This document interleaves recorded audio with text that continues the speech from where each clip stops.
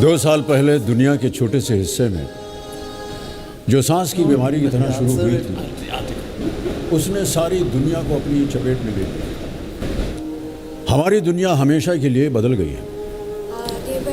हमारी दुनिया वो नहीं रही जिसे हम पहचानते थे। इस संकट से हमें जो सबसे बड़ी सीख मिली वो ये कि स्वास्थ्य वो सबसे बड़ा उपहार है जो हम सहेज सकते हैं और एक दूसरे को दे भी सकते हैं। कि स्वास्थ्य राष्ट्र की संपन्नता की कुंजी। Health is wealth. इस पुरानी कहावत को सब जानते हैं कि स्वास्थ्य ही धन है। नमस्कार, मैं हूं अमिताभ बच्चन और एनडीटीवी डेटॉल के साथ बनेगा स्वस्थ इंडिया के नए सीजन में मैं आप सबका स्वागत करता हूं। अगले 12 घंटे मैं आपके साथ रहूंगा और हम बात करेंगे कि क्यों सेहत ही हमारे भविष्य की, एक संपन्न भारत के निर्माण की कुंजी है।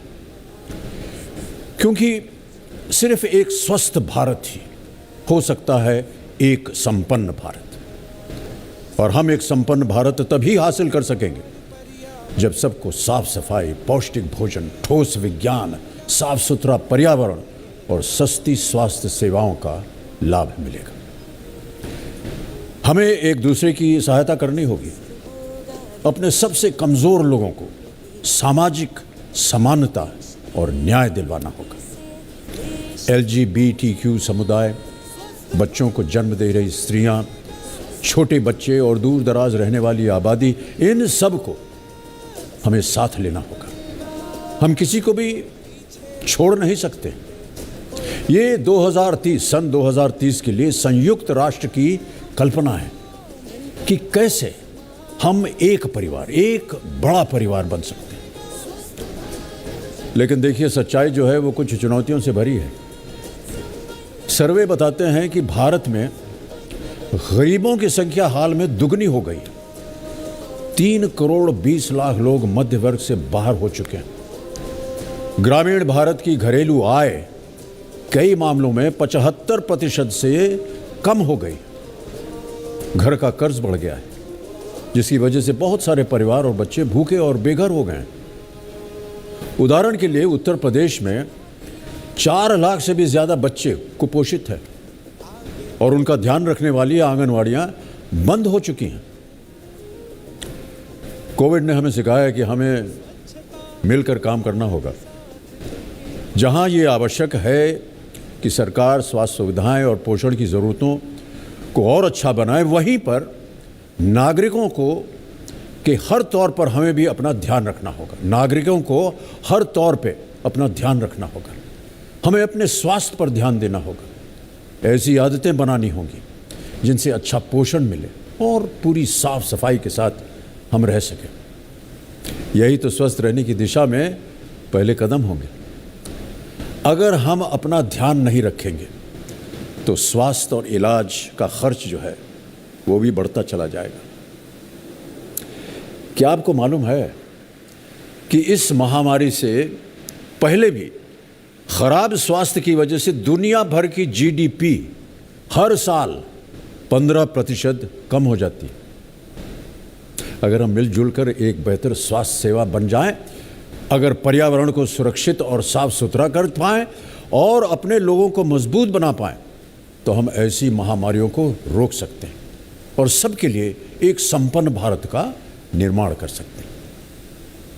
अच्छा देखिए, अच्छी खबर यह है कि United Nations sustainable development goal में भारत की रैंकिंग जो है सभी क्षेत्रों को मिलाकर सुधरी है। मानव प्रजाति के रूप में हम एक नए दशक में हैं और हमारे सामने विशाल चुनौतियां हैं।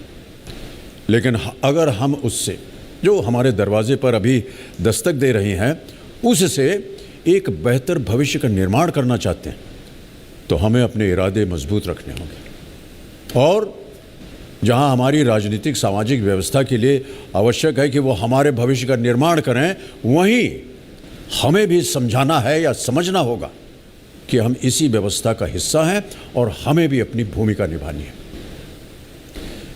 बीते 8 सालों से हम सब NDTV और रैकेट के साथ अपनी मुहिम में साफ़ सफाई और स्वास्थ्य के महत्व पर जोर देते रहे हैं।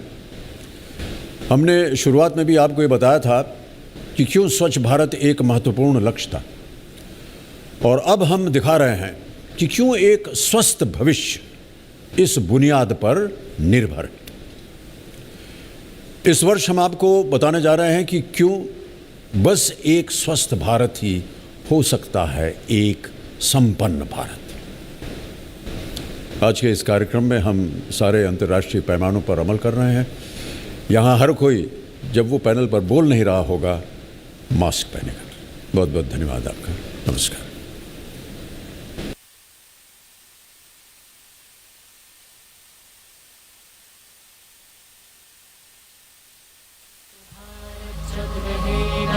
तो बनेगा संपन्न भारत, स्वस्थ भारत जब रहेगा तभी तो बनेगा संपन्न भारत, स्वस्थ भारत जब रहेगा तभी तो बनेगा संपन्न भारत, स्वस्थ भारत जब रहेगा तभी तो भारत संपन्न बनेगा। स्वच्छता, स्वास्थ्य और पर्यावरण का ध्यान सबके साथ करना है संकल्प ये महान।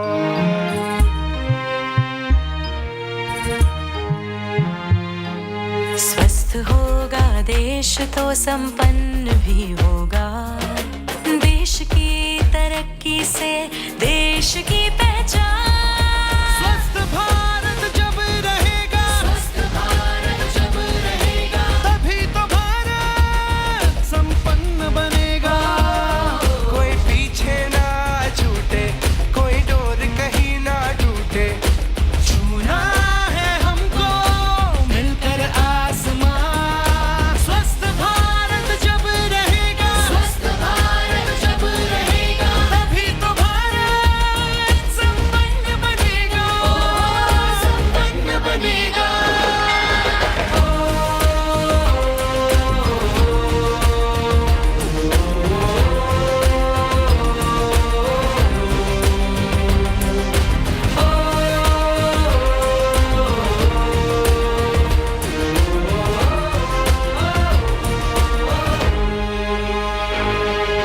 आज है चुनौतियों को जीतना हमें। आगे बढ़ के आंधियों को रोकना हमें। स्वच्छता को साथ साथ लेके बढ़े हम। जिंदगी को कोशिशों से स्वस्थ करें हम। एक नई आशा नई उम्मीद पाए हम। मन से इस प्रकृति को सर झुकाए हम।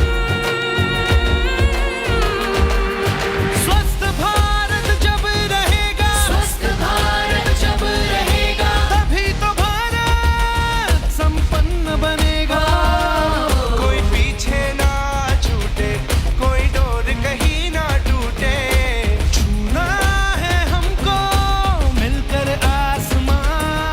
स्वस्थ भारत जब रहेगा, स्वस्थ भारत जब रहेगा तभी तो भारत संपन्न बनेगा। संपन्न बनेगा। अपना ध्यान मंत्र महान, अपना ध्यान मंत्र महान।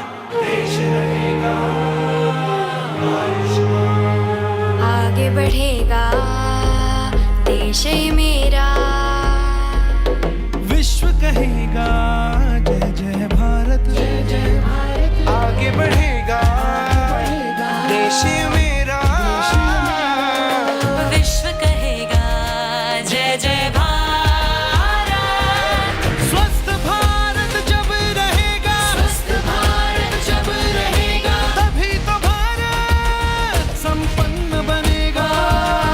कोई पीछे ना छूटे, कोई डोर कहीं ना टूटे।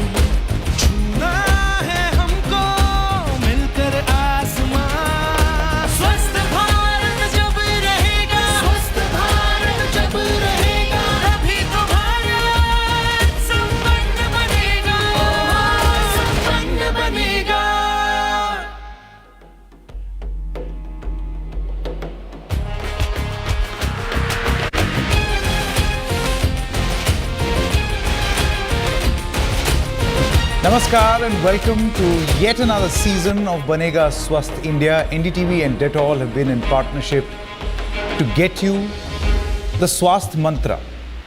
We made the switch from Swachh to Swasth because यहाँ हर कोई मानता है कि स्वास्थ्य को सीरियसली लेना चाहिए बॉस। और वही मुहिम एक बार फिर से छेड़ी है। जैसे कि आपने अभी अमिताभ बच्चन जी से सुना कि उन्होंने क्या कहा कि किस तरीके से स्वास्थ्य पर अगर हम गंभीरता से ध्यान दें तो उसका सीधा असर अर्थव्यवस्था पर पड़ता है। It impacts the economy. It makes economic sense to think about yourself, think about your health, because it improves the health of the country.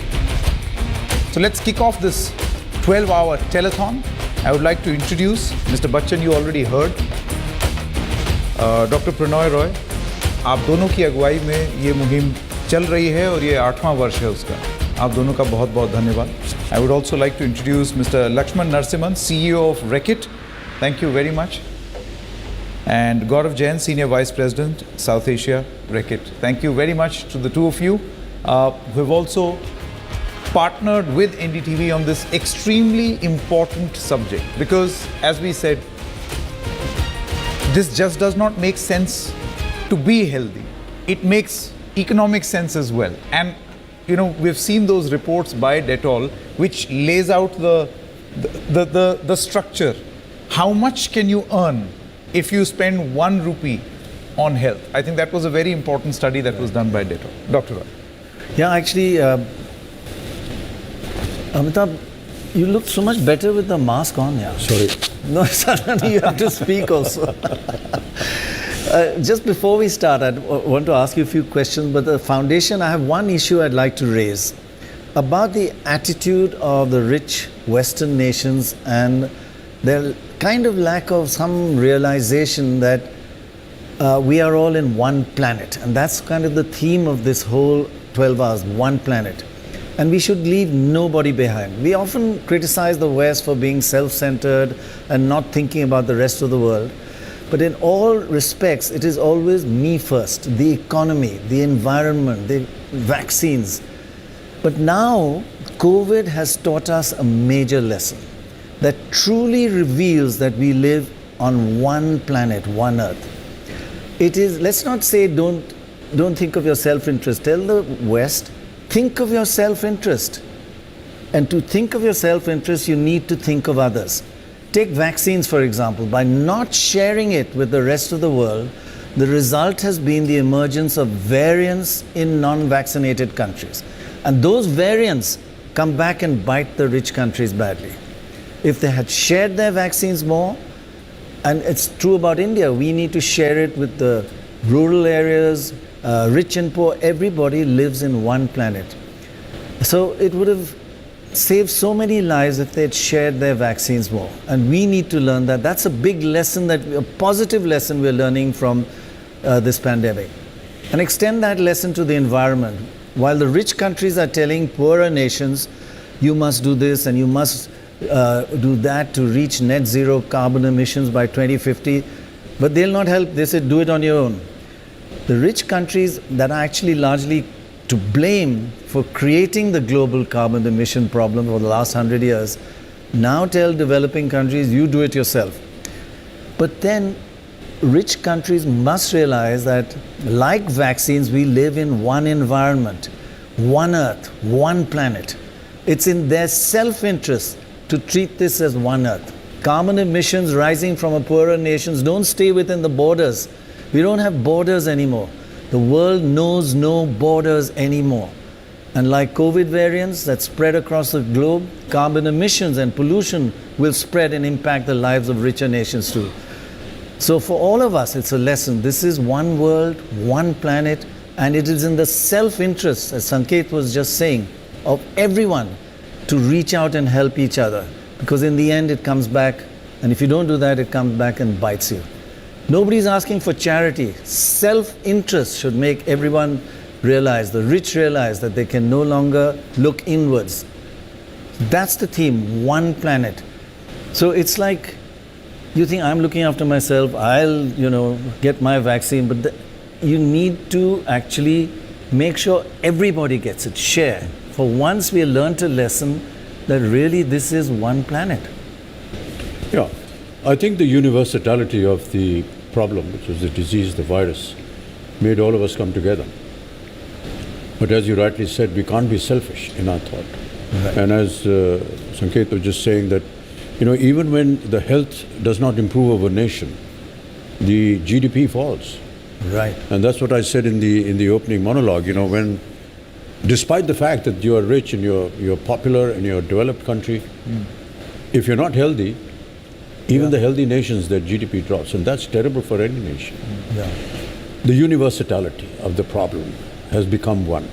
Yes, yes. The rich countries, as you were saying, Pranay, they tend to have this tendency that, we are developing nations and you're third world and you think for yourself and stuff like that. But for the first time, everyone is facing the same problem. Yes. And therefore, they need to look at this problem in some sort of a universal manner. Exactly. You can't just discriminate. And absolutely, one of the largest pollutants in the world are America and, well, unfortunately, India as well. But if there is a common problem, then we must all deal with it on a common platform. You're right. You're making the vaccines. We are the largest vaccine producer in the entire world. We never fell short of wanting to share those vaccines with the rest of the world. Right. So Very if we did important, that, yeah. you should be reciprocating that. Yeah. That's what I feel. I think one of the great lessons of this entire 7 years and this is the 8th year is health is also universal and is so crucial as a basis for, as Amitabh was saying, GDP growth and for the welfare and quality of life.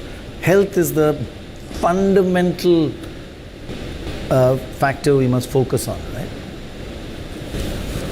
Thank you for having me here, and thank you for the Thank partnership with NDTV and you. with Amit Ji for the last 8th season. It's been a privilege to be here. I fully agree with you that as we look at a country, we look at the world, I think what this recent episode has taught us is just how inextricably linked we are. Both, by the way, in the problem, but also in the solution. If you just think about the positive side of it, and some of the developments we've seen in technology that have actually helped in this crisis. Technology has moved beyond boundaries, and I know we can as well. But we've got to think about how we are linked with each other and share, because if we don't really vaccinate the world, we won't get out of the spiral that we are in.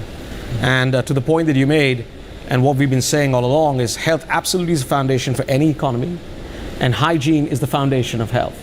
And so if you put all that together, it really brings us into a very important topic for this country. How do we get healthier? How do we get much more prosperous? But how do we bring everybody along? Which I think is the heart of what we're trying to do this year. And Gaurav, I mean, you in India, you found people receptive towards hygiene, and there's been a change. It's been quite a major transformation that suddenly people realize that their health, their families, their children depend a lot on hygiene and simple factors. Wash your hands, cleanliness. That's changed a bit, has it? I'm just thinking of the positive that we've learned from the last 2 years. Yeah, first of all, thanks a lot for having this physically. I think getting Lakshman back to India after 2 years, and thank you, Mr. Bachchan, for being here physically. It's great. And I think also this very important topic of hygiene, which I think is not a very glamorous topic, as many people have said. It's maybe perhaps today the most important thing, health and hygiene, but it's not been glamorous. And to continue with efforts like yours for 8 years and to bring it to this level and what COVID has now taught us, I mean, we've all got a crash course in hygiene. I think the whole world has got it. So I think the whole behavior change towards good hygiene has happened. We track it, we see it. Obviously, during the pandemic, everything has gone up, including basic hygiene habits, hygiene around the home, hand washing. We focus a lot on hand washing. It's perhaps the easiest, simplest way to protect. And now WHO, governments all over the world has been saying that. So 40% of diarrheal caused diseases, cold and flu infections spread through hand hygiene, other gastro, apart from COVID, obviously, apart from virus. And so I think it's all gone up. And I think one of the tasks for us ahead is to make sure that it doesn't go back down. I mean, because that can happen. I mean, people do behavior change this time maybe a bit forcefully, and it's our job maybe in the next 2-3 years to make sure that we keep the basic hygiene habits that have built up over time and over the last 2 years to that level. And that I think is what we'll focus on. So Amitabh, in a way, the positive that's come out of this terrible pandemic is that it's the biggest catalyst for Swachh and Swasth. Yeah. People have begun to realize the importance of it more than ever before. That's because everyone is saying the same language, speaking the same language. And you've been bullying them also. When you give one expression, say COVID or virus, everybody knows.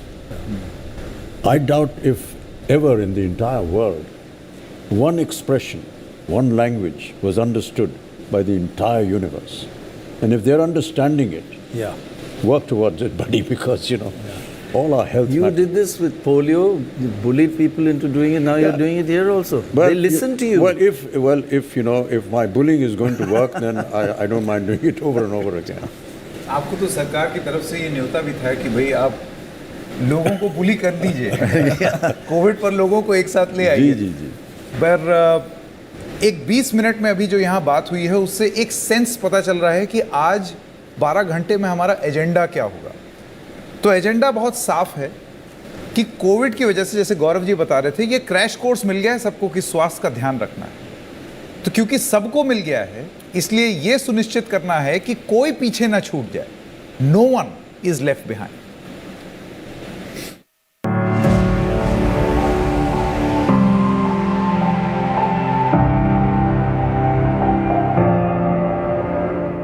Health is key to a prosperous India. The COVID pandemic has reduced global GDP by 15%. Only a Swasth Bharat can be a Sampann Bharat. Find out how you can make a difference over the next 12 hours. We celebrate 75 years of India and major milestones in the field of health. India's eradication of polio and smallpox, diseases we never thought we would get rid of.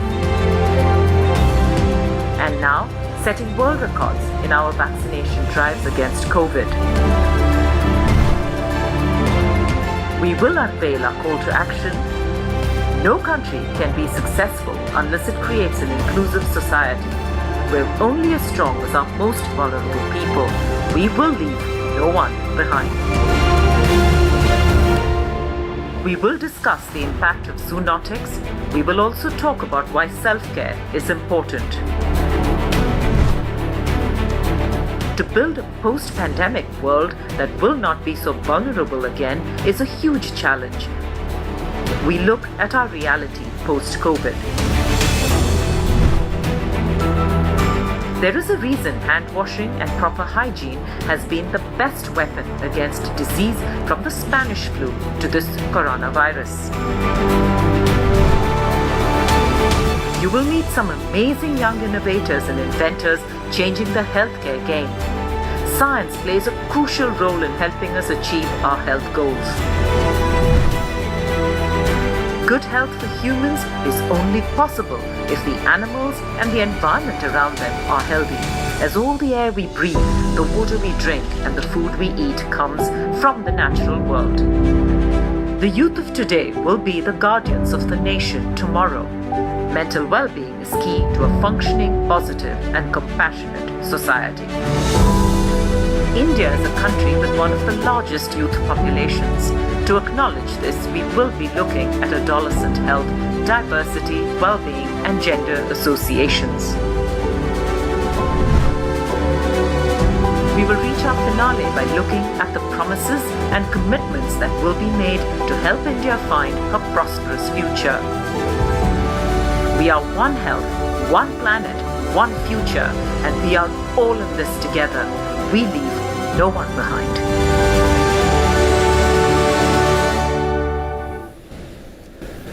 We're really very happy to have Venkaiah Naidu, the Vice President of India. He sent us a message for all of us, and it just shows how important this issue is.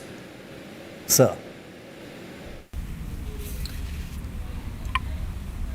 Sri Amitabh Bachchan ji, Sri Pranay Roy ji, team of Dettol and NDTV, viewers of NDTV who are watching this program across the country and outside, distinguished dignitaries and other participants in this program. My dear sisters and brothers, I am happy to know that the NDTV has launched another edition of its annual event, Banega Swasth India. This is a very timely and important initiative that seeks to improve public awareness on the crucial issues of health and wellness. I compliment NDTV for this effort. COVID-19 pandemic has taught us many important lessons. It has also made a awareness as a challenge. Every one of us have now become aware, from individuals to governments, that has to focus greater attention on health. Before moving further, I would like to convey my deepest appreciation to all the doctors and other frontline healthcare workers for the extraordinary resilience, courage, and spirit of sacrifice displayed by them in fighting the pandemic and serving the people. My compliments also to all the other COVID warriors, from sanitation staff to media, police personnel, for their dedicated service, and particularly even the farmers for their service and commitment during this pandemic. My dear friends, as you are all aware, India is a young nation with 65% of the population below the age of 35 years, and 50% is below the age of 25 years. It is therefore imperative for our youngsters to adopt a healthy and disciplined lifestyle. Underline disciplined lifestyle. They must undertake regular physical activity like yoga or cycling, walking, avoid sedentary habits, unhealthy diet like junk food, and consumption of substances that are harmful to health. Youngsters must also take special care not to get addicted to digital devices. Where India has made significant gains in health indices since independence, the center and states must work in a team India spirit with renewed vigor to further improve the health indices of the country, be it the infrastructure, availability of doctors, nurses, and modern healthcare facilities. One is increasing public spending on health. There is also need to augment the health infrastructure at various levels through a public-private partnership. The stark disparities in health infrastructure between urban and rural areas need to be bridged. While bringing tertiary care to the rural areas, it is imperative that we strengthen our primary health care systems for better health outcomes. That's why I always suggest to the young doctors to serve some time in the rural areas. And I suggested to the government to make it mandatory before the first promotion that one should work in rural area for some time, because even today 60% of our population are living in the rural areas. It would be pertinent to point out that the government's flagship programs like Ayushman Bharat is a laudable initiative which has brought health assurance to millions of poor families. Going forward, we must focus on curbing the disturbing trend of increasing non-communicable disease in India, which is now account for around 60% of the deaths in the country. We need to create greater awareness among people on lifestyle diseases. I urge health experts and cultural icons to take the lead in this regard, to educate the people. to make them aware of the dangers of this. The pandemic has also reminded us that our health is intricately connected to health of the planet. Man must avoid interfering with the natural ecosystem for his selfish interests. One health, one planet, one future is the way forward. That's why I always say, nature, culture, together for better future. Friends, finally I suggest that we move past the notion of healthcare as the absence of illness and take a holistic view of health that include physical, mental and spiritual well-being and empowers an individual to reach his or her full potential. This is the aim of Swasth Bharat, which will ultimately lead to Sampann Bharat or a prosperous Bharat. Healthy India can become a wealthy India, not vice versa. So my best wishes to the audience of the NDTV and panelists on this program. I also would like to compliment Sri Amitabh Bachchan ji for his continued interest and participation in programs in creating awareness among the people. Let all of us strive together with a greater determination for a Swasth and Sampann Bharat. Namaskar, Jai Hind.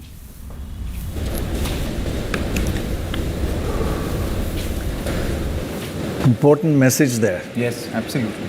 And we are Absolutely. very, very fortunate to have a man of action who does things on the ground. Thank you. Thank you very much for joining us, Mr. Gadkari. Just a quick question first before we move on about the lessons you have learned in these last 2 years, because it's such a dramatic change in everybody's lives. How does one manage and learn from this for the future? Actually, frankly speaking, in my personal experience, my life was not very much disciplined. Acha. So now presently I'm doing yoga, exercise every day and pranayam. And because of that, my total health is now in a very good position. So that is the reason that I am practically benefited from that. And this is the experience which is giving me because of COVID. And I'm really, my health parameters are very good. And because of COVID, I start all these practices regularly. And today I feel very, very comfortable. Because you are a bit like Amitabh Bachchan, bit wild anarchist in normal life. Anarchist, na? He's always been. So this has calmed you down. My life was even, actually it was not totally related with any discipline. Either with food habits and other things. But now this every day, even before this program, morning, in Mumbai also, I take my exercise and pranayam, then I come here. So because of this, my habit now, my total things are changed. So this is to be a good thing for me, which I get it from the COVID experience. So I am very much happy, and when I given that video to on YouTube, the crores of people are now in the world, they are taking it. It's not my contribution, but it is from the doctor who suggests me. Right. And I am benefited, so I am giving it to the people that you can use it. Gadkari ji, एक मुहिम जो है आज के इस कार्यक्रम की, वो ये कि हम किसी को भी पीछे नहीं छोड़ेंगे, किसी भी समाज के हों, कहीं से भी हों, उनको हम पीछे नहीं छोड़ेंगे। सबको एक साथ उनके स्वास्थ्य के लिए हमें काम करना है। क्या राय है आपकी इस वक्त? आपका उद्देश्य बिल्कुल सही है और हमें ये करना भी चाहिए, देश की आवश्यकता है, सरकार की भी प्राथमिकता है और हमको समाज से भी सहयोग चाहिए। पर मुझे ऐसा लगता है कि इसमें पहले हमको हमारी जो नेगेटिव बातें हैं, हमारी स्ट्रेंथ क्या है और हमारी वीकनेसेस क्या है, ये देखना होगा। जो इंटरनेशनल बेंचमार्क्स है उसके अनुसार हमारी वाटर पोल्यूशन, एयर पोल्यूशन और साउंड पोल्यूशन, ये हमारी बहुत बड़ी दिक्कतें हैं। और मैं विशेष रूप से अनुभव कर रहा हूँ कि हमें, जैसे पिछले बार में मेरी आपसे चर्चा हुई थी, इस बार थोड़ी प्रगति हुई कि परली के कारण दिल्ली में काफ़ी पोल्यूशन होता है, राइस स्ट्रॉ के कारण। इस बार 4 यूनिट लग गए जो परली से CNG बना रहे हैं। अगर यही 100 बन जाएंगे तो परली जलेगी नहीं, तो दिल्ली का स्वास्थ्य सुधर जाएगा। ऐसी वाटर पोल्यूशन, एयर पोल्यूशन और विशेष रूप से साउंड पोल्यूशन, तो साउंड पोल्यूशन और एयर पोल्यूशन का डायरेक्ट मेरे डिपार्टमेंट से संबंध है। तो मैं ये कोशिश कर रहा हूँ कि आने वाले 5 साल में जो पेट्रोल यूज़ होने वाला है वो 10% पे आ जाए और जो डीजल यूज़ हो रहा है वो 25% पे आ जाए।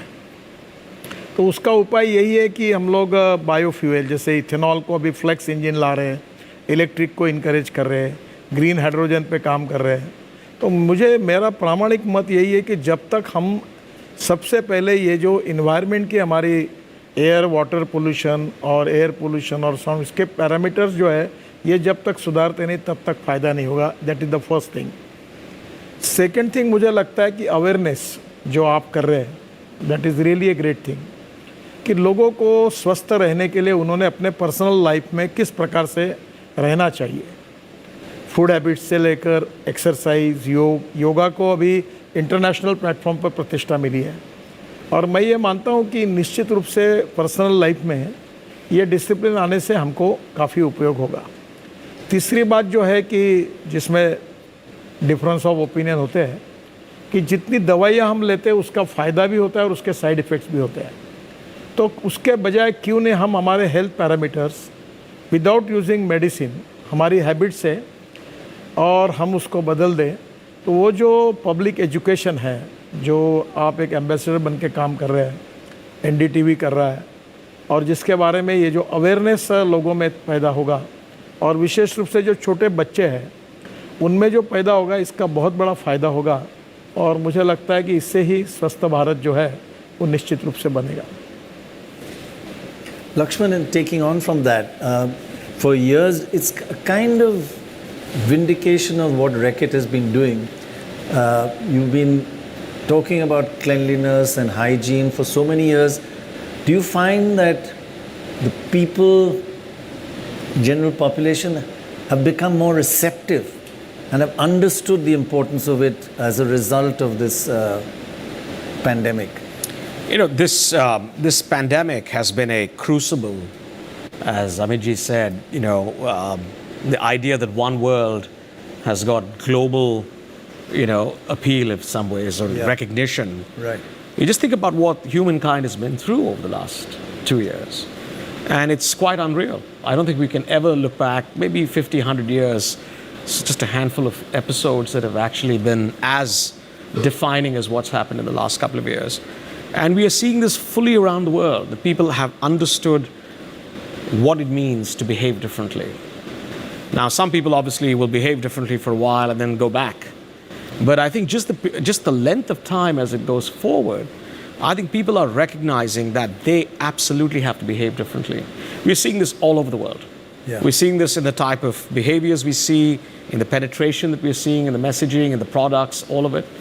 And so I think that the world is a different place from where it was 2 years ago. I think also, by the way, one of the things we are seeing is that brands have a big role to play in some ways bridging some of these cracks in society. And so companies like ours, we set these big ambitions. We want to engage with 2 billion people in the world. And my people and I are just really focused on how we make that happen in a sustainable, positive manner. So whether it's water conservation with some of our brands, Harpic, or this brand called Finish, the water saving we are doing with it, with Dettol and what we're doing with education, and really in India, I think it's 116 million kids we are touching. And my goal for my team has been, how do we triple this? And technology is coming to our aid here. And so as we look at all the things coming together with public health, with technology, the ambitions we have are no more just theoretical, conceptual ambitions. We know we can make that happen. And so I charge my team to go make it happen. So I think these last couple of years have been an amazing crucible for humankind in a positive manner. Gadkari ji, एक सवाल मैं आपसे पूछना चाहता था, आपके मंत्रालय से संबंधित है और स्वास्थ्य से भी संबंधित है। देखिए, जब बड़े बड़े हाईवे उनका निरीक्षण परीक्षण होता है, उसमें आपकी भी तस्वीरें हम देखते हैं, वो कनेक्टिविटी बहुत ज़रूरी है, बड़े शहरों को जोड़ देगा, गाँव को भी जोड़ देगा, लेकिन जो लास्ट माइल कनेक्टिविटी है, गाँव की सड़कें, वो उसके ऊपर शायद फोकस कम रहता है। मैं सरकार के फोकस की बात नहीं कर रहा, वैसे उसके बारे में चर्चा भी कम रहती है। आपको लगता है कि उस पर फोकस ज़्यादा होना चाहिए, क्योंकि अगर आपको लोगों तक स्वास्थ्य पहुंचाना है तो वो गांव की सड़क ज़्यादा काम आएगी बजाय इसके कि एक कोई बड़ा हाईवे। आपकी बात सही है, पर इसमें इम्पोर्टेंट चीज़ ये है कि हमारे देश में कुछ रास्ते कॉरपोरेशन के पास होते हैं, कुछ स्टेट गवर्नमेंट के पास होते हैं, कुछ अथॉरिटी के पास होते हैं, कोई MMRD, कोई दिल्ली में DDA के पास होते हैं, कभी कुछ नेशनल हाईवे के पास होते हैं। पर जब अटल बिहारी वाजपेयी प्रधानमंत्री थे तो उन्होंने मेरे अध्यक्षता में एक कमेटी बनाई थी। तब मैं महाराष्ट्र में मंत्री था, 2000 के समय, उस समय की बात थी। और उस समय हमने प्रधानमंत्री ग्राम सड़क योजना बनाई, वो मैंने उस समय कमेटी में बनाकर उनको दिया था। आज 6.5 लाख गांव हिंदुस्तान में हैं, उसमें से 4.5 लाख गाँवों तक अब मजबूत रास्ते बने हैं। तो निश्चित रूप से इसको प्रायोरिटी नहीं मिली, ये आपका कहना बिल्कुल सही है, और अभी मिली है। इसमें और ज़्यादा काम करने की आवश्यकता है, क्योंकि इससे गांव का स्वास्थ्य सुधर जाएगा। तो बिल्कुल सही बात है। और अब मैं कभी कभी कहता हूँ कि टार रोड और कंक्रीट रोड न भी बने, पर पत्थर का भी रोड अच्छा बनेगा वहीं का मटेरियल यूज़ करके, तो गाँव को बड़ी राहत मिलेगी। अब बड़े प्रमाण पर यह काम हुआ है, पर इसको प्रायोरिटी मिलनी चाहिए, ये बहुत इम्पॉर्टेंट है, इससे काफ़ी परिणाम हो। और एक चीज़ आपने और अभी मेरे ख्याल दौसा में, राजस्थान में किसी पत्रकार ने पूछ दिया, बड़ा गलत किया कि उसने बोला कि भाई हमें फ्री में सड़क पर चलने दीजिए, तो आपने बोला ये फोकटगिरी नहीं चलेगी। ये ठीक था, ये आपने एकदम सही बोला। लेकिन मैं आपसे सवाल ये पूछना चाहता हूँ कि देश की स्वास्थ्य आपके सड़क के स्वास्थ्य से भी जुड़ी हुई है। फोकट में ना चलें लोग, लेकिन अगर सड़क का स्वास्थ्य ठीक नहीं है तो फिर उस खराब सर्विस के लिए लोग पैसा क्यों दें? क्योंकि नई नई सड़कों में गड्ढे हो जाते हैं, लोगों को अगर किसी को हॉस्पिटल जाना है वो अटकेगा। देखिए, इसमें अलग अलग प्रकार के इश्यूज है। जैसे अभी वेस्टर्न अपने ये कोकण में बरसात बहुत होती है, वहाँ बिटुमिन के रास्ते नहीं टिकते, हम कंक्रीट रोड बना रहे, तो कंक्रीट रोड के भी कोई दुष्परिणाम है। एक बात जरूर है कि ये जो हम लोग पब्लिक प्राइवेट इन्वेस्टमेंट में जो बनाते, जो बाहर से कर्जा लेते, लाखों करोड़ हमने उठाए, हमको उनका पैसा वापस करना है। तो मैं लोगों को एक कहता हूँ कि if you want good services you have to pay for it. Absolutely. तो इसलिए अच्छा वो भी फ़ायदा होता है। जैसे मुंबई और पुणे के बीच में मैं जब मंत्री था तो पहला एक्सप्रेस हाईवे बना, तो मुझे बहुत विरोध हुआ। तब मैंने कहा कि 9 घंटा 8-9 घंटा लगता था मुंबई से पुणे, अब 2 घंटा लगता है। तो 2 घंटे में पेट्रोल भी बचता है, समय भी बचता है, तो वो जो टोल है उससे पेट्रोल जितना बचता है उससे ज़्यादा फ़ायदा है। अभी मैं दिल्ली से मुंबई 12 घंटे में कर रहा हूँ, जो कम से कम 34-35 घंटे लग रहा है। अब एक ट्रक 48 आवर्स में दिल्ली से मुंबई करेगा, वो 20 आवर्स में करेगा, तो नेचुरली कॉस्ट कम हो जाएगी और इसलिए फ्यूल भी कम खर्चा होगी, पोल्यूशन भी कम होगा। ये विन विन सिचुएशन है। और ये जो रोड अब बड़े बना रही है, हम मजबूरन पब्लिक प्राइवेट इन्वेस्टमेंट से बना रहे हैं। अगर 25-25 लाख 30-30 लाख करोड़ के रोड बनाए तो इतना तो बजट नहीं है। तो ये बजट केवल 1,20,000 करोड़ का है। ये मुंबई में जो ये वर्ली बांद्रा आपके सामने बना है, फ्लाईओवर बने, तब हमारे पास पैसे ही नहीं थे, तो हमने ये पैसा बाहर से लोगों से उठाया, उसके ऊपर ब्याज दिया, तो वापस करना पड़ेगा। अगर वो नहीं करते तो मुंबई में 55 उड्डान पुल जो थे हमने फ्लाईओवर, सो 2 साल में बनाए। अगर बजट से बनाते तो 25 साल लगते, तो लोगों को और तकलीफ होती। तो इसलिए मैं ये मानता हूँ कि हमें थोड़ा सा लोगों को देना पड़ता है, तो भी उसमें फ्यूल में, टाइम में जो बचत है और सेफ्टी है, इसमें वो कवर हो जाता है। जी, गडकरी जी बहुत बहुत धन्यवाद इस मुहिम से जुड़ने के लिए, यहाँ आने के लिए, ये बातें रखने के लिए और ये बताने के लिए कि सरकार गंभीरता से इस मुद्दे को ले रही है और कोई पीछे ना छूट जाए, उसको लेकर के भी आपकी पॉलिसी बन रही है। ये बहुत अच्छी बात है। तो आपका बहुत बहुत धन्यवाद। Thank you and keep on the thank you sir, good work. Yes, thank you.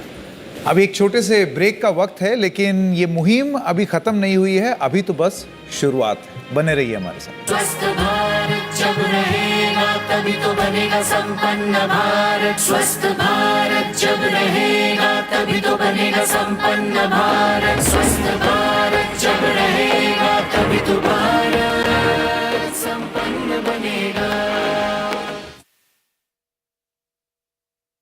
Brought to you by लेने हैं तो जिंदगी के मजे लो। सिक लीव भी कोई लेने की चीज है। फिक्र करो तो जीत की करो। इन्फेक्शन भी कोई फिक्र करने की चीज है। खेलना है तो बेबी के साथ खेलो। उसकी सेहत भी कोई खेलने की चीज है। डेटॉल दे 100 बीमारी फैलाने वाले जर्म से सुरक्षा, इसीलिए ये होता है तरह तरह से इस्तेमाल। अपनों की सुरक्षा का जो है सवाल। The best time for adrenaline is now. With BMW Joy Days. This festive season, bring home a BMW for an all-inclusive drive-away price starting at ₹50,999. दोस्तों रिश्तेदारों के सामने हाथ फैला के उधार मांगेंगे, लेकिन इंश्योरेंस के प्रीमियम क्यों भरे? उल्लू मत बनो अंकल। PolicyBazaar.com पर 1 करोड़ का हेल्थ इंश्योरेंस और टर्म लाइफ इंश्योरेंस सिर्फ 400 रुपए महीने से शुरू होता है। ले लो ना। PolicyBazaar.com। कितने जर्म्स होंगे, बीमार पड़ेंगे। ईशान संभाल लेगा। इससे पहले मम्मी है, चलो डेटॉल करें। क्योंकि डेटॉल आदत देती है 100 बीमारी फैलाने वाले जर्म से सुरक्षा। सफाई तो अच्छी कर ली है ईशान। अपने भी और जर्म्स की भी। मेरा घर डेटॉल का धुला। Dettol health is wealth offer. Code SMS कीजिए और पाइए ₹40 तक का guaranteed cashback. What property should I buy? How much should I sell for and when? What are the best locations for property investments? Get your answers from experts with long years of experience in the realty markets on the most credible and practical property guide. India Sotheby's International Realty presents The Property Show with Manisha Natarajan. Saturday at 7:30 p.m. and Sunday at 6:30 p.m. only on NDTV 24/7. लेनी है तो किसी ले लो। Infection का risk भी कोई लेने की चीज है। बनना है तो बच्चे बनो। पेशेंट भी कोई बनने की चीज है। बाहर से आओ तो किससे कहानियां लाओ। जर्म्स भी कोई लाने की चीज है। डेटॉल दे 100 बीमारी फैलाने वाले जर्म से सुरक्षा, इसीलिए ये होता है तरह तरह से इस्तेमाल। अपनों की सुरक्षा का जो है सवाल।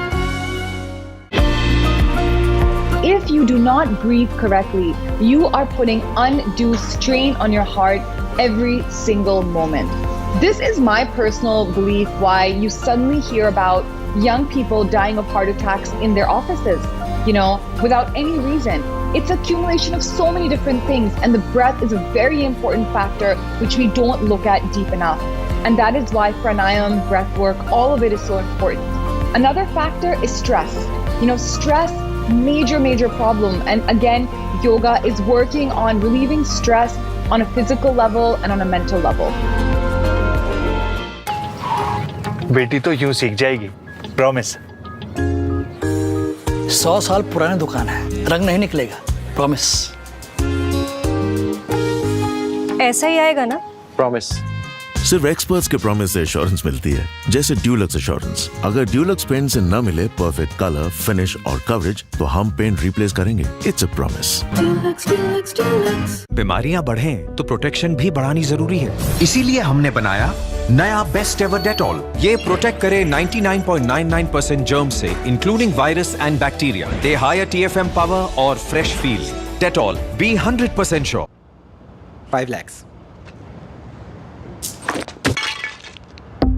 लोन चाहिए तो पैसाबाजार.com पर जाइए। लोन सही मिलेगा यहीं। जरूरत पड़ी तो बच्चे का पढ़ाई रुकवा देंगे। फुटपाथ पे सो जाएंगे, लेकिन इंश्योरेंस में पैसा नहीं उड़ाएंगे। उल्लू मत बनो अंकल। PolicyBazaar.com पर 1 करोड़ का हेल्थ इंश्योरेंस और टर्म लाइफ इंश्योरेंस सिर्फ 400 रुपए महीने से शुरू होता है। ले लो ना। पॉलिसी बाजार।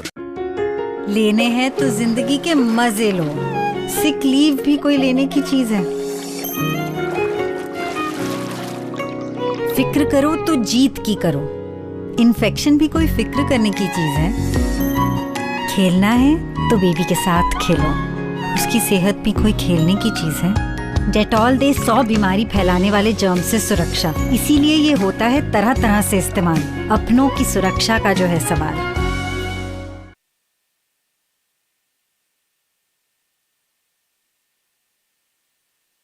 स्वस्थ भारत जब रहेगा तभी तो बनेगा संपन्न भारत। स्वस्थ भारत जब रहेगा तभी तो बनेगा संपन्न भारत। स्वस्थ भारत जब रहेगा तभी तो भारत संपन्न बनेगा।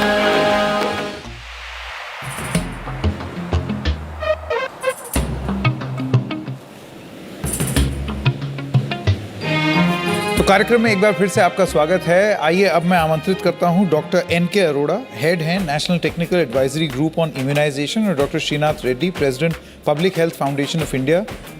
आप दोनों का। डॉक्टर अरोड़ा, मैं पहले आपसे शुरू करना चाहता हूं। टीकाकरण अभियान अब बहुत तेज़ी से चल रहा है और आप उसकी अगुवाई कर रहे हैं। अब वैसी भी स्थिति नहीं रही जैसे शुरुआत में थी इस साल के कि कम टीके थे और लोग बहुत ज़्यादा थे, लेकिन रियलिस्टिकली स्पीकिंग आपको लगता है कि अगर हमको स्वस्थ होना है जल्दी से, और ख़ास तौर से इस महामारी से, तो ये टीकाकरण मुहिम और तेज़ होनी चाहिए? अभी भी हम अपने 31 दिसंबर के लक्ष्य से थोड़ा सा पीछे हैं। धन्यवाद। ये सवाल कि हमारा लक्ष्य जो 185 करोड़ टीके दिसंबर के अंत तक लगाने हैं और अब 90 हैं, अगले 8-10 दिन में हम लोग 100 हो जाएंगे।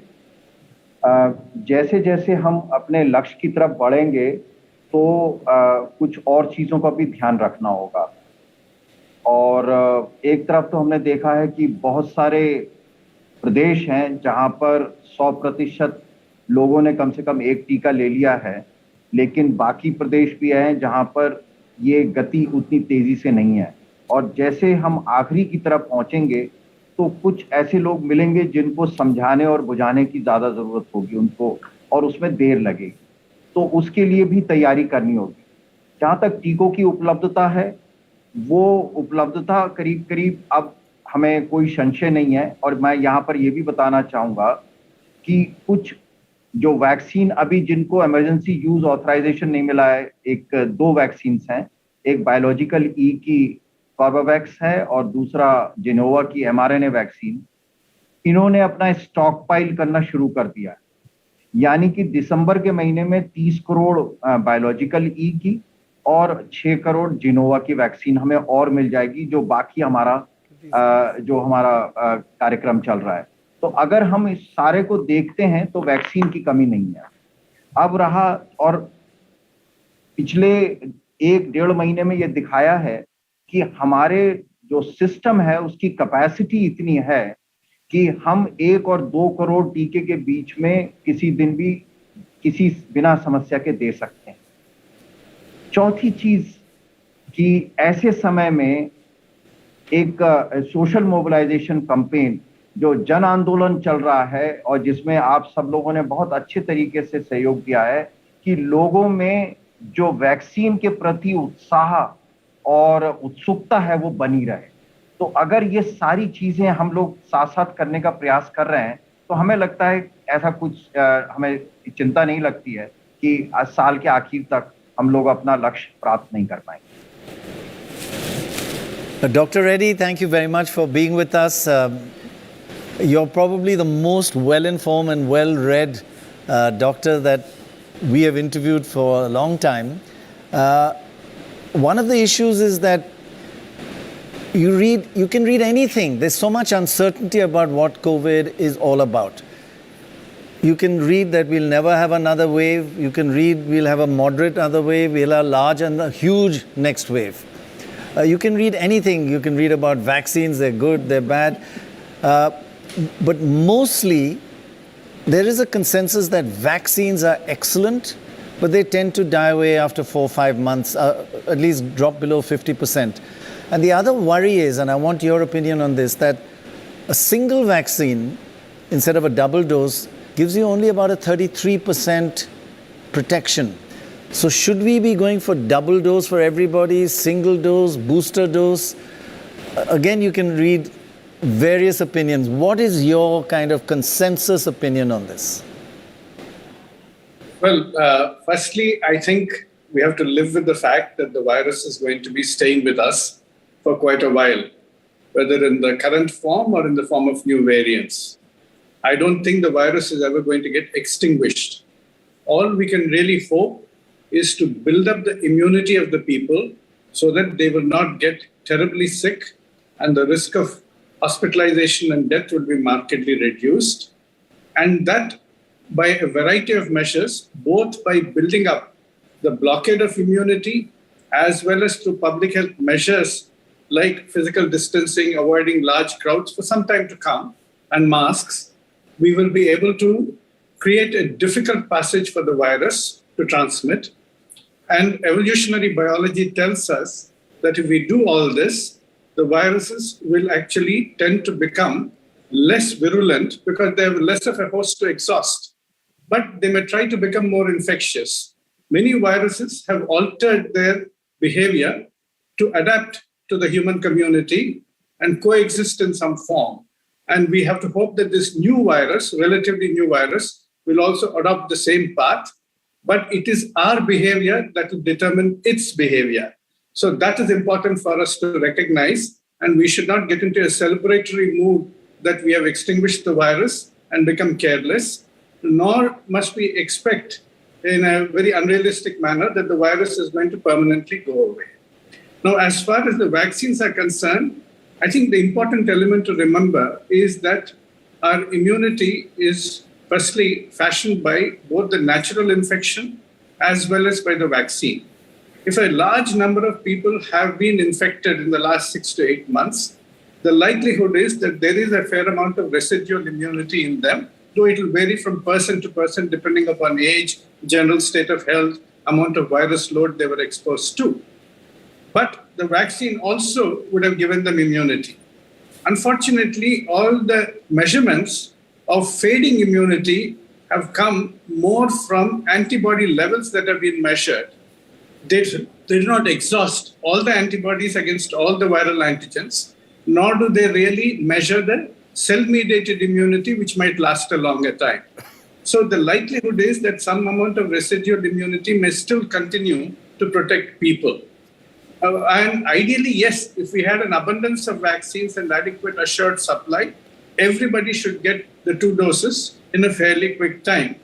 But if we do not have that comfort right now, then we have to protect the most vulnerable people, the elderly and people with immunodeficiencies and who are otherwise also having severe comorbidities with the 2 doses, and try and spread out the single dose as fast as possible to everybody else.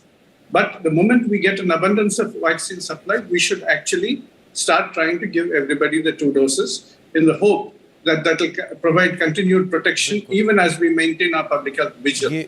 But sharing some of our supplies in the meanwhile with the rest of the world is also imperative, because unless most of the world develops that level of immunity to combat the virus, the variants can develop and creep back, breaching our defenses. And therefore, the vaccine-rich countries who believe they can go for 3rd doses and 4th doses are actually going to be haunted by the variants that will develop in under-vaccinated populations and will come into their territories. बिल्कुल, ये complications जो हैं ये बहुत सारे हैं कि आप बूस्टर शॉट लें, उस बूस्टर शॉट का फ़ायदा भी होगा नए वेरिएंट पे, and a lot of research is going on along these lines. Mr. Bachchan, Mr. Junaid Ahmed, Country Director of the World Bank, is also with us. Yeah, sir, this is Amitabh Bachchan. I just wanted to know, in your experience, how much of a role does the general health of a country and its population, its environment play on how prosperous a nation can be? Because this is what the main aim of today's program is. Oh, there's absolutely no doubt that the lesson we have learned today is that economic growth, if it does not take into account health, the human capital, as well as the environment, it's not an economic growth that can either be sustainable or whether it can actually lead to welfare increases. Look at the challenges India faces: air pollution. So you can get a 7% growth rate going, but if you have air pollution associated with that growth, ultimately, what's the welfare of people? Or to take another example, you have 7% economic growth, but sanitation is not available. Swasth Bharat addressed that directly, that unless you're able to deal with open defecation along with economic growth, then the benefits of economic growth really don't translate into the well-being of citizens, and in particular, the poorer parts of society. So today, economic growth divorced from understanding of its impact on health and its impact on environment is not something that we can afford to do. Today, growth must be linked into the welfare, which is both linked into human capital as well as environment. Mr. Gaurav Jain, I'd just like to ask you something. In the last 30 years, there have been rapidly evolving pathogen exposures, antimicrobial resistance, and healthcare shortages with more at-risk groups. And we've seen that the role of hygiene has been gaining importance. Do you think that efforts like Dettol Banega Swasth India are, in a sense, paving the path for strengthening hygiene prominence? Yes, sir. I mean, as I said just now, I think one is the COVID has completely given everybody a crash course in this. And I think what we have been doing for the past 7 years is basically in this direction. I think all our programs are, the biggest thing that we propagated for the last 8 years was our school hygiene program, where we teach hygiene to students in the country. And today we are in 650,000 schools teaching hygiene. And I think we have demonstrated over the last 3 or 4 years that 14% reduction in diarrhea has happened with this education program. That's a massive difference. And now with COVID, I think everybody is talking about hygiene. Everybody is doing more with hygiene. And as I said, we need to keep that up. We need to keep that up. We need to work harder, keep on educating consumers. That's something which is linked to the purpose of our brand. So the brand purpose of Dettol is to rid the world of infection and disease. And therefore, education in hygiene plays a key role in doing that. And I think with the kind of help you've got from COVID to do this behavior change, I think we need to keep at it. We need to do more of it. And we need to keep people and consumers at a higher level of hygiene which they have come to and not let it drop down. Thank you. I'd just like to put a question to Mr. N.K. Arora. So you've said that 100% immunization is the only way and that herd immunity is a myth. How do we get there? So I will draw your attention to polio, where you have done such a huge kind of a facilitatory and leadership task. Everybody thought that if we immunize 80-85% children, we should be able to eradicate polio. But it never happened. Ultimately, when we reached 98%, I've been involved in polio directly. Only then we could interrupt the transmission.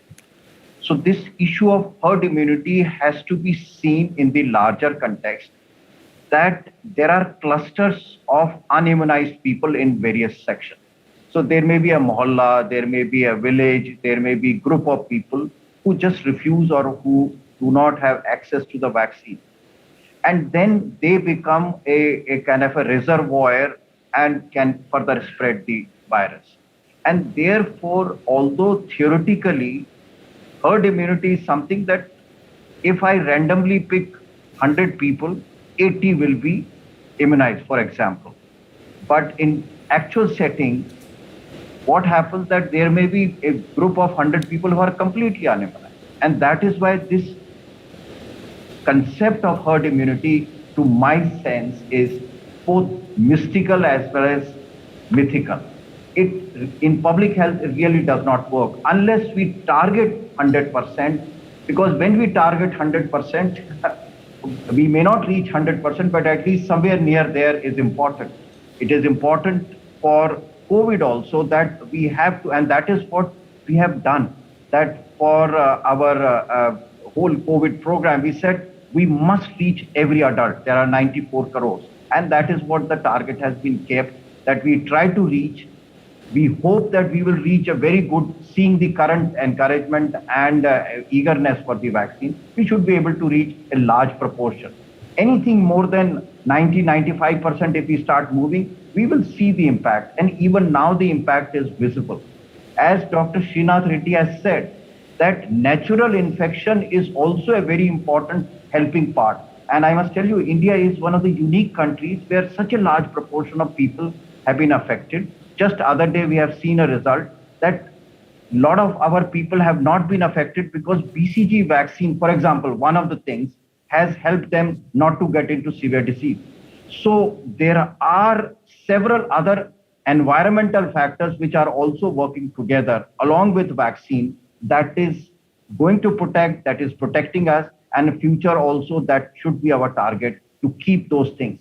hygiene, I would like to make one very important point which adds up to the whole issue. The issue is that when we maintain hygiene, it has a direct impact of nutrition. There is excellent studies done in 60s and 70s within this India that those who live in dirty environment, they may be eating regular food or even more food than required, but they still remain malnourished because food is not absorbed. And therefore, hygiene is a very essential component, both for a spread of disease as well as for maintaining the nutrition. And when somebody is well nourished, the disease impact is also less. Right, right. Thank you very much, sir. One question to Junaid Ahmed. You know, these last 2 years have been really difficult, really challenging. And you've watched it, you've been in India, you've seen the strengths and weaknesses. Give us 3 factors that we in India need to learn from the past and implement in the next few months and the next year. 3 factors that we must learn and implement. I think the world and India have discovered through the COVID crisis that we must pivot back into public health. There's been a lot of emphasis on preventive health. Like we want to see a doctor will give us 2 tablets or an injection and we'll be fine. What we now discover is that unless we go into preventive measures, into public health, nations will not be able to address the challenge of public health. And I think that's one of the biggest lessons we have learned. So how do you rediscover and reimagine public health is really the name of the game. And public health has many, many components to it. For example, to begin with, India has the world's largest frontline workers, Anganwadi workers, self-help groups working, ASHA workers. This group engaging with communities in preventive health is really the future of India. So Poshan Abhiyan, which is the world's largest nutrition program that India has triggered, it can only work if there's that interface between communities and these frontline workers about rethinking what to eat, how to take care of the child. In particular, how do you deal with the health of the young mother, becoming a mother, young mother during the pregnancy and the first 1,000 days, right? That is crucial for not only the human capital of a nation like India, but also just simply the health of communities. And that's only one example. Swasth Bharat, of course, remains the biggest example. But I think for me, the storyline that came out of COVID was that India needs to strengthen its public health at the 3rd tier, meaning at the panchayat level and at the city level. Today, when we talk about unlocking India, we're really talking about unlocking urban India. And urban India, the cities and towns of India, do not have the type of public health services that India needs. And I think that's probably the biggest lesson that we have learned out of COVID-19 crisis. Right. Lakshman, just taking on from that, what, as Amitabh was saying, the theme of these 12 hours is the link between health and growth of your economy and prosperity. How do you see that link in a nutshell? One of the things that this whole experience has taught us is that, we were living in a kind of an environment like a trapeze. We were swinging between swings, the music was playing, and all of a sudden the music stopped. And when the music stopped, people began falling off those swings. And some of them fell through the net completely. They didn't stop, but many were caught by this net of public health, this net of economic health. And by the way, what came through very clearly was this net was really very, very important. It was foundational for the people who fell. But what also came through is that these people who wake up every morning to tighten the net, the front line that Mr. Ahmed talked about, they were super important because they are the ones who actually protected this net, kept it taut, caught these people. So the health of a country depends upon its public health. It depends on the fact that we spend, and I know the government's got great ambitions, 2.5% of GDP going into public health, which I think is terrific. We've got to strengthen the delivery of health, at all levels, primary all the way down to tertiary. We've got to strengthen education in medical colleges. And we've got to strengthen the fact that, we educate people that at the end of the day, health is in your hands and you have to do things differently. So this is foundational. Bringing private sector expenditure into it is another big avenue for us. But if we don't strengthen this net, we won't be prosperous. But if we do, think of the potential that lies ahead, both in terms of quality of life, length of life, and the productivity that people can bring to a country. That's at the heart of this. Right, absolutely. I like the idea about the trapeze and the net. Yeah, I think it's a great, it's a great thought. Visually a great example. Yeah. But really, I just feel that some of the questions that have come up because of this pandemic is, how am I going to die? Is this the way that I'm going to die? It's never come up before. And it says, is this the way I'm going to die? And you say, no, I'm going to fight it. And I'm going to come out victorious. And that's really what this net of the trapeze is providing for us. I think that's right. We need to hold hands. And we need to fight this thing. Absolutely. Because these questions in normal life never used to exist. कैसे मरेंगे? Right. Yeah. Very true. ऐसे मरने वाले हैं? नहीं, ऐसे नहीं मरेंगे. हाथ पकड़ेंगे, लड़ेंगे उसके साथ. And taking on from that, one thing is to die of COVID when you're really badly hit by it. The other is that you're not too badly hit, but there's no oxygen. That, I feel, is the net that we need to build. You shouldn't, you're not too badly, you would survive, but you don't survive because of a lack of the net. So that example is, we need to build up our oxygen supplies, our medical treatment, our doctors, even our testing. We can't take 5 days to test. So all that we need to learn from the past, that you must, if you have to die by a disease which cannot be cured, even with oxygen, fine, but don't die for a lack of infrastructure, health infrastructure. I think the main point that you're trying to make, and this we discussed in the second wave also, let the disease, fine, it's a pandemic, usse nipatne ki koshish kar rahe hain. If the disease kills you, it's understandable, but apathy can't kill you. Yeah. I think that's the point that was being, planning, or yeah. lack of planning cannot kill you. Yeah. Okay Lakshman ji, Gaurav ji, आप दोनों का बहुत बहुत धन्यवाद. आप हमारे साथ बने रहेंगे यहाँ पर इस कार्यक्रम में. Doctor Srinath Reddy, doctor Arora as well as Junaid Ahmed, thank you very much for joining us. अब इससे पहले कि हम आगे बढ़ें, मैं ज़रा उठ करके आप लोगों को एक चीज़ दिखाना चाहता हूँ. ये धारावी रॉक्स एक बैंड है और जब से ये लगा है तब से I am so amazed to see कि ये बजने वाला है. दीज आर ड्रम्स जिसमें पानी रखते हैं या कुछ और रखते हैं. And what is this? Sir ये बॉटल्स है जिसमें थोड़ा राइस डाला है. हाँ. जो paste balloon to do this. Can I try? And then obviously it will be pathetic, but yeah. How do you do this? Like this? Not bad. Okay. Pardon my bad performance. Over Not to you bad, guys. not Thank bad. you. Not bad at all.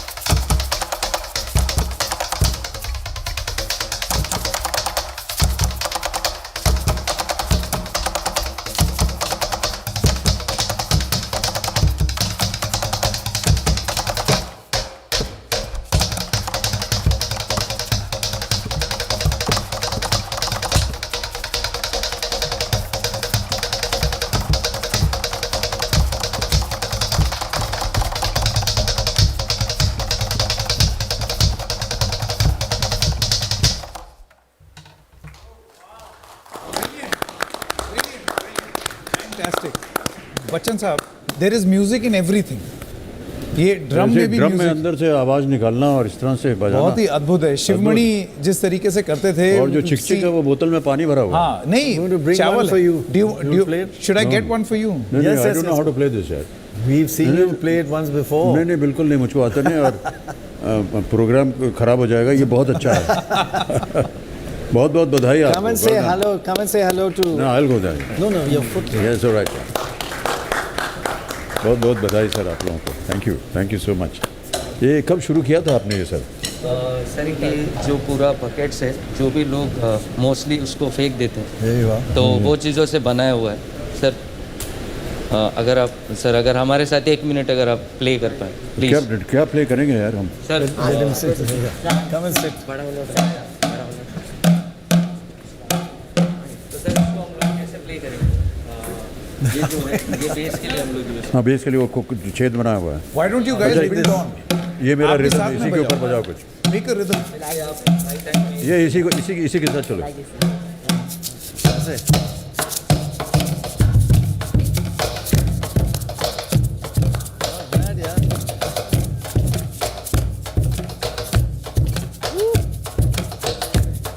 Variation. That one also. You are better than me. It's very good, yeah. Yeah, lovely.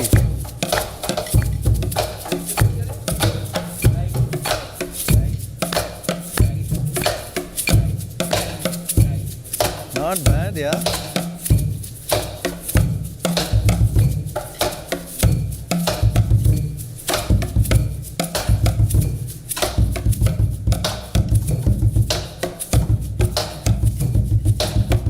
Thank you. Superb.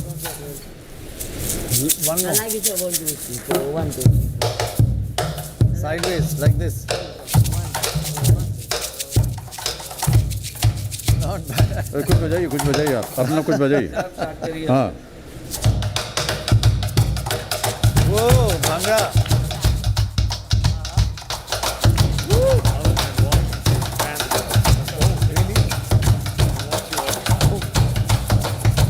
दाल चावल भरा हुआ है। Thank you. Yeah, she worked for V1.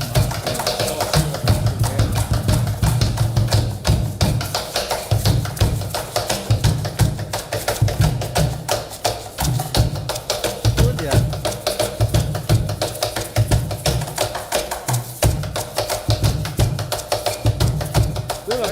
Doing the bhangra.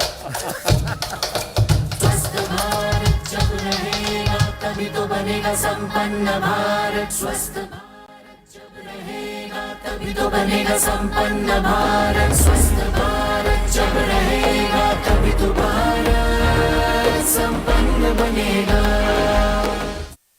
Brought to you by Dettol.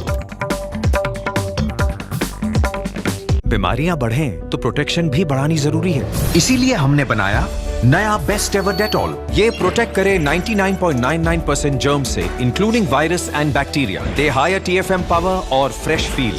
Dettol, be 100% sure.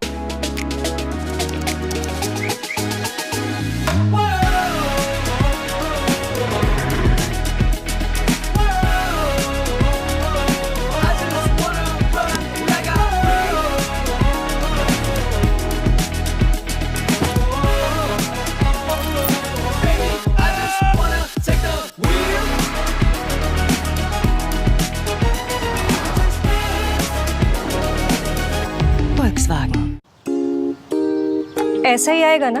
Promise. सिर्फ experts के promise से assurance मिलती है, जैसे ड्यूलक्स एश्योरेंस। अगर ड्यूलक्स पेंट से न मिले परफेक्ट कलर, फिनिश और कवरेज, तो हम पेंट रिप्लेस करेंगे। It's a promise. लेनी है तो किसी ले लो, इन्फेक्शन का रिस्क भी कोई लेने की चीज है। बनना है तो बच्चे बनो, पेशेंट भी कोई बनने की चीज है। बाहर से आओ तो किससे कहानियां लाओ, जर्म्स भी कोई लाने की चीज है। डेटॉल दे 100 बीमारी फैलाने वाले जर्म से सुरक्षा, इसीलिए ये होता है तरह तरह से इस्तेमाल। अपनों की सुरक्षा का जो है सवाल।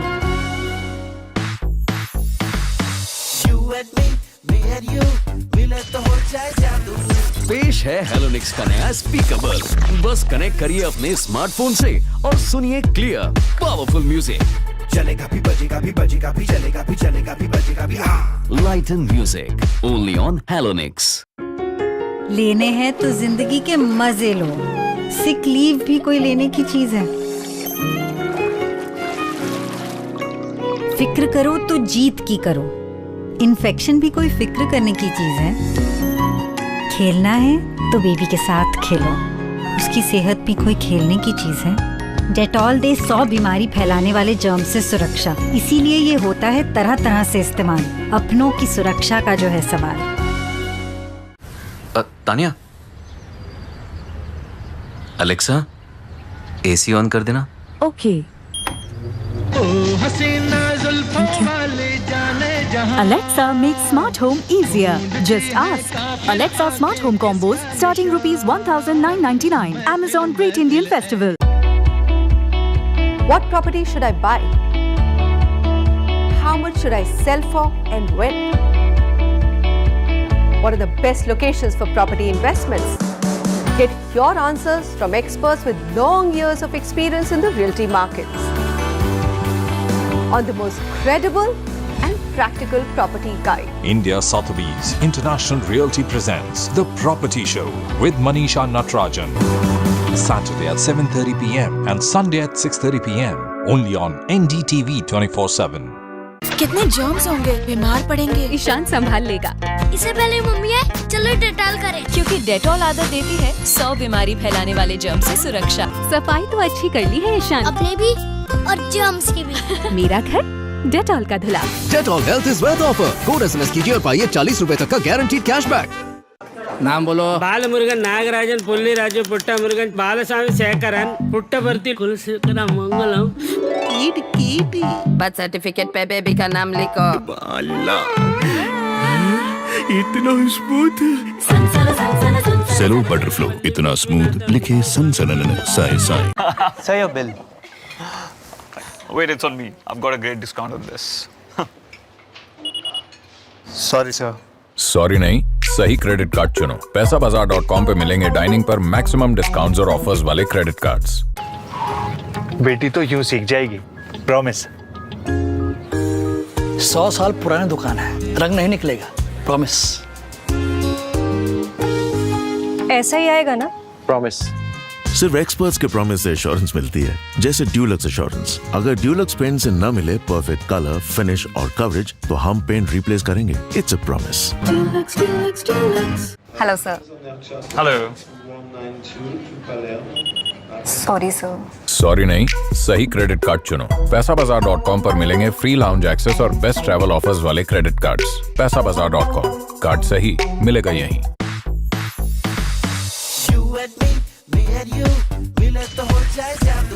पेश है हेलोनिक्स का नया स्पीकर। बस कनेक्ट करिए अपने स्मार्टफोन से और सुनिए क्लियर पावरफुल म्यूजिक। चलेगा भी बजेगा भी बजेगा भी चलेगा भी चलेगा भी बजेगा भी। लाइटन म्यूजिक ओनली ऑन हेलोनिक्स। आप इंश्योरेंस के खिलाफ क्यों हैं सर? अरे घर बेच देंगे यार, लेकिन इंश्योरेंस का प्रीमियम नहीं देंगे। उल्लू मत बनो अंकल। PolicyBazaar.com पर 1 करोड़ का हेल्थ इंश्योरेंस और टर्म लाइफ इंश्योरेंस सिर्फ 400 रुपए महीने से शुरू होता है। ले लो ना। PolicyBazaar.com. Often people with sensitivity, they also have gum problems. It's important that these two issues are tackled early on. I will be suggesting Sensodyne sensitivity and gum. It will protect your teeth from sensitivity as well as promote gum health. It's a great dual action toothpaste. We can make anything. We can make visionary ideas come to life. But whatever we make, let's make sense.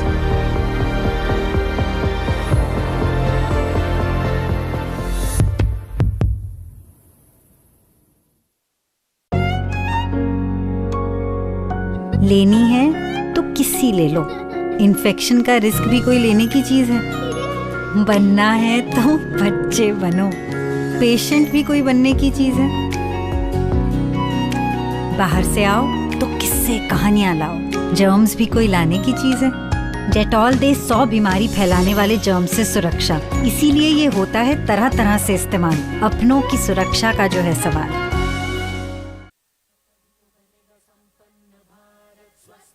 स्वस्थ भारत जब रहेगा तभी तो बनेगा संपन्न भारत। स्वस्थ भारत जब रहेगा तभी तो बनेगा संपन्न भारत। स्वस्थ भारत जब रहेगा तभी तो भारत संपन्न बनेगा। नमस्कार, एक बार फिर से आपका स्वागत है। हम अपना कार्यक्रम ये जारी रख रहे हैं 12 घंटे की टेलीथॉन यहाँ पर एनडीटीवी पर। पिछले कुछ घंटे में जो हमने चर्चा की वो थी स्वास्थ्य को लेकर के, कैसे कोई पीछे ना छूट जाए। लेकिन अब तक हमने क्या हासिल किया है, पिछले 75 साल में हमने क्या हासिल किया है और क्या बदलने की ज़रूरत है। एक चीज़ जो डेटॉल अलग अलग तरीके से रिसर्च के माध्यम से बताना चाहती है और उसकी चर्चा भी यहाँ पर मंच पर हुई थी, रिटर्न ऑन इन्वेस्टमेंट, यानी कि आप स्वास्थ्य में जितना पैसा लगा रहे हैं उसके अनुपात में आप पा कितना रहे हैं, वापस आपकी अर्थव्यवस्था को कितना मिल रहा है। तो इस दृष्टिकोण से सोचने की क्या अब हमको बहुत बहुत आवश्यकता है, ख़ास तौर से जब महामारी फैली हुई है। अब नहीं सोचेंगे तो कब सोचेंगे। मैं स्वागत करना चाहता हूं Soumya Swaminathan, chief scientist, world health organisation, JVR Prasad Rao, former union health secretary, और मार्था चेन हमारे साथ जुड़ गई हैं। आप डेवलपमेंट प्रैक्टिशनर और स्कॉलर हैं, और मार्था जो हैं वो टॉम ऑल्टर जी की बड़ी बहन हैं। टॉम ऑल्टर साहब ने बच्चन साहब के साथ काम भी किया है और आपकी यादें जुड़ी हुई हैं। आप सब लोगों का बहुत बहुत धन्यवाद। I would ask doctor Roy to ask the first question of Soumya Swaminathan. Okay, thank you very much for joining us, Soumya Swaminathan. You know, we are talking now about 75 years of India's health and the hygiene story.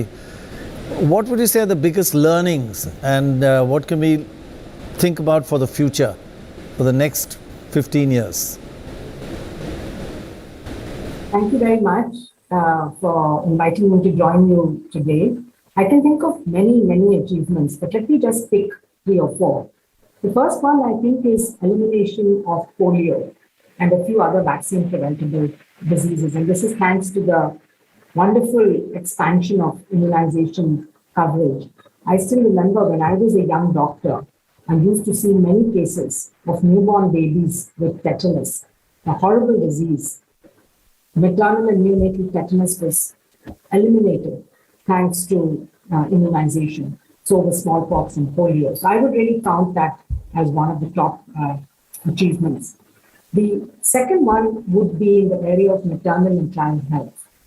During the NDG era between 2000 and 2015 in particular, but also if you look back 75 years, we've come a long way in reducing maternal mortality as well as child mortality. And this is thanks to improvements in antenatal care, immunization of pregnant women, institutional deliveries, and the care of the newborn after birth. So along with that, we have expanded the coverage of family planning, and we've seen significant and sustained reductions in the total fertility rate. That is the number of children that each couple is having, and that obviously helps to control the overall population growth. The third area, I think, is really the vision right from the beginning for universal health coverage and having a system of healthcare in India which goes from primary healthcare to secondary and then tertiary healthcare, and to provide that to people without them having to incur a lot of financial expenditure. This is something that we're still on the path. We're not yet where we want to be. But I think really bringing together programs like the Jal Jeevan Abhiyan, the Swachh Bharat Abhiyan, as well as Ayushman Bharat, we know that to have good health, water, sanitation, hygiene are also extremely important. So bringing all of these as national programs and focusing on safe water, on sanitation and universal health coverage, I think is, as I said, it's a journey that India is on, but is exactly the right path to be. And finally, I would say one of the biggest achievements perhaps has been that India has become the pharmacy of the world. And if you look at diseases like TB or HIV, over 80% of drugs used across the world today are affordable and quality generic drugs from India. This question is Mr. Prasad Rao. So this is Amitabh Bachchan. So you've been the health secretary and you've been working across several national, international bodies, worked with healthcare systems very closely.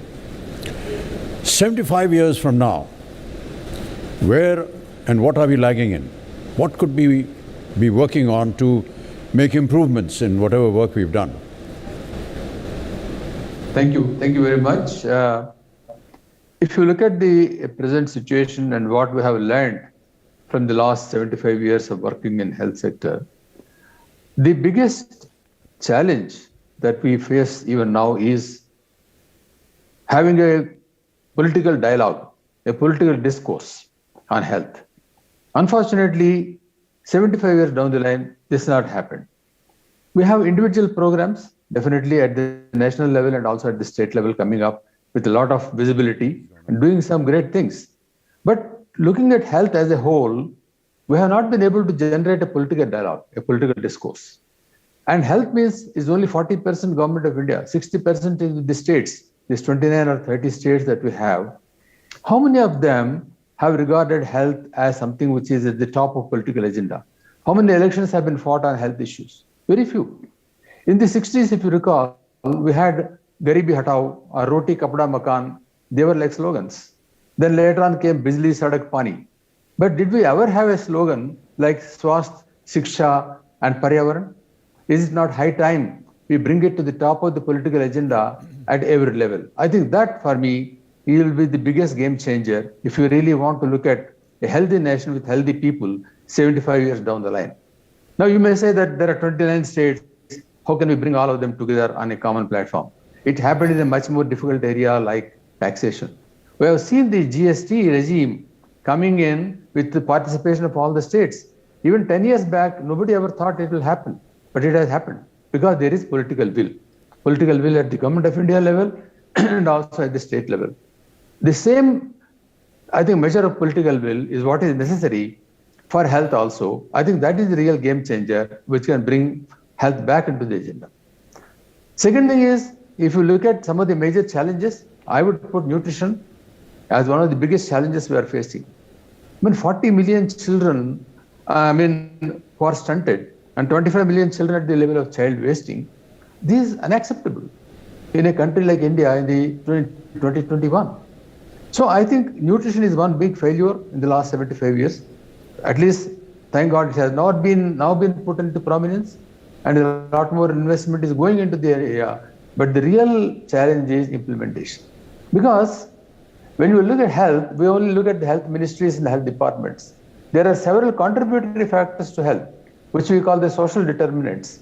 And nutrition is one of them. Sanitation, water supply, women education, girls education, all these contribute to good health.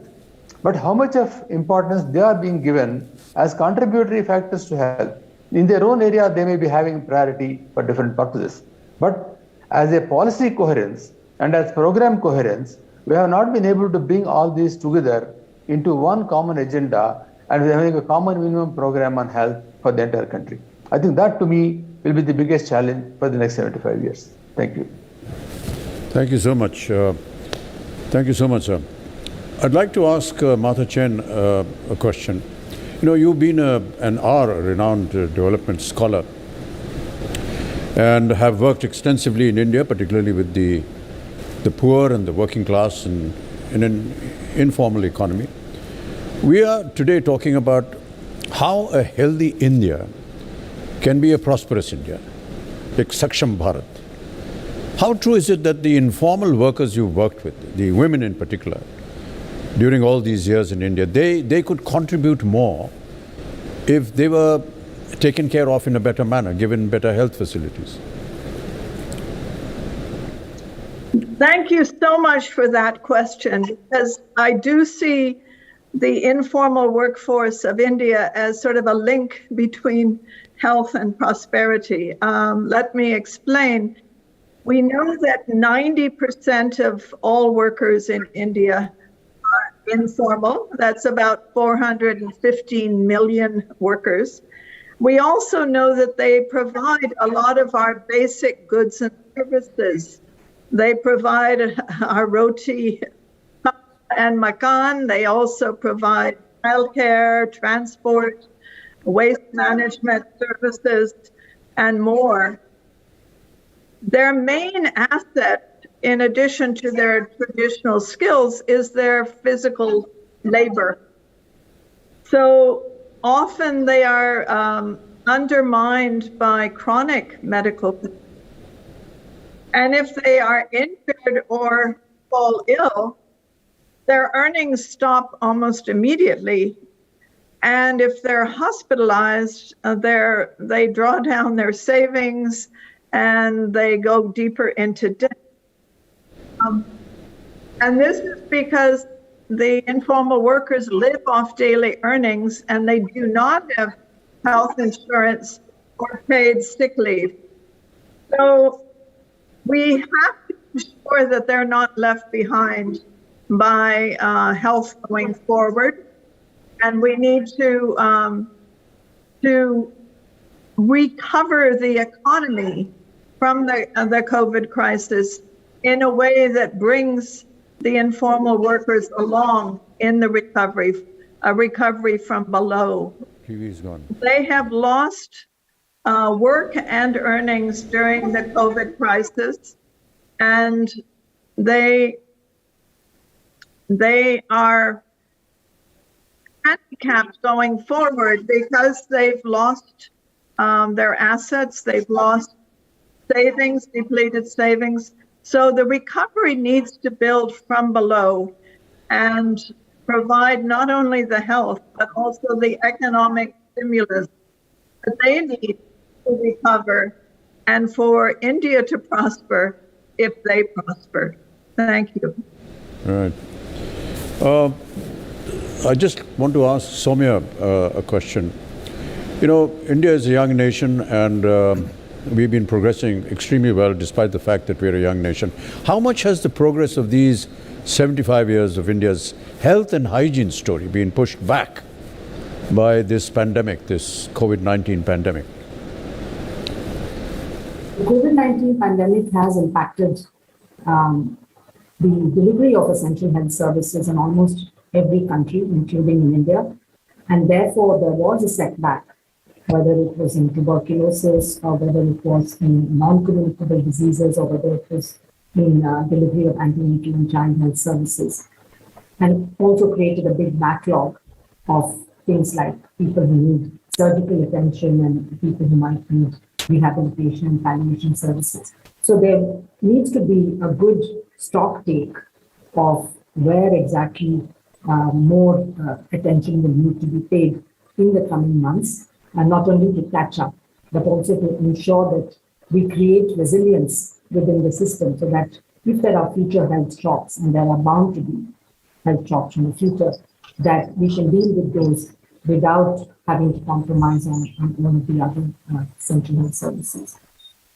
Soumya the ji, COVID pandemic has also increased the rates of poverty and likely to increase undernutrition in the community.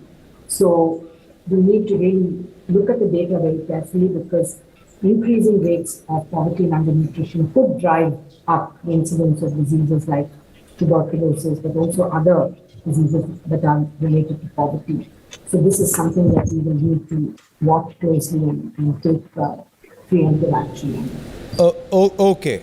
Martha Chen, JVR Prasad Rao and Soumya Swaminathan ji, thank you so much for joining us.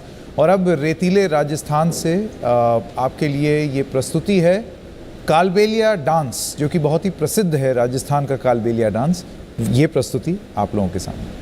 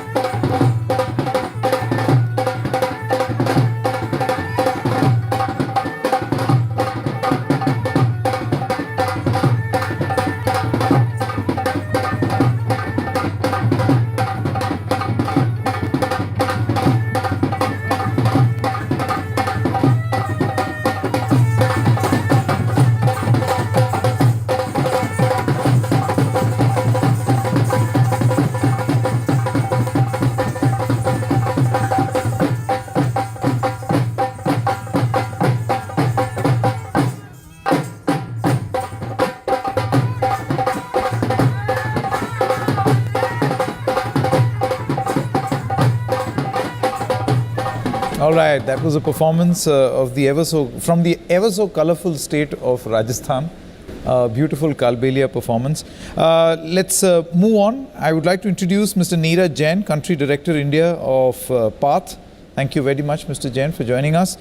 We have Dr. Indra Chakravarti, former Director and Dean of All India Institute of Hygiene and Public Health of the Ministry of Health and Family Welfare, and Susan Ferguson, UN Women Representative for India.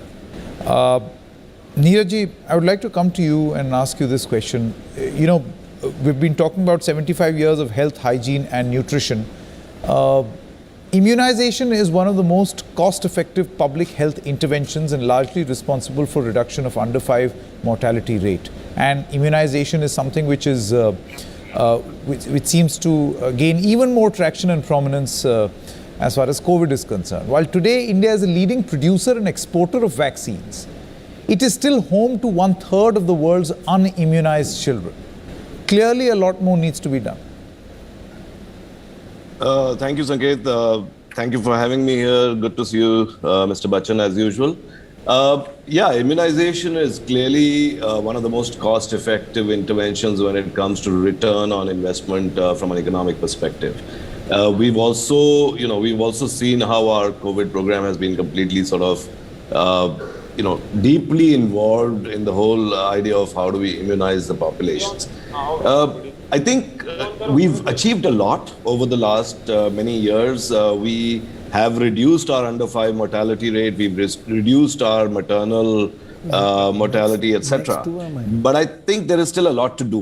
We also have reduced we have introduced a lot of new vaccines in the immunization program over the last few years. The rotavirus being one, the pneumococcal vaccine being another, and where we've also been, like Soumya said, we've been the pharmacy of the world, which means a lot of the vaccines which are now globally available to low and middle income countries are coming out of India. The pneumococcal being one, which is a WHO approved vaccine from Serum Institute, the rotavirus from Bharat as well as Serum, both being there. I think there's still a lot of work to be done because in terms of reach, we are still at about 70-75%. There are still dropouts. There are still challenges there. We've also seen immunization take a huge hit during the COVID pandemic. For our future generations, it's absolutely important that our routine immunization programs work much more effectively. We actually go to those hard to reach. And the whole for this program, taking everyone along, I think that's the challenge. How do we look at health equity more than just reaching 70% of the population? How do we ensure that 100% of the population is reached? And we will continue to be the pharmacy of the world. I think that business is growing, that work is growing. We are seen as a very reliable supplier of vaccines. So that will continue to grow as we move forward. Over to you, Sanket. This is for Indra Chakravarti ji. Indra ji, you have almost 5 decades of experience in public health, food safety, nutrition, what is commonly called WASH, W-A-S-H. What are the areas that you feel we have not been able to improve as much as expected? And why is that so? So we have, as a matter of fact, India has in the top of where treatment is concerned, curative treatment is concerned. I think India is one of the topmost countries. We even have medical tourism for people coming in for treatment. But I think the place where India has not done so well is a pre-treatment region. How treatment, when you come for treatment, your health is nearly failed already. But I think what you need to do is touch upon the health issues before you need treatment, the preventive part of it. And I think that's where India has to give concentrate more on that. And I would like to sort of summarize just a couple of things which I think are very important. One is nutrition. I think nutrition is a thing which is very important to safekeep health. And if you look into the Indian scenario today, compared to many of the other underdeveloped countries, we are far worse off.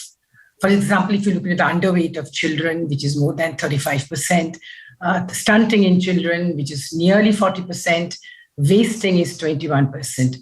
As a matter of fact, 1/3 of the wasted children of the world today, more than 46 million, India hosts them.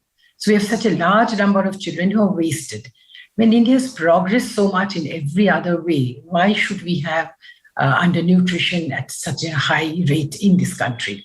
Anemia is another thing of great public health concern to, I think, every public health personnel and to every individual. When we looked into the National Family Health Survey of NFHS 4 and NFHS 5, which was the years 2016 and 2019, we found anemia in children and women, instead of going down, has significantly gone up during this period. And we don't know after the pandemic what's really going to happen. It's basically we get iron from the diet, which prevents anemia. But Indians do not have such less iron in their diet. We still do not know. If you look into the Global Nutrition Survey, we find India ranks as low as 170 out of 180 countries where anemia is concerned. So this is something which actually is of great concern to each one of us. And a couple of other things which I feel India should have controlled better is the infant mortality rate, which were more than 28%. The low birth weight of children. These are all normal issues in the life of people. No, low birth weight. Children are born, though we have 2,500 as our cut-off weight. Many countries have 3,000 grams. In spite of that, our low birth weight is more than 30% even now. The maternal mortality rate has improved over the years, I think from 130 to 110 or 113. But most of the other countries have a double digit. Right. So I think these are some of the public health issues which are normal. Nutrition is a normal factor in a human being's life. Why should infants die before 1 year of age? Why should mothers die when they're giving birth to their children? I'd like to take on from that. Actually, if I could just use that as a basis for asking Susan Ferguson a question. You know, we are talking about leave no one behind over the next 12 hours. That's the kind of theme, one planet. And we've learned from COVID that if you leave anybody behind and don't vaccinate them, variants develop. Now, tying that up with 75 years of health, hygiene and nutrition in India, gender has been, women in India have been, and the girl child have been slightly left out. And,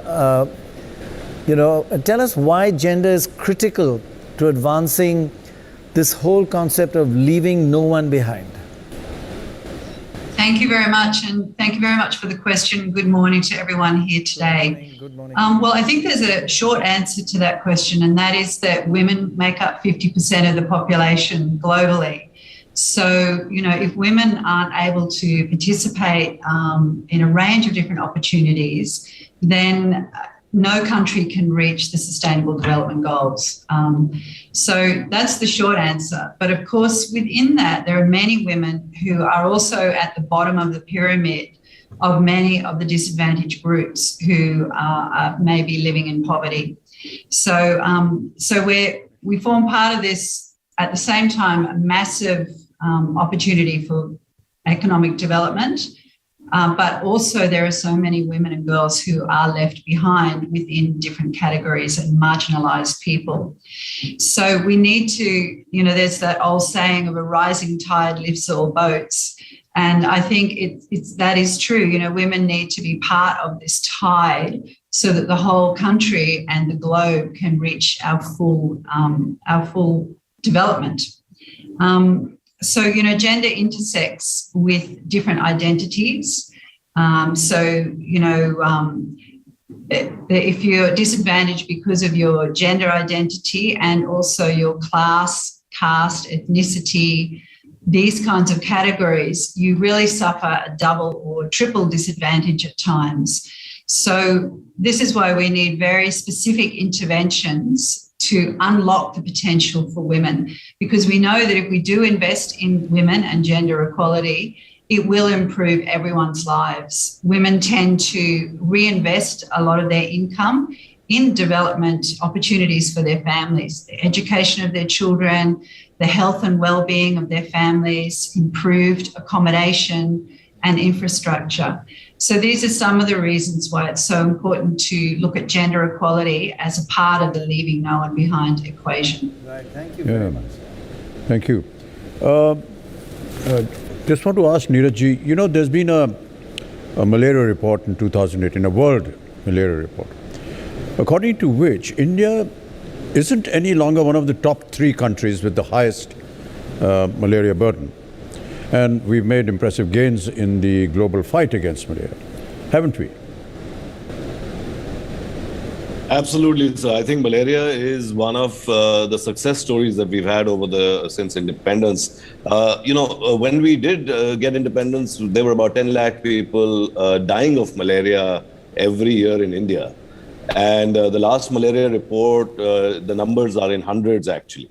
Of course, there are people who claim that maybe the numbers are not 100% covering every death because maybe a autopsy was not done and we weren't actually able to determine the cause of death. But either way, the numbers have really come down very, very sharply over the last few years. We are now, while we are in the top 11 countries globally in terms of the total number of malaria morbidities, but in terms of mortality, it's gone down substantially. We are looking at elimination of malaria by 2030 and probably before even. There's been a lot of work that's happened. The challenge with a lot of these diseases, and malaria in the 60s also, we were close to elimination. We lost our sight of it, and then we had a resurgence. This was at the end of the 60s, early 70s. So I think the challenge is going to be going forward that we continue to focus to make sure that we are able to eliminate and we are able to stop transmission. Because until we try to stop transmission, this is not going to go away. And from where we're sitting in the public health space, and we do a lot of work on malaria, we are seeing that traction. We are seeing us going in the right direction.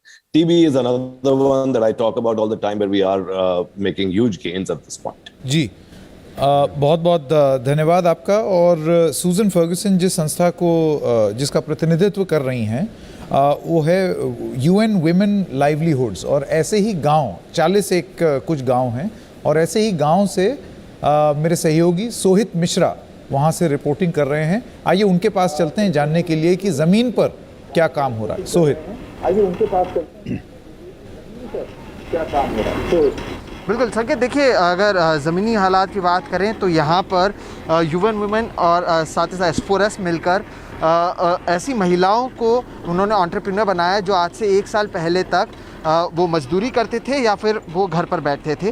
वो किस तरह से हुआ, किस तरह से ये solar drawing project के ज़रिए ये वुमेन एंटरप्रेन्योरशिप चल रहा है, इसके बारे में हम बात करेंगे। और इसी के लिए हमारे साथ निधि जी हैं जो को फाउंडर हैं S4S की।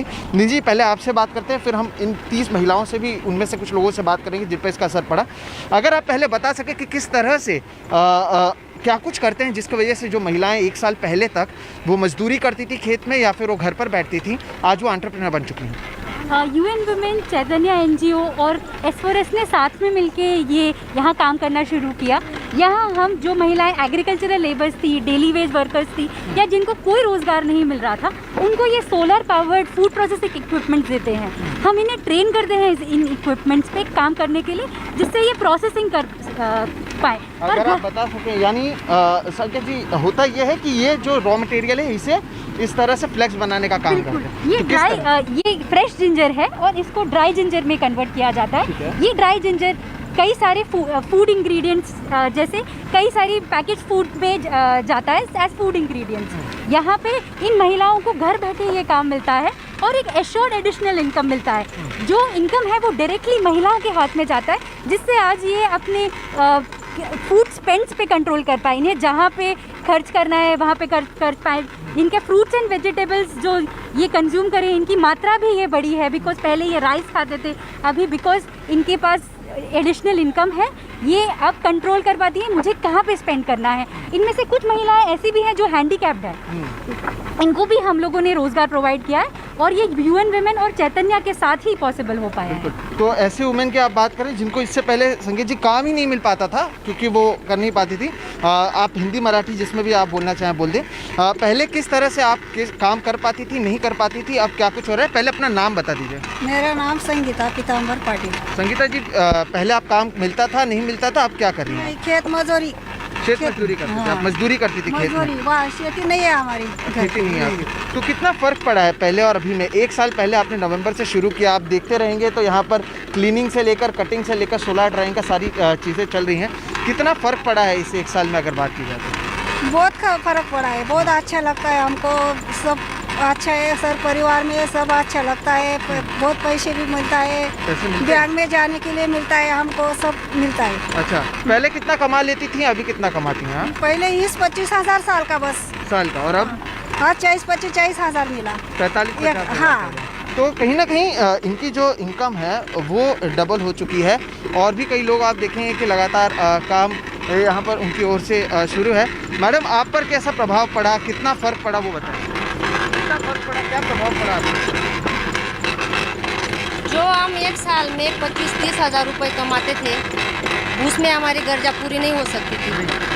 1 साल में ही हमने उसका कर्जा ही चुका दिया, और हमारी खान पान में भी बदलाव आ गया है। आपने कर्जा भी चुका दिया? तो संकेत, ये चीज़ें हुई हैं, और मैं आपको बता दूं, ये जहाँ पर हम मौजूद हैं, ये वडलावडली गांव है जो जलगांव में आता है, और यहाँ पर रोज़गार की इतनी चीज़ें मौजूद नहीं हैं, और ऐसे में अगर जो लोग मजदूरी करते थे उनकी आय दोगुनी हो गई, और वो अब एंटरप्रेन्योर बन चुके हैं, लोगों ने अपना कर्ज चुका लिया, कई लोगों को जो नौकरी नहीं मिल रही थी वो नौकरी मिल रही है, तो इसका ज़मीनी स्तर पर आप कह सकते हैं कि असर देखने मिल रहा है। Just want to ask a question to Susan Ferguson. Ma'am, we just saw some very interesting and vivid images from Chalisgaon in Aurangabad district. What do you feel are some of the other interventions of United Nations Women in India to deliver on this principle of, leaving no one behind, which is basically the major theme of our program today? Thank you very much, Amitabh. So I think what we just saw was a really good example of actually giving women more access to basic infrastructure. So often women really don't have that ability to take their enterprises to the next level because they can't get a loan, or they can't access these kinds of infrastructure to improve their livelihoods. So this is something that UN Women really concentrates on in our skilling program. We work with women in very marginalised communities who dropped out of school, for example, or who've never been able to achieve a diploma to get into a particular area of work. So we have a big skilling program, and we look at how do we get women back into formal education so that they can move on with their lives. But we also look at how can we open up opportunities within the government? How can we help farmers, for example, women farmers who may not be registered as farmers? How can we help them formalise their training and their skills so that they can then be registered as farmers and get access to some of the government support that male farmers have? So that's another example. But importantly, we also work with the national government and state governments on improving women's access to services for gender-based violence. So we know that under the pandemic globally, and this is a huge women's health issue in general, but because of the pandemic, a lot of women are experiencing more violence at home than they used to. So we support the government of India here in helping their one-stop centres provide better support for women and girls who are experiencing violence during the pandemic. Right. So there's some of the ways that we do this. And I just would like to emphasize, it's just so important to bring women into the economic dimension, because a few years ago, the McKinsey Institute did a huge research program looking at if there were women in the private sector to the same extent as men, in the formal private sector I'm talking about, India alone could achieve an extra $700 billion economic growth by 2025. I think that time frame has changed now because of the pandemic, but it does demonstrate the critical need to unlock women's potential. All right, Susan, many thanks for joining us, और बाकी सब मेहमानों का भी बहुत बहुत धन्यवाद। ये प्रस्तुति आप तक हम ला रहे हैं मुंबई के ताज लैंड्स एंड होटल से, और इस मुहिम को आगे बढ़ाते हुए अब मैं स्वागत करना चाहता हूं छत्तीसगढ़ के मुख्यमंत्री भूपेश बघेल जी का। बघेल साहब, आपका बहुत बहुत धन्यवाद। राजनीति से दूर आज इस अभियान में मैं आपका स्वागत करना चाहता हूं और आपसे एक ज़रूरी सवाल पूछना चाहता हूं स्वास्थ्य को लेकर के। बहुत सारे ऐसे इलाके, तबके और लोग हैं जहां तक स्वास्थ्य सुविधाएं उस तरीके से नहीं पहुंच पाई हैं कई कारणों की वजह से, और इनमें से एक है जो ट्राइबल इलाका है छत्तीसगढ़ का। इस पर क्या विशेष ध्यान दिया है आपकी सरकार ने? देखिए, छत्तीसगढ़ में खासकर जो ट्राइबल इलाका है और सबका ध्यान बस्तर में जाता है, तो वहाँ हम लोगों ने गांधी जी के 150वीं वर्षगांठ के अवसर पर स्वास्थ्य सबको मिले, इसके लिए जितने भी हमारे डिस्ट्रिक्ट हॉस्पिटल है, पीएससी है, सीएससी है, उसमें डॉक्टर और स्टाफ की भर्ती की। उसके अलावा भी हमने देखा कि हमारे ग्रामीण जन हैं वो हॉस्पिटल अब छोटे मोटे बीमारियों के लिए नहीं जाते, बहुत बढ़ जाने के बाद ही हॉस्पिटल जाते हैं। लेकिन हमारी परंपरा रही है कि हाट बाजार जरूर जाते हैं, जो साप्ताहिक जो बाजार हैं उसमें लोग जरूर जाते हैं, और इस कारण से हमने हाट बाजार क्लिनिक योजना शुरू की, जिसका लाभ जबरदस्त मिला है, लाखों लोग उससे लाभान्वित हुए हैं। बस्तर में एक समय ऐसा था कि लोग तुलना ये करते थे कि वहाँ के नागरिक और जवान मलेरिया से ज्यादा मरे हैं कि नक्सली की गोली से।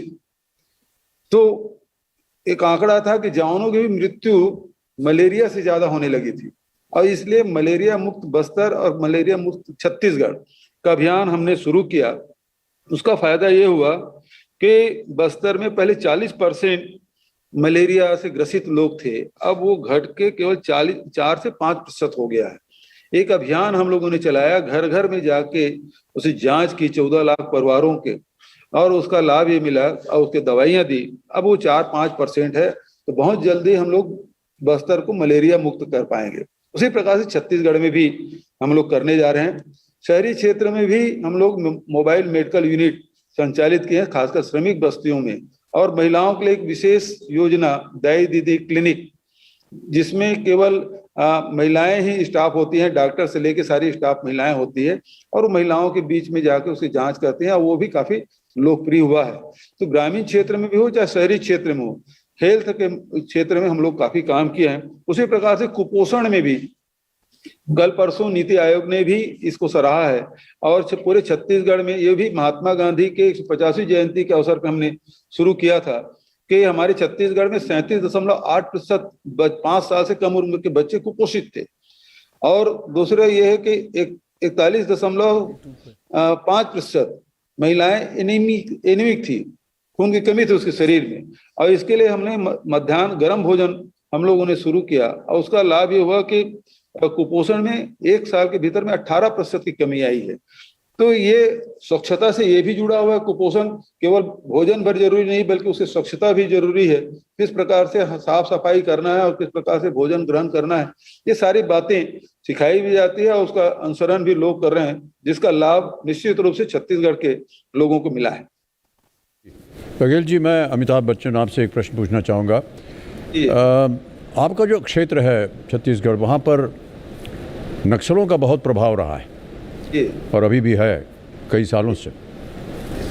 तो हमारी जो स्वास्थ्य व्यवस्था है ऐसे स्थिति में कमज़ोर पड़ जाती है, क्या उपाय करना पड़ता है ताकि वो कायम रहे, और जो लोग वहाँ रहते हैं उनकी सेहत पर क्या इसका असर पड़ता है या नहीं?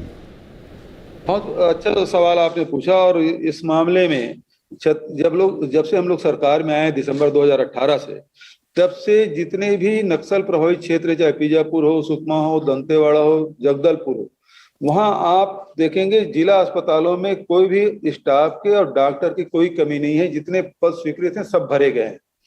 दूसरी बात यह है कि इन्हीं जिलों में हम लोगों ने हाट बाजार क्लिनिक की शुरुआत दंतेवाड़ा से किया था, और वो प्रत्येक बाजारों में जाकर वो सुविधाएं दे रहे हैं।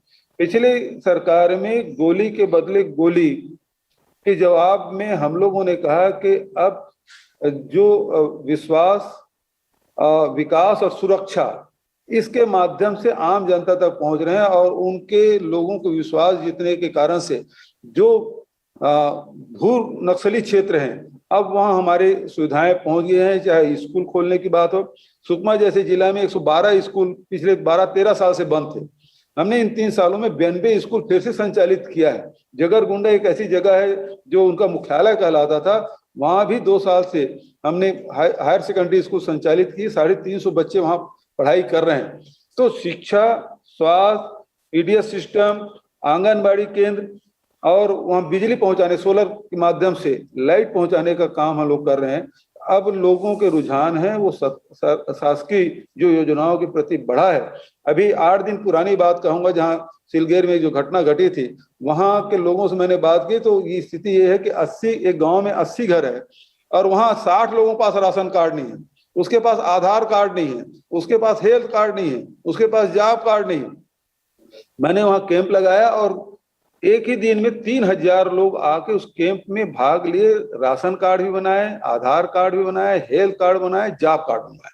तो अब ये स्थिति ये है कि नक्सलियों से उनका मोह भंग हुआ है और लोग शासकीय कार्यक्रमों और योजनाओं से जुड़ रहे हैं और लाभ ले रहे हैं।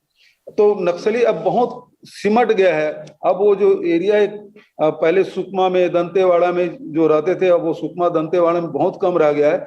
बीजापुर पूरे वो जिला है और नारायणपुर जिला जो अबूझमाड़ कहलाता है, उस एरिया में है।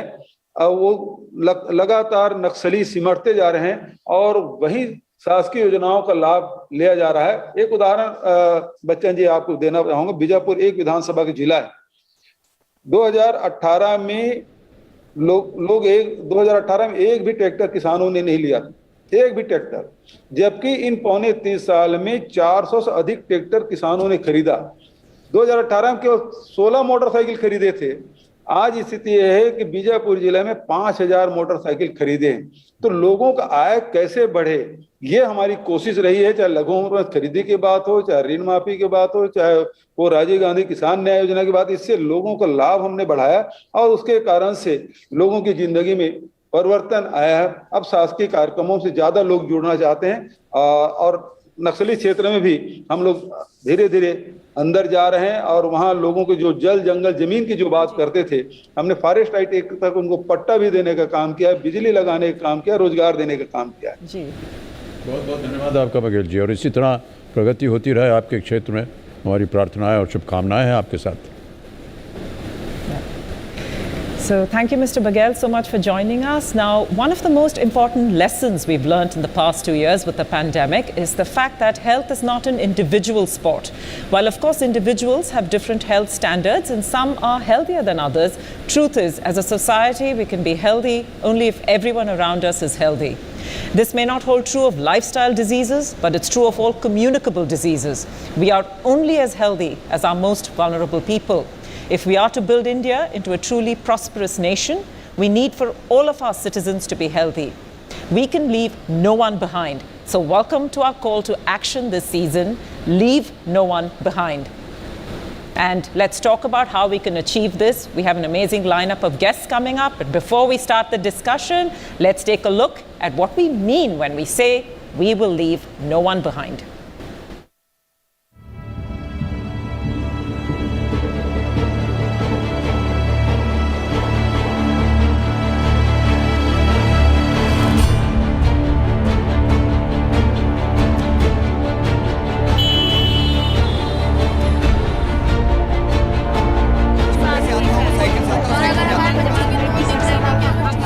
हाथों में गिलाव्स नहीं होते हमारे हाथ में और हाथ से खून बहने लग जाते हैं। भी दूध का डिब्बा लाई थी, सबसे महंगा था। किसी ने 100 दिया, किसी ने 200 दिया, तब इसका दूध का डिब्बा लाई थी। ना पे बाथरूम की बड़ी परेशानी है। जमान बेटी बेटा को कहाँ कराएं? हमारा गांव में बिजली नहीं है सर, हमको बहुत प्रॉब्लम है सर। बच्चों को पढ़ाई करने के लिए नहीं है, फिर लड़कियों को रात को जो काम करता है वो नहीं हो सकता है। The moment they come to know you that you are not from China or Korea, but you are from the Northeast, that's where the problem starts. मेरा स्कूल जाने का मन करता है पर स्कूल में नाम नहीं लिखता कोई भी। People with lesser disabilities will get all the jobs. People with severe disabilities like me will again be left out. 1 महीना पड़ गया, हम बीमारी पड़ गया दम। पैसा रहेगा तो हम जाएंगे इलाज करने। हम भी आपकी तरह लोगों का पेट भर रहा हूँ, अपना पेट खाली रहता। जब बाल काटी थी मेरी टीचर ने मुझे बोली तेरी मम्मी के जैसे तुझे बनना है क्या। मुझे बुरा लग गया उस टाइम क्योंकि मेरी मम्मी एक सेक्स वर्क करे। It's been 4.5 years now. My parents has not talked to me till now, but she has been my father, my mom, and I have sister. मेरे डैडी ने मुझे तक सपोर्ट किया कि उन्होंने बोला सबके सामने कि पहले ही मेरा बेटा था, but now she is my daughter. मेरे पापा फिर मुझसे सलाह लेने लगे कि तू बता तू चाहती है शादी करना या नहीं। मैंने भी मना कर दिया। मेरा भी मन हुआ, इसीलिए मैंने अपनी मम्मी पापा से बोला कि मुझे भी पढ़ने जाना है। मम्मी पापा ने कहा तुम जाओगे। हमने नहीं पढ़ा तो क्या हम अपने बच्चों को नहीं पढ़ाएंगे? पढ़ाएंगे, क्यों नहीं पढ़ाएंगे? And to talk about how we can do this, we have an amazing lineup of guests, but we have with us Rahul Bose, who is our anchor, but he's, as everyone knows, an actor and director, and he's going to help me take this discussion through. We have Poonam Mathreja, Executive Director, Population Foundation of India. We have Deepa Malik, President, Paralympic Committee of India. We have Shrikant Bola, Chairman of the Bolant Industries. We have, Deepa Malik, as I was saying, is also a Padma Shri. She is an Arjuna Award winner. She's a Khel Ratna awardee. We have Lakshmi Narayan Tripathi, transgender rights activist, and we have Aradhna Lal, Vice President, Brand Communications and Sustainability Initiatives of the Lemon Tree Hotel. But I'm going to start with you, Rahul. We've been talking about this, about how we leave no one behind. And we've actually been talking to you about some of the suggestions that we could make for people on how do people do this. So could you talk us a little bit through that? What are some of the suggestions and what does it really mean, to leave no one behind? Well, I think it's something that we've been talking about for decades. That, everybody should move together, all of us are united, all of that. But the pandemic has really shown us that unless every single person is protected, nobody is protected.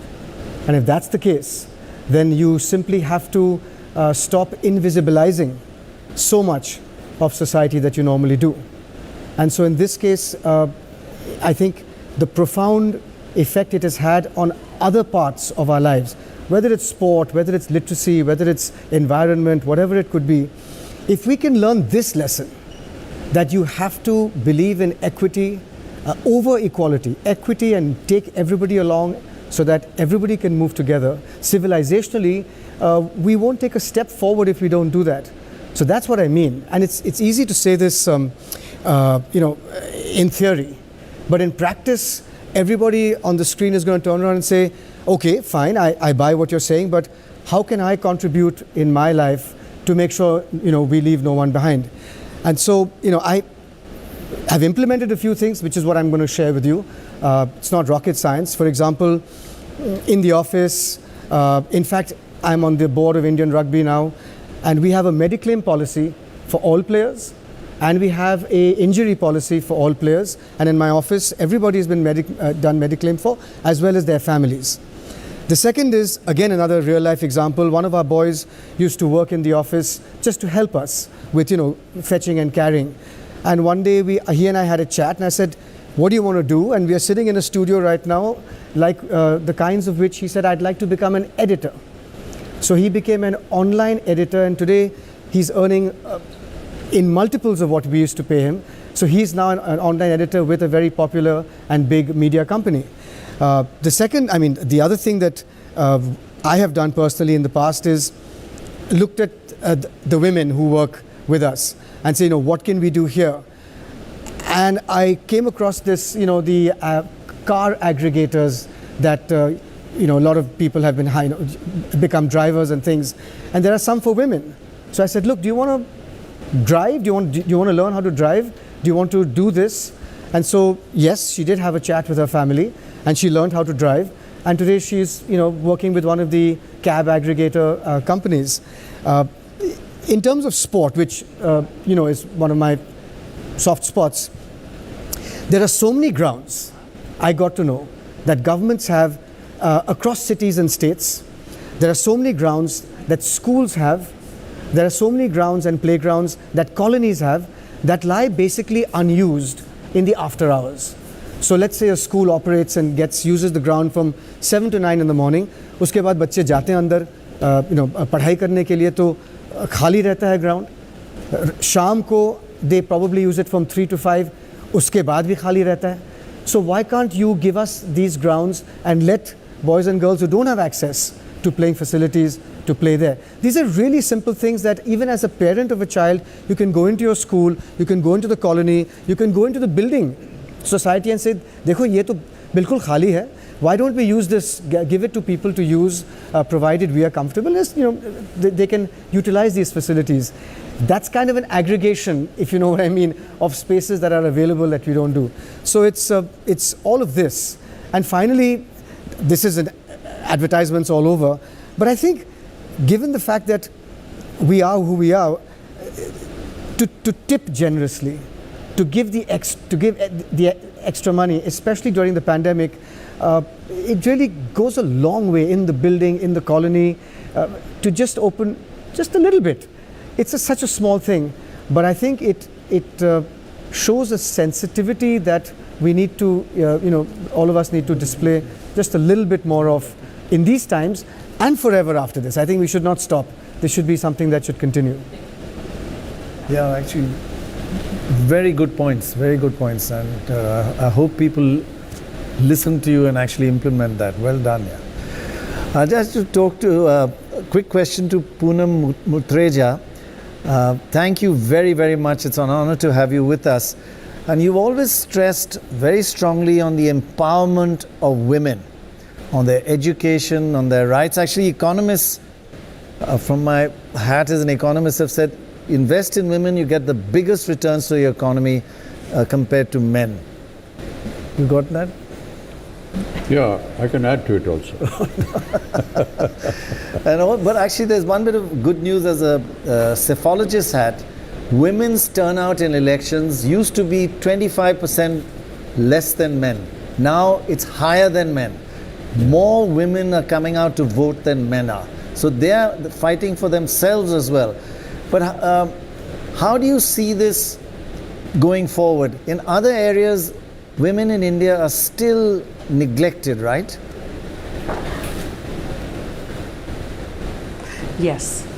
Yes, so I couldn't agree with you more.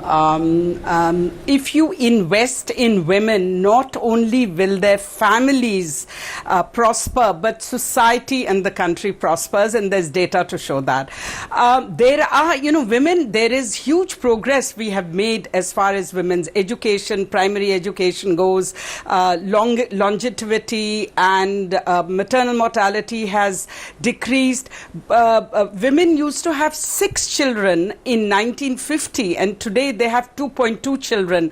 But the way I want to respond to your question is that you're right. Women's aspirations have changed. Women want fewer children. They need access to reproductive and family planning services. And the entire burden of not just producing children, but also, which is a privilege, by the way, that women have, but for family planning is put on women. 75% of sterilizations is what women experience, and men 0.3%. And people like you, when you have this big asset associated with you, one of the most heard people in India, Mr. Bachchan, we really need to get men take greater responsibility, and you have the convening role of potential of persuading millions of men to take greater responsibility, because not only will population stabilize, but women desire to have fewer children will be met, and women, it leads to higher economic growth, but it also leads to having fertility decline will and population stabilization will also lead to decreasing maternal mortality. It will increase incomes. Children will get greater attention. There will be fewer women having to have endless babies waiting for a boy. Third area where we really need to invest in women is nutrition. A country where 54% of the women are undernourished cannot prosper, not only from a health point of view, but any other point of view, including economics. Fourth area, while there is parity for education increasing at the primary health, but women are still struggling to be in higher education. Women are still struggling even for secondary education. As far as access to health goes, women not only get the last and the least to eat, but even the last and the least health. It's only when women are critically ill they are taken to hospitals and facilities. 40% of women continue to deliver babies in the house, especially in the most backward and poorest parts of India, where we know every pregnancy is can be a high risk to a woman's death. And for every woman who dies, 20% women live dying. The morbidity rates are really, really high. As far as the pandemic goes, it has impacted women and exacerbated the situation of women. And I want to highlight 3 or 4 women and girls. And the first one is the violence that has increased. And in a society where 42% men and 52% women believe it's legitimate to practice violence on their partners or women, it is something that is a wake-up call where we need to do something. And in the pandemic, women were with their perpetrators at home, locked in with their perpetrators, where violence went up. Girls had to step out of school, but many of them got married. Child marriage increased, and many girls are not going to go back to school.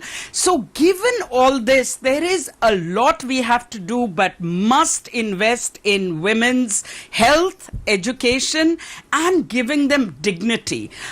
Finally, unless women's empowerment takes place and we have greater gender equality, our society cannot prosper. Right. And for India's economic growth, we must invest more money.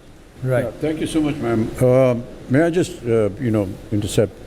I absolutely agree with you that, the women force in the nation is increasing gradually, and there's no better example today than the film industry. And I say this because the number of girls and women that are working on set has increased exponentially. Really? I mean, a lot of people used to take this as a joke when I used to say that, initially in my days, there were just 2 women on set, the leading lady and her mother. But now, there are lots of young girls who are working in all kinds of departments, assistant directors, camera people, set designers, looking after management. It's just fantastic to see them. So on my last film, they were in the majority. I think 75 or 80% of the crew are technical. That's and otherwise. Yeah. The other thing is a little more personal, and if I may be allowed to say so, my granddaughter is in her 20s, and she has started her own organization where she discovered that in the villages in India, the women who are having their periods are kind of ostracized and thrown out of the houses and kept away for a time. What she has done is that she and her organization are now building special homes in the villages, where they build nice, comfortable homes so that when the lady has her periods, she has a comfortable place to go and stay there. They've already constructed about 10 such homes in a village in Maharashtra, and this work is going on.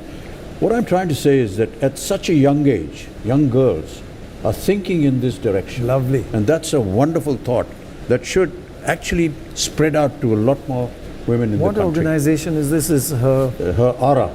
That's the name of the organization. Wow. She started it herself, and along with 2-3 young girls, they start this, and they've already built 10 homes. Fantastic. Where they provide all the facilities, all the comfort that a woman that is having a period and used to get thrown out is now can go there and stay there comfortably. But the thing is, when a generation like mine was awakened to social consciousnness, the next generation moves from social consciousness to social activism. If things go right. And that's exactly what appears to have happened with your granddaughter, because that's now they're saying not just this is happening, it's bad, this is Do happening, it's something. bad. What can be done about it? I'm going to do something about Absolutely. it. Fantastic. Brilliant. Very true. Very strong views they have. They have strong views on education, how to educate women, how to look after their health. They're Wonderful. actually making, medications which improve health, nutrition, particularly for women. Right, right. I mean, at this young age to be doing all women this need it the most, is actually. very commendable. Wonderful. Okay, I have a question for Lakshmi Narayan Tripathi. You are an inspiration, you're a powerful role model, you fight for the rights of the trans community. Do you feel that there is more acceptance now, or that there is still a lot more that needs to be done? There is acceptance, but then the acceptance is at times I find it very tokenistic. Because now inclusion is a very big word internationally and even nationally. India is a role model for the transgender rights movement. Today, our parliament has passed Transgender Act. We have transgender policies. There are many things which have rolled out, but leaving no one behind when we talk. Then where the stigma and the preconceived notion is so high that till today, even forget about people at the streets who are begging at the signals, or who are selling their bodies, or who are doing the traditional work. Even a person like Lakshmi also gets stigma and discriminated at times.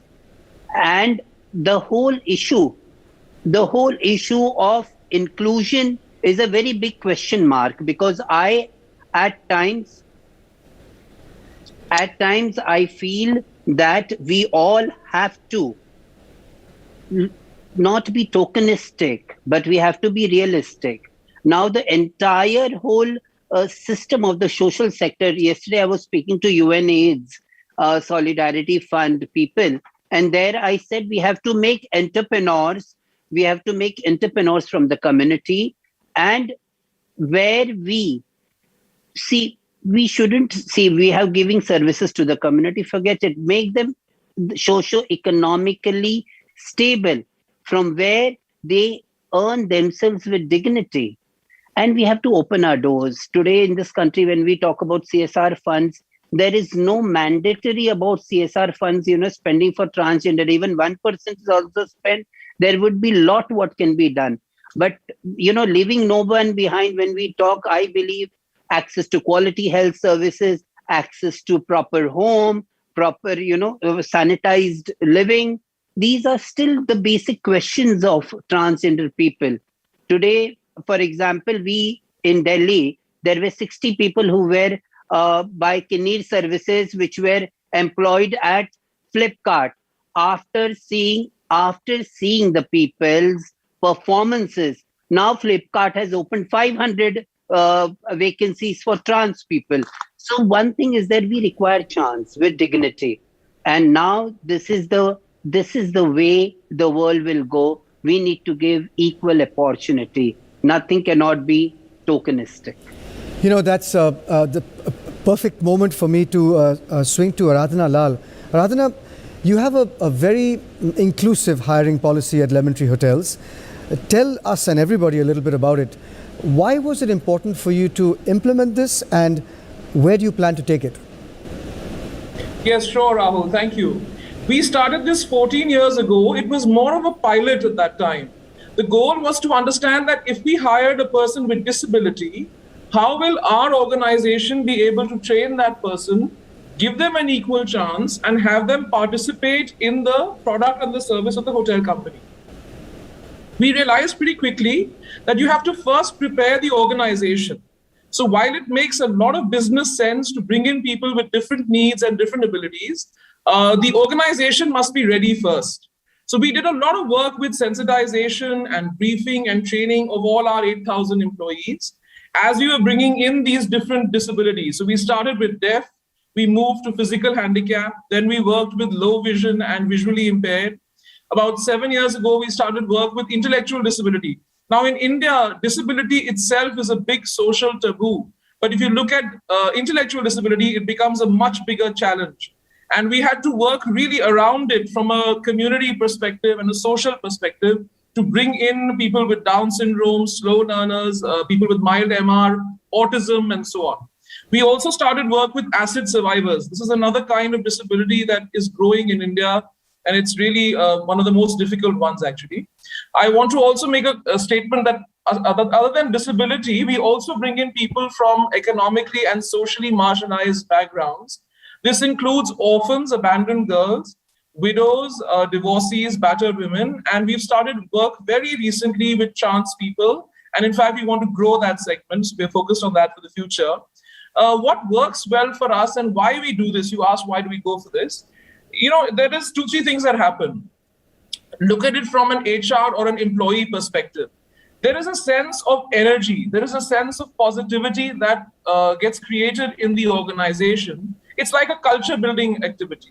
And people feel that they belong to this organization, whether it is the people with disability or the people without, it doesn't matter. They both feel very proud and very satisfied to be part of an organization that is so inclusive. Because not only do we train and bring in people with disability, we also learn things from them.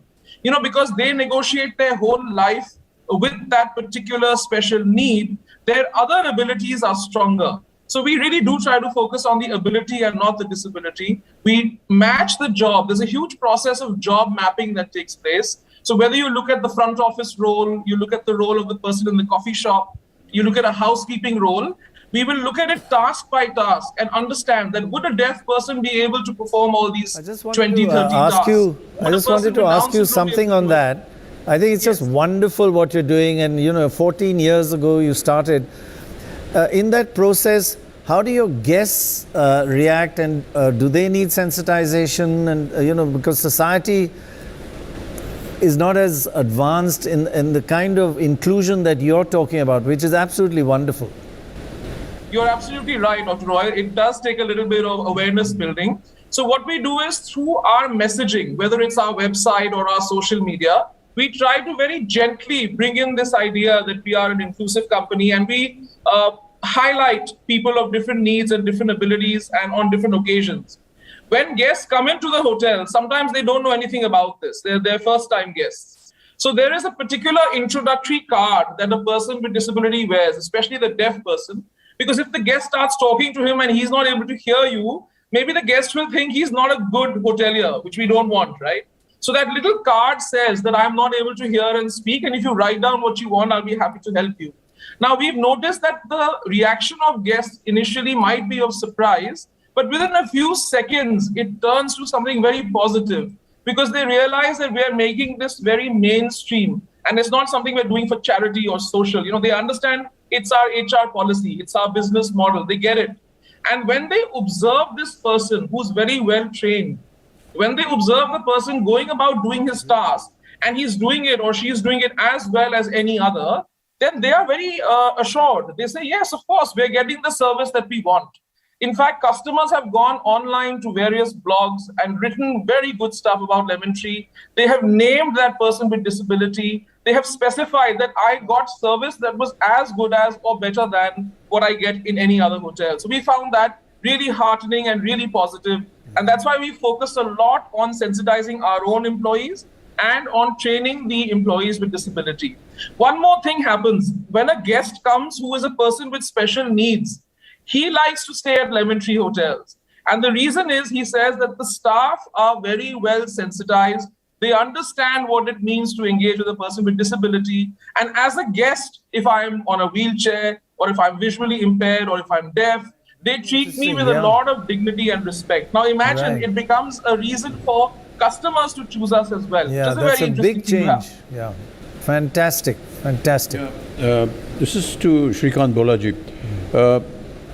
Boland Industries, which you founded, it also has a very diverse hiring policy. More than, I believe, 50% of your workforce is differently able. You yourself were the first international blind student at MIT, and after you faced a lot of rejection in India. So how important is it for more individuals and corporates to adopt this diversity in hiring, this policy of adopting in hiring as a step towards a more inclusive society? I mean, what you've done and going to MIT is not a joke at all, but many congratulations to you and well done. Thank you so much. And the last,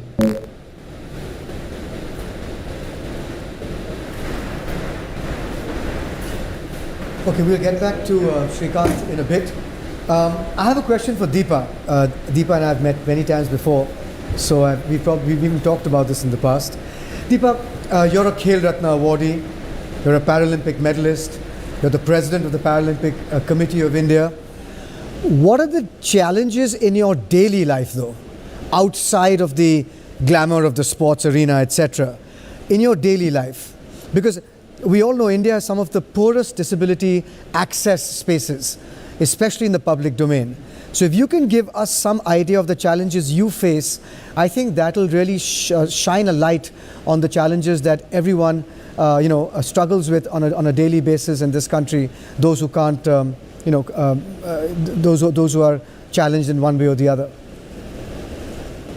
Thank you, Rahul. Yes, challenges are there, but my country is fast changing. The fact that I am a member of the panel right here, right now, treated at par, and we are having this discussion itself shows that we are at the cusp of very good change. Talking about challenges, I have been hearing the conversation since morning, and I've been listening to this word, access to good health, access to vaccination, access to nutrition, access to employability. Let me just say that for me, or for anybody in disability, the first word itself is the biggest challenge. You just have to pick up access and call it accessibility, and that itself is the challenge. So access to health, access to nutrition, access to opportunities will come only when we have first discussed accessibility. And accessibility, not just a physical accessibility where I talk about tactile tiles, I talk about ramps, I talk about public transportation, or I talk about the pathways or the footpaths or universal accessibility. But I will also talk about accessibility in the minds of the people. The mindset should also be accessible, where you accept disability as, just a person living in a disability does not become an outcast or all the taboos around it. And then also comes the accessibility in the digital world. The pandemic has made the entire world digital. They have come to realize that work from home is possible. Even those who did not have a disability contributed to the economies, to the workforce, to continuity of maintaining work in any organization from home and through the digital platforms. Now, all websites are accessible. All digital applications, softwares are accessible. So that is another very strong part of accessibility that I'll talk about. So these are the major challenges. Infrastructure, mindsets, digitalization has come a big way. But the silver lining in the pandemic has been that work can be done from home. People who are mobile, who have mobility challenges, that does not mean that they cannot participate in economy. They can also sit on a computer at home and contribute to any economy. And practically the world has moved from home now. So I hope that has increased faith in abilities of people with disabilities. One. And I would also like to add here that if opportunities are not served, thanks to the policies which have become inclusive, I can talk about sports. Not a single policy discriminates with players in disability. And the results are showing. The entire nation has celebrated medals, gold medals, the world records that have recently been created. Pandemic's win of humanity was nothing but Olympics and Paralympics, where the whole world came together and celebrated fitness through sports. They celebrated coming together. That was, I think, the first platform post-pandemic where the entire world came together. And the entire world looked at it that, yes, health and fitness is possible and a healthy competition is possible during pandemic. And through that, India celebrated 19 medals that were just won in Tokyo 2020, which itself says, if I may quote statistics, there were 2.6 million hits coming on one single update of a medal won by a physically challenged athlete, by a para-athlete for India. And International Paralympic Committee, United Nations, they were so happy, and we were personally getting calls of congratulations that India is responding so well to these medals. The maximum social media engagement has come through India. And we were given a special letter of appreciation, which means that India is ready to celebrate a physically challenged person and their abilities. They are loving their achievements. They are calling them sources of inspiration, and not just inspiration, but also jubilation and respect for the tricolor. So this is a changing India. And like Aradhana said, more opportunities and mainstream, and not just empathy. And fitness, I think sports is the biggest medium and best medium to socially integrate. When you see one physically challenged person playing in a sporting arena along with 10 people with no disability, automatically those 10 families get sensitized towards the abilities. They start looking at a person with a different point of view. And that's what we need to do. Right. Yeah. Thank you so much, Deepa Malik. Excellent. Yeah, excellent. Thank you so much for being such an inspiration. I'd also like to thank our other guests doing such amazing, important work that we all need to actually be paying attention to, things that we need to do, change our minds, our hearts, really need to accept each other, work towards a united future. As we've been saying from the beginning of this show, it's one planet, it's one human family. We're all in this together. So we're going to take a break and we'll be back.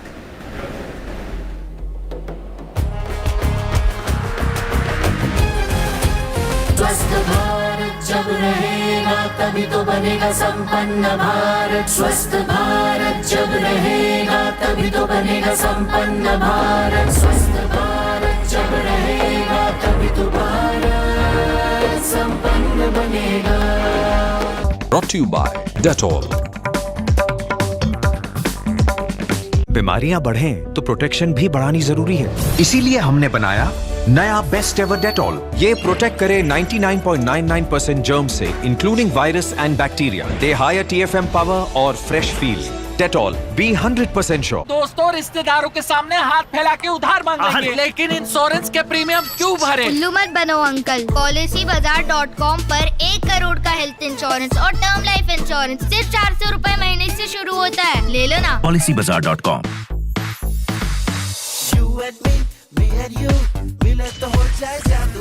पेश है हेलोनिक्स का नया स्पीकरबल। बस connect करिए अपने smartphone से और सुनिए क्लियर पावरफुल म्यूजिक। चलेगा भी बजेगा भी बजेगा भी चलेगा भी चलेगा भी बजेगा भी। लाइटन म्यूजिक ओनली ऑन हेलोनिक्स। लेने हैं तो जिंदगी के मजे लो। सिक लीव भी कोई लेने की चीज है। फिक्र करो तो जीत की करो। इन्फेक्शन भी कोई फिक्र करने की चीज है। खेलना है तो बेबी के साथ खेलो, उसकी सेहत भी कोई खेलने की चीज है। डेटॉल दे 100 बीमारी फैलाने वाले जर्म से सुरक्षा, इसीलिए ये होता है तरह तरह से इस्तेमाल। अपनों की सुरक्षा का जो है सवाल।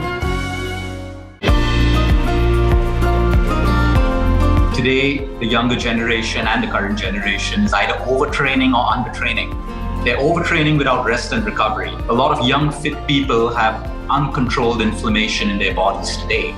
Second, all these fad diets that exist where people are pumping themselves with supplements, performance-enhancing drugs which are easily available. All of this is too much for the heart to handle. And we all know with sleep deprivation, inflammation at every level of the heart, the brain, the kidneys, all the vital organs increase. That's why we sleep to manage inflammation better. So it's a combination of very poor lifestyle, and I think the world has to change the perception that fit people cannot get heart attacks.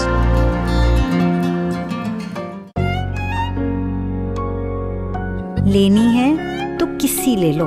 Infection का risk भी कोई लेने की चीज है। बनना है तो बच्चे बनो।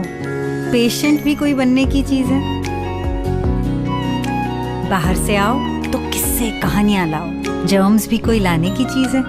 डेटॉल दे 100 बीमारी फैलाने वाले जर्म से सुरक्षा। इसीलिए ये होता है तरह तरह से इस्तेमाल। अपनों की सुरक्षा का जो है सवाल। क्रेडिट कार्ड पे तो सबका हक बनता है। एयू बैंक क्रेडिट कार्ड, एक खास कार्ड आप सबके लिए। एयू बैंक, बदलाव हमसे है। What property should I buy? How much should I sell for and when? What are the best locations for property investments?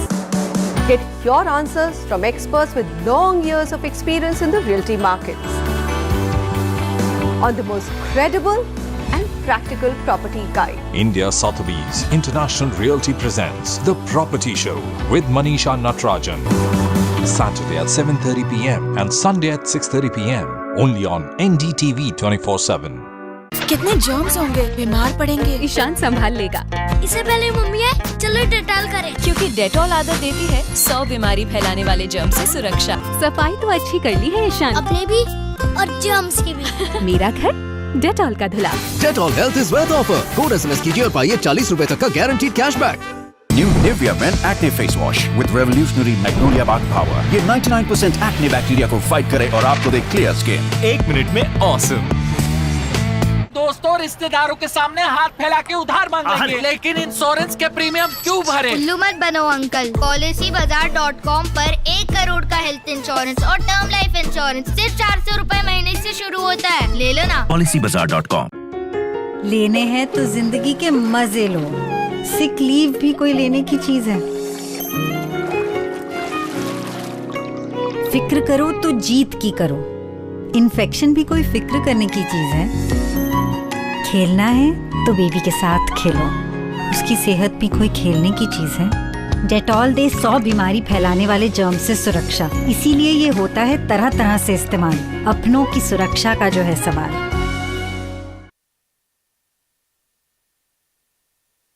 स्वस्थ भारत जब रहेगा तभी तो बनेगा संपन्न भारत। स्वस्थ भारत जब रहेगा तभी तो बनेगा संपन्न भारत। स्वस्थ भारत जब रहेगा तभी तो भारत संपन्न बनेगा।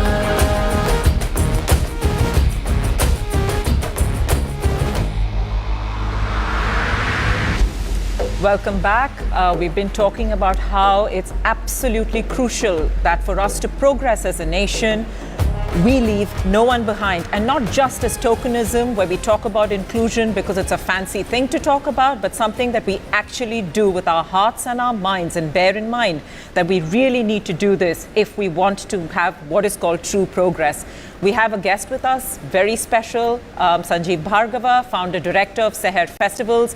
Mr. Bhargava, when we talk about leaving no one behind and we talk about how to be inclusive, we talked about people with different abilities, we talked about the trans community, we've spoken about a whole lot of things.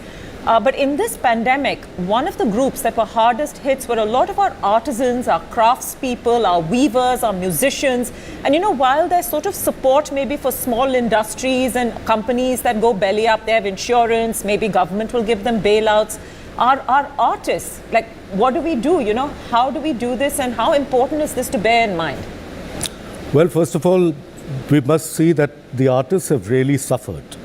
And I'm talking on behalf of not just the artisans who live in villages, but I'm talking on behalf of classical dancers, musicians, painters, weavers, and all the other people. And the world over, the state, that means the central government and the state government, they come to the help of the artists and the artisans because they are your true strength.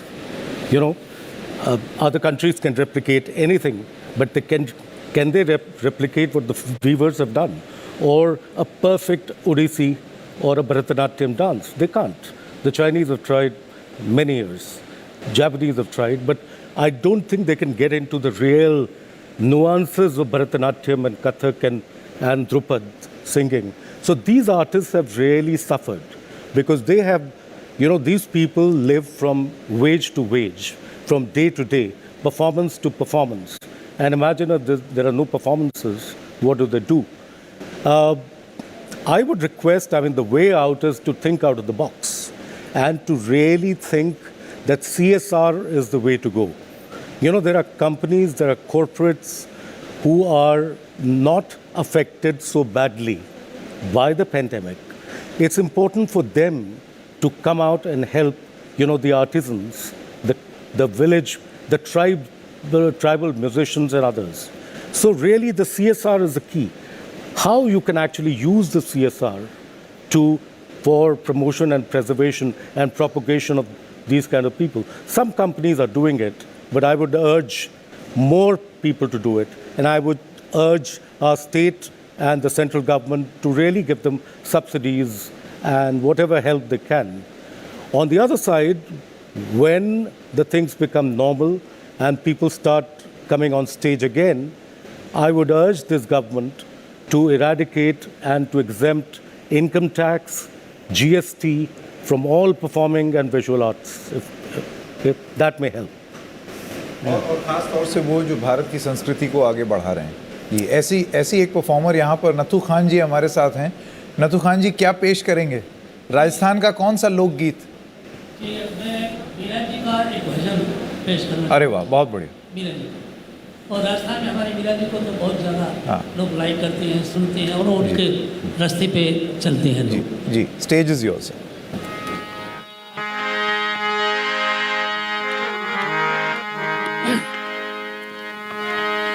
चाल सखी उड़ देश में तो जहाँ कृष्ण का रास, जल भरा दर्शन हो करा एक पंथ दो कार। सवरा आवो तो सही, मोहन आवो तो सही, माधोरे मंदिर में मीरा एकली खड़ी।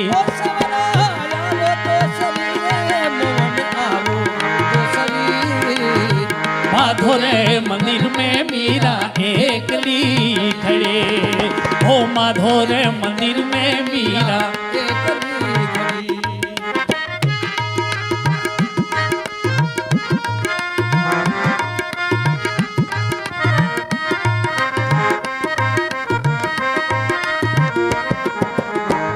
कवो तो सावरा हो,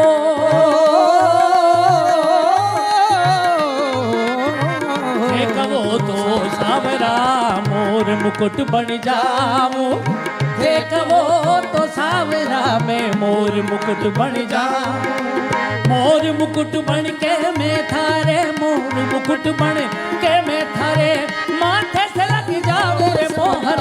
अब तो सही सावरा, अब तो सही माधोरे मंदिर में मीरा एकली खड़ी। सावरा आओ तो सही, मोहन आओ तो सही, ओ माधुरे मंदिर में मीरा एकली खड़ी। ते कहो तो सावरा,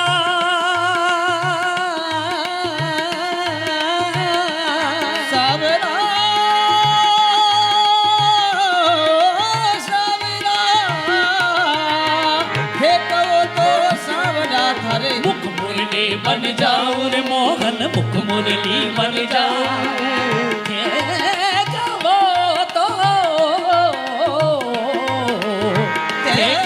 कहो तो सावरा में मुख मुरली बन जाऊं, मुख मुरली बन जाऊं। ओ मुरली बन के मैं थारे, मुरली बन के थारे होठा से लग जाऊं रे मोहन। आओ तो सही रे सावरा, आओ तो सही माधुरे मंदिर में मीरा एकली खड़ी। सावरा आओ तो सही रे मोहन, आओ तो सही माधुरे मंदिर में मीरा एकली खड़ी। हे कहो तो सांवरिया,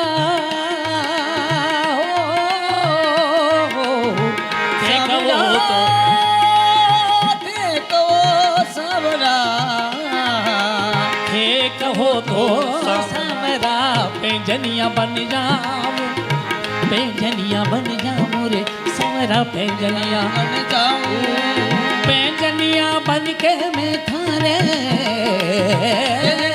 बन के मैं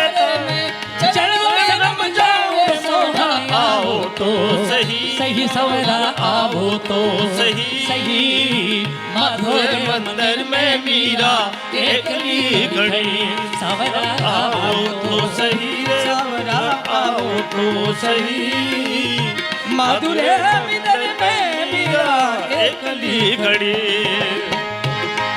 एकली खड़ी मीरा एकली खड़ी, सवरा आओ तो मोहन आओ तो सही, मधुर मंदिर में मीरा एकली खड़ी, धोरे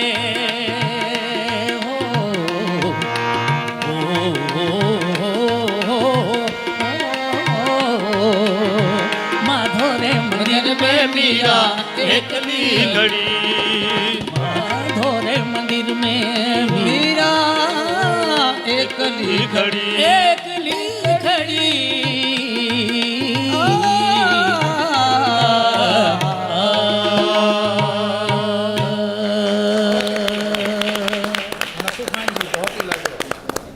जो जब ये स्वर उठता है तब बहुत अच्छा लगता है, बहुत ही अच्छा लगता है। बिल्कुल आइए। हाँ, वही आ जाता हूँ उधर।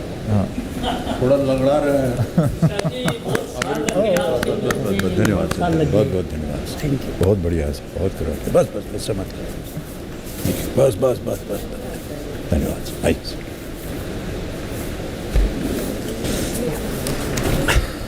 So, welcome back. We're going to continue to talk about India's health. We have to look at this pandemic and the issue of zoonotics, or diseases that can jump from an animal to a human. It's become imperative that we adopt the concept of One Health, which is our tagline for this campaign. It's One Health, One Planet, One Future. This is because human health is very, very dependent on the health of the animals around us, the health of the environment around us. Our food, our water, our air, everything that keeps us alive comes from the environment, the natural world, and the animals around us. So when the whole system turns unhygienic or is damaged or sickens, and disease in humans is sure to follow. So to discuss this, we have with us Dr. Randeep Guleria, Director AIMS, and we have Atul Chaturvedi, Secretary of the Department of Animal Husbandry. Dr. Guleria, while we're grappling with this novel coronavirus and it's dominating all of our headlines right now, India is home to several zoonotics, from swine flu to the Japanese encephalitis to rabies, toxoplasmosis, others, and the Nipah now. I mean, these are all pretty serious diseases. What's our status in terms of future pandemics, and just, you know, how much monitoring is done of these various zoonotics that exist within the country? So I think this is very, very important for us to understand the concept of One Health. And I'm very happy that you brought it up, because what we've been seeing over the last 2-3 decades is the fact that we're seeing a lot of infections jumping species. And you talked about swine flu. Before that, we had bird flu. Luckily, that virus did not really have the ability to have sustained human-to-human spread. And we did not have a pandemic because that virus has a case fatality of 60%. Similarly, we've had other viruses. MERS is another one, Zika. And you rightly said we have an outbreak of Nipah, which has happened in the southern states. Therefore, there is a need to have active surveillance. But more importantly, look at the concept of One Health, animal health, plant health, the environment, and look at it in a holistic manner. And it's not only infections. One Health also encompasses a lot of other things. Another important issue that One Health really encompasses is antimicrobial resistance. There is also a lot of antibiotic resistance that we are seeing. Some people argue that we may really end up coming into what is known as the pre-antibiotic era because of the resistance of antibiotics that we're seeing in our ICUs. And that's also because of a lot of antibiotic misuse in poultry, in agriculture, and therefore One Health has to be looked at in a really comprehensive manner. And surveillance is very, very important, because when viruses jump species, they also mutate and then develop the ability to spread rapidly in that species, as has happened with COVID-19. It jumped species, but then mutated and now has become a human virus. And now we see that there are cases where the virus has jumped from humans to other animals. We've had reports of COVID-19 in tigers, in cats, and therefore it's important to remember that viruses will keep jumping species. And we as responsible citizens who have really taken over the planet, if I may put it that way, should also really respect nature and the planet and work towards building a better future for our future generations. Swati, I have a question for you. Can you explain to all of us how biodiversity is linked to zoonotics? Yeah. So, biodiversity is what keeps any ecosystem functioning. All the way from what we call the keystone species, which is the top species, which is usually the predator, all the way down, to the fungus and everything in the root networks of plants and trees that keep the soil alive and feed the plants, which feed the animals. So it's this cyclical system. And this system's health depends on biodiversity. So you take the human body. Our immune system, in a sense, is in our gut. And our gut stays healthy because of the number of species of good bacteria that we have in our gut that helps us break down the nutrition. So the way that species of bacteria, which is our ecosystem in our gut, is our immunity, biodiversity is the immune system of the planet. So viruses are something that don't come from, it's not an alien thing that's dropped down onto our planet. They exist everywhere. All of us carry a certain amount of viruses. Animals most certainly carry a whole lot of viruses. When the biodiversity is healthy and systems function in the way that they should, those viruses stay within those animals. The minute the animals start getting stressed, we start ruining biodiversity, we start ruining forests, we start ruining our environment. That stress factor causes animals to sicken. That causes those viruses to try and jump from those animals to something else, which causes an amplifying event, which then, when we come in contact with this, jumps onto us, causing a spillover event, and that's a zoonotic. So without biodiversity, which is the immune system of our planet, we're all in deep, deep trouble. This question is for Atul Chaturvedi ji. Atul ji, you've talked and written extensively about One Health. And when I was being briefed about today's function, I was unable to understand what One Health means. Hindi में अनुवाद करते हैं तो एक स्वास्थ्य, और वो सही नहीं लगता है, पर समझने के लिए, so how does it apply to India? And can you tell us what does One Health actually mean? One Health is basically a concept which has been there for last several decades, but it's now catching up more and more, especially when people are becoming more and more conscious about their health. So One Health is primarily an issue which relates to animal health, human health, and environmental health and plant health. All these healths put together, and to attain an optimal health for people, domestic animal, wildlife, plants, and environment is what is the concept of the One Health. And it is becoming even most important for growth now because it's impacting the socio-economic status of the country. And we can see that example even in the present COVID, which is one of the example of the One Health in which we need to address a lot of issues related to both animal and human being. And so therefore, in the global health scenario now, there are a lot of issues which are emerging, which are going to be affecting the One Health as such. And therefore, we need to identify the drivers for the disease emergence and strengthen the early detection and prevention for these disease outbreaks. And operationalizing the One Health approach basically requires leveraging the cooperation and strength of both public and private sector, including the livestock health, human health, wildlife health, environmental health, and developing technology, finance, and policy for local, national, and international challenges. So One Health is an issue which is now gaining very popularity across the world, including in India. Yeah, Dr. Guleria, this is Amitabh Bachchan. ये जानना चाहेंगे कि ये Nipah virus है क्या?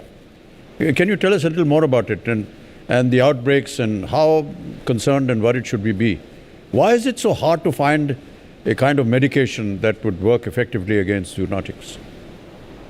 So two parts. One is the Nipah virus. Nipah virus again is a viral infection which comes from bats and therefore occurs in a part of Kerala, which is in the forest area there. And because of the fact that it is transmitted in that manner, luckily it doesn't spread to other parts because it occurs because of close contact. The challenge, of course, is to find good antiviral drugs because these are viruses which continue to mutate and change. And therefore, having effective drugs which are going to be useful is something which is a big challenge. The other issue, of course, is that these are viruses which keep emerging. We can't predict what the next new virus is going to be. We had swine flu. At that point in time, people were not saying the next pandemic is going to be of COVID-19. So when you start having new viruses, you have to start looking at new antiviral drugs. In the beginning, when we had COVID-19, we tried a lot of antiviral drugs, which were what we call repurposed drugs because they were used for other viral infections. So as we make new vaccines, we will have to make new antiviral drugs as new viral infections emerges. The other important thing that I'd just like to stress is it's important for us to understand that this world has now become a global village. We can travel from one part of the world to the other in a matter of hours. And we can carry that infection that may be present in us still in the incubation period from one area to the other. We never would see Ebola coming out of Africa because people would not be traveling so much. Now people would carry the infection and go to the US, they can come to India, and the infection will happen like that way. SARS spread from Hong Kong to Canada because one person got the infection while he was crossing the corridor in a hotel and the other person was coughing. And he caught the evening flight and went to Canada. And he had an outbreak in Canada where people were not able to recognize that this is a novel virus which has come all the way from Hong Kong. So as the world gets smaller, we have to have surveillance not only in our own country, but at a global level, because viruses will travel and humans will carry them. Yeah. Thank you so much, sir. Thank you. Right, thank you very much Dr. Guleria for joining us and Atul Chaturvedi ji. और अब चलते हैं सीधा हमारे सहयोगी रत्नदीप के पास जो कि यॉल गए and he met with the first transgender football team in India. They're based in Imphal. Let's listen. We're coming to you from Imphal, the capital of Manipur, and Manipur is the powerhouse of sports in the country. It is arguably the sporting capital of the nation, a state which has given the country several athletes who have gone on to win medals for the country in Olympics, in Asian Games, in Commonwealth Games, several footballers, hockey players, and here I am in Imphal and behind me is a young football team. But this team is very, very special because this is the first ever football team of transgender in the country. And let us hear from them their story as they practice here in Imphal. Now tell us, how did you get to know about this team? One of my two younger brother, whom I regard as my younger brother, is working in Yaol, and then they approached me and they told me like to join football, and playing has been my passion, so it is very delightful to be a part of this team as we are all of the same gender. It means like there's no discrimination among us, like we're of the same type. If we play in a female category, then we get discrimination, like you're too strong, you're too masculine to be playing in a girls team. That's the kind of discrimination we get. So playing among ourselves, we feel comfortable. We're now joined by the captain. What has been your feeling after joining the team, and what kind of situation you faced back at home or among your peers in the society? Before joining this, I have some discrimination because I'm a trans man. So actually in our society also, trans man is namely known as Nupa Sabi or Nupa Manba. Say you cannot be a man. Say so this kind of word. And after joining this, I give counseling to my mom also and my family and my friends' moms and dad also. After that, my colleague parents also getting some knowledge from after joining this Yaol. I give the counseling. That's why. So So who is your favorite footballer? Messi. Messi? Yeah. We'd now like to talk to the people behind this team, the people who started this journey of India's first transgender team. Joining us now is Saddam, we realized the younger transgender persons and also from the LGBTI community, they didn't find those spaces safe because sports was something which we thought is neutral, but realized it's very much binary. So the categories for the sports, everything, even in the sports meet, which is one of the biggest festival in Manipur, we realized there is no, space for them. So we started a kind of a friendly match in 2018 to create awareness about inclusion in sports. So that event was unexpectedly well received by the crowd. Then they came, they cheered up the people. Because before that, when we say about transgender, when we talk about transgender persons, what used to happen was there was a very much a stereotype of what kind of jobs they do, how they behave, their behavior and everything.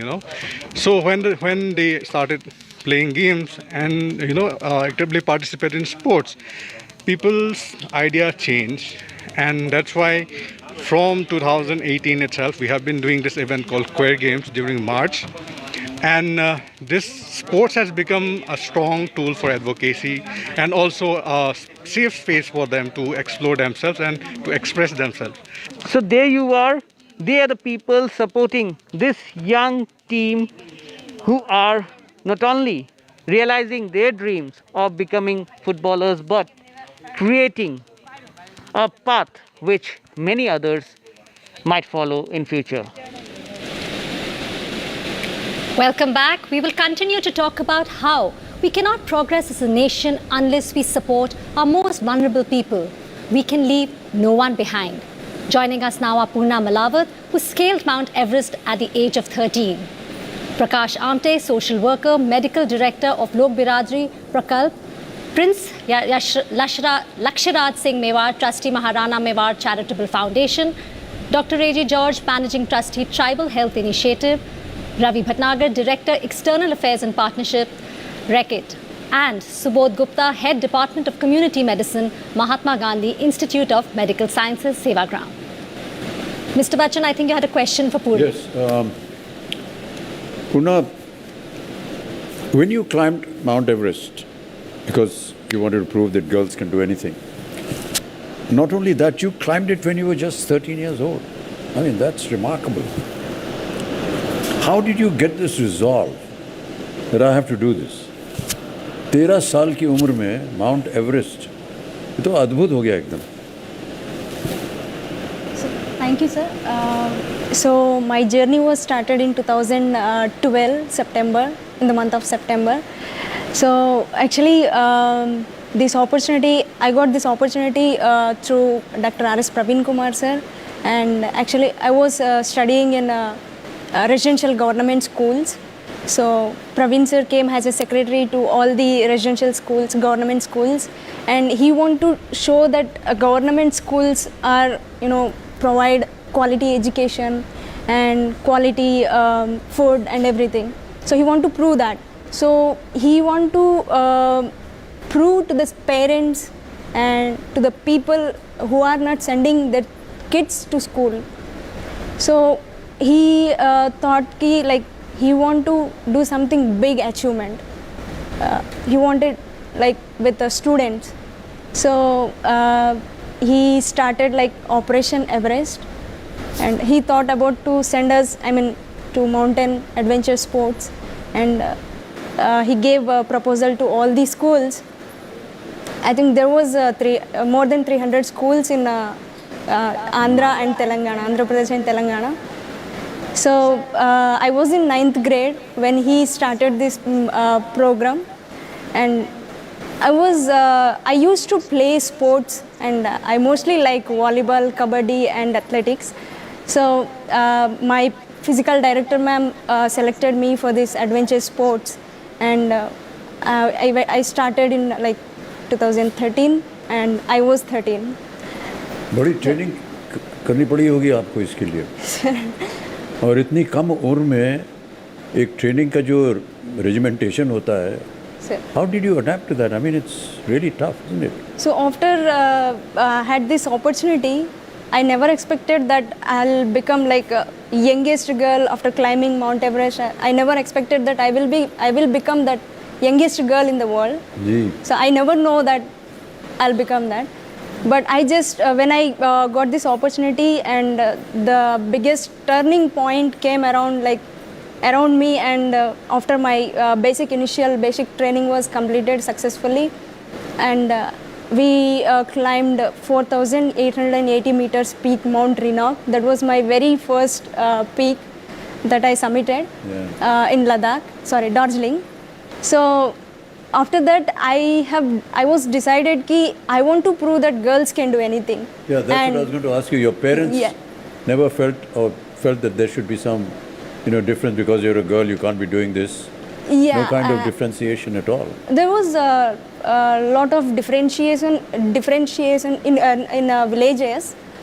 Differentiations batata hai villages mein, but my parents, we are only two, me and my brother, elder brother.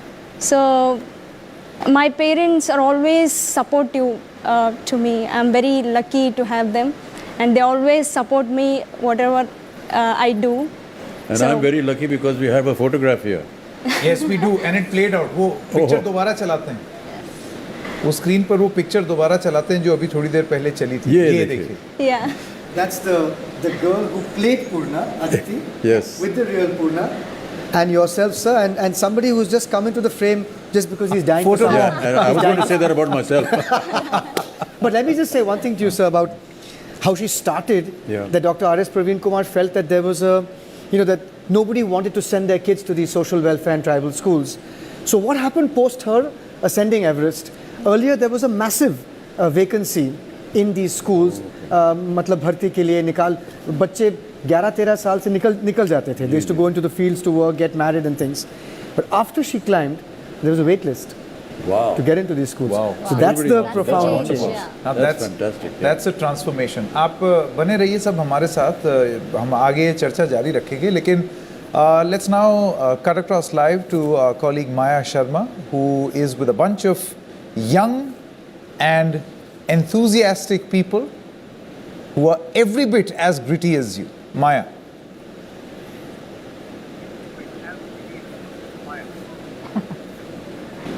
Well, we are in Krishnagiri district of Tamil Nadu, a beautiful part of the state. We've driven through rocks and greenery to get here, paddy fields as well, to a very special location with some really fantastic young athletes here at this school. This is the Snehagram School, a residential school for children who have been living with HIV. The focus, of course, on sports. The focus very much on sports. Joining us, Elvis Joseph, who is the director of Bangalore School Sports Foundation and the founder of Project Champion.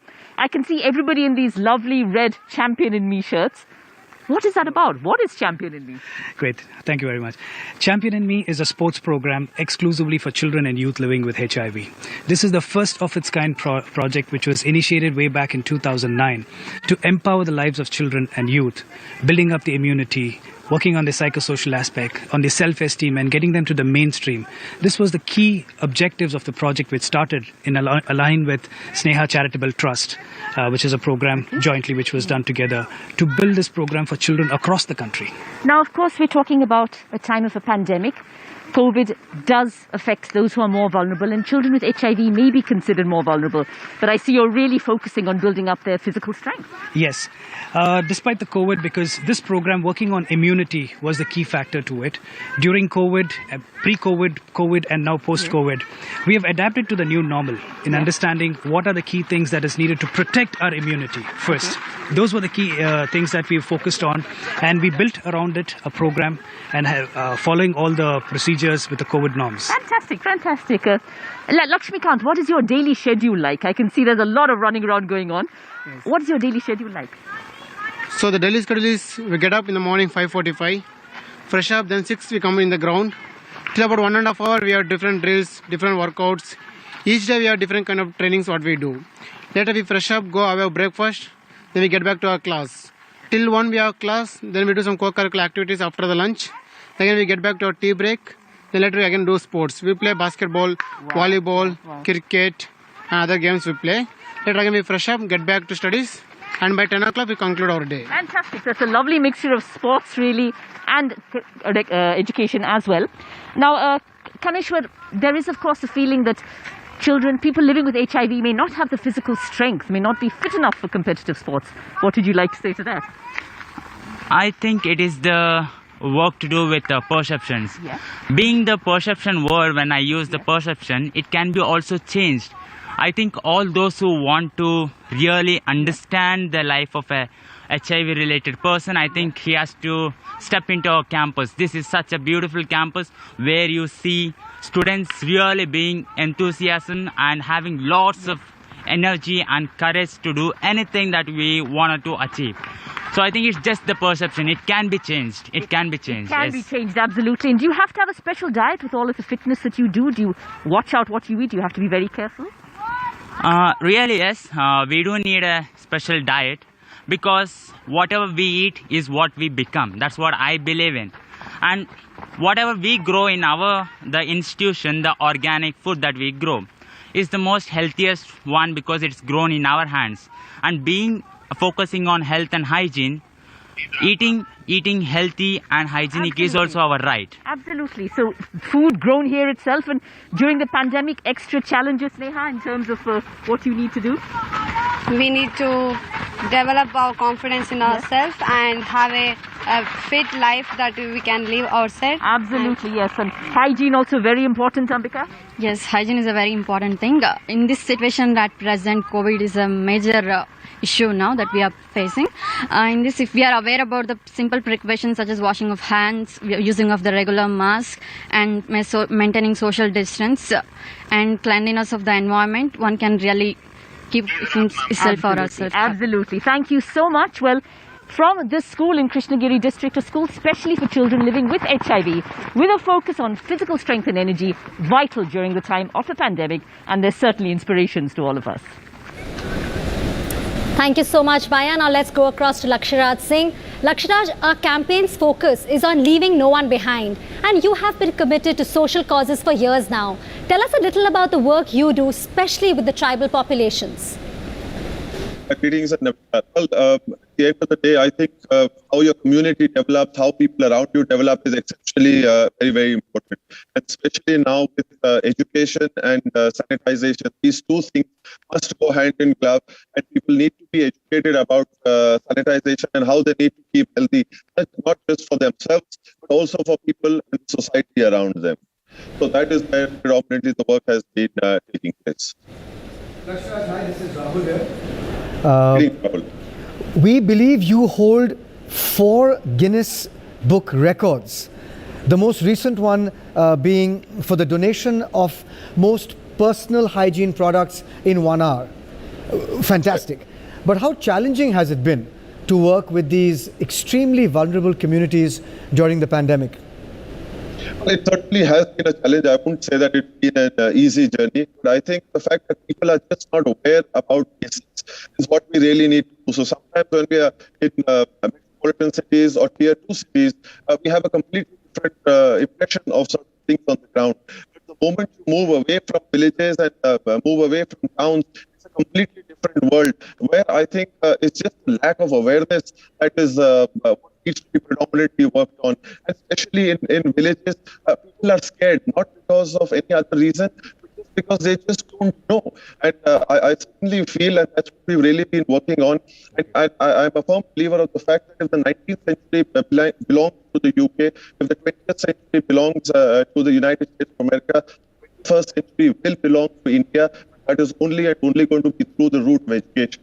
And we really need to make sure that our masses that are living in rural India, in outside of towns and cities, in villages, are the ones that we really need to uplift, take them into our fold, make that effort, because of the journey of 1,000 miles will begin the first step. Okay. I want to ask Prakash Amte ji. Prakash Amte ji, pranam. एक बार फिर आपसे मुलाकात हो रही है. You know, we were talking earlier about how the fight against smallpox, polio, count amongst one of the India's most good and healthy successes. 75 years of health and hygiene में हमने ये उपलब्धि प्राप्त की. But this conversation will not be complete without talking about Baba Amte ji and his fight against leprosy. You know, he truly worked with the most vulnerable patients who had been diseased with leprosy, who had been shunned अलग कर दिया था उनको समाज से, cast out by society. Would you say that our fight against leprosy and the stigma that has always been attached to it remains one of our public health challenges? एक ही बहुत बड़ी चुनौती है.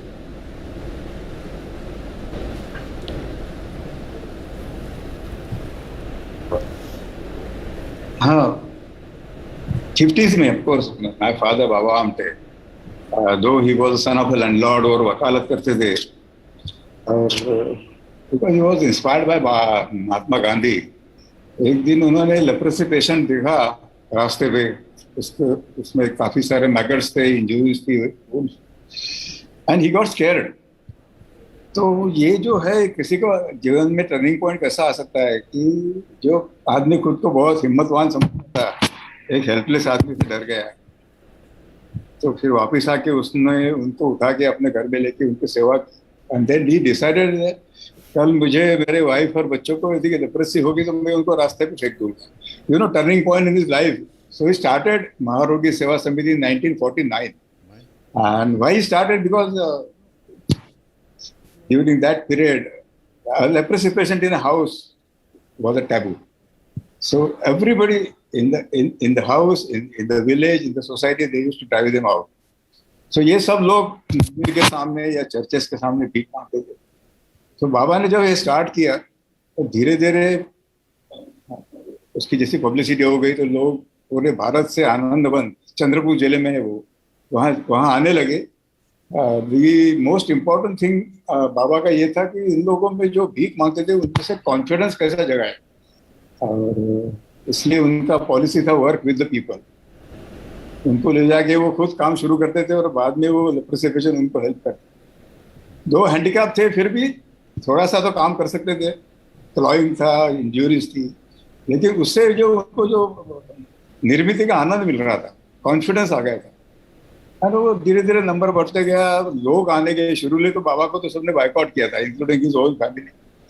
और 10 साल के बाद में हम छोटे थे, मैं और मेरा बड़ा भाई विकास, हम लोग बड़ा आइसोलेशन में थे, लेकिन 10 साल के बाद काफी लोग आने लगे. और then Anandwan has almost become a picnic spot, ये लेप्रोसी कॉलोनी. तो अवेयरनेस बेसिकली जो टैबू था वो कम हो गए. रिसर्च के बाद में अच्छी दवाई आने लगी. और आज की जो हालत ऐसी है कि you take early treatment, nobody would ever have deformities. Deformity की टैबू लोगों में थी सोसाइटी में. So you need not send them out and admit them to leprosarium. So ये बाबा का बहुत बड़ा योगदान था सोसाइटी के लिए. टैबू कम करे, उनमें से उनका कॉन्फिडेंस जगाए. और उसके बाद में बाबा ने he did not limit himself with only leprosy. दिव्यांग जैसे आप कहते हैं, फिजिकली हैंडीकैप, डम एंड डेफ, मेंटली हैंडीकैप, सबको मिला के एक बड़ा एक कम्यून चंद्रपुर जिले में आनंदवन के नाम से जाना जाता है. और उसके बाद में वहीं से प्रेरणा से फिर हम लोग ये ट्राइबल एरिया में आके गढ़चिरौली जिले के भामरागढ़ एरिया में यहाँ काम शुरू किया. जी, बहुत बहुत धन्यवाद आपका. I'd like to ask Dr. Reggie George a question. What you and your wife, Dr. Lalita, have achieved through your organization, Tribal Health Initiative, is another very inspiring example of what can be achieved in community health with the right will and the right approach. You started with many challenges, of course. You had no money, just a small little hut for a hospital, tribal superstitions, which is, very grave, loneliness. You also had absolutely nobody to help you. How did you manage all this? There was nobody, no trained nurses, no trained lab technicians to come and work with us. So there were schools only till 8th standard. So we trained the local girls and boys here to start nursing, to start lab technician, X-ray, accounts, administration. So even now, Tribal Health Initiative, one of the good things about Tribal Health Initiative is that 95% of our staff are tribal boys and girls from the local areas, who later went and passed 10th standard and then went and did registered courses and came back and started work with us. So finding staff to come and manage all these. So I am by profession an anesthetist, and I also trained in surgery while Lalita is a gynecologist. So we were capable of doing many things, but we did not have enough people to do these things. Now, gradually, as the staff trained and came back, we actually trained them to the local needs and diseases. So we did not teach them a lot of things. We said, what is there in our forests, the diseases? Let us train for that.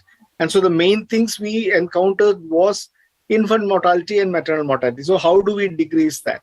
The other thing we encountered was malnutrition. How do we counter that? So the teaching was only according to what was needed here. As time went by, we expanded. More and more doctors came to work with us. Trained people like surgeons came to work with us, and therefore now the main challenge is now managing the crowds, because the nearest hospital where such type of work is done is still 50 kilometers off, and therefore all the tribals now depend still on tribal hospital. So these were the main challenges we underwent once we started this. So Dr. Reji, we need more doctors working in the tribal areas, working in community health to improve the health outcomes of rural and tribal populations. What can we do to create more tribal health initiatives and more Sitlingi valleys? I don't think we should be concentrating on infrastructure, because I think many governments have enough money to provide infrastructure, for example, buildings or equipment. The main problem is getting more and more doctors or nurses to come and work in rural areas.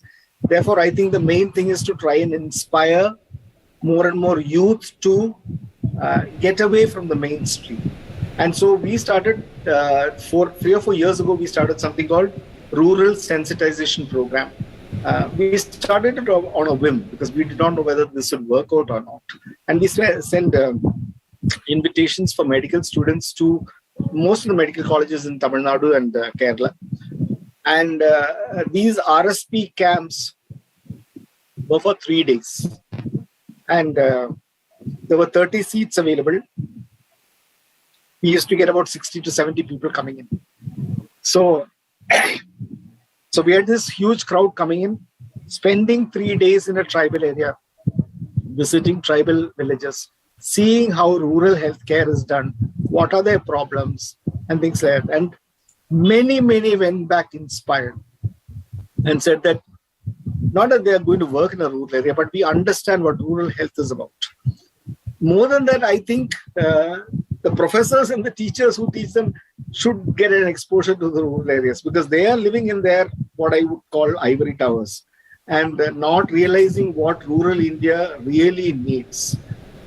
And therefore, I think the question is now is to change medical education, or the focus of medical education, from a tertiary setup into a taluk hospital setup at least. So if you can get postgraduates, or even during your graduation, go to a taluk hospital, sit there, see how work is done, and what are the common diseases, how do common people come in with what diseases do they come in, and how are they treated in a less resource centers, taluka hospitals and things like that. I think more and more people will be inspired. Dr. Subodh, this is a question for you. As Dr. Reggie just mentioned, there's a shortage of doctors. And it's the same, sadly, with nurses and other medical staff. So how can we bring in more doctors and health workers into the rural healthcare system? We believe that the Sevagram Medical College, where you are based, has developed a model of community-based education. So just tell us more. Sevagram Medical College was started in the Gandhi Centenary year 1969. And the main objective of the medical college was to create doctors for rural areas. And with this objective in mind, our founder director, Dr. Sushila Nair, brought in several innovations in the medical education curriculum. So we at Sevagram have very strong partnership with the community and healthcare delivery system. We have a field practice area of about 90 villages. And in these villages, we work closely with the Gram Panchayat, Village Health Nutrition Sanitation Committee, women's self-help groups, adolescent groups, and many others, community-based organizations. And for students, we have a camp-based approach. We conduct 3 camps for our medical students. The first camp is when they join the medical college, immediately after that. And our students stay for 2 weeks in the Gandhi ashram, and they are taught Gandhian ideology at that time. For each batch of medical students, we also adopt a village. And in this village, each student is allocated 3 to 5 families. Just if we think about medical students, most of them come from urban areas, and many have not seen a village in their lifetime. So this provides them with an opportunity to learn about rural life. They learn about the health needs of the rural masses, their socioeconomic status, their cultural practices, their health-seeking behaviors, etc. And this does not stop with the 2 weeks camp, but our students follow up these families for another 3.5 years. So during this period, they also learn more about rural health, and they learn how to persuade individuals, families, and communities to for a healthy lifestyle. This is what happens. And then we have a third camp when our students are in their 3rd year of medical education. And during this period, we expose them to the rural healthcare delivery system. They visit the primary health centers, sub-centers. They interact with the healthcare providers in these centers. They also meet the Anganwadi workers, ASHA, and they learn from them how they serve in the rural areas. Earlier, our founder director, Dr. Sushila Nair, had also started a rural placement scheme. So all doctors, after they complete their MBBS course, will be posted with an NGO working in rural area, and for 2 years before they are eligible for a post-graduation program. But with PG NEET entrance, this scheme has stopped. We'd like to initiate this scheme as well. Okay. I want to ask a few questions to Ravi. Ravi, you started this campaign, Reach Each Child campaign, which talks about malnutrition. And your campaign, it operates in the interiors of Maharashtra. So what kind of responses have you been getting? It's a very interesting question, sir. This campaign is now 2 years old and we have seen 0 deaths. Oh. 0 deaths, which is reported by the National Rural Health Mission. This has only been possible by, working with the tribal girls which were there. We invested heavily with the tribals. We worked with them. My colleagues and myself, we also give a lot of time going there. And always one question comes to our mind, do our children will go to the same facility? Yeah. So that's the big triggering point, sir. Yeah, very interesting. So we upgraded the facilities. We took the local artisans. We made it more beautiful. We tried to give them medical facilities which were not available. We also saw, in the Melghat region of Maharashtra, still this telephone towers and mobile network towers are not there. So if someone has to call for the emergency, what is to be done? So what we did, sir, there's small motorbikes. We have given the motorbike ambulances in the primary health centers, so that with that motorbike ambulances, in the difficult terrain, children can actually be transported, sir. Yeah. We have also seen something very interesting. If we are referring a child, if the child reaches to the facility early, the chances of survival increase manifold, sir. Yes. So what has happened is, actually it was taking around 18 to 19 days for a family to actually identify the child, and child used to become very severely malnourished. So what we said, we trained our community health volunteers. These community health volunteers try to identify the cases, the hotspots in the villages, but in their local languages, which is Pavadi and Bhil. We created all the material for them, which is also there in the local language, sir. So the referral started taking place very early, resulting into early hospitalization, early identification, early treatment starting, resulting into lower of the the cases, and finally, like what we have seen, like there are 0 deaths, and we have requests from the various state governments to start this program in the other tribal belts. So we are going to work with the Siddhi community, sir, which Nawab of Junagadh actually got them in Bhavnagar and Jamnagar in Gujarat. We're starting this same population, this program in the state of Rajasthan with Kalbelias, Nuts, Karnats, other indigenous populations. And we are also continuing our work in the state of Maharashtra. So this model, we are trying to, take some good practices from there, and we are trying to take it to the other places now, from 1 state to 3 states now. Yeah, what really is important, that when a child suffers, there's a huge delay in getting him to come some kind of medical facility or a hospital.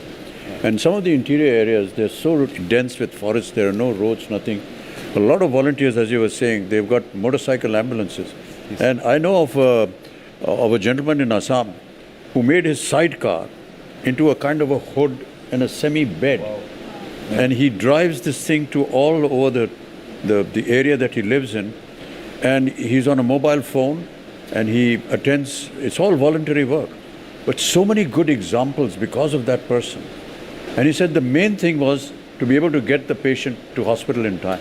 Yeah. And this person was doing some human service to do that. So that's very interesting. And as far as nutrition is concerned, how do you verify what is being given to the kids is actually nutritious? So very, very rightly said. So there are 2 ways of looking into this, how we see it. One is basically not to introduce something which is artificially induced into the communities.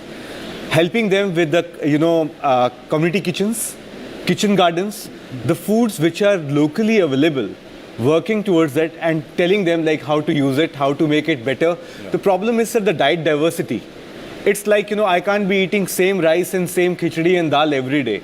So how to make it better, how to differentiate the taste, how you can add more ingredients which are all locally, available. Yeah. Because mostly the regions where we are working are all forest regions, sir. So therefore, like traveling is a problem. And then the first step what we took is, we did an ethnographic study. To our surprise, in India, from the last 1 decade, there's not a single ethnography which is available to understand the food patterns of the tribals and resulting into malnutrition. So that was the first step, sir. So what they're eating, how we can make it better. And then there are 2 approaches, sir. One is like treating at the community level, treating the malnutrition at the community level where you're giving the appropriate food and encouraging moms to be healthier so that they can lactate, they can breastfeed, focusing on that. And the India average is around 60% of the women actually lactate. In our regions, the last survey actually suggests it's around 82% now. So it's always improving the first 1,000 days of the mom's and the kid's life. Yeah. Improving that gives the significant indicators like the disability adjusted life years, how many life years you are able to increase. So there's scientific ways to validate that, sir. I just feel there must be a huge amount of resistance from tribal areas and from village areas, because they're always used to surviving on what they've been used to for hundreds and hundreds of years. Yeah. And then suddenly to get some kind of a modern facility, modern medication facilities, they're normally averse to it. It must be a huge task to be able to convince them. A lot of people like athletes, for example, Rahul, Abhishek is associated with, say, the Kabaddi team, and a lot of them come from, rural areas. And whenever they get injured, we immediately want to take them to hospital and say, no, humko gaon jana hai. And they go there and they actually get cured because they've got some local medication. So it must be a huge task to be able to convince the tribal area particularly, because they have set rules, regulations, way of living, everything. So a lot of effort has actually, gone into selecting the women from the households, where we invested significantly, because the superstitions were all-time high, not taking it to, and there is one hot chimta what they put on the child's stomach, and they burn it and they say like, now child will be better. So you see a lot of marks on the child's belly, sir. Yeah. So what we did, sir, we actually worked very significantly with the traditional healers. We told them it's beyond you. You can take care of the smaller things. We invest in you, and we can actually tell you, like, how to check fever, temperature, and the very basic, patti karna, how to do bandage and all with the Red Cross and the Plan India. But largely, like 6 months were heavily invested in understanding and telling them, you need to do the early referrals. Yes. So we introduced a system of blockchain. There's a first time introduced in India on the healthcare system in a tribal area to validate the results and to validate, like, the referrals are happening through this bhuas and the traditional healers or not. And we always see that, sir, because that's the biggest gap and that's the biggest, hindrance in the right referrals and the early referrals, sir. We have worked on that. You need to take one small section, make it work, bring health to them, bring them into your system, and then use that as an example for the rest. I just feel it always works. And then when they have some kind of a reference, अरे वो गांव में तो सब ठीक हो गए तो चलो इसको follow. And then they start following it like this. And then the following happens. But more luck to him because he's moved to Rajasthan and Gujarat. Yeah. So obviously it's that little model spreads, is working. word spreads. So the good part is NDTV is basically following this story from when we announced the launch of this program, how the facilities were and how the facilities are. What was the number of hospitalizations which were taking place earlier and now, and actually like seeing a lot of rejoice and happiness in the community, like abhi bacche mar nahi rahe hain from 2 years. And a huge, we've seen that transition. Infrastructure plays a huge role here. Because when the kids, even if they're staying there, when they're being treated for malnutrition, you can see, they've got toys to play, the joy on their faces. We spoke to some mothers and they were like, actually our kids are becoming fine. Earlier they weren't allowed to come. The family said, if the mother goes for 10 days or stays for 14 days, who will take care of the house? But when they see the child's health is improving, the transition was really fantastic. Infrastructure, Great. So I will invite you to visit the field whenever, sir, you can. I would love to do that as soon as, mobility is allowed in this pandemic. It's a huge problem. एक सवाल मैं पूर्णा से पूछना चाहता था. पूर्णा, आप ये बताइए कि 13 साल पर आपकी जो उपलब्धि थी, in terms of health infrastructure, what do you think, what are the thoughts that came to your mind as a child? कि अगर ये ठीक हो जाता या ये व्यवस्था होती तो शायद और बच्चे स्वस्थ होते, वो और बहुत कुछ अचीव कर सकते जो आपने किया. तो I would suggest that, I came from a rural area, which we don't have bus facilities, transportation facilities, and hospitals and whatever, nothing. Even for a small matchbox, we have to walk 7 kilometers to buy matchbox from other village. So I saw that child marriages हो सकती है villages में, and that affects so much to the rural area people. So when a child falls ill in Pakala or wherever, because that's where she comes from, when you were young, when you've seen, what is the nearest point of help? Has that improved in terms of a dispensary?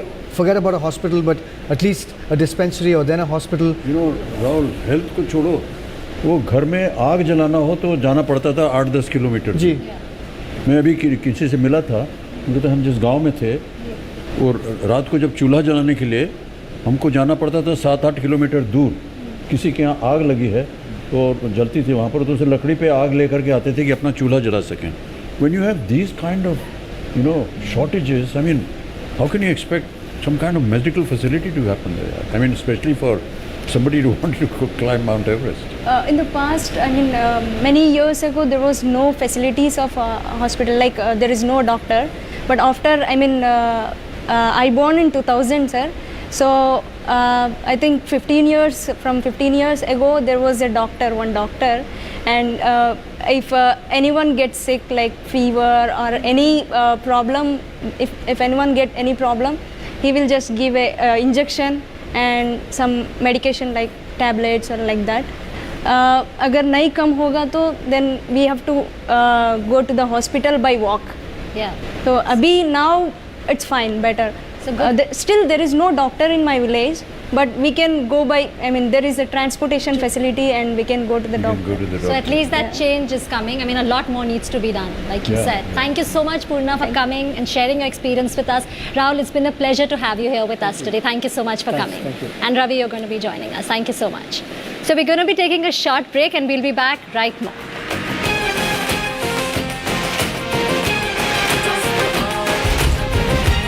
तभी तो बनेगा संपन्न भारत, स्वस्थ भारत जब रहेगा तभी तो बनेगा संपन्न भारत, स्वस्थ भारत जब रहेगा तभी तो भारत संपन्न बनेगा। Brought to you by Dettol. लेने हैं तो जिंदगी के मजे लो। सिक लीव भी कोई लेने की चीज है।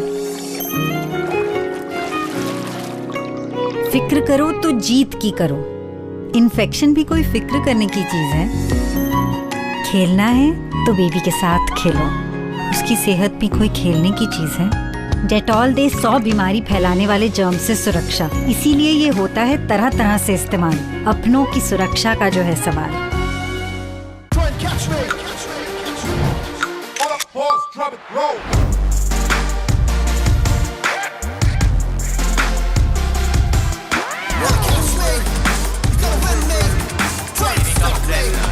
Presenting Realme GT Master Edition with sheer speed and master design. Multani कोका कफ सिरप, तुलसी, वसा, यस्ती मधु, पिपली के गुणों से भरपूर जो खांसी पर करे तुरंत असर, ताकि बदलते मौसम के साथ आप न बदलें। कितने जर्म्स होंगे, बीमार पड़ेंगे। ईशान संभाल लेगा। इससे पहले मम्मी है, चलो डेटॉल करें। क्योंकि डेटॉल आदत देती है 100 बीमारी फैलाने वाले जर्म से सुरक्षा। सफाई तो अच्छी कर ली है ईशान। अपने भी और जर्म्स की भी। मेरा घर डेटॉल का धुला। Dettol health is wealth offer. Code SMS कीजिए और पाइए 40 रुपए तक का गारंटीड कैशबैक।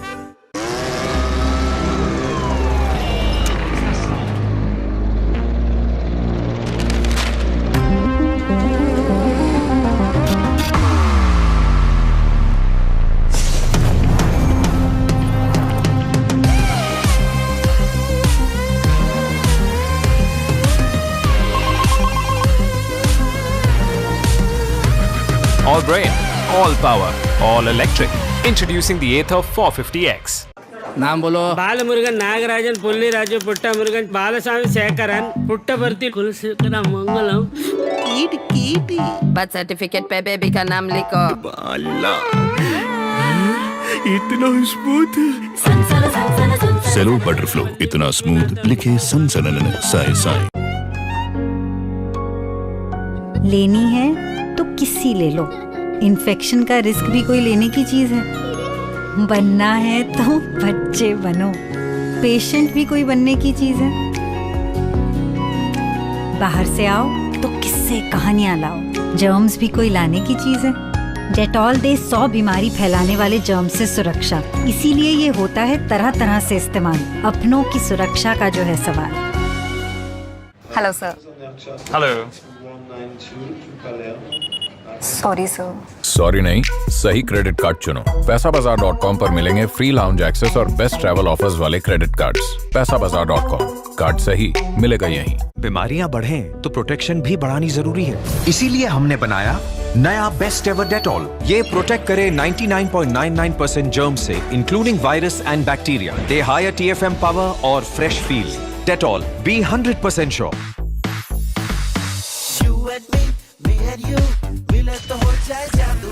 पेश है हेलोनिक्स का नया स्पीकर। बस कनेक्ट करिए अपने स्मार्टफोन से और सुनिए क्लियर पावरफुल म्यूजिक। चलेगा भी, बजेगा भी, बजेगा भी, चलेगा भी, चलेगा भी, बजेगा भी। लाइटन music only on Halonix.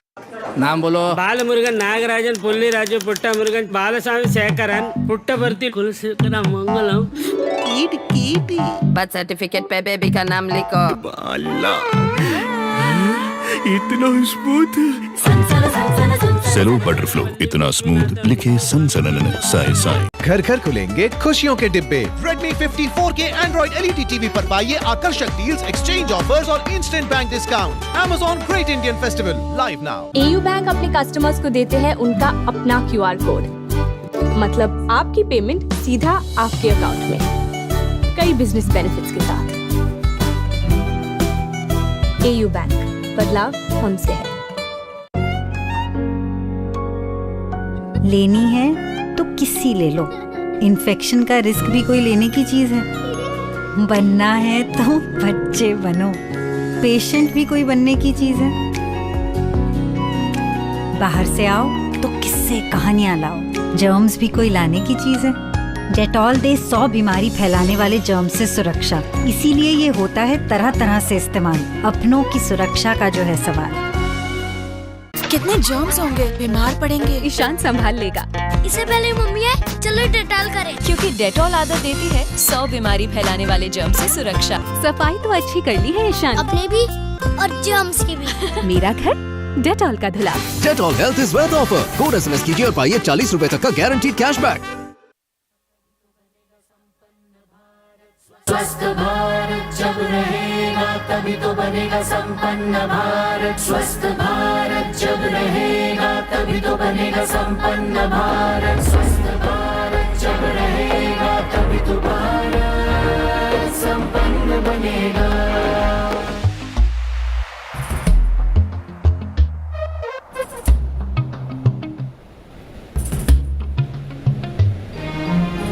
Welcome back. When it comes to talking about how to achieve good health for all, we must talk about self-care. Self-care is about how we can take charge of our own health. While serious illnesses require care from medical experts, we can work on staying healthy by looking good, exercising, eating right kind of food, and also really look at our mental well-being. So we're going to be introducing our guests, but let me tell you something here, that self-care is not that we just don't take care of our health. We need to be cautious. So let me go across to Dr. Shravan. Before that, let's introduce the guests. Joining us is Ajaita Shah, founder and CEO of Frontier Markets. Shravan Subramaniam, President and CEO GE Healthcare India and South Asia. Dr. Jyoti Vajpayee, Public Health Specialist. Parul Ori, Chief Editor and CEO Momspresso. And of course, we have Ravi, who's still on the panel with us. Dr. Shravan, I would like to start with you here. Perhaps the single most common reason people give up for not participating in self-care is due to a lack of time.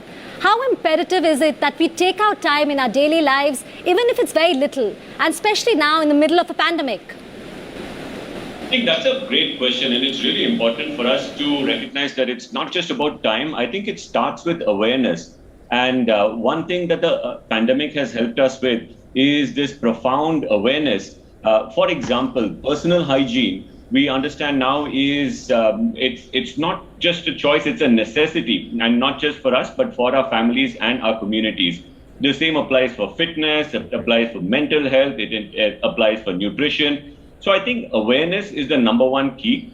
And we need to make this part of our dinner table conversation, that everybody is talking about this, and the pandemic has given us that opportunity where it is okay to talk about health, it's okay to talk about wellness, and it's really important to perpetuate that at the workplace and across our families. I think there's also been a lot of creativity in terms of wearables and other tools that are available to a lot of people, which make healthcare accessible. And I think this is where self-help starts from. It begins with awareness and having that conversation. Dr. Jyoti Vajpayee, just want to ask you a few things. There are many stages in a woman's life, from puberty to childbearing to menopause. What is the self-care advice that you would give women through the different stages of their reproductive life? Yes, right. So there are many stages, as you said, in a woman's life. Puberty is a time when hormones are being introduced into a child's body, and there are body changes. So it's a time of awe and wonder, sometimes anxiety, sometimes even you're uncertain, and there is certain discomfort. Your body is growing, you're getting facial hair, you're getting body hair, you're getting acne. Girls go through menstruation. The boys go through, night falls, etc. So, parents talking to children about taking care of themselves, the menstrual hygiene is important, and their emotional and physical support is very necessary. Pregnancy is, I think, it is a stage when a woman is most vulnerable in her life. There's an onslaught of a deluge of hormones, I would say. 6 hormones working on your body, which would, give you morning sickness. It would give you, make you moody. You feel like crying. Yet, there is that joy of carrying another life. So a woman really needs to take care of her health. She needs additional calories. She needs to eat right, with good proteins and with vitamins. She needs supplements, the vitamins and the calcium and the iron, folic acid. She needs to do moderate to, mild exercise. She, as she's growing heavy, she needs to know that, a left lateral position would give more oxygen to the baby growing inside her. And, and she needs to ask for help when she needs it. She needs to, take rest and be emotionally supported. Postpartum period is when the child, a few weeks after the child is born. It's a very happy period. But for some women, it can, lead to postpartum depression. This is time when all the hormones suddenly fall. So the woman may become, she may not be interested in the child. Ji. She may not be interested in feeding herself or the child. She may go through depression. So she needs to take care of herself, She needs to ask for help, sleep right. I know it's very difficult to sleep when you have a small baby in your arms, but she needs to sleep right, eat well, do some exercise, and be connected emotionally with her friends and family. जी doctor Vajpayee, अभी हम पारुल लोहरी के पास जाते हैं. पारुल जी, मॉम्सप्रेसो भारत का एक it's India's largest content platform for mothers that I believe has over 30 million users. What are some of the worst cases of mothers not caring for themselves that you have come across on your platform? There have been many cases, of course, and when we have our conversations with experts, when we have in fact, this year we started with a discussion on what is your health agenda for the year. And that's when we come to know of these kind of cases. It's women feel awkward and sometimes even selfish to actually shift the balance from everyone else care to self-care. So we've had, very angry reactions from doctors who see the worst of it, severe conditions caused by neglect. It could be out of control blood sugar or even blood pressure. They talk about unexplained fatigue, headache, symptoms leading from anemia, nutritional deficiencies. And then there are those terrifying cases. You've got a leading oncologist who once told us about a lady who had ignored a lump in her breast because her son had board exams. And she didn't want to disturb him, for anything. But by the time she saw the doctor, it was a huge, big, separating wound inside. The cancer had spread deep into the bone and they just couldn't save her.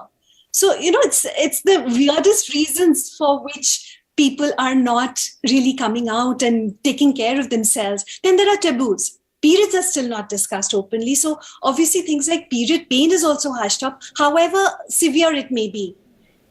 It could be a symptom of a deeper underlying issue. Mothers don't even want to talk to their sons if they have gynecological issues or they've detected a breast lump or something. But what is most overlooked is mental health. We've come across many mothers, in our community who say that they've dealt with postpartum depression without even knowing what it is, and that too for many, many years. So I think the problem essentially, it starts with women being held solely responsible for everything to do with the home and family. And it gets so overwhelming that she feels, or unfortunately is sometimes made to feel, that even taking time out for herself is a luxury she can't afford, that it's selfish. So that is what we need to change around. How can mothers start to care for themselves? I think conversations are the great place, sir. I mean, that is the very fact that we are having this conversation today, and we've seen that even on our platform. When women share their stories on platforms such as Momspresso, a huge amount of awareness and understanding happens, and women are encouraged to take some action. In fact, our Bangalore editor shared her experience with dysphoric milk ejection while breastfeeding her daughter. And it was the first time we were hearing of something like that. But the next time around, our viewers, our readers, they'll be a little more, they at least know it's a real thing. It is a, treatable issue, or at least it's something that can be addressed. In fact, for many men and women who are professionally employed, companies have mandatory annual health screening. Most women do not come under that category, and they need that discipline to be imposed by themselves. I mean, it's great if it can be done by their family, but I think it's important that we women stop waiting for someone to take care of us. And that's why the term self-care is so important. So let's educate ourselves. Let's pay a little more attention to our bodies. And we will intuitively learn to recognize when there is something amiss. For example, in our discussion on prevention of breast cancer, the doctor spoke about how periodic and regular self-check can help detect breast cancer in early stages, and then it's treatable. So once you're in tune with your body, you know how it feels. When you do a self-check, you'll know if there's a difference. We need to be aware of the red flags that cannot be ignored.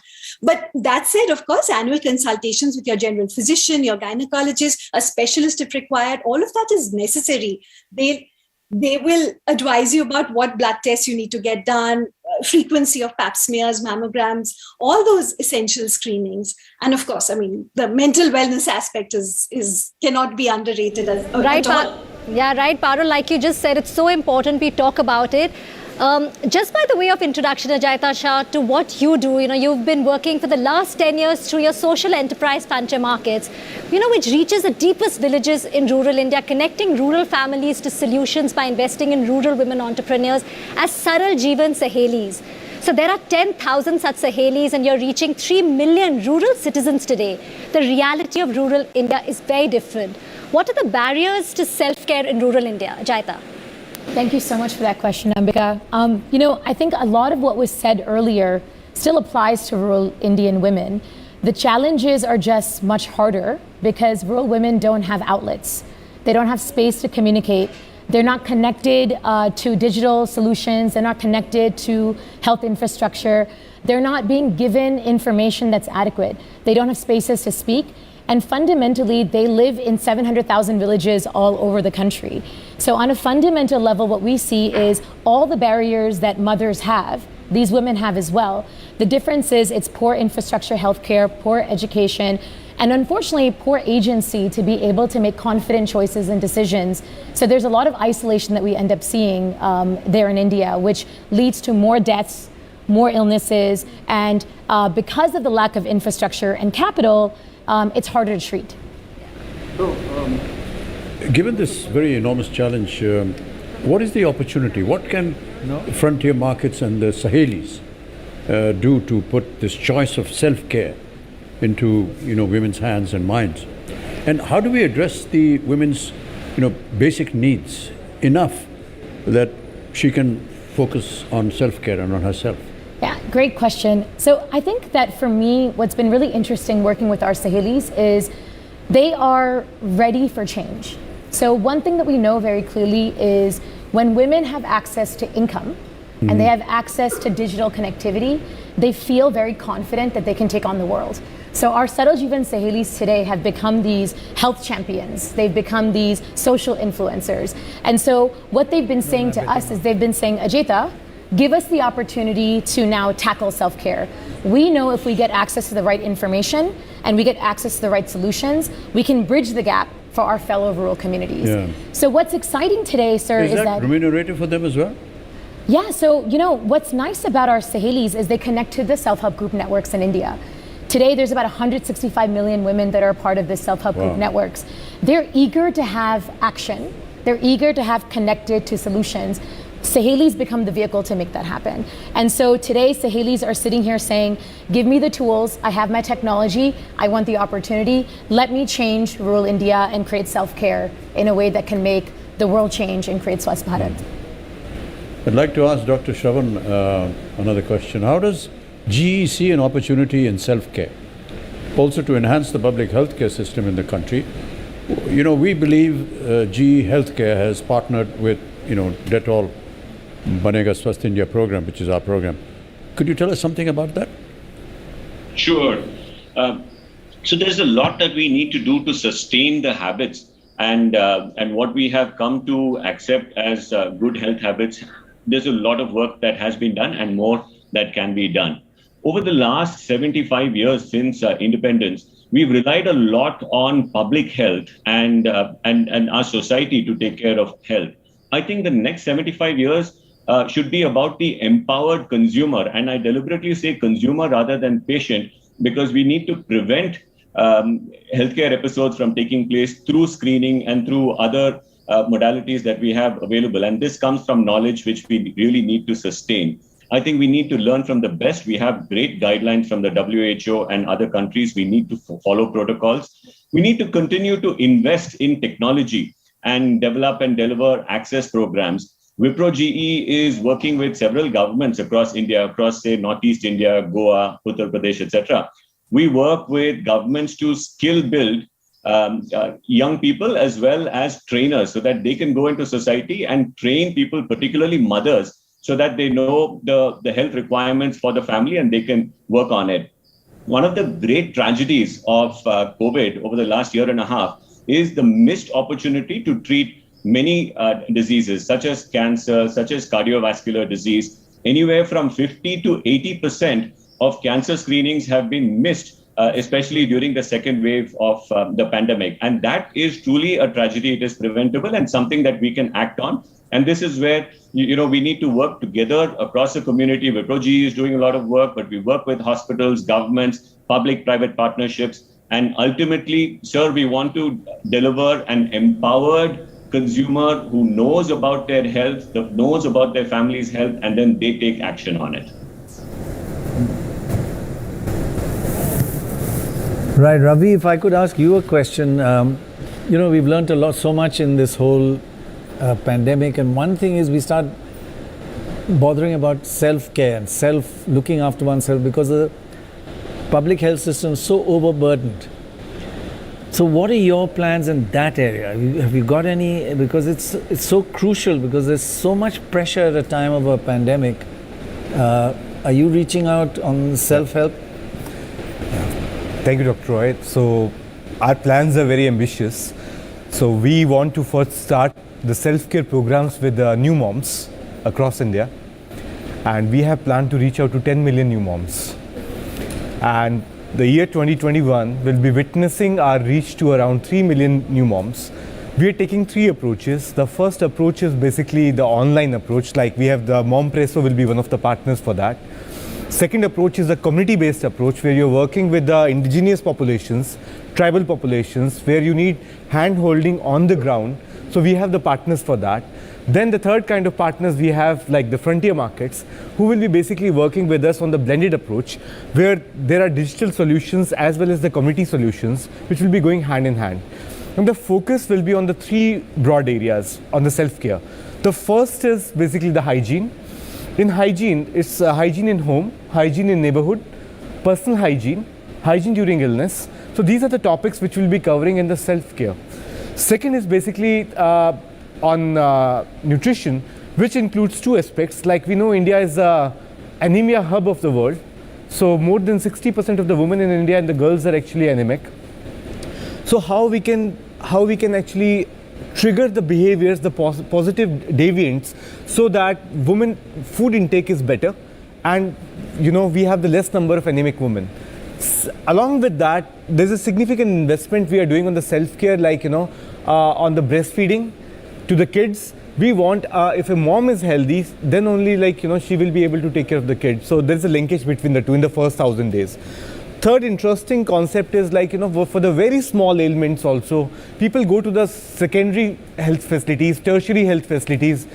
So, and the doctor to patient ratio and the beds per patient are very skewed. So by doing the self-care, for their basic ailments, people can actually watch out for themselves, the signs and symptoms. But again, it calls for a lot of awareness, a lot of action, and a lot of nudges which needs to be used. So we are working towards that, what various nudges we can work on, so that we first target the new moms across India, and then we scale it up. His granddaughter in the community aspect there, I was really taken up by that solution. You heard this morning, yeah. What the name of the organization? ARA. Yeah. Looking forward to these are things that the young generation are doing. You guys are much better than us at action. Yeah, and the best part is that they went out looking for funding. Some of them came from personal means, some from the family, but they were able to do all this on their own. Pick up the funding and have a business outlook to this. And these women that go out and they're thrown out of their homes during the time of their menstrual period and really looked down upon. That's terrible. So what she did was that they have built actual homes. If you see some of the pictures of where these women were sent to, you'd be appalled. I mean, एक ऐसे ही छप्पर बना हुआ है, टूटा फूटा कपड़ा और कुछ नहीं, अगल बगल कुछ नहीं, not even a covering. So they've built a real home, with walls and curtains and toilet facilities inside, beds for them to rest, get them food to eat and stuff like that. That's just a wonderful idea. So yes, some of these ideas could be kind of propagated to the rest of the country. And we could work with these. Fantastic. So thank you so much, Dr. Vajpayee, Dr. Shravan and Parul for joining us. And let's move ahead. We've spoken about self-care. We've spoken how important it is for the mothers. So let's talk about maternal health. Improving the well-being of mothers, infants and children is an important public health goal and need for the country's growth, because their well-being determines the wealth of the next generation. It can also help predict future public health challenges for families, communities and the healthcare system. Maternal health is closely linked to the health status of the girls and women in various stages of their life cycle. According to the data from the 4th National Family Health Survey, NHFS4, a quarter of women of reproductive age in India, when they're in the age between 15 to 49 years, they are undernourished, and 53% of girls and women in this age are also anemic. Joining us now, let me introduce them. Basanta Kumar Kark, he's recipient of the Global Nutrition Leadership Award. Dr. Raj Bhandari, member National Technical Board of Nutrition and Health, Niti Aayog. Dr. S. Shanta Kumari, President, FOXI. Dr. Preetha Reddy, Vice Chairperson, Apollo Hospitals. And of course, Ravi and Ajayta continue on the panel with us. Coming to you, Basanta, if I can start with you, an undernourished mother is likely to give birth to an undernourished child, resulting in a poor start in life and, setting up a life cycle of child undernutrition. Can you explain to us the importance of, starting this nutritional care right from conception, regularly following the mothers, the caregivers, intensively in the first 1,000 days? We've been talking about the importance of first 1,000 days. So how can we prevent maternal and child undernutrition? Thank you so much. At the outset, I must compliment for choosing the theme, leaving no one behind. Worldwide, malnutrition outcomes are deeply unfair. There are social exclusions, geographical exclusions, there are also economic exclusions, and there are also policy-level exclusions. And there are some people who are more malnourished in comparison to others. It could be tribal, it could be Dalit, it could be backward, and it could be also some of the states in comparison to another state, and people staying in some geographies. So if we want to really transfer the first 1,000 days, and which is the first window of opportunity, which starts from antenatal care till 2 years of age of the child, then definitely leaving no one behind is important. My special compliment. So it is necessary.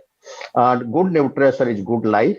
I always think for a pandemic infection-free society, you need a malnutrition-free society. Good nutrition can supercharge demographic dividend. Good nutrition can bring growth, productivity, and increase GDP. It can also reduce mortality. For survival and thrive of the child, the investment in first 1,000 days, which is called first one window of opportunity, is important. But in order to invest on first 1,000 days, first window of opportunity, you need to invest on second window of opportunity, that is adolescent girls, where anemia is all pervasive and hidden hunger, micronutrient malnutrition is all pervasive. And first 1,000 days builds the foundation. If you want a good society, good nutrition, you have to build that foundation in first 1,000 days. So let me tell you specifically about how antenatal care or antenatal period is very, very important for the pregnant mothers. And pregnant mothers need full antenatal care. They need one additional meal. They need rest during pregnancy. They also need good mental health. And evidences suggest mental health as a bearing on low birth weight and also stunting, and which has implications on cognitive potential. And the 80% of rapid brain growth and maturity happens in first 2 years of life. So So it is about brain, it is about immunity, it is about body, it is about growth, and it is about preventing infection and reducing mortality. So you need to invest. And many women during pandemic have been suffering from mental health. You know what could be the consequence. And they need one additional meal, because in India, you find around 50% children are born with low birth weight, and 1/3 of the low birth weight is attributable to maternal nutrition. So maternal nutrition, feeding, care, rest is important. Then let me come to when the child is born. It is very unfortunate that little more than 40% children are breastfed within 1 hour. What happens to another 60%? Why it cannot be 90%? Then exclusive breastfeeding is around 55%. What happens to another 45%? Why it cannot be 90%? But there are exceptions. There are districts, there are states which have performed well, and all of us know about that. And another important is the complementary feeding from 6 to 24 months, which is very important. So you're saying some districts have 90%, so there is hope that you can change other districts as well. In fact, I wanted to carry on with that thought with Dr. Bhandare. Dr. Bhandare, nutritional deficiency, as we just heard, is really a huge challenge in our country. And the connection between lack of nutrition or poor nutrition and immunity is so interrelated. How do we handle this a major macro issue? This is something that we have been struggling to improve over the last many years. And what we find is, at the current position, that 1 in 2 child is anemic, 1 in 3 would be stunted, 1 in 4 child would be deficient in micronutrients and other things, and 1 in 5 would be wasted. Wasted is small and thin babies. So nutrition assumes a very important role in mitigation of malnutrition, which means undernutrition, overnutrition, and the hidden hunger, the micronutrient deficiency. So as you know, COVID basically paused the button and we started looking at our immunity. The immune function basically is the host response to any infection, whether it is bacterial, viral, or protozoal, and how do you combat that infection? The nutrition plays an important role because protein, for example, has a role to build up our muscle. Besides that, the immunoglobulins, and these immunoglobulins basically fight the infection. So the antibody response that we have, whether it is for the vaccine or towards the infection, it also depends on our protein. The other things like micronutrients, iron, zinc, vitamin B complex, vitamin D, vitamin C, all these basically have a very important function in mounting an immune response. They act as cofactors and coenzymes at the cellular level. So you can imagine that every single nutrient that we have in our diet will basically help us build on the immunity, apart from other factors like sleep and de-stressing and exercise. All those, of course, help. But the main things which modulate our immune response are the nutrients. I'd like to just question Basanta Kar. We're talking about malnutrition and anemia, micronutrient deficiencies, stunting. Why should we all be concerned about these issues, even if they don't directly impact us? In fact, there is a direct that if there is micronutrient malnutrition, which is known as popularly hidden hunger, it can create morbidity, it can create infections, and it will also reduce productivity. And there are many evidences suggest that stunting reduces productivity, and also anemia reduces productivity. Not only that, infant mortality which is a major area of concern. Around 45 to 50% of infant mortality is attributed to malnutrition. So it is about individual, it is about household, it is about society, and it is about country, where nutrition, I think, should be a top investment priority. My next question is to Pritha Reddy ji. You know, when you educate a woman, you're also improving her health. Gandhi ji said, educate a man, you educate an individual. When you educate a woman, you educate an entire family. So, what are the outcomes of those of a family? Most critically, those of her infants or the children. Since we know that only a Swasth Bharat can be a Sampann Bharat or a prosperous Bharat. Would it be fair to say that any kind of prosperity begins necessarily with good health of our women?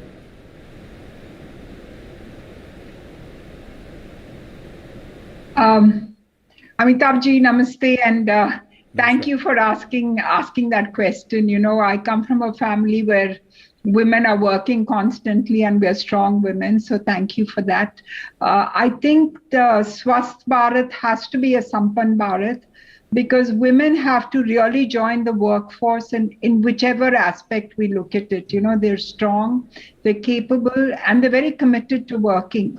But it is kind of sad that in a country like ours, the DNA of an Indian woman or an Indian Nari is to put everybody else first before looking after her health. And I think that has really been one of the reasons why we're either talking about nutrition, we're talking about maternal mortality, simply because the focus hasn't been there, the communication hasn't been there, and that is something which is low-hanging fruit, and we need to step up on that. To do that, I think it has to be communicated that a pregnant mother has to be looked after in terms of nutrition, in terms of her checkups, and in terms of safe delivery. I know and I understand that health is in a way a state subject. You know, the nation, the central government gives the policies, they give the budget, but it's up to the states to do it. Every state has to be mandated to do whatever they have to do for women's health and nutrition. I'm also so glad that in some of the states, the drive towards vaccination has been very front-led by the women, especially in the rural areas. And that is like a pleasant surprise for all of us who are working there and, you know, working on the whole vaccination campaign. I also feel that we need to encourage, you know, India really has the power of a large workforce whose skill properly can actually be economically self-sufficient and empowered. And to do that, I think we need to focus on skilling for women, whether it is in the healthcare space or whether it is just for them to self-sustain something which they can do. And I'll give you an example. In my dad's village, they did some amazing things with the women, so much so they had the strength and the courage to stop alcoholism. So I think empowerment of women is very important, and especially education of women. And health and nutrition has to become a natural coexistence for them. And I'm sure we can do that. Right. Oh, thank you very much. That was really, really important what you said. Yes, and the women in your family have really set a wonderful example. God bless you. I just want to take what you said onwards with Dr. Shanta Kumari. Amongst all the other challenges that women face, and my gosh, are there lots of challenges, violence against women, in fact, during the pandemic, it's gone up substantially. How does violence against women affect their health and their immunity at every level? Violence against women is definitely one of the most shameful human rights violations. And we know that it knows no boundaries of geography, culture, or wealth. And we have seen during the COVID times that the violence against women has increased manyfold. And we need to understand the effect of this violence against women and how it is affecting women's health, especially women who are pregnant. It impacts the health of the woman when she's pregnant, and it increases the maternal morbidity and mortality. It can lead to abortions. It can lead to so many other mishaps during pregnancy. And when you look at it, at our country, how is it the sexual and reproductive rights are affected? Right from the womb to the tomb. You know, we find the female feticide, which starts right from when the girl child is there, to female child battering, female infanticide, sex-selective abortions. And when the girl is growing up, it can lead to child marriages, female genital mutilation, sexual psychological abuse, incest. And as the child is growing up, we now find that even in the adolescent and adulthood, there is dating, courtship violence, sexual abuse at the workplace. And sometimes, unfortunately, in these days, we find even cybercrime is also increasing. And we find this has a wide impact on the overall health of the woman. That's the reason why we have to actually sensitize our OB-GYNs and everyone at large that violence affects the woman's health at large. Dr. Shantakumari, this is Amitabh Bachchan. I just have a question for you. You started an initiative that's called Dhira. Can you tell us more something about this? And when it comes to violence against women, how can all of us together, be part of the solution? Dhira means courage. When I was the FIGO committee member on No to Violence Against Women, I initiated this Dhira. This Dhira is an initiative to say no to violence against women. This year, as the president of FOXY, my team has been FOXY for all, always, and Dhira, Stop Violence Against Women. We need to understand that unless we sensitize ourselves to this violence, which is affecting our women, we will not be able to help our women. Because what happens when a woman is affected with violence? Does she go to the police or the lawyer or anywhere else? No, she comes to a friendly obstetrician and gynecologist. That is the reason when I initiated Dhira, to sensitize our own members, OB-GYNs, to understand the effect of violence on women's health. And we say that it is to be advocacy to say no to violence against women. See, when we say Dhira, Stop Violence Against Women, we are not only saying that only women have to say no to violence against women. We need to make sure that the men also partner with us to say no to violence against women. The society at large also stands by the woman to say no to violence against women. And anytime you see any sort of violence being affected on any woman, nobody should just be a silent bystander. They should have the courage to stand up and say, this is wrong and we should stop. Only then we'll be able to make a mark, we'll be able to make a difference. And when we achieve this, I think that will be the biggest victory for the society as a whole.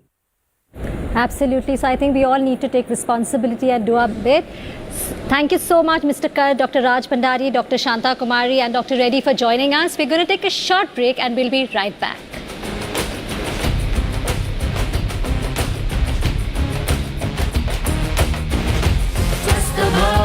जब रहेगा तभी तो बनेगा संपन्न भारत स्वस्थ भारत जब रहेगा तभी तो बनेगा संपन्न भारत स्वस्थ भारत जब रहेगा तभी तो बनेगा संपन्न भारत स्वस्थ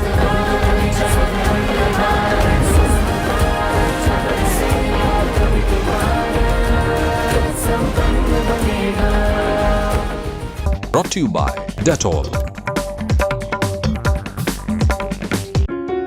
लेने हैं तो जिंदगी के मजे लो। सिक लीव भी कोई लेने की चीज है। फिक्र करो तो जीत की करो। इन्फेक्शन भी कोई फिक्र करने की चीज है। खेलना है तो बेबी के साथ खेलो। उसकी सेहत भी कोई खेलने की चीज है। डेटॉल दे 100 बीमारी फैलाने वाले जर्म से सुरक्षा। इसीलिए ये होता है तरह तरह से इस्तेमाल। अपनों की सुरक्षा का जो है सवाल। पहले लाइफ की कढ़ाई में फ्रीडम और शरारत, अच्छे से मिलाएं, थोड़ा साइलेंस ऐड करें और हाँ, दिल से परोसें। लीजिए, तैयार है आपका प्यार भरा रिश्ता। लाइफ के शोर में डालें comfortable silences. Hindware Optimus eyebrow chimney के साथ। इसमें है मैक्स साइलेंस टेक्नोलॉजी और है IoT इनेबल्ड भी। रिश्तों में साइलेंस है जरूरी, तभी लाइफ की रेसिपी होगी पूरी। हिनवेयर अप्लायंसेस।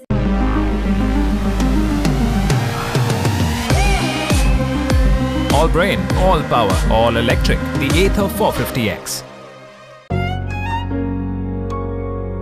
लेनी है तो किसी ले लो। इन्फेक्शन का रिस्क भी कोई लेने की चीज है। बनना है तो बच्चे बनो।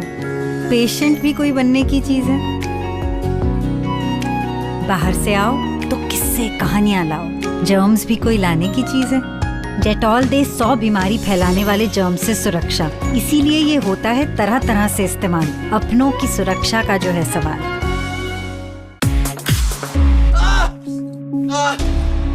खुद को नहीं, इस दर्द को रोक। पेश है आयोडेक्स रैपिड एक्शन स्प्रे, जिसके एक्टिव तत्व अंदरूनी सूजन घटाएं और सीधा दर्द पर असर करें। थोड़ी हिम्मत, थोड़ा आयोडेक्स। बीमारियां बढ़ें तो प्रोटेक्शन भी बढ़ानी जरूरी है। इसीलिए हमने बनाया नया बेस्ट एवर डेटॉल। ये प्रोटेक्ट करे 99.99% जर्म से, including virus and bacteria. They higher TFM power और fresh feel. Dettol, be 100% sure. Multani कोका, कफ सिरप, तुलसी, वसा, यस्ती मधु, पिपली के गुणों से भरपूर, जो खांसी पर करे तुरंत असर, ताकि बदलते मौसम के साथ आप न बदलें। New Nivea men acne face wash with revolutionary Magnolia bath power. ये 99% एक्ने बैक्टीरिया को फाइट करे और आपको दे क्लियर स्किन। 1 मिनट में ऑसम। लेने हैं तो जिंदगी के मजे लो। सिक लीव भी कोई लेने की चीज है। फिक्र करो तो जीत की करो। इन्फेक्शन भी कोई फिक्र करने की चीज है। खेलना है तो बेबी के साथ खेलो, उसकी सेहत भी कोई खेलने की चीज है। डेटॉल दे 100 बीमारी फैलाने वाले जर्म से सुरक्षा। इसीलिए ये होता है तरह तरह से इस्तेमाल। अपनों की सुरक्षा का जो है सवाल। Say your bill. Wait, it's on me. I've got a great discount on this. Sorry, sir. Sorry नहीं, सही क्रेडिट कार्ड चुनो। पैसाबाजार.com पे मिलेंगे डाइनिंग पर मैक्सिमम डिस्काउंट्स और ऑफर्स वाले क्रेडिट कार्ड्स। नाम बोलो। बालमुरुगन नागराजन पुल्ली राजू पुट्टा मुरुगन बालस्वामी शेखरन पुट्टपर्ती कुलशेखर मंगलम कीट कीटी। बर्थ सर्टिफिकेट पे बेबी का नाम लिखो। बाला इतना स्मूथ। सेलो बटरफ्लो, इतना स्मूथ, लिखे सनसनन साए साए। पहले लाइफ की कढ़ाई में फ्रीडम और शरारत अच्छे से मिलाएं, थोड़ा साइलेंस ऐड करें और हाँ, दिल से परोसें। लीजिए, तैयार है आपका प्यार भरा रिश्ता। लाइफ के शोर में डालें comfortable silences. Hindware Optimus eyebrow chimney के साथ। इसमें है मैक्स साइलेंस टेक्नोलॉजी और है IoT इनेबल्ड भी।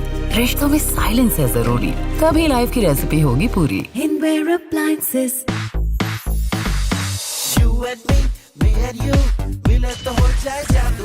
पेश है हेलोनिक्स का नया स्पीकर बल्ब। बस कनेक्ट करिए अपने स्मार्टफोन से और सुनिए clear powerful music.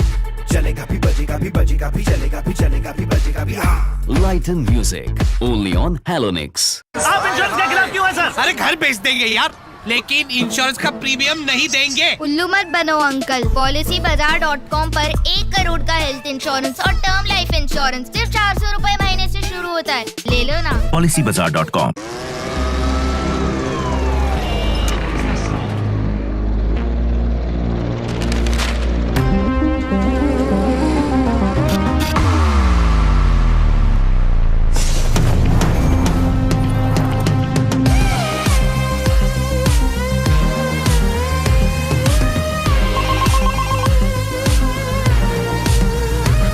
All brain, all power, all electric. Introducing the Ather 450X. We can make anything. We can make visionary ideas come to life. But whatever we make, let's make sense.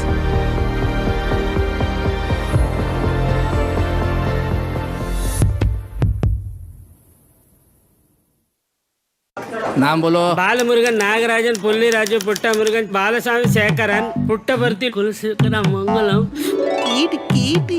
Birth certificate पे baby का नाम लिखो। बाला इतना smooth. सेलो Butterflow इतना smooth, लिखे सनसनाने साए साए। दोस्तों रिश्तेदारों के सामने हाथ फैला के उधार मांगेंगे, लेकिन इंश्योरेंस के प्रीमियम क्यों भरे? उल्लू मत बनो अंकल। PolicyBazaar.com पर 1 करोड़ का हेल्थ इंश्योरेंस और टर्म लाइफ इंश्योरेंस सिर्फ 400 रुपए महीने से शुरू होता है। ले लो ना। PolicyBazaar.com। बेटी तो यूं सीख जाएगी, प्रॉमिस। 100 साल पुरानी दुकान है, रंग नहीं निकलेगा, प्रॉमिस। ऐसा ही आएगा ना? प्रॉमिस। सिर्फ एक्सपर्ट्स के प्रॉमिस से एश्योरेंस मिलती है, जैसे ड्यूलक्स एश्योरेंस। अगर ड्यूलक्स पेंट से न मिले परफेक्ट कलर, फिनिश और कवरेज, तो हम पेंट रिप्लेस करेंगे। It's a promise. कितने जर्म्स होंगे, बीमार पड़ेंगे। ईशान संभाल लेगा। इससे पहले मम्मी है, चलो डेटॉल करें। क्योंकि डेटॉल आदत देती है 100 बीमारी फैलाने वाले जर्म्स से सुरक्षा। सफाई तो अच्छी कर ली है ईशान। अपने भी और जर्म्स की भी। मेरा घर डेटॉल का धुला। Dettol health is wealth offer. Code SMS कीजिए और पाइए 40 रुपए तक का गारंटीड कैशबैक। स्वस्थ भारत जब रहेगा तभी तो बनेगा संपन्न भारत। स्वस्थ भारत जब रहेगा तभी तो बनेगा संपन्न भारत। स्वस्थ भारत जब रहेगा तभी तो भारत संपन्न बनेगा।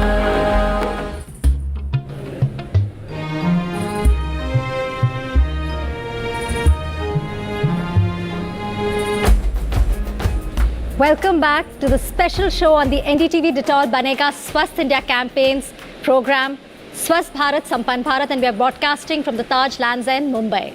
I would like to welcome our next guest now. We are joined by Mr. Bishop Parajuli, UN World Food Programme Country Director, India, and Dr. R. Hemlata, Director, National Institute of Nutrition.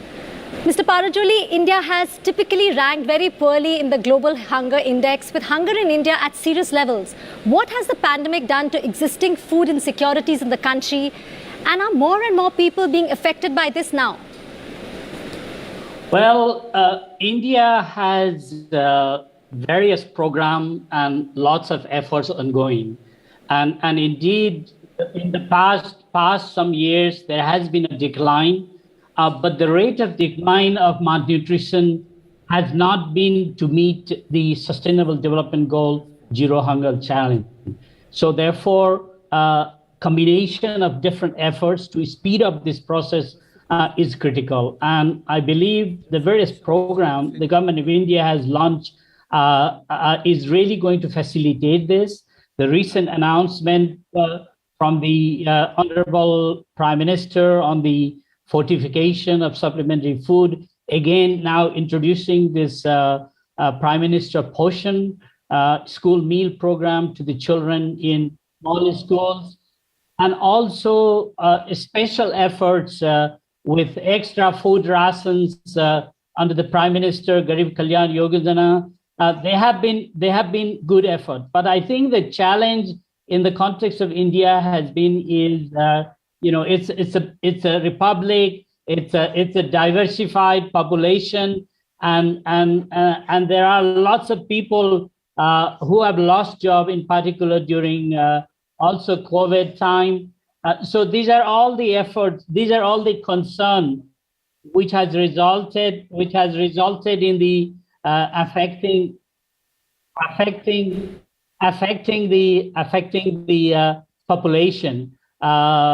And I would also add to this is, availability of food doesn't equate to access.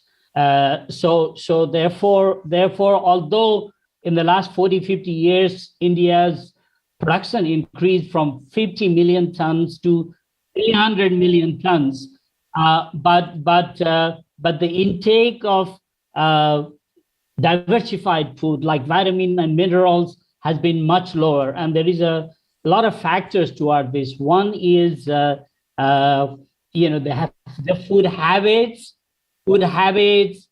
the intake of diversified meals, and also understanding among mothers and general population in terms of need for protein and vitamin and mineral all as needed to have a balanced diet. Very important, actually. If I can ask Vishwa Parajuli this, I must admit to one thing, Amitabh, that a criticism of the media. We tend to go for dramatic, big events. Like if there's suddenly 100 people die, we cover it. But actually many more people in India, millions die through a slow death or malnutrition, lack of, and something called hidden hunger. We don't report that.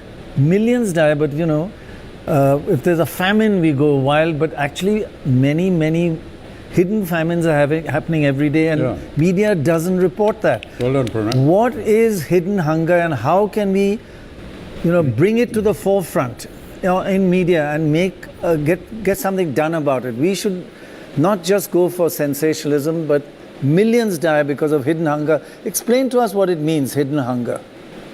The problem is globally, my own organizations and WHO, FAO, and UNICEF, we have estimated that close to 811 million people don't have enough food to eat on a daily basis. So there is the issue.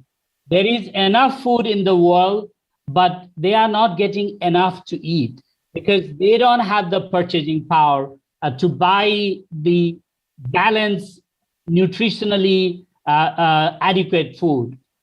And also the factors which is causing this is multiple of issues. One is, a lot of war affecting millions of population. Second is the climate change also that is displacing people. There is cyclone, there is drought, those things. And third is, of course, the economic purchasing power. And the COVID situation has really aggravated. Millions of people have lost jobs, and they haven't got the income to buy this. So basically, because of these reasons, there is lack of adequate intake of necessity food. So maybe the people take only, let's say, bread and a little sabji, or rice and just a little bit of dal. So what we are talking about is really a balanced diet, which has enough calories, protein, vitamin, and minerals. So you have a wholesome meal available. Now, particularly in terms of women and children, they need extra attention. The children mental development takes place during the first 2 years of their life cycle. And then the women during pregnant and lactating time, they need special attention. That's why we talk about these 1,000 days of program. In fact, the World Food Program is looking at and working with the government in number of states like Uttar Pradesh, Rajasthan, and Odisha, looking and demonstrating and testing, producing local food, engaging women groups, educating them, changing social behavior, and scaling up with the state support. So the concern globally is because of these multiple reasons that the inadequacy of food. That's why we call it hidden hunger. Yeah. Thank you. I have a question for Mr. Raj Bhandari. Foods that were once an integral part of the Indian diet had sort of lost their way, but now they're back as healthy superfoods. Do you think the Prime Minister's National Millets Mission can be a solution to the current epidemic of under or overnutrition and micronutrient deficiency?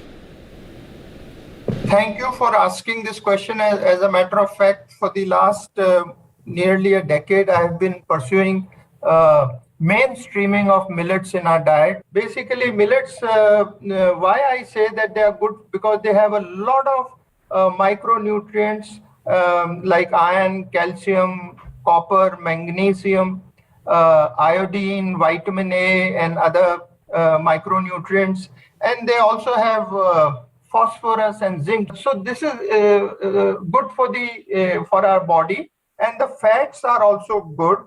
The slow digesting starch and resistant starch basically doesn't get digested, and so it helps in preventing the sugar spikes. Millets also have antioxidants, and they are gluten-free. By the way, gluten-free because there is an increased incidence of gluten sensitivity in our population. So millets are, by nature, they are gluten-free. They are also alkaline, and they constitute a very, very important group for helping out in many of our diseases in better control and prevention.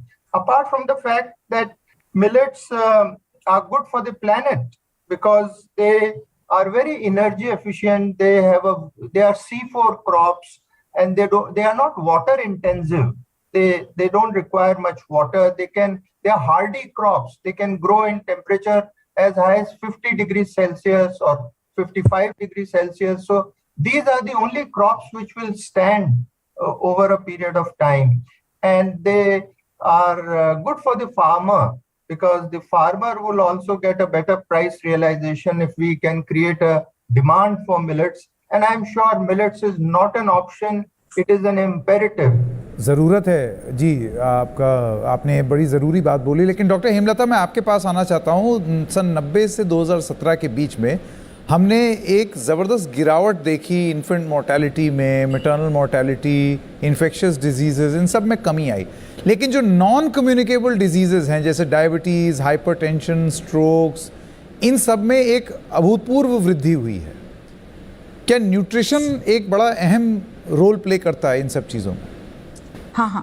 Yeah, last several decades there has been significant improvement in economy in our country and also improvement in nutrition. So therefore stunting did decrease a lot, wasting also decreased, and therefore maternal mortality and under 5 mortality, means under 5 children mortality, also decreased significantly. But parallelly there has been increase in unhealthy dietary habits in our population across cities, urban areas, and also rural regions. So when there is increase in unhealthy dietary habits, like more of high fat foods and more of basically cereal based foods, say for instance, when we have analyzed our dietary intakes in rural region and urban region, what we find is mostly it is cereal based diet in the rural region, and in the urban region it's slightly better, but then they take more of processed foods like chips, biscuits, which are which are depleted in nutrients. They are more of calories, high calories, but less nutritious. So therefore this unhealthy dietary habits, along with too much intake of cereals and lack of vegetables, nuts, fruits, and adequate intake of legumes, pulses, all these contribute to low intakes of micronutrients such as vitamins and minerals, low intake of essential fatty acids, essential amino acids, which are all very, very important. And these vitamins, minerals, fatty acids, and essential amino acids we get only through diet. And for that, we have to source our calories and proteins and vitamins and minerals from 8 different food groups in a day. Only then we can, see, both this non-communicable diseases are what? They are diabetes, type 2 diabetes, hypertension, coronary heart disease, stroke. So these are all preventable completely. They are, 80% of these diseases can be prevented. And Dr. Hemlata, one more important point, Mr. Bachchan, is you can stop this if you follow hygienic practices. Yeah. We were, Dr. Hemlata, we were talking about hygiene, and we all know how good hygiene practices are very critical. But we have understood that even better it's become after COVID. We know the link between hygiene and infection, how important it has been. But what is the link between hygiene and sanitation? It's a topic that we've been addressing a lot during these past telethons that we've been having. And improved nutrition. What is the link? Yes. See, last 1 to 2 decades, people knew that, scientists and academicians knew that there is link between sanitation and hygiene, but now it has become so much visible even to common man.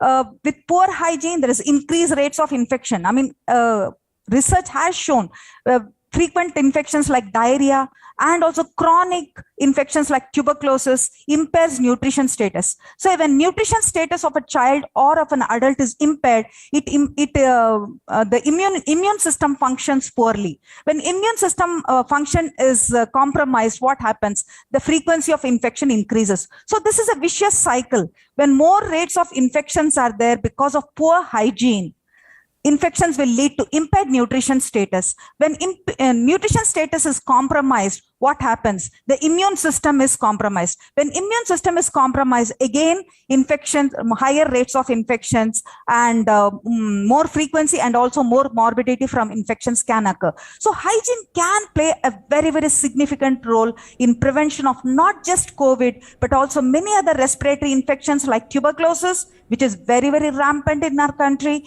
and also fecal-oral route infections like diarrhea, and also infections like measles. So these are all, most of these diseases are preventable by following good hygiene practices. So hygiene also can prevent hidden hunger. For instance, good hygiene can prevent worm infestation. So if worm infestation is prevented, micronutrient absorption is not compromised. What is hidden hunger? Hidden hunger is you are suffering from some micronutrient deficiencies, but apparently you look normal. That is happening in 20 to 30% of our population in our country. 20 to 30% of us apparently look normal, but we are suffering from nutrition deficiencies inside us, which is not obvious. That is why it is called hidden hunger. Several micronutrients might be deficient in our system. All this can be prevented. I mean, hygiene can play a very significant role in improving our nutrition status, improving our anemia and hemoglobin status, and also in improving hidden hunger. Absolutely. Thank you so much, Dr. Hemlata. You've really explained it really well how important hygiene is.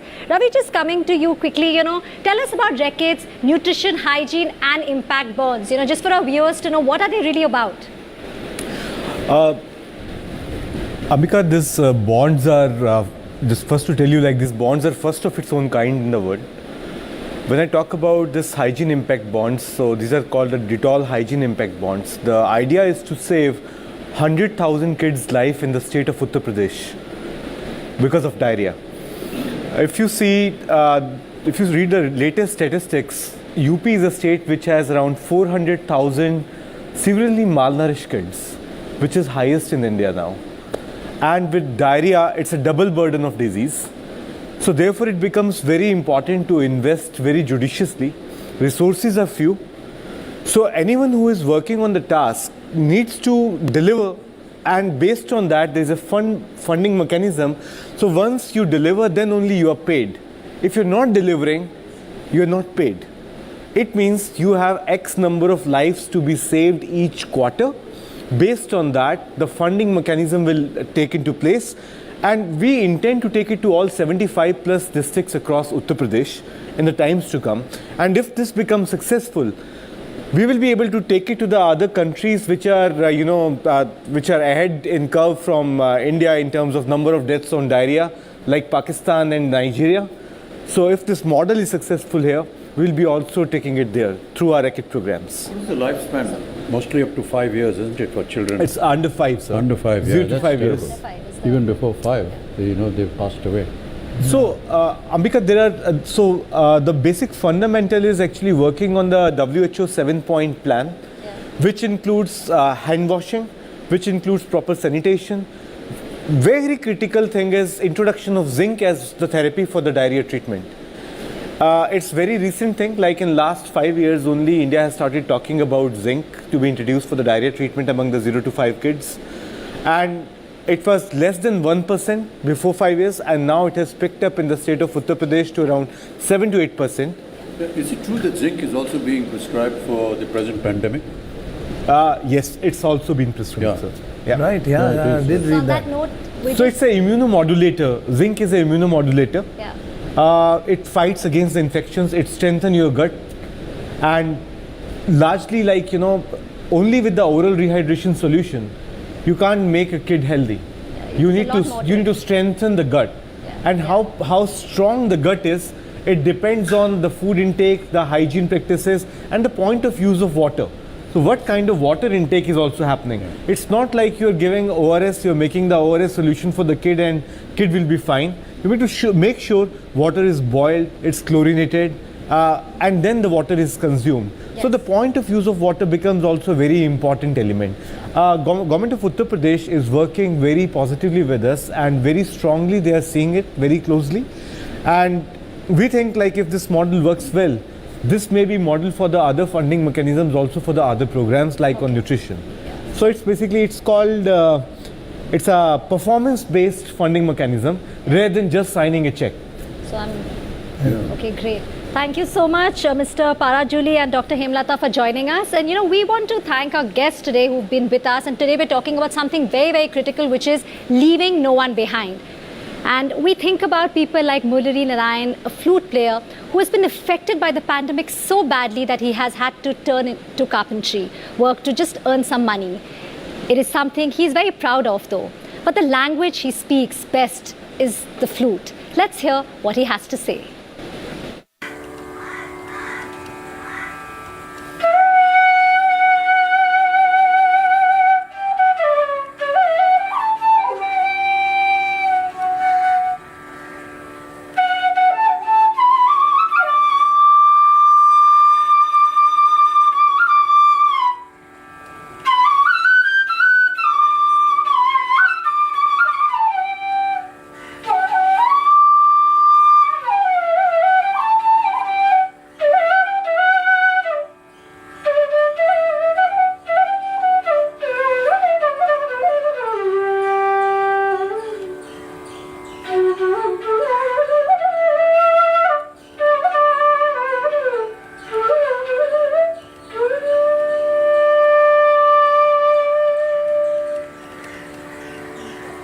दीवा स्नेह संगीतमे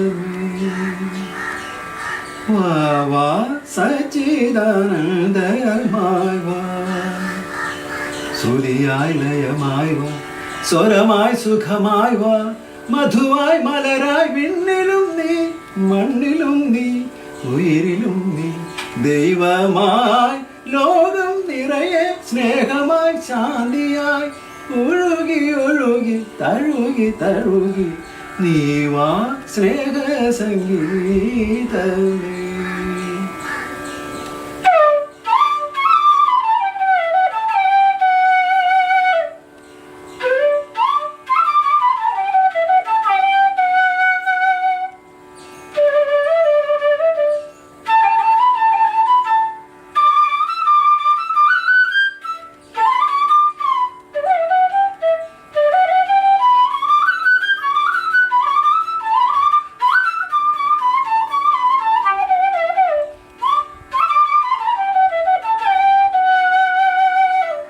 नीवा स्नेह संगीतमे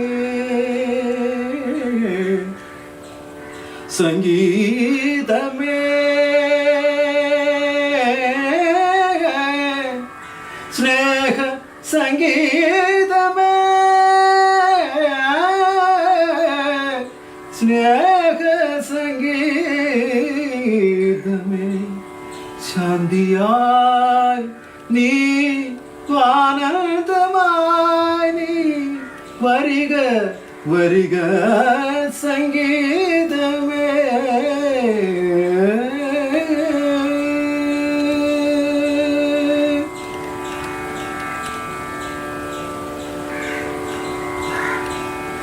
और इस समय हम स्वागत करना चाहते हैं अमिताभ कांत जी का, CEO हैं नीति आयोग के। और मैं अमिताभ बच्चन साहब से गुजारिश करूंगा कि आप अपना पहला सवाल पूछें। जी Amitabh ji, this is another Amitabh talking to you.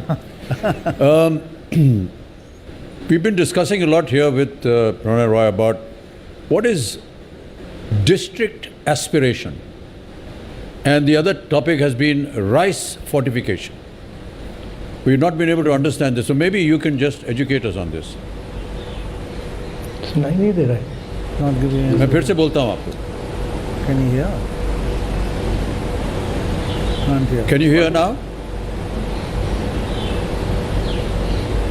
Amitabh ji, can you hear? Clarity नहीं है.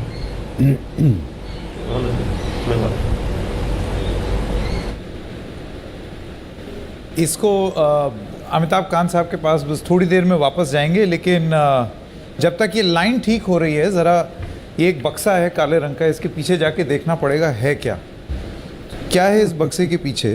तो ओहो, हाय,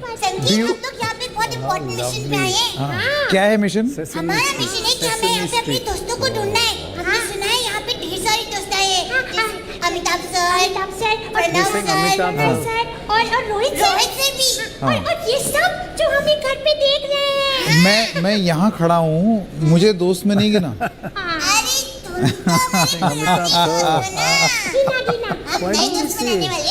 ओके, चलो social distance, okay, carry on. उधर देखो, उधर। Okay. Hello sir, hello ma'am, wow, एल्मो आपको और आप सबको देखने के लिए इतना इतना एक्साइटेड है। मैं भी बहुत एक्साइटेड हूँ एल्मो।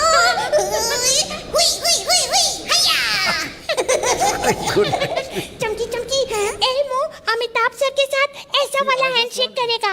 ठिशक्याओ है? नहीं एल्मो, ऐसा वाला नहीं, हम लोग ऐसा वाला हैंडशेक करेंगे। टन Just come and say hello. Elmo वाला नहीं, चमकी वाला नहीं, एल्मो वाला चमकी वाला नहीं। Look cool. हेलो, नमस्कार, कैसे हैं आप? Can I shake hands with you? You can. Hello. Amitabh sir. हाँ जी। हम सब लोग बाहर से आए हैं और प्रोफेसर भी आ गए। सबने हाथ धोए क्या? नहीं, मैंने हाथ धोया था। अब आपको धोना पड़ेगा हाथ, साबुन से, क्योंकि मैंने आपको छू लिया ना। सर मैंने भी साबुन से रगड़ के 20 सेकंड तक हाथ धोए। Very good. Okay, thank you so much. Thank you. Pranay, introduce yourself. No, you look very similar. No, just I'm saying कि ये लाल इसलिए पहना क्योंकि इन्होंने भी लाल पहना हुआ। Okay, give me a high five. Yes. साफ हाथों से। Lovely. अरे एल्मो, हमें जो टीचर ने गाना सुनाया था, क्या हम अपने सारे दोस्तों को वो गाना सुनाए? आप सब ध्यान से सुनना, ओके? तुम सब भी ध्यान से सुनना। ध्यान से। सेफ हैंड्स के स्मार्ट रूल्स रखना याद।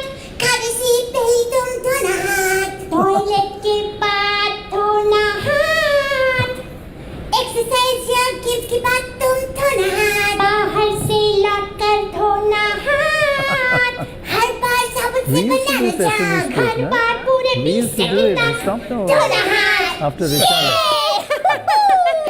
वाओ, आप सब ये सेफ हैंड्स वाला गाना अपनी फैमिली, अपने फ्रेंड्स और सबको सिखाना, ओके? अमित सर, आप जब शूट पे जाइएगा तो ये बातें उन सबको भी बताइएगा, ओके? Okay, thank you. जब सबके हैंड्स होंगे सेफ, तब जर्म्स को नहीं मिलेगी स्पेस। चलो चमकी, आप सबको बाय बाय करें। अरे पर एल्मो, हम बाय बाय कैसे करेंगे? कौन सा वाला हैंडशेक करेंगे? तुम बताओ चमकी। Safe handshake. क्यों ना हम करें सबका वाला हैंडशेक? हाय, वो कैसे? सबका वाला हैंडशेक मतलब एक स्टेप मैं करूंगी, एक स्टेप तुम करोगे और एक स्टेप हमारे सारे फ्रेंड्स करेंगे वहाँ बैठकर। क्या आप लोग करेंगे हमारे साथ सेफ हैंड्स वाला हैंडशेक दूर से? यस। ओके, तो चमकी तुम करो पहला स्टेप। हाँ, मेरा पहला स्टेप है। चलो सब करें। आप सब भी कीजिए प्लीज। या। हाँ, दूर से स्टाइल में वाला कुछ भी बना सकते हैं। एल्मो, तुम्हारी बारी, तुम करके दिखाओ। जैसे एल्मो चाहता है कि सेफ हैंड से साफ तो एयर फाइव करें। ओके, ऐसे कैसे? एयर फाइव लाइक दिस, ऐसे? हाँ, एयर फाइव। और अगर हैंडशेक करने का मन हो तो पहले लो हाथ सैनिटाइज करो। हाँ, फिर एक अच्छा वाला हैंडशेक। और फिर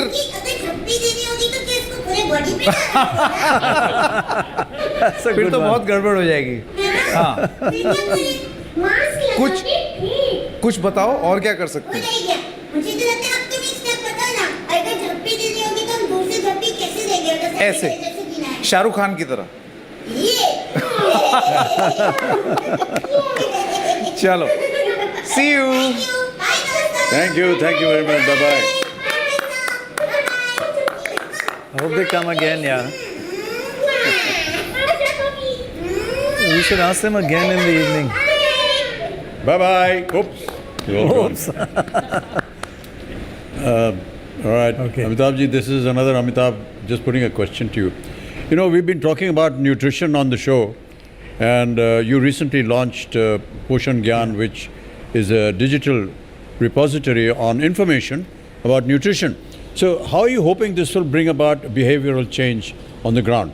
And the other point is that earlier on I was trying to put across to you, aspirational villages is a topic that perhaps you're quite conversant with. You were saying. And the other was rice fortification.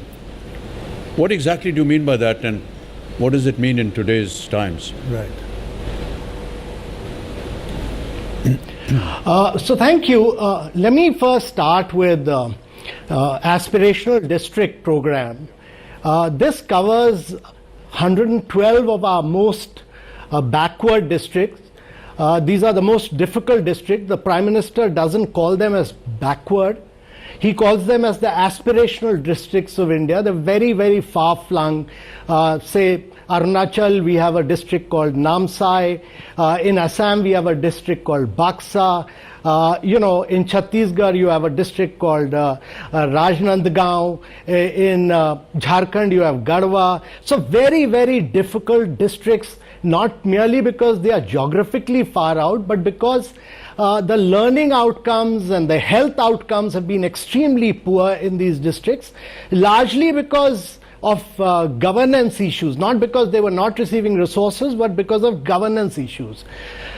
Here we identified about 49 indicators, and on health we have defined outcomes like, say, percentage of pregnant women receiving 4 antenatal checkups, percentage of pregnant women taking supplementary nutrition, the number of stunted children, the number of children with underweight, number of children who are wasted, the number of people who have TB and the successful rate. And what we do is that we make, firstly we've ask the states to post young officers, young dynamic officers to these districts, fill up all the posts of ASHA workers, Anganwadi workers, so that we could have very good extension work. And then we use the power of real-time data collection from the field itself, so that we could rank these districts on the basis of their performance. And we rank them on a month-to-month basis and put it out in public domain. Their ranking is put out, so every district collector comes to know how he is performing in health, whether the health outcomes are improving, whether they are going up on these indicators. And there's a huge competition amongst these districts. And in the last 3 years that we've run this program, we've seen a tremendous improvement on all leading health outcomes in these districts. Tremendous performance by these districts simply because of the power of outcomes, the power of real-time data, the power of competition, the power of ranking, and the power of naming and shaming and putting it in public domain. So every officer has worked hard to improve these districts on all these major health and learning outcomes, and they've done extremely well. So this covers about 20% of India's population. If we are able to make a major dent on the health outcomes in this 20% of the population in 112 districts of India, I think we'll do a unique job for India in terms of improving our health standards overall for India. So that is on the aspirational district. It is, in the Independence Day address. No, I was just going to say, I said I'd like to ask you a question, Amitabh, and you answered. No, you carry Please. No, one other point. We've been talking a lot about millets, but one thing which Amitabh Bachchan asked you, which could you give us a bit more information on, is rice fortification. Millets we've done discussed a lot on, and it's crucially important. Yeah, sure. What is rice fortification? Sure. Yeah. So, in his Independence Day address, the Prime Minister said that we'll universalize rice fortification. We are suffering from an intergeneration problem of anemia because of weak mothers. You have children who are wasted, who are stunted, who are underweight. And it's very, very important that we provide them with, good nutrition. And in India, about 81 crore people are given through the public distribution system. We provide them with rice. Through the midday meal system, through the integrated child development scheme, and what we call the ICDS. And in both these schemes, we provide rice. And what is very important is that you can fortify the rice with iron, with folic acid, with vitamin B12, and therefore this becomes a very, very powerful tool to provide balanced diet. The rice by itself is not adequate. We need to provide a balanced, good quality nutritional diet, because that lack of it is the main cause of malnutrition. So the immediate task is to universalize and provide to the people of India rice which is provided through the public distribution system, which is fortified with iron, folic acid and vitamin B12. How do you actually fortify and therefore that will serve as a supplement. So fortification is a process which you go through the rice mills. It's an easy process. It's a task which has been tried out in several districts of India. It was tried out in Gadchiroli, in Maharashtra, and a few other districts in Odisha.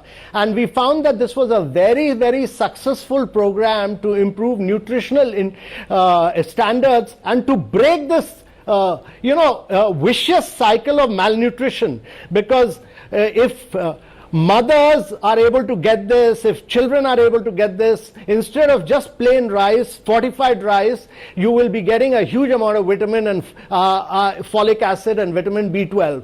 Right. The long-term answer, the long-term solution is that while this will serve as a supplement, the long-term solution is to ensure that we are able to provide millets, which have been our traditional diets, bajra, etc., along with our public distribution system. And that is our intention, that in the immediate course, do rice fortification. In the long term, ensure that we are able to take a superfood like millets, which has been our traditional, which has been a part of our traditional food system. Right. And the United Nations has declared it as the year 2023 as the year of millet, to introduce it as a regular part of the public distribution system. Excellent.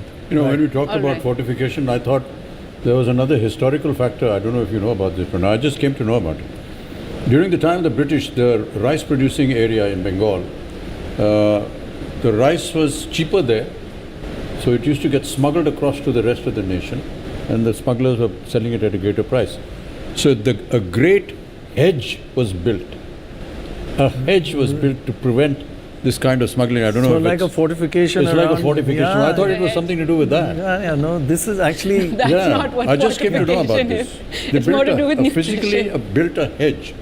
And That's not it's very difficult to go through hedges. It's a similar concept. Yeah, it's a similar concept. So you're actually fortifying an area of rice, and here now you're actually taking the rice and putting folic acid. I think Mr. Kant is getting very confused by this conversation. Thank you so much, Mr. Kant, for joining us. Amitabh Kant there. Yeah, I tell you, this is going in depth. About fortification of rice. Yes, but let's now focus on hygiene and germs. That's where we're bringing the focus. We have new guests on stage with us. We have Rohit Shetty, who's going to join us, and he's going to talk about how we're going to beat these germs and stop the spread, and talk about behavior as well. And before before that, just take a look at this report where we take a look at how a little bit of carelessness can go a long, long way in spreading germs and infections. Take a look.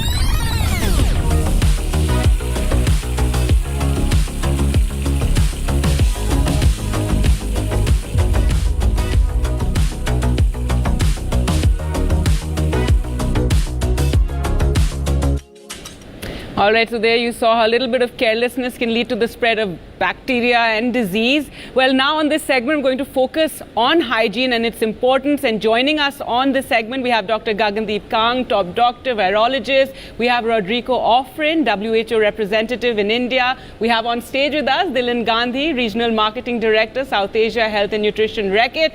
And I think, Sanketan, we can take a break in this 1 hour because we have another anchor with us. He's co-anchoring this segment, Rohit Shetty. Thank you so much for joining us on this, on the telethon, on Swasth Bharat Telethon. Thank you so much. Absolutely. And Rohit, in fact, when COVID spread, you did a little advertorial, little video that talked about hygiene and the spread of disease. And Mr. Bachchan was also in that video with you. So if you could tell us about, the thought behind it and also the reactions to it. Actually, it all started because nobody knew about this new enemy, how to fight it. Nobody knew about it. And then we had a chat with the CM, with few doctors. And then there came a point that India, what is more important is if actors guide you or give you some information about how you can fight this or how you can protect yourself. And that's how we went to Mr. Bachchan and we made a video. I think, if I'm not wrong, it's been 18 months now. That was the first video which came out where basic guidance was given. No, great idea, because I think in this country we really, if actors tell you do it, do this, do that, and like you said, we didn't know too much about COVID at the start, about behavior. मैं आपसे सवाल पूछना चाहता था, आपने शायद police वालों की भी मदद की, उनके लिए उनके रहने की कुछ व्यवस्था वगैरह की थी होटल में। Gradually हुआ ये आपको क्यों सूझा कि जो असल जीवन के सिंघम हैं, उनको भी आप कुछ protecting the singham बचाएं? Actually जैसे जैसे वक्त गुजरा, like March we were into this pandemic, lockdown शुरू हुआ, by April May we started losing a lot of cops. हमने बहुत सारे पुलिस वाले हमारे ही सिटी में खो दिए.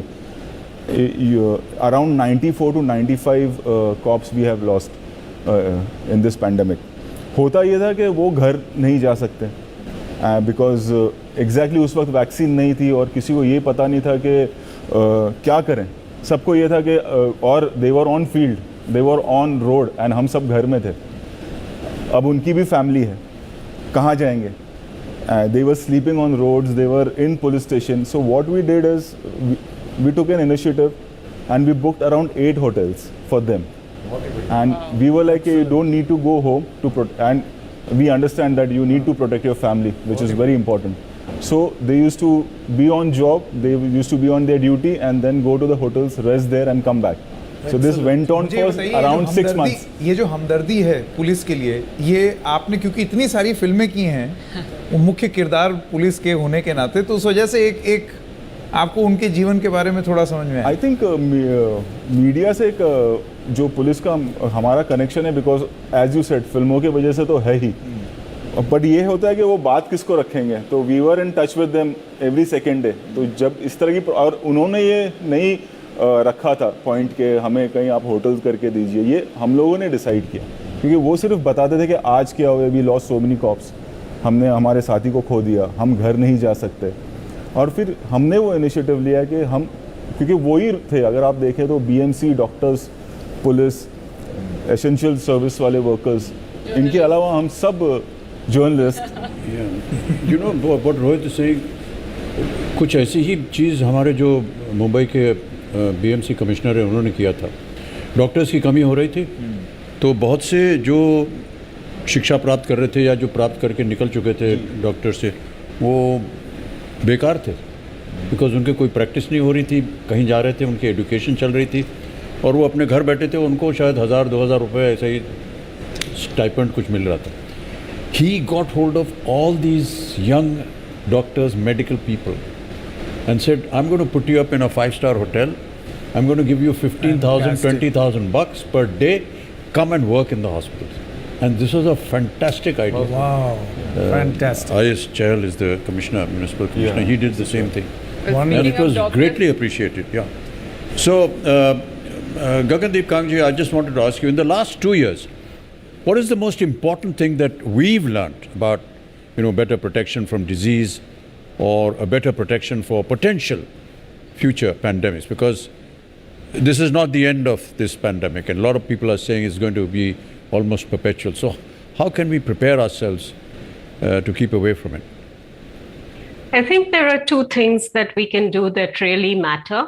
The first is to build up surveillance systems that actually share data across the world. We don't have that at the moment. It's something that WHO has been calling for a while, but countries have a huge reluctance to share data, and this is not limited to genomic data. It's data on the number of cases, the number of severe cases, hospitalizations, death. In India, of course, we have a problem doing that within the country as well as outside. The second part is to be prepared for pandemics by making vaccines. There is a huge initiative right now to try and predict which are all the viruses, and the next pandemic will be a virus unless it is an act of bioterrorism. Can we identify the 20-25 families from which these viruses will come? And can we make vaccines ahead of time so that when the pandemic arrives, we can roll out these vaccines much quicker than we've done before? One of the initiatives that I'm involved with the group is to see if we can make a vaccine in 100 days instead of the 11 months that it took us last year. And with everything that science and technology has done in the past year, I think it's actually feasible. We just have to get everybody connected, talking to each other, sharing data and sharing the science. Yeah. Thank you so much. Thank you so much, ma'am. Thank you. So my question is to Mr. Rodrigo. This pandemic has shown us critical importance of hygiene. Do you think that COVID has caused enough of a behavior change in this regard? I'm sorry. First of all, thank you. The hand washing with soap and water is an established, cost-effective public health intervention. Universal access to hand washing facilities with soap and water is even a sustainable development goal.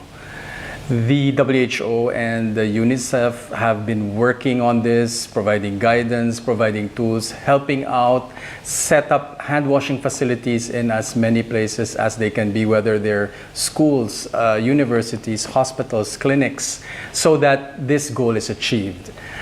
For India, community-based studies prior to COVID were suggesting that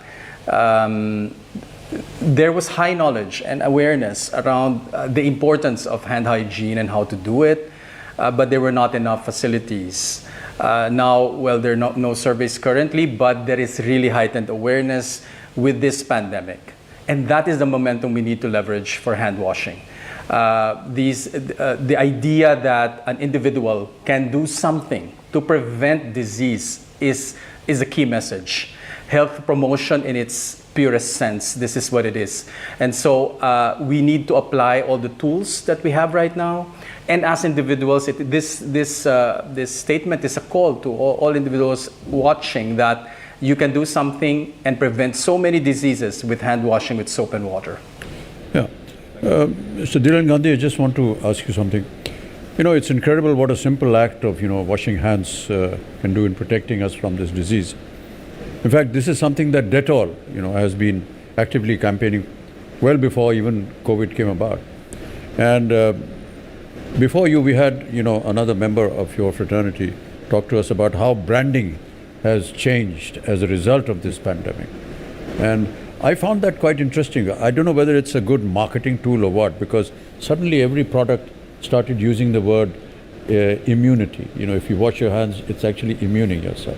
Whereas it just used to be common soap, whether it's your shampoo, whether it's your floor cleaner. Suddenly this word immune has started appearing in all the brands. Is that just a marketing technology, or do you actually put stuff in there which provides immunization or protection from the pandemic? Oh, for sure. I think if you look at Dettol has a very long heritage of killing germs and protecting against illness. This is something that we've been doing for many, many years. To us, the pandemic was just another kind of inflection point to get the same message that we've been saying for many years across to people. Dr. Rodrigo pointed it out. The link between disease and wellness is very well established. I mean, or hand hygiene habits and disease is very well established. If you look at the CDC data, it says that the more hand hygiene that is practiced, the less incidence of disease is there. For example, you can have lower incidence of diarrhea by about 40%, about 20% reduction in respiratory illnesses like cold. Absenteeism in schools can be reduced by 30% if these illnesses are taken into account. Our own school program has seen absenteeism drop by almost 40%. Now, what happens as a result of all of these, and this is a simple act of just washing hands. What happens as a result of absenteeism going down is school dropouts go down.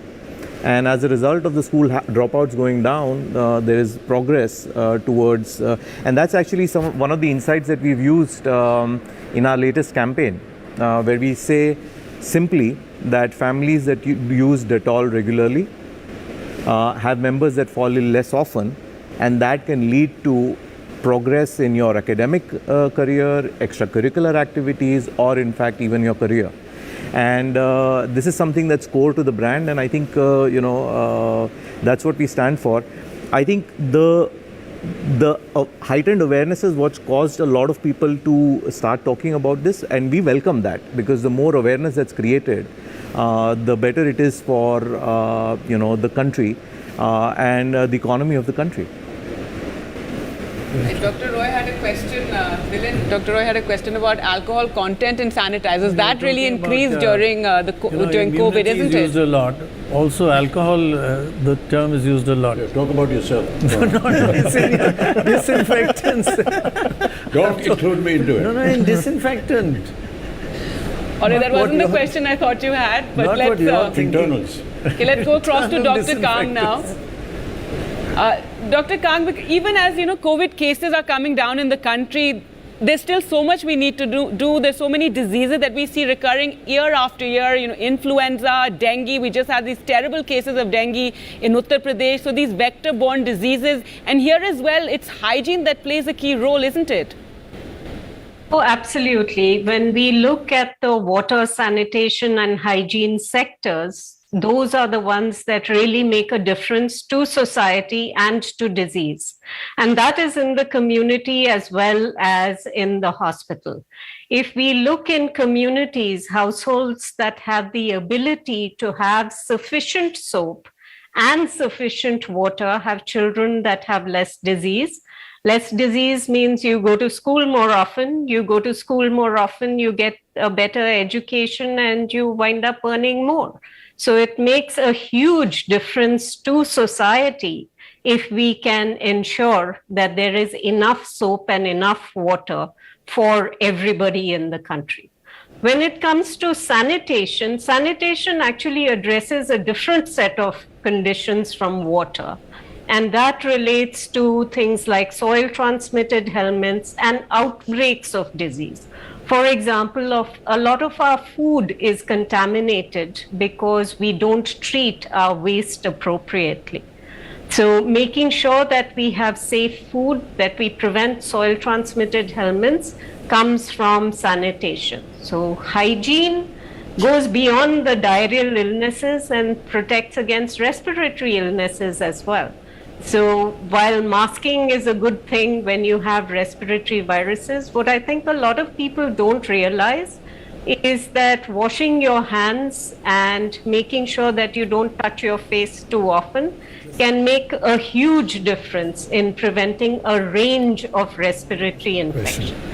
So making sure that we are washing our hands, making sure that we can put a toilet in every home, that we can provide sufficient water, and we can have behavior change so that people are doing the right things at the right time can make a difference in the community. And if we look in hospitals, antimicrobial resistance is something that is very well tackled by hospital hygiene. And when you have relatives who are admitted in hospitals, watch what happens. Dr. Kang, I just wanted to ask you something that you just talked about, a vaccine that could come in 100 days. That's just wonderful news. But I do worry about how you're going to do those critical phase 2, phase 3 trials in a short period of time. I mean, 11 months was necessary just to complete those trials because we don't want a bad vaccine ever to come out. That will create tremendous negative effects and vaccine hesitancy. So how in 100 days do you do phase 3 trials? So the plan really is to make vaccines against specific virus families ahead of time that go through phase 1 and phase 2 studies before the pandemic hits. And then when you actually have the pandemic, if you need to rapidly modify the vaccine, you can do that with both vectored and mRNA technologies.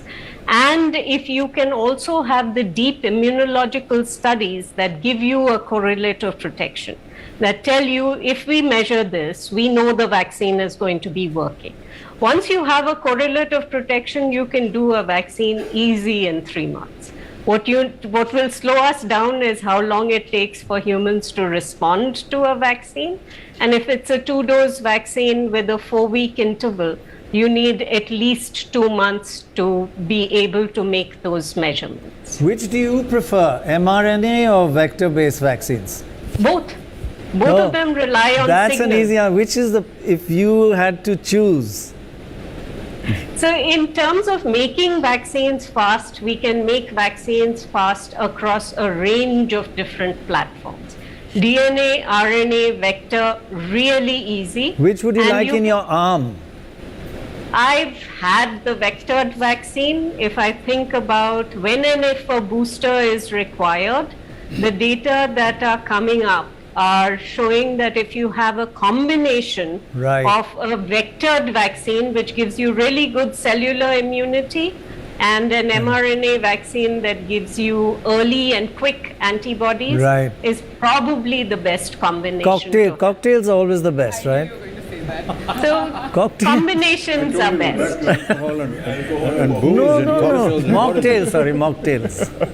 Vaxtails. Sorry, that was a very interesting answer, actually. Yeah, I like the point about hospitals and the care they take as far as infection is concerned. Right. Patients who've been there, as someone who spent 25 days during my COVID. Right. The clothes were put in a separate bag, which was treated separately in a different room. And that kind of precaution in the hospital that I was in was just amazing. And because of that, even today, Pranay, when I go to work, I come back, I shower, and I put my clothes to washing in a separate machine. Yeah. Just so that, it doesn't... Same goes with us. Yeah, really? Because we are also on field, so it's like the same procedure. I keep doing that. Interacting with people. Back altogether. And there's a lot of, Should I move already? Yeah, move. Rohit, you had a question. Yeah. There's a lot of discussion and argument in the home, domestically. Why do you need two of them? Two washing machines. So I just have to explain this. So I would like to ask Mr. Rodrigo again, as we learn to live with this pandemic, what are the keys, lessons for authorities to better manage this disease and health? Okay, I think the first principle, let's lay it out as a principle, is to act together. We should be helping each other.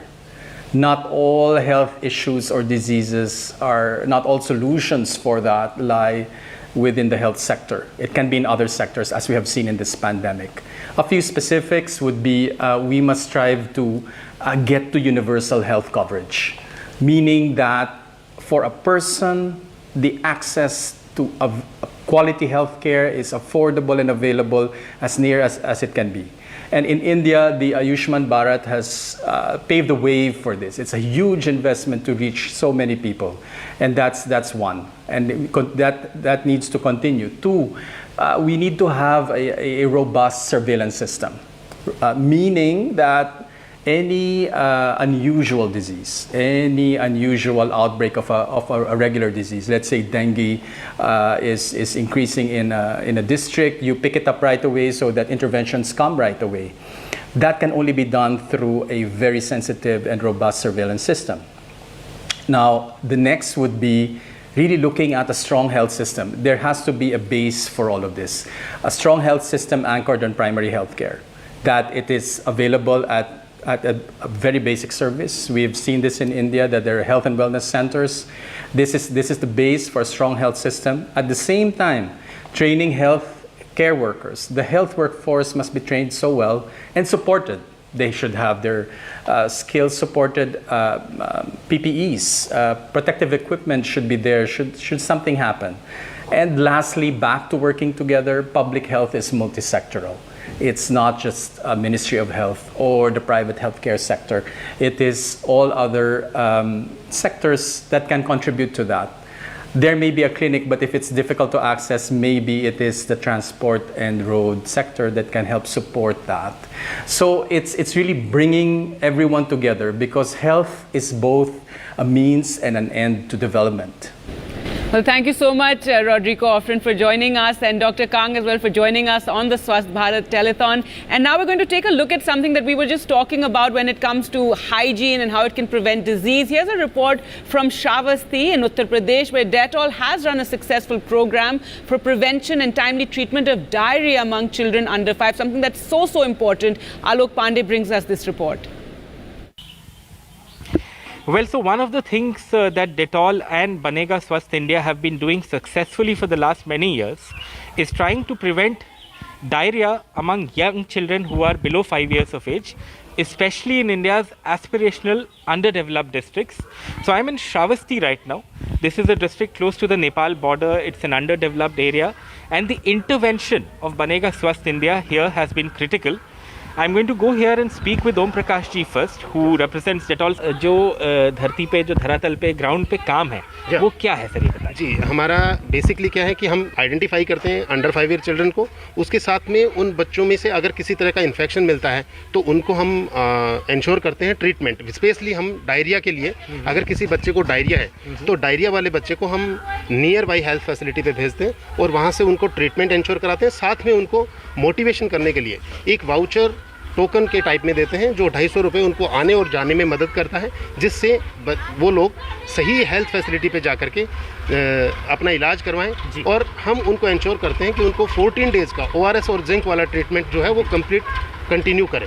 तो किस तरह के challenges आपको आते हैं doctor Chandradeep, आप उसको कैसे टैकल करते हैं? जो सबसे बड़ी चैलेंज हमारे लिए है, जो 5 साल से कम उम्र के बच्चे हैं उनमें जो डायरिया की केसेस होते हैं, तो वो मोस्टली ऐसा करते हैं कि जो क्वैक्स हैं गांव में उनके पास जाके कुछ मेडिसिन ले लिए 1-2 दिन की टैबलेट्स, तो उससे क्या होता है कि उनका डायरिया तब के लिए बंद हो जाता है। बट डायरिया के जो एपिसोड्स हैं, जो उनका जो डिहाइड्रेशन का मतलब उस टाइम में इशू रहती है, उसके लिए वो ORS नहीं खिलाते हैं। एंड जो डायरिया के रिपीटेड एपिसोड्स उन्हें फिर फ्यूचर में होने वाले हैं, उसके लिए एक जिंक बहुत इंपॉर्टेंट एक ये कंपोनेंट है जो उन्हें देना ही चाहिए, वो उन्हें नहीं मिल पाता, तो इसके लिए उनके एपिसोड्स बढ़ते हैं। तो हम ये इंश्योर करते हैं कि जो मतलब 5 साल से कम उम्र के बच्चे हैं जिनको डायरिया हो रहा है, उनके फैमिलीज को इस चीज़ के लिए अवेयर करें। Thank you so much. So I have to say that this is just a health sub-center, but it's being maintained by the team here, and you can look, you can actually spot with your own eye how wonderful this all looks. I also have a few volunteers with me and a few parents here.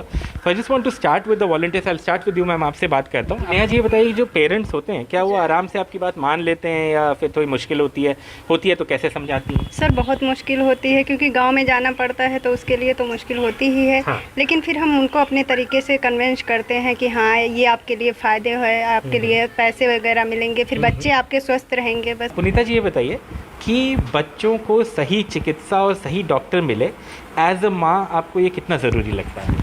हमको ये बहन जी, ये जो आ रही हैं बहन जी, ये हमको जानकारी दी। हम नहीं जानते थे, हमारे बच्चे को डायरिया हो गया था, हमको नहीं पता था, तो ये आई और हमारे बच्चे को सरकारी चिकित्सालय में ले गई और वहाँ दवाई करवाई और 5 साबुन दी हमको और वाउचर भी मिला, उसमें 250 रुपये, और हमारे बच्चा ठीक हो गया जी। तो ये एक बहुत अच्छी बात है कि इस तरह से यहाँ पे काम हो रहा है और ऐसी कोशिश की जा रही है कि जो बच्चे हैं और जो उनकी माएँ हैं, जो उनके पेरेंट्स हैं, अभिभावक हैं, वो डायरिया जैसी बीमारी से अपने बच्चों को बचा पाएँ। और ये एक बहुत ज़रूरी चीज़ है, बहुत ज़रूरी अंग है हेल्थ केयर का, और शायद फुल मार्क्स हमें देने होंगे डेटॉल और बनेगा स्वस्थ इंडिया को कि इस तरह का काम यहाँ पे किया जाए। जब रहेगा तभी तो बनेगा संपन्न भारत, स्वस्थ भारत जब रहेगा तभी तो भारत संपन्न बनेगा। Brought to you by Dettol। बीमारियां बढ़ें तो प्रोटेक्शन भी बढ़ानी जरूरी है, इसीलिए हमने बनाया नया बेस्ट एवर डेटॉल। ये प्रोटेक्ट करे 99.99% जर्म से, including virus and bacteria. They higher TFM power और fresh feel. Dettol, be 100% sure. In the latest Indian university rankings announced by QS, the world's leading university rankings organization, India's #1 ranked universities in various categories are IISc Bangalore, IIT Bombay, University of Delhi, University of Calcutta, and Amity University.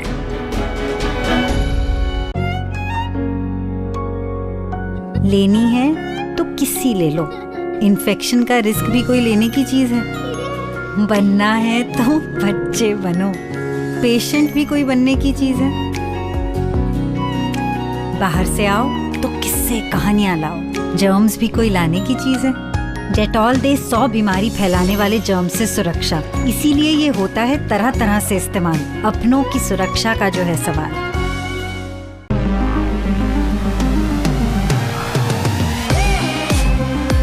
All brain, all power, all electric. The Ather 450X. लेने हैं तो जिंदगी के मजे लो, sick leave भी कोई लेने की चीज है। फिक्र करो तो जीत की करो, इन्फेक्शन भी कोई फिक्र करने की चीज है। खेलना है तो बेबी के साथ खेलो, उसकी सेहत भी कोई खेलने की चीज है। डेटॉल दे 100 बीमारी फैलाने वाले जर्म से सुरक्षा, इसीलिए ये होता है तरह तरह से इस्तेमाल, अपनों की सुरक्षा का जो है सवाल। Say your bill. Wait, it's on me. I've got a great discount on this. Sorry sir. Sorry नहीं, सही क्रेडिट कार्ड चुनो। पैसाबाजार.com पे मिलेंगे डाइनिंग पर मैक्सिमम डिस्काउंट्स और ऑफर्स वाले क्रेडिट कार्ड्स। कितने जर्म्स होंगे, बीमार पड़ेंगे। ईशान संभाल लेगा। इससे पहले मम्मी है, चलो डेटॉल करें। क्योंकि डेटॉल आदत देती है 100 बीमारी फैलाने वाले जर्म से सुरक्षा। सफाई तो अच्छी कर ली है ईशान, अपने भी और जर्म्स की भी। मेरा घर डेटॉल का धुला। Dettol health is wealth offer, code SMS कीजिए और पाइए 40 रुपए तक का गारंटीड कैशबैक। कुछ पैसे बोरो करने थे।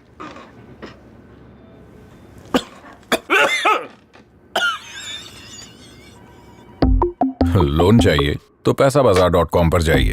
पैसाबाजार.com, लोन सही मिलेगा यहीं. In the latest Indian university rankings announced by QS, the world's leading university rankings organization, India's #1 ranked universities in various categories are IISc Bangalore, IIT Bombay, University of Delhi, University of Calcutta, and Amity University.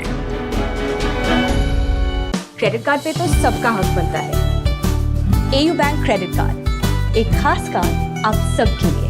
AU bank, बदलाव हमसे है. नाम बोलो. Balamurugan Nagarajan pulley Raju पुट्टा Murugan बालस्वामी Shekharan Puttaparthi Kulasekhara मंगलम. कीटी birth certificate पे baby का नाम लिखो. बाला इतना स्मूथ. सेलो बटरफ्लो इतना स्मूथ, लिखे सनसनन साए साए. 5 lakhs. लोन चाहिए तो पैसाबाजार.com पर जाइए. लोन सही मिलेगा यहीं. बेटी तो यूं सीख जाएगी. प्रॉमिस. 100 साल पुरानी दुकान है, रंग नहीं निकलेगा. प्रॉमिस. ऐसा ही आएगा ना? प्रॉमिस. सिर्फ एक्सपर्ट्स के प्रॉमिस से एश्योरेंस मिलती है, जैसे ड्यूलक्स एश्योरेंस. अगर ड्यूलक्स पेंट से न मिले परफेक्ट कलर, फिनिश और कवरेज, तो हम पेंट रिप्लेस करेंगे. It's a promise. दिखता है खिड़की से खुशियों का गुब्बारा, रोशन कर ले दिल को, जी ले दोबारा. आज जिंदगी को त्योहार जैसे मनाना है. दिल में है उत्साह, धड़कन में उत्साह, हर तरफ है उत्साह. आज हर कल से ज्यादा मुस्कुराना है. खुल के खिल के खिलखिलाना है. आज दिवाली का बहाना है. उत्साह by Tanishq. What property should I buy? How much should I sell for and when? What are the best locations for property investments? Get your answers from experts with long years of experience in the realty markets. On the most credible and practical property guide. India Sotheby's International Realty presents The Property Show with Manisha Natarajan. Saturday at 7:30 p.m. and Sunday at 6:30 p.m. only on NDTV 24/7.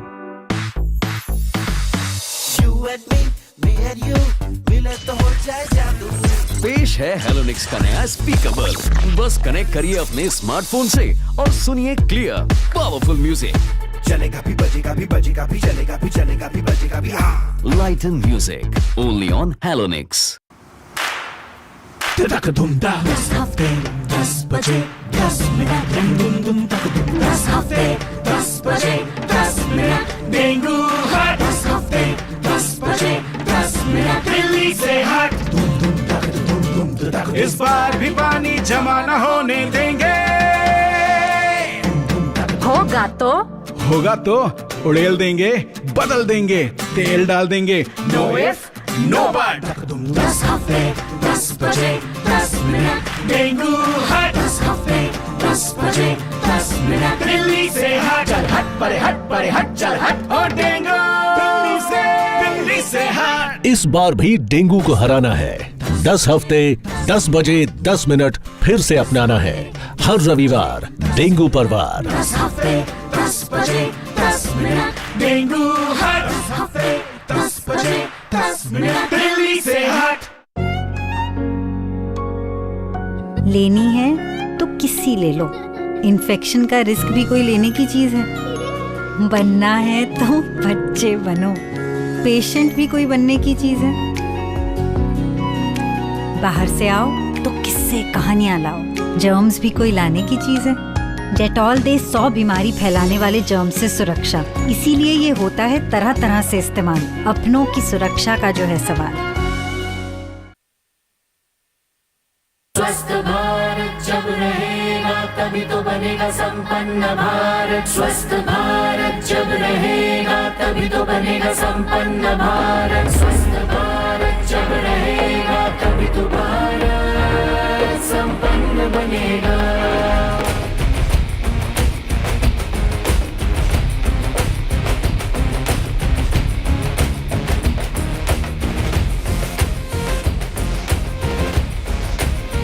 Welcome back. You're watching the Swasth Bharat Telethon, and we're talking about germs and hygiene. And we're now joined by someone who has a lot of experience in enforcing hygiene and sanitation of different kinds. We're joined by Kiran Bedi, former IPS officer, and LG of Puducherry, former super cop. Ms. Bedi, thank you so much for joining us.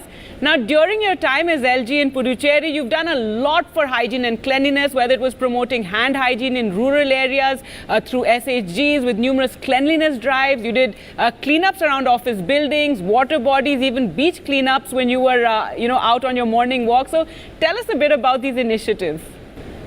The first step I took as a Lieutenant Governor, Puducherry, was to give a clear message that dirty Puducherry is not acceptable. Puducherry is a hub, a destination for tourists. And the first duty we owe to the people of country visiting us is provide a clean and a healthy Puducherry.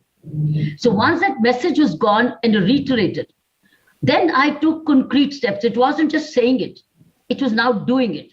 So from the second day of my Lieutenant Governorship, I started to visit the dirty drains. The Grand Canal is one of its iconic historical Grand Canal, goes through the White Town or the city. I start to visit it and ensure that the municipal staff does its homework daily. Then I start to look after the sanitation staff, got the medical health cards, got them medically attended, ensured they get the breakfast in the morning, but most of the women would leave homes at 5 in the morning to clean up. So I made sure the nearby market association served them a cup of tea and breakfast. So I start to value my municipal staff. Once I start to value, which means being clean is valuable, then I was heavy on the people who were dirtying it. Then I didn't spare the people. So what business do you have to throw all your garbage into the drains? Many of them were throwing their carpets, the boris, the raddi in the drains. We now to start to penalize them, start to name and shame them. I used to bike a lot only to make sure things are cleaner. So biking, rewarding, identifying, naming and shaming, through that volunteerism came up. In my cycling, a lot of youth joined in, the NCC, the NSS, and the others. So I created a lot of volunteers and then walked the beach. When I used to walk the beach, it had to be clean. So now they were afraid that she may come at any time. So you see, it was supervision, cajoling, appreciation, participation, collaboration, all these things, people and the staff. मेरा सवाल है किरण जी से। किरण जी, आप हमेशा कहते हैं कि cleanliness और हाइजीन सिर्फ गवर्नमेंट की रिस्पॉन्सिबिलिटी नहीं है। जब तक के लोग, यानी कि जब तक कि पब्लिक इक्वल रिस्पॉन्सिबिलिटी नहीं लेगी, हमें इसका रिजल्ट नहीं मिलेगा। तो आपको क्या लगता है कि पब्लिक की एक बहुत बड़ी रिस्पॉन्सिबिलिटी है? अरे लोग ही तो गंदा करते हैं, लोगों ने तो गंदा किया, गंदा करके उसको सफर करते हैं और फिर शिकायत करते हैं कि उन्होंने काम नहीं किया। तुम उनका काम क्यों बढ़ा रहे हो? उनका काम क्यों बढ़ा रहे हो? आप पहले प्रॉब्लम क्रिएट करते हो, फिर आप शिकायत करते हो। आप क्यों अपनी गंदगी सारी ड्रेन्स में फेंकते हो? आप क्यों नहीं अपनी डस्टबिन में डालते ताकि वो जो कलेक्शन करना है वो ले जाए? सो ये बहुत जरूरी है लोगों की कि अपनी प्रॉब्लम मत बढ़ाओ, क्योंकि आप कहोगे नेबर करता है तो नेबर करता है, तो फिर शिकायत सिस्टम होना चाहिए। Kiran ji, this is Amitabh Bachchan. I just have a question. What would you say to the people who are watching today's show? Why they need to be particular about hygiene and what each of them can do in their own space and their ecosystems to ensure that there is a Swachh Bharat? लेकिन स्वच्छ रहना तो अपना स्वार्थ है।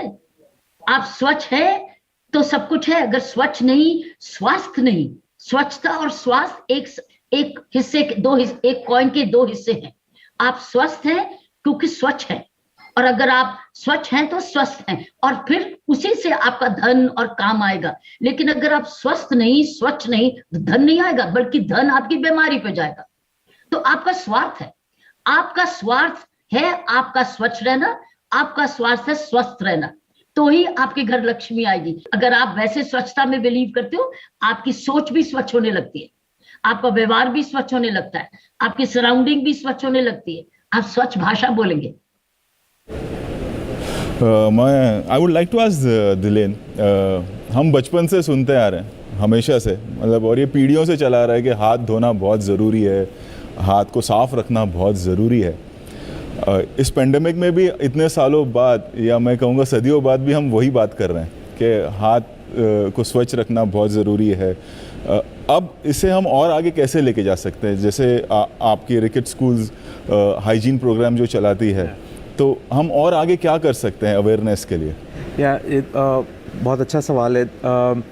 जो ये Dettol का जो स्कूल प्रोग्राम है, ये एक हमारी जो विज़न है उसके एकदम मुताबिक है। हमारी विज़न है कि we should provide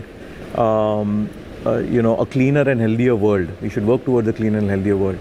and the Dettol school program अभी 7 साल से चल रहा है, और इस 7 सालों में हम करीबन 2 करोड़ बच्चों को पहुँच चुके हैं, who are all primary school kids. And we have reached out to now 75% of the primary schools in the country across 16 states. And we have seen some very, very good results. I already talked about the fact that absenteeism school में कम हो गई है 40% से। जो हम social ROI measure करते हैं programme का, वो भी काफ़ी हाई है। For every 1 rupee that we invest, हमें 33 रुपये वापस मिलते हैं in terms of benefit to the society. And the most important thing, and we heard so much about diarrhoea is one of the examples of a disease that can be cured. And the cases of diarrhoea that can be directly attributable to the school program have gone down by 14.5%. But beyond this, as you also said, आपने जैसे कहा, हम कई वर्षों से हम बच्चों के माध्यम से ये मैसेज लोगों तक पहुंचाने की कोशिश करते जा रहे हैं, हमारे एडवर्टाइजिंग में, हमारे कम्युनिकेशन में। और उसके पीछे सबसे महत्वपूर्ण कारण ये है कि अगर हम बच्चों को आज कन्वर्ट कर सकें, तो not only are we making a more educated future generation, because they will carry these habits into their own adulthood, but वो आज के चेंज एजेंट हैं, वो आज भी अपने परिवारों में, अपने कम्युनिटीज़ में वो इम्पैक्ट ला सकते हैं, जिसकी वजह से हम ये सारे रिजल्ट्स देख रहे हैं। सो इसलिए बच्चों पे ध्यान देना, इसलिए जब आपके बचपन से हमारा मैसेज यही होता है कि खतरों के खिलाड़ी बनिए, but not when it comes to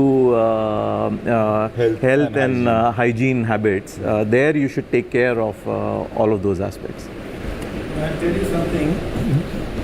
This is not about alcohol. No.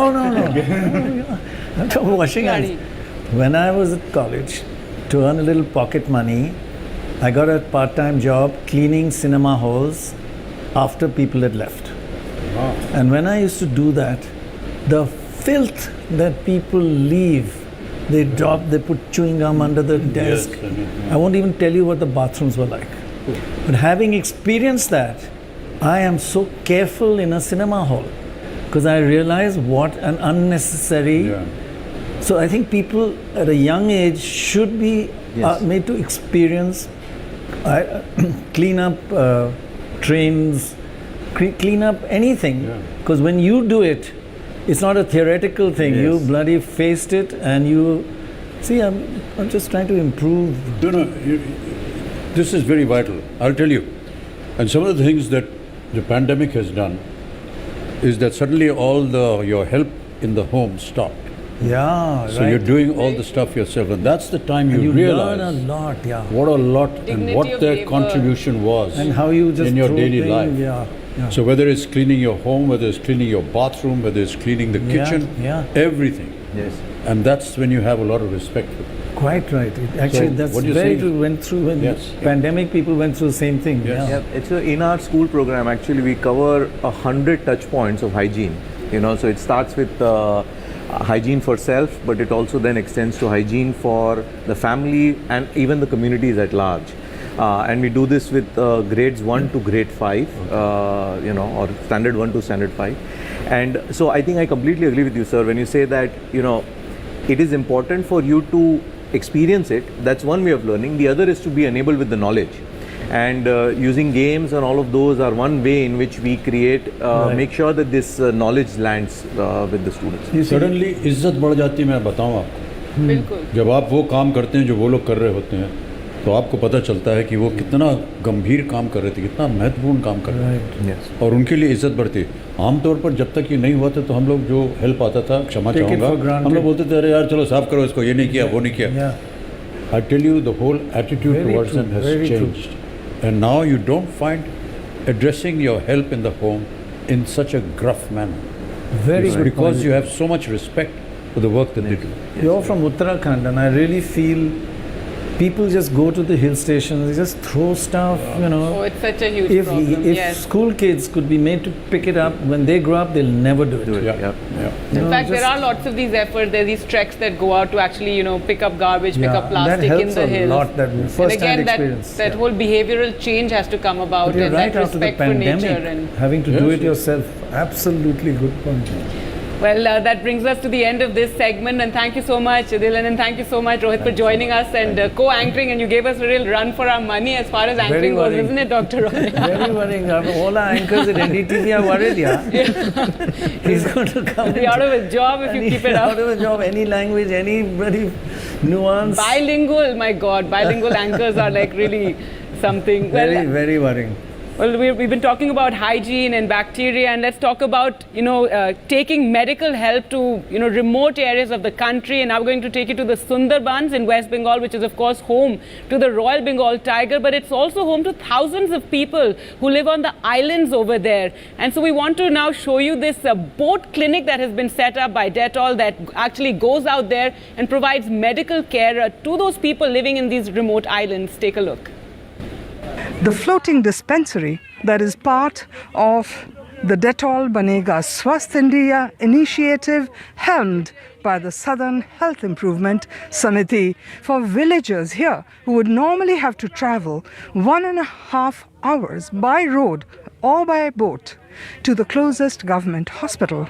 This is relief and healthcare at the doorstep. Upstairs is where the doctor is looking at patients, and downstairs in this boat is where the hardware really is on both my sides.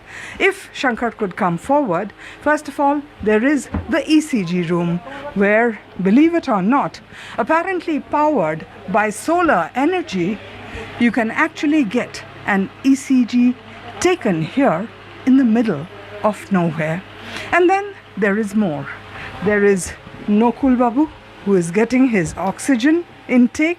He came in to this boat gasping, 1.5 hours away from a proper government hospital. So this floating dispensary, a huge relief.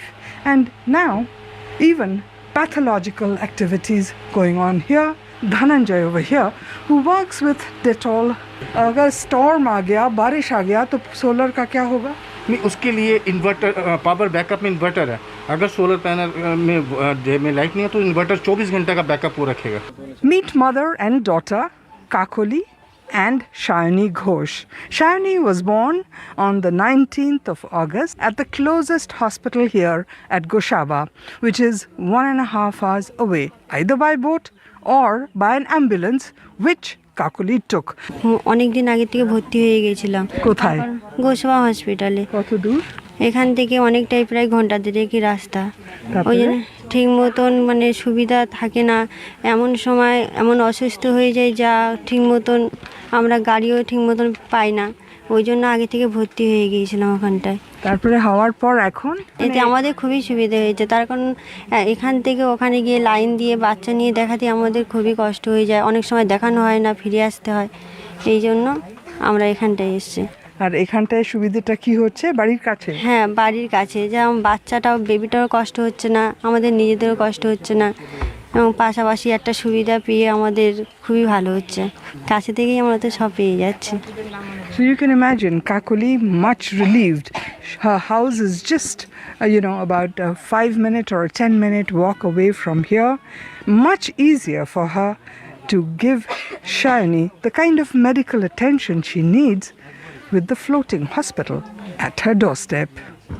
M.A. Wahab, the director of Southern Health Improvement Samiti, and what is the facility that are provided here that you didn't have before? They gave us oxygen facilities. Previously we didn't have this. So this is actually, a symbol of love, a symbol of good people, good heart. Bulbul, are you geared to attend to patients in the middle of the night, if there is an emergency? Yes, we get call because today mobile is available everywhere and our local number is with the patient and they give us a call for a mother delivery patient and we attend that. For GD Shankar and me, who have traveled all the way to this village to watch this floating dispensary in operation, an eye-opening and heartwarming experience indeed. Back to you in the studios. All right, so that was Monideepa showing us that boat clinic in the Sundarbans. Now, in the last segment, we were talking about hygiene and the role that it plays in our health and the spread of disease and what we can do to counter it. In this segment, we're going to now focus on science, because in this last year and a half, I think our respect for science has just gone up tremendously. Who could have imagined that a disease is discovered in a year and by the end of the year, you actually have a vaccine for that disease? I mean, it's been absolutely incredible, and it's also shown us the importance of doctors, scientists, researchers, all those people who are working behind the scenes to promote science. We're also going to talk about how we need to have more of a scientific mindset, encourage STEM education, that focuses on science and technology and engineering and mathematics. And joining us on this segment is someone who knows all about that, all about tech and the role that can play in, public health. We're joined by R.S. Sharma, CEO, National Health Authority and head of the COVID app. We're also joined by Gaurav Gupta, Chief Commissioner, Bruhat Bengaluru Mahanagra Palike. Thank you so much for joining us. And Ravi's back on the stage with us. So thanks for that, Ravi. But let's start off by asking Mr. R.S. Sharma about the pandemic and countering it. And R.S. Sharma, do you think the pandemic has really changed the way we think about health and the role of science and technology in improving access to health? The Cohen platform, for example, has been such an achievement in tracking vaccinations. Yeah, absolutely. I agree with you that the pandemic had changed the way we look at not only health part, but everything else. For example, the virtual meetings, which are now a norm rather than the exception, have really been accepted, and it has become a norm now. Similarly, the health behavior also, people are doing teleconsultations in much more numbers. People are doing video consultations with the doctors, calling video calls and showing their symptoms and stuff like that. So I think the whole digital has got a push. I mean, pandemic has been a disaster, but at the same time, there is a silver lining. This is for Mr. Gaurav Gupta. Can you tell us something about Precision Health Platform and the role that it played in helping Bengaluru fight the COVID? Hello, I'm sorry, I did not get your question, sir. I'm just saying that, can you tell us something about the role played by Precision Health Platform in Bengaluru to fight the pandemic? Well, Bangalore is a city which is a science and technology city, and there are a lot of migrant population, high tech population that is working here, and we have been working with various platforms to make all our programs reach out to the community. We have been actively working with the corporates. We have been working with the resident welfare associations. We have been working with the apartment associations, NGOs, and others to reach out to them and to emphasize on how prevention is very important when we are talking about COVID. So our objective is to see that nobody gets the infection, and so therefore, and everybody is healthy. And to that end, we have been interacting with them, customizing our programs so as to reach out to the community and making them work. Thank you so much. Yeah. Gargi Rawat here, and it's fascinating how technology is being used by all of you in the administration to counter disease and promote public health. If you could tell us what other kinds of health surveillance is the Bangalore Municipal Corporation working on? Yes, we have been very actively working on health surveillance, COVID surveillance. Our objective is to see that we are able to pick up the trends very, very early. To that end, we have been taking up active monitoring of the cases as they come along. Hospitalizations in real time, both in the public and the private sector. We are also working on how to get the early results from the sewage sampling, which has been taken up. And this has also given us some kind of trend. We have taken up a sero survey for the city to understand the kind of positivity, seropositivity that is there among the groups. And we are also looking at how vaccination can be used as a very effective strategy around the high risk areas. So we are working on all of this. We have a 24/7 war room that is working actively for different streams through which we are taking up surveillance. वो भी बंद हो गया। Thank you so much. एक और प्रश्न पूछना था मुझे आर्य शर्मा जी से। मान्यवर, ये जो नया एक अभियान अभी आपने इसका उद्घाटन किया है, आयुष्मान भारत डिजिटल मिशन और उसका यूनिवर्सल हेल्थ इंटरफेस जो है, ये किस तरह से हमारे स्वास्थ्य को ये बढ़ोतरी दे सकता है और कैसे इसमें हमारे जो स्वास्थ्य है और बेहतर हो सकता है इन कार्यक्रमों की वजह से? हाँ बिल्कुल, देखिए ऐसा है, आयुष्मान भारत डिजिटल मिशन जिसका लॉन्च, नेशनल लॉन्च माननीय प्रधानमंत्री जी ने 27 सितंबर को किया था, उसका उद्देश्य है कि हम टेक्नोलॉजी को, स्पेशली इंफॉर्मेशन और कम्युनिकेशन टेक्नोलॉजी का भरपूर इस्तेमाल करके हेल्थ सर्विसेज की क्वालिटी का, एक्सेस का और अफोर्डेबिलिटी का किस प्रकार से हम लोग बेहतर उसको बनाएं।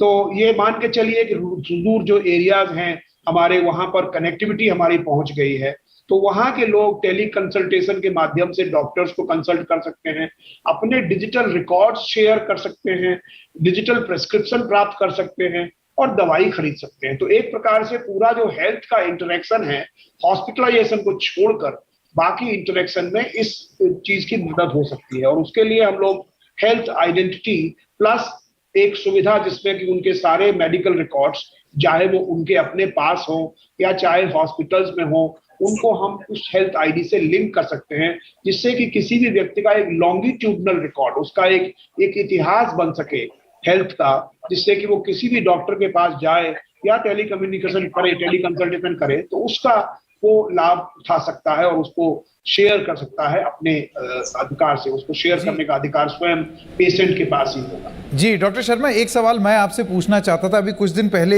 एनडीटीवी पर एक इंटरव्यू में आपने हेल्थ आईडी के बारे में बड़ा विस्तार से उल्लेख किया और बताया कि ये लोगों का एक रिकॉर्ड बन जाएगा, तो ताकि डॉक्टर को बार बार पेशेंट से ये ना पूछना पड़े कि आपकी हिस्ट्री बताइए, आपके परिवार में डायबिटीज़ है नहीं। वो पूरा बच्चन साहब, ये बड़ी सही मुहिम है सरकार की। मैं ऐसा मान रहा हूँ कि एक नया कार्ड भी निकल रहा है जो हेल्थ आईडी कार्ड। जी वही, उसके ऊपर जो QR कोड है, हाँ, उसमें आपकी पूरी इतिहास, आपका जीवन पूरा आपका हेल्थ से रिलेटेड जो है जितना भी है वो सब उसमें। मैंने शर्मा जी से ये सवाल पूछा, कुछ लोग आपत्ति कर दे तो कि मेरे स्वास्थ्य के बारे में इतनी जानकारी सरकार को क्यों हो, तो उन्होंने तुरंत बोला कि ये अनिवार्य नहीं, लेकिन अगर आप सरकारी लाभ लेना चाहते हैं तब आपको ये करना ज़रूरी। पर ये मुहिम बड़ी अच्छी है, तकनीक से सारा डेटा को जोड़ना, ये एक बड़ी ज़बरदस्त मुहिम है और गांव देहात में उनका ये कहना है कि ये बड़ा कारगर सिद्ध होगा अगर ये। और दुर्भाग्यवश अगर कोई दुर्घटना हो जाए मान लीजिए, तो अगर ये आपके पास है तो तुरंत पता चल जाता है इलाज के लिए। बिल्कुल, ब्लड ग्रुप से लेके आपकी पूरी हिस्ट्री सब कुछ पता चल जाएगा, जो कि उपचार में आपको मदद मिलेगी। लेकिन डॉक्टर शर्मा, मैं आपसे ये जानना चाहता हूँ, इसी तरीके की कोई 3-4 तकनीक से जुड़ी हुई टेक्नोलॉजी ड्रिवन हेल्थ इंटरवेंशंस, इनके बारे में आप अगर हमें बताएं ताकि लोग लाभ ले सकें। देखिए 2-3 चीजें मैं शेयर करना चाहता हूँ। पहला बात तो ये है कि डायग्नोस्टिक्स में जो आर्टिफिशियल इंटेलिजेंस है और मशीन लर्निंग है, उसका बड़ा महत्व है आज के दिन में। आप ये देखिए कि कोई एक्सरे है, हो सकता है कि डॉक्टर्स उस एक्सरे को उतना अच्छे से एग्जामिन न कर सके, लेकिन आजकल जो आर्टिफिशियल इंटेलिजेंस और मशीन लर्निंग की टेक्निक्स आ गई हैं, जिसमें कि बहुत सारे डेटा के आधार पर मशीन प्रेडिक्ट करती है, तो मशीन कैन बिकम एक हेल्प बन सकती है डॉक्टर्स के लिए, उनको बेहतर डायग्नोस्टिक कैपेबिलिटीज देने के लिए, एक प्रकार से उसको एनालिसिस की पहली बात। दूसरी बात, टेली कम्युनिकेशन, जो टेली मेडिसिन है, तो टेली कम्युनिकेशन के माध्यम से डॉक्टर से हम संपर्क कर सकते हैं। और तीसरी बात, हिंदुस्तान में हम लोगों ने ऐसे डिजिटल आर्टिफैक्ट्स डेवलप किए हैं जो बिल्कुल इस प्रोसेस को हार्मोनाइज कर देते हैं। जैसे कि आपने डिजिटल आइडेंटिटी है, उससे आप स्पष्ट कर सकते हैं कि आप सचमुच में एक जेन्युइन पेशेंट है और दूसरी तरफ आप एक जेन्युइन डॉक्टर हैं, जिससे कि एक प्रकार से ट्रस्ट और कॉन्फिडेंस बिल्ड होता है। उसी प्रकार से डिजिटल सिग्नेचर का जो ई साइन की जो टेक्नोलॉजी हम लोगों ने डेवलप की है, उसके माध्यम से आप रिमोटली डिजिटली साइन कर सकते हैं और डॉक्यूमेंट्स को शेयर कर सकते हैं। उसी प्रकार से हम लोगों ने जो डिजिटल लॉकर की टेक्नोलॉजी है, उसको कर सकते हैं। डिजिटल पेमेंट्स का हम बहुत बड़ा यूपीआई का एक काम हुआ है देश में, तो उससे हम डिजिटल पेमेंट डॉक्टर्स को कर सकते हैं। आप मानेंगे कि जब ये टेली कम्युनिकेशन कोई कर रहा है, टेली कंसल्टेशन कर रहा है, तो ऑब्वियसली वो कैश में पेमेंट डॉक्टर को नहीं कर सकता, तो डिजिटल के माध्यम से पेमेंट कर सकता है। तो ये जो सपोर्टिंग जो आर्टिफैक्ट्स है, सपोर्टिंग जो काम हमने किए हैं, उन कामों के माध्यम से हम लोग ये सुनिश्चित कर सकते हैं कि हमारा ये जो digital Ayushman Bharat digital mission है, वो निश्चित रूप से सफल होगा।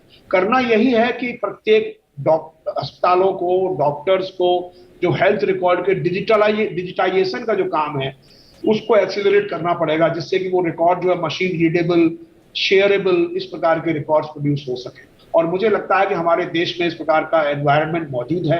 विशेषकर कोरोना के बाद उत्पन्न हुई परिस्थितियों में ये संभव है कि हम लोग अपने सारे डिजिटल प्रोसेस को बड़ा पुश इस दौरान हुआ है, और उसी पुश को हमें आगे ले जा करके इसको लीवरेज करना है, इस कठिनाई को हमको अपॉर्चुनिटी के रूप में इस्तेमाल करना है। Thank you so much, Dr. R.S. Sharma, for joining us. Yes, absolutely.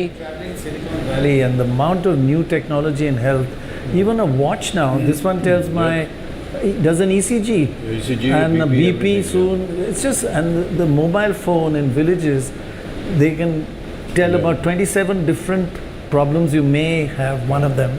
And that's amazing. Really the way forward. We have to use technology in health, especially and getting distance, medical facilities to but people. Really, Ravi, the important thing is that despite the fact that there is technology and it tells you all kinds of things, please do consult your doctor before you start taking independent. Yeah, absolutely. No, that's true. Don't become a Google doctor, for sure. That diagnose your illness, tell you what you should be doing. Never do that. Never. Very good advice, yeah. Very. In fact, Dr. Sharma talked about. लोग अपने आप ही दवाई फांक लेते हैं। बिल्कुल। No, what Dr. Sharma talked about this your long friends will tell you, oh, you got that, have something. Yes.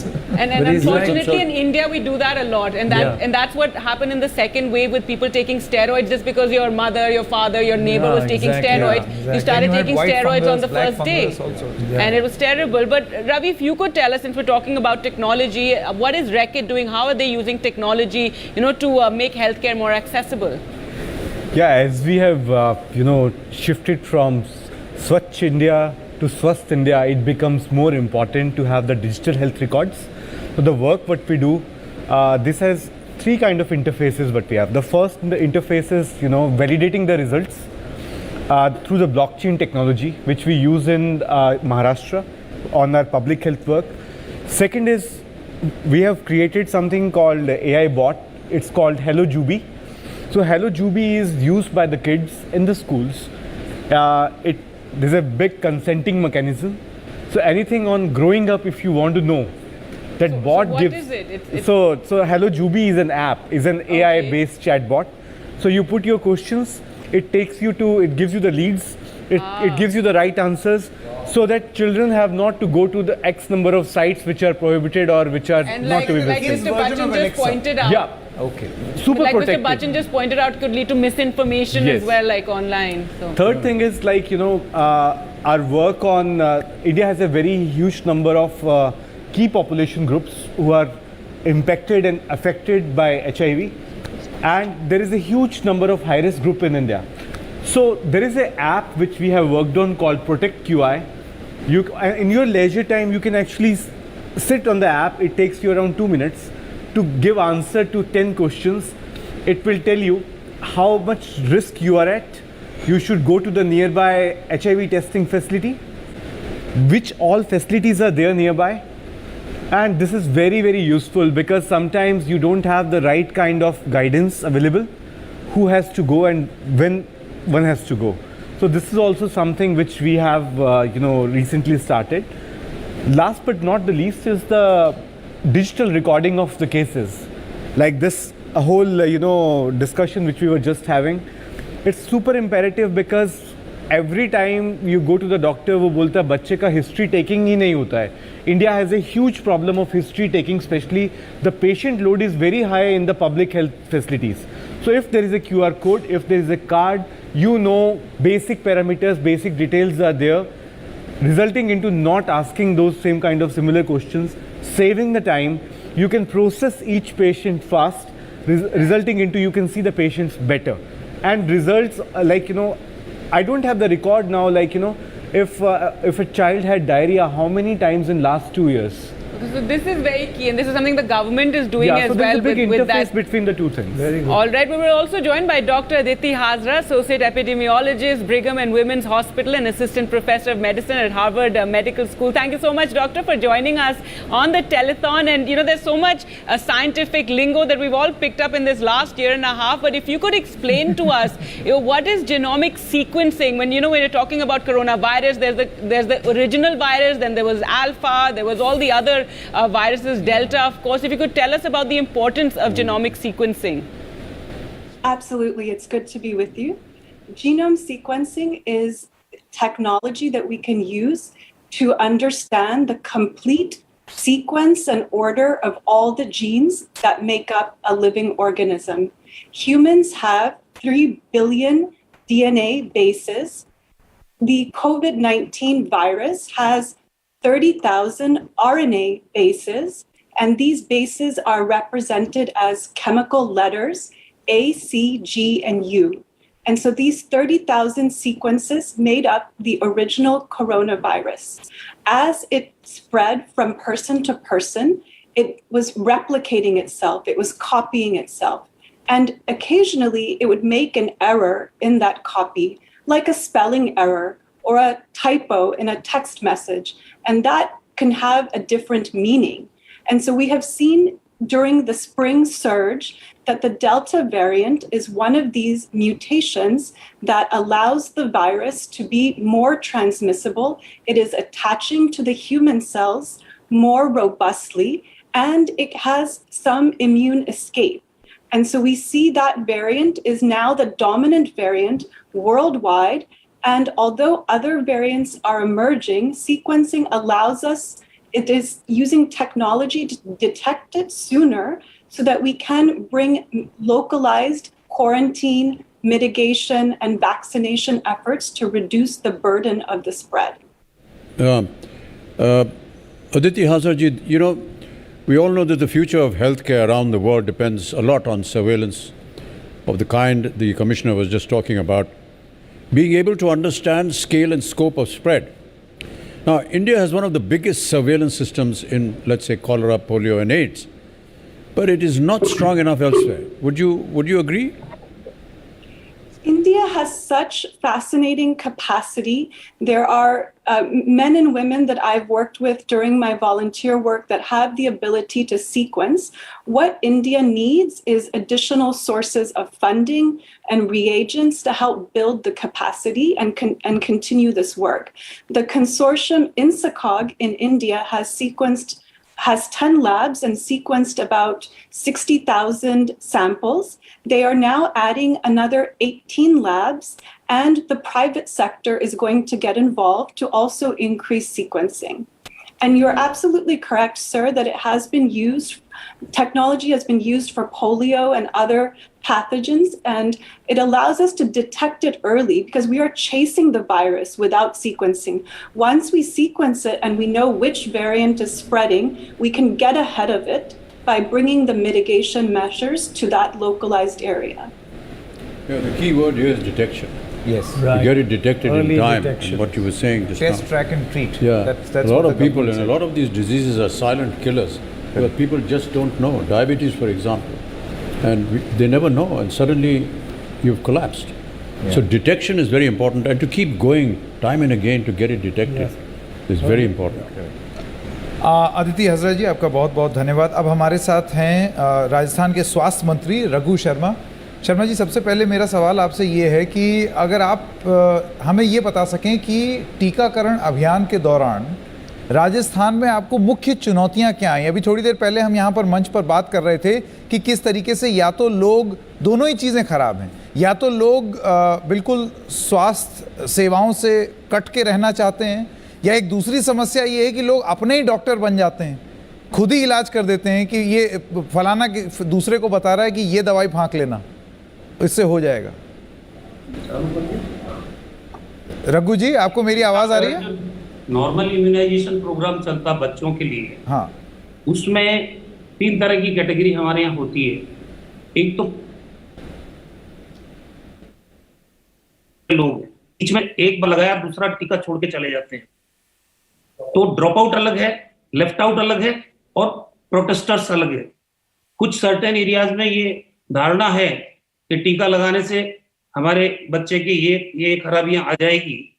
हम लोग उनको, क्योंकि एजुकेशन की कमी है उन एरियाज के अंदर, कुछ रिलीजियस सेंटिमेंट्स की वजह से भी कुछ एरियाज में ये जो इम्यूनाइजेशन, नॉर्मल इम्यूनाइजेशन, वो नहीं हो पाता। अभी जैसा कोविड वैक्सीनेशन हमने किया, कोविड वैक्सीनेशन में राजस्थान में बहुत ही शानदार तरीके से हमारे कोल्ड चेन पॉइंट भी थे, स्टोरेज सेंटर भी थे। लोग पहले थोड़ा डरते थे, लेकिन बाद में ये गति अभी 78% से ज्यादा फर्स्ट डोज हमने लगा चुके हैं और करीब 39-40% सेकेंड डोज हम लगा चुके हैं। अब धीरे कम हो रही है, आगे भी आ रहे हैं। जी रघु शर्मा जी, मैं अमिताभ बच्चन, एक प्रश्न पूछना था आपसे कि कैसा अनुभव रहा है इस महामारी के दौरान और किस तरह की सीख हमें मिली है, ख़ास तौर से राजस्थान में, जिससे कि यानी कि प्राइमरी हेल्थ जो है उसकी जो सुविधाएं हैं ख़ास तौर से ग्रामीण स्थानों पर, उसके बारे में कुछ बताएंगे आप हमें? देखिए सर, बार बार आईसी एक्टिविटीज हमने की कि आप मास्क लगाइए, हाथों को सैनिटाइज करिए, 2 गज की दूरी बना के रखिए, आप भीड़ में अनावश्यक रूप से एकत्रित मत होइए। फर्स्ट वेव जब राजस्थान में आई सर, एक दिन में हमारे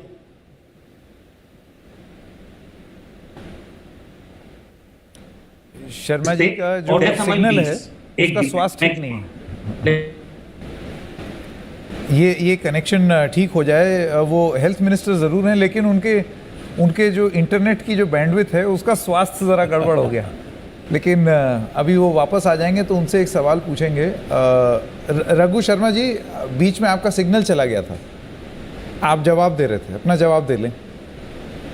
तो फर्स्ट वेव के बाद लोगों ने सोच लिया कोविड चला गया, और कोविड गया नहीं था। हम लोग बार बार उनको कह भी रहे थे, लेकिन लोग शादियों में इकट्ठा होना, दूसरे फंक्शंस में, पॉलिटिकल प्रोग्राम, इलेक्शंस, लोगों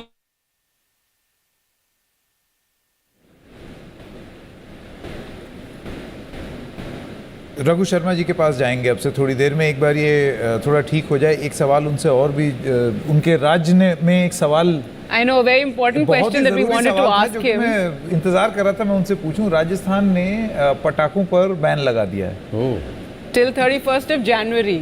And this is it, keeping in mind a third wave of COVID being anticipated, and you can understand it's not a very popular decision among the public. Yes, experts and doctors have all been asking, you know, for ये पूछ ही लेते हैं। वो एक बार फिर से वापस आ गए। एक बार रघु जी, आपकी सरकार ने ये फैसला लिया है कि आप पटाखे पर बैन लगा दिया है, अपने पूरी तरीके से प्रतिबंध है, रोक है, और इसको लेकर के राजनीति जो होगी वो बात अलग है, लेकिन किस तरीके से ये एक महत्वपूर्ण मुद्दा है, ये सवाल हम उनसे आगे भी पूछते रहेंगे। लेकिन गार्गी, आप कुछ बताना चाह रहे थे? All right, well, we're now going to talk about hygiene games and a way to inculcate good hygiene practices and also teach children something. So here's a look at how Dettol has come up with a STEM learning kit for kids that keeps them safe as well as it's hygienic. It's called a hygiene buddy kit. Take a look. जी बिल्कुल, Covid pandemic के दौरान hand hygiene हमारे जीवन का एक अभिन्न हिस्सा बन गया है। पहले भी एक ज़रूरी चीज़ थी, लेकिन अब और ज़रूरी है, और ख़ासकर हमारे बच्चों के लिए, क्योंकि अब स्कूल्स उत्तर प्रदेश में और कई जगहों पे खुल गए हैं, और इसलिए बच्चों को ये सिखाना कि हैंड हाइजीन और हाथ धोते रहना बहुत ज़रूरी चीज़ है। ये एक चुनौती भरा काम है क्योंकि बच्चे चंचल भी होते हैं थोड़े, इसलिए अगर आप गेम्स के थ्रू उनको ये बात सिखा पाएँ तो इससे बड़ी कोई चीज़ नहीं है। और बनेगा स्वस्थ इंडिया इस बार वही कर रहा है, खासकर यूपी के सरकारी स्कूल्स में। जैसे हम लखनऊ के नरही इलाके में एक सरकारी स्कूल में हैं और यहाँ पे इन बच्चों को एक गेम के थ्रू ये सिखाया जा रहा है। ये किट है हमारी, ठीक है। किट के अंदर हमारे पास बहुत तरह तरह के गेम्स हैं। उनमें से एक हमारा गेम है सोपी डो गेम। ये जो सोपी डो है ये पूरा घर के चीज़ों से ही बनाया जाएगा। हमारे पास इस किट में है थोड़ा सा तेल, हमारे पास है थोड़ा सा हैंड वॉश, फिर हमारे पास है कॉर्न का स्टार्च जो कि होता है मक्की का स्टार्च। हम शुरू करेंगे इस गेम को। 3 चम्मच आटा इसमें डालें बोल में, साथ में इसमें पड़ेगा थोड़ा सा ऑयल और डेटॉल का liquid hand wash.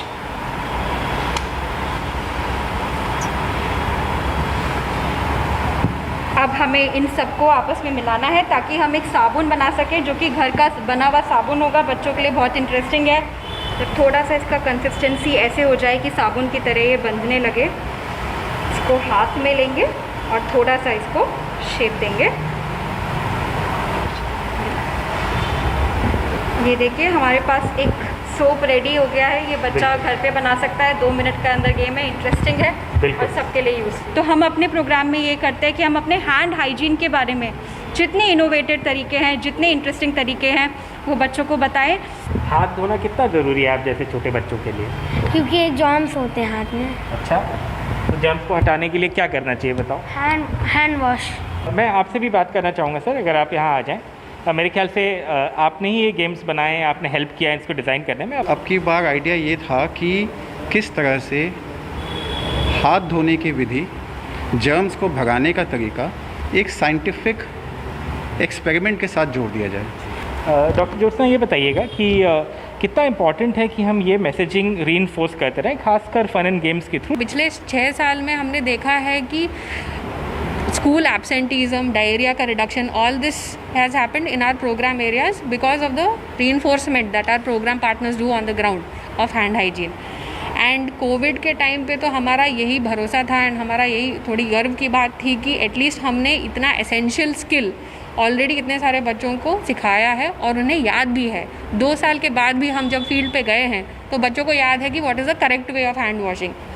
Thank you so much. Thank you. बच्चों को अगर ये एक एंटरटेनिंग तरीके से दिखाया जा रहा है, अगर एक खेल के तरीके से दिखाया जा रहा है तो शायद उनके जहन में ज़्यादा दिन तक रहेगी। जैसे डॉक्टर ज्योत्सना ने भी कहा कि 2-2 साल तक बच्चे याद रख रहे हैं कि उनको कैसे हाथ धोना या हैंड हाइजीन कैसे करनी है। ये बहुत बड़ी उपलब्धि है, छोटी बात नहीं है और इसीलिए इसकी जितनी सराहना की जाए उतनी कम है। और आलोक कितना खुश था, वो भी तो मन से तो एक बच्चा ही है हमारा आलोक। बिल्कुल। Doctor Jyotsna from Reckitt and doctor Komal from Plan India, I would like to request you to please come on stage with what is a hygiene buddy kit. So what is this kit? Let's see. Dr. Roy, I will hold it for you. Thank you so much.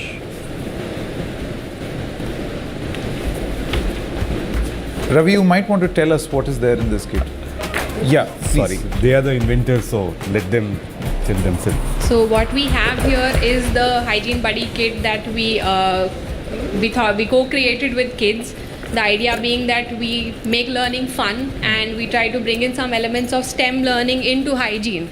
So it's not just STEM about learning, if you could just explain science and So STEM learning is basically the emphasis on science, technology, engineering and math. More and more across the world, people are realizing that these are basic skills that kids need to inculcate, because when you emphasize on STEM in education, critical thinking, being able to connect different dots, and we're also we have this kit here where kids have a chance at experiential learning, and these are pretty advanced topics that we talk about when you're talking about education, and we're bringing it to the last mile. And again, everything is leading to our mission to leave no one behind. And with this, what we have also, the advantage is also that kids are touching and feeling ingredients. These are child safe, easily available at home, and yep, we're pretty happy with Would you like to show us what's in there? Yeah, but before that, Sanket, technology is there on this box also. Kaise? If if you don't have a facilitator, there is a QR code. You can just put your phone on this. You can just press it, and in multiple languages, it actually gives you the options state-wise. So state-wise QR codes are there in Odia, in Hindi, in Tamil, in Malayalam. So you go there, click it, and someone will tell you like how to play this game. So this is done by these two doctors. So you can now show like. So what is this? This is the material. Yes, sir. So this is the cooking oil. I will help you. This is the cornstarch. This is a bowl to mix the things. This is squeezy. This is spoon. And this is also sourced from my next employer is Dettol, of course. You know that. We're helping them out so much. I must say. All right. So this is the bowl, and you put this powder in there. Yeah. And you use the oil. Yeah. And you mix it up as we saw in the video. It's just a minute of 2 minutes. What is this squeezy? So this is the hand wash. So hand wash. Acha, this is the hand wash. So you make it together. All right. After that, kids make it as a play-doh. They can play with this. They make germs out of this. They make various shapes, sizes. You can add some color also in this. What fun. It's all fun, learning by... And eventually becomes soap. Yes. It becomes soap, and it can be multiple times also. Oh, so yeah. it can... And this is also sourced locally from the local self-help groups. Okay. So that it's all, it's all paperless. This is also recycled. So we have moved to in the direction where we are moving towards sustainability through the programs. Wow.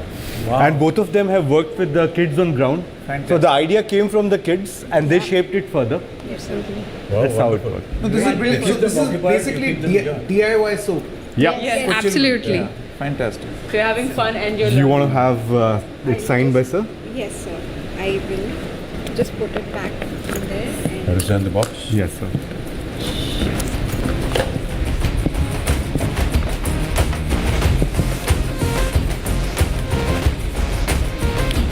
And the picture also, so we'll show the doctors. Please come here. Come to the You hold up the You box. can hold the box. You give it to me. Straight. Thank you. Just show it here. All right, wonderful. Well, thank you so much. Thank you. Thank you so much, doctors, for coming and joining us and telling us about this. Well, Lovely.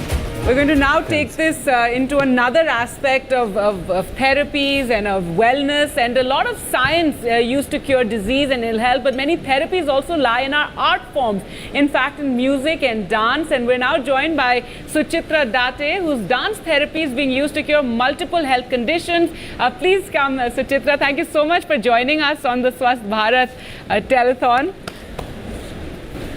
So tell us a bit about how you use dance as a therapy. I'm a Bharatanatyam dancer and a psychologist, trained social worker. So in 1976, I had my first dance student because my guru permitted me to start my dance classes with a little girl, 12 years old, who had a hole in her heart.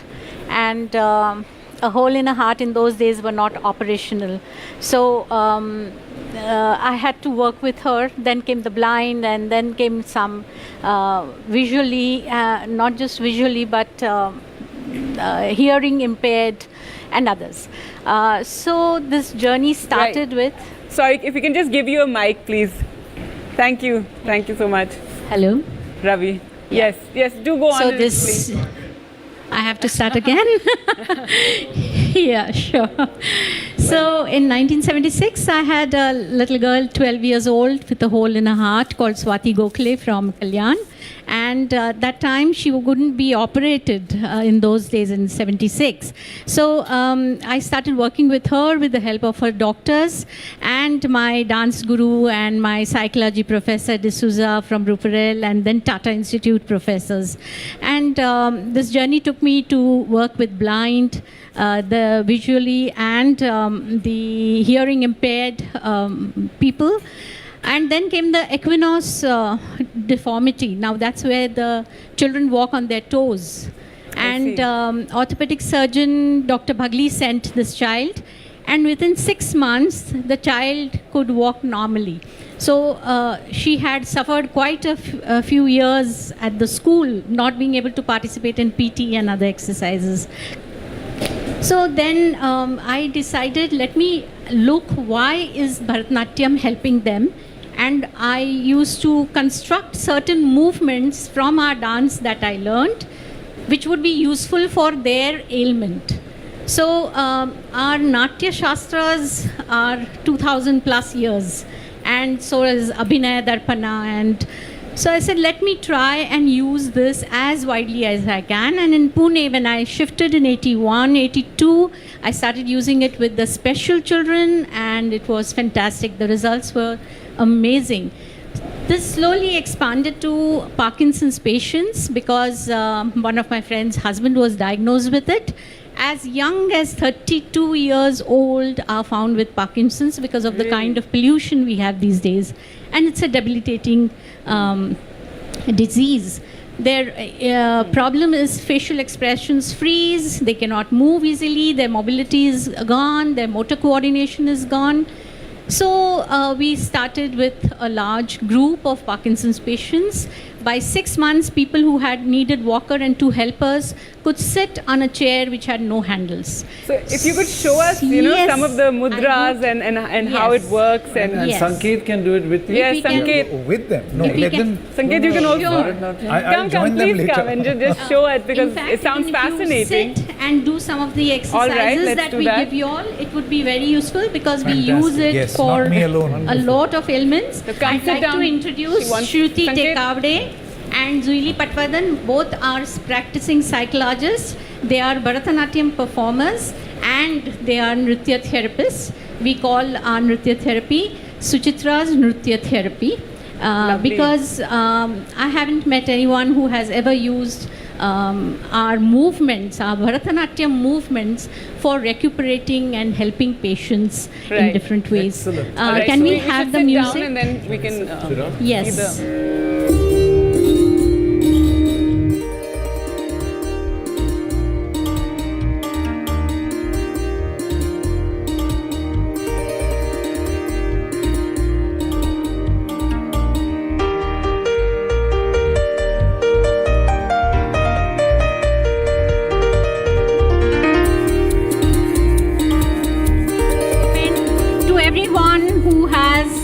Been traveling for very long period of times, or they have been driving for long periods. This is extremely useful for varicose veins, which is again an issue with people who stand for long period of time, especially teachers, nurses, doctors, in one place, and manufacturing units. We use this with those ladies who work with the wires and other things for hours together. These are movements that even we find children learn to balance well, so do the senior citizens. And senior citizens fall very often. Most of their accidents are by falling because their reflex actions get poorer. These are movements that help them. This instigates both the right brain and stimulates right and left brain. So we take similar movements, which we call symmetrical movements in Bharatanatyam, and we take asymmetrical ones. So this is all the time stimulating your brain to remain active in all areas, including speech. So we have eye movements. Children that have been at home for too long with internet need to undergo this. So we started a program called So we started Recharge for children. It's available on YouTube and they can do. These are 3 minutes exercises we introduce between learning of 2 subjects. So that regenerates them. This is something which today's issues are with COVID, long COVID. We have had patients with long COVID who have done so well after going through our movements. So those who are undergoing anxiety, stress, related issues of backaches, neck pains, so we have these movements which they can do it in their office cubicles. We ask of them to do it in groups because we work both in casework as well as group work. We all are psychologists, so we work in both areas. And these will help relax their ankles. the joints. These are also mathematical concepts. It clears with children. So children having dyslexia, dysgraphia, learning difficulties, they fall under ADD, that is attention deficit disorder, and attention hyperactive disorder. We normally suggest, please join the closest Bharatanatyam class near your house. And many of them will be able to rectify the issues they face in very young age. We are very thankful to you all for bringing us here. Thank you. Suchitra ji, I want to ask you something. Yes, please. So Gargi and I, just before our evening shows, is there something that we can do? Not Yes. break into Bharatanatyam in the studio, Yes. but short of doing that, Yes. what can we do? You do nothing. Yes. Come, let's join them.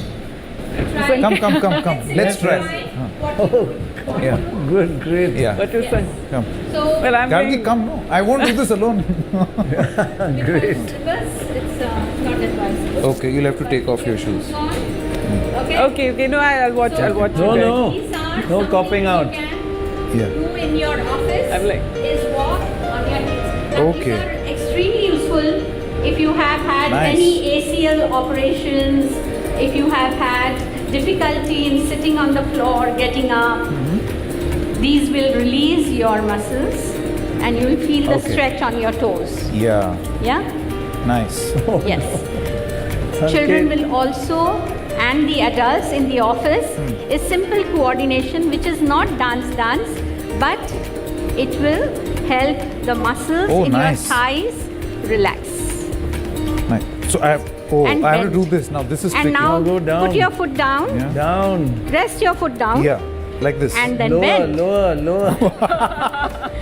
Take your left foot forward, twist it, Twist it. and bend it. Okay, nice. Okay? Another exercise when you are in the office, Yeah. you can just turn yourself 2, 3, 4. Nice. And 1, 2. Doctor, I don't freak out if I start doing this in the Four. studio. Hello and welcome. TRPs will shoot up. Yeah. Those with carpal Sorry, problems, go for- if you're a long hours on Typing on the computer. Yeah. then This you is have very carpal important. tunnel problems. So it's a very common issue with the youngsters. So you need to, these are mudras, aveshtita, udveshtita, vyavartit, parivartit. Yeah. So these. You know, there is a whole team behind this on-air setup which is doing exactly this right now. Okay. They're That telling is me in my nice. ear. That is nice. So just try these and put your knuckles together because this is what we have in our dance. If you are Ravana, how would you do? Oh God. Right. So try Anything this. for Ram? Yes, Yeah. of course. Quick So change, you yeah. have to be very happy with whatever is around you. Yeah. Your emotional feelings all belong to your mind and your body. Okay. So we have this called Nritya for Body and Soul, Okay. which helps you relax your entire body. If you are Ram and you don't feel jealous of others, you don't feel Which I that. don't. Yes. Then you are keeping yourself calm enough to be able to reach out to everyone around So that's good to enough. help. Yeah. No Yes. Bharatnatyam for Ram. Oh no, there is very much so. But So- we'll just stop for a short break at Yes. this moment. But thank you so much for all these little tips. Wonderful. We'll use them a lot in our office. Thank you so much. We had no idea. Thank you. Thank you so much. Brilliant. जब रहेगा तभी तो बनेगा संपन्न भारत स्वस्थ भारत जब रहेगा तभी तो बनेगा संपन्न भारत स्वस्थ भारत जब रहेगा तभी तो भारत संपन्न बनेगा Brought to you by Dettol. लेने हैं तो जिंदगी के मजे लो। सिक लीव भी कोई लेने की चीज है। फिक्र करो तो जीत की करो। इन्फेक्शन भी कोई फिक्र करने की चीज है। खेलना है तो बेबी के साथ खेलो, उसकी सेहत भी कोई खेलने की चीज है। डेटॉल दे 100 बीमारी फैलाने वाले जर्म से सुरक्षा, इसीलिए ये होता है तरह तरह से इस्तेमाल, अपनों की सुरक्षा का जो है सवाल। In the latest Indian university rankings announced by QS, the world's leading university rankings organization, India's #1 ranked universities in various categories are IISc Bangalore, IIT Bombay, University of Delhi, University of Calcutta, and Amity University.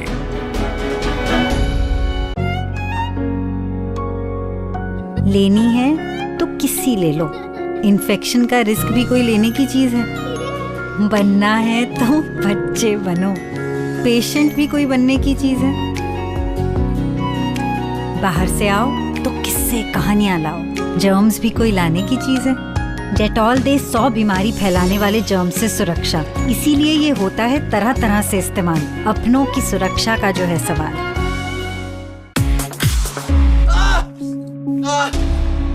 खुद को नहीं, इस दर्द को रोक। पेश है Iodex rapid action spray, जिसके एक्टिव तत्व अंदरूनी सूजन घटाएं और सीधा दर्द पर असर करें। थोड़ी हिम्मत, थोड़ा आयोडेक्स। कितने जर्म्स होंगे, बीमार पड़ेंगे। ईशान संभाल लेगा। इससे पहले मम्मी है, चलो डेटॉल करें। क्योंकि डेटॉल आदत देती है 100 बीमारी फैलाने वाले जर्म से सुरक्षा। सफाई तो अच्छी कर ली है ईशान, अपने भी और जर्म्स की भी। मेरा घर डेटॉल का धुला। Dettol health is worth offer. Code SMS कीजिए और पाइए 40 रुपए तक का गारंटीड कैशबैक।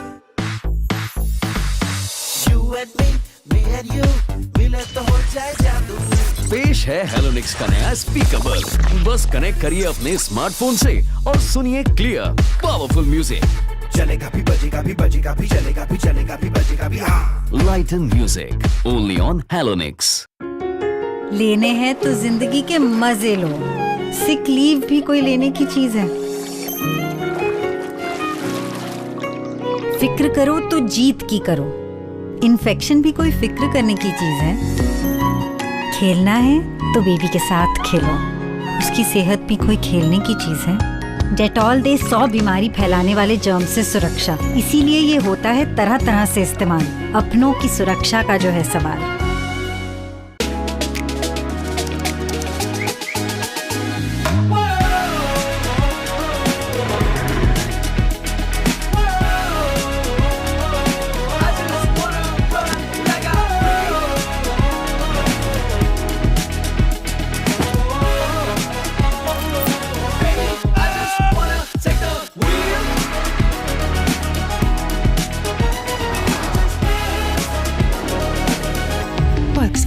जरूरत पड़ी तो बच्चे का पढ़ाई रुकवा देंगे, फुटपाथ पे सो जाएंगे, लेकिन इंश्योरेंस में पैसा नहीं उड़ाएंगे। उल्लू मत बनो अंकल। PolicyBazaar.com पर 1 करोड़ का हेल्थ इंश्योरेंस और टर्म लाइफ इंश्योरेंस सिर्फ 400 रुपए महीने से शुरू होता है, ले लो ना। पॉलिसी बाजार। केबल वाला फोन नहीं उठा रहा है। 5 मिनट। Dad wifi. 2 मिनट्स। ये मोबाइल बिल्स। 1 मिनट। 1 सेकंड, आज से ये सब हमारा काम है। इंट्रोड्यूसिंग एयरटेल ब्लैक, इंडिया में पहली बार फाइबर, DTH, मोबाइल सबका एक बिल, डेडिकेटेड रिलेशनशिप टीम और priority resolution. Join Airtel black today.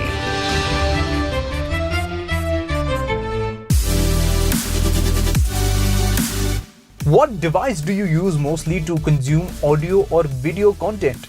I'm sure many of you would say this, a smartphone. So do a bit of research to find out which music streaming service, podcasts, movies and games offer support for Dolby Atmos. So for an immersive, true cinema-like experience on your smartphone, stay tuned to experience Dolby with Gadgets 360. ऐसा ही आएगा ना? Promise. सिर्फ experts के promise से assurance मिलती है, जैसे ड्यूलक्स एश्योरेंस। अगर ड्यूलक्स पेंट से न मिले परफेक्ट कलर, फिनिश और कवरेज, तो हम पेंट रिप्लेस करेंगे। It's a promise. ऐसा ही आएगा ना? प्रॉमिस। सिर्फ एक्सपर्ट्स के प्रॉमिस से एश्योरेंस मिलती है, जैसे ड्यूलक्स एश्योरेंस। अगर ड्यूलक्स पेंट से न मिले परफेक्ट कलर, फिनिश और कवरेज, तो हम पेंट रिप्लेस करेंगे। It's a promise. New Nivea Men Acne Face Wash with revolutionary Magnolia Bark Power. ये 99% एक्ने बैक्टीरिया को फाइट करे और आपको दे क्लियर स्किन। 1 मिनट में ऑसम।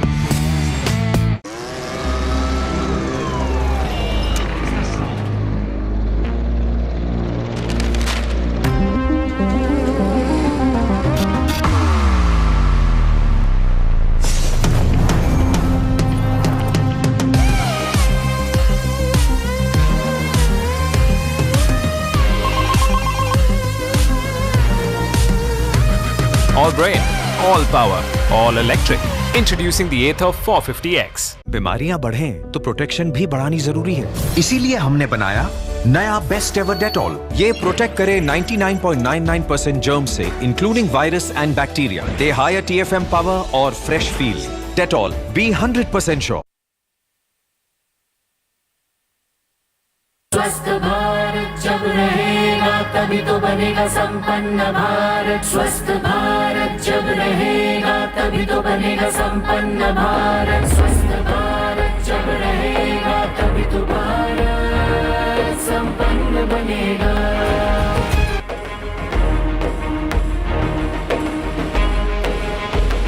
और एक बार फिर से आपका स्वागत है। अब हमारे साथ जुड़ गए हैं Rajiv Makhni to take us through the next hour. We believe you and Mr. Bachchan need no introduction. Rajiv Makhni, Mr. Bachchan is, I think, as popular if not more. नहीं, वो ज़्यादा पॉपुलर है। हाँ, वही तो। Neck and neck, neck and neck. नेक की गर्दन की बात ही मत कीजिएगा।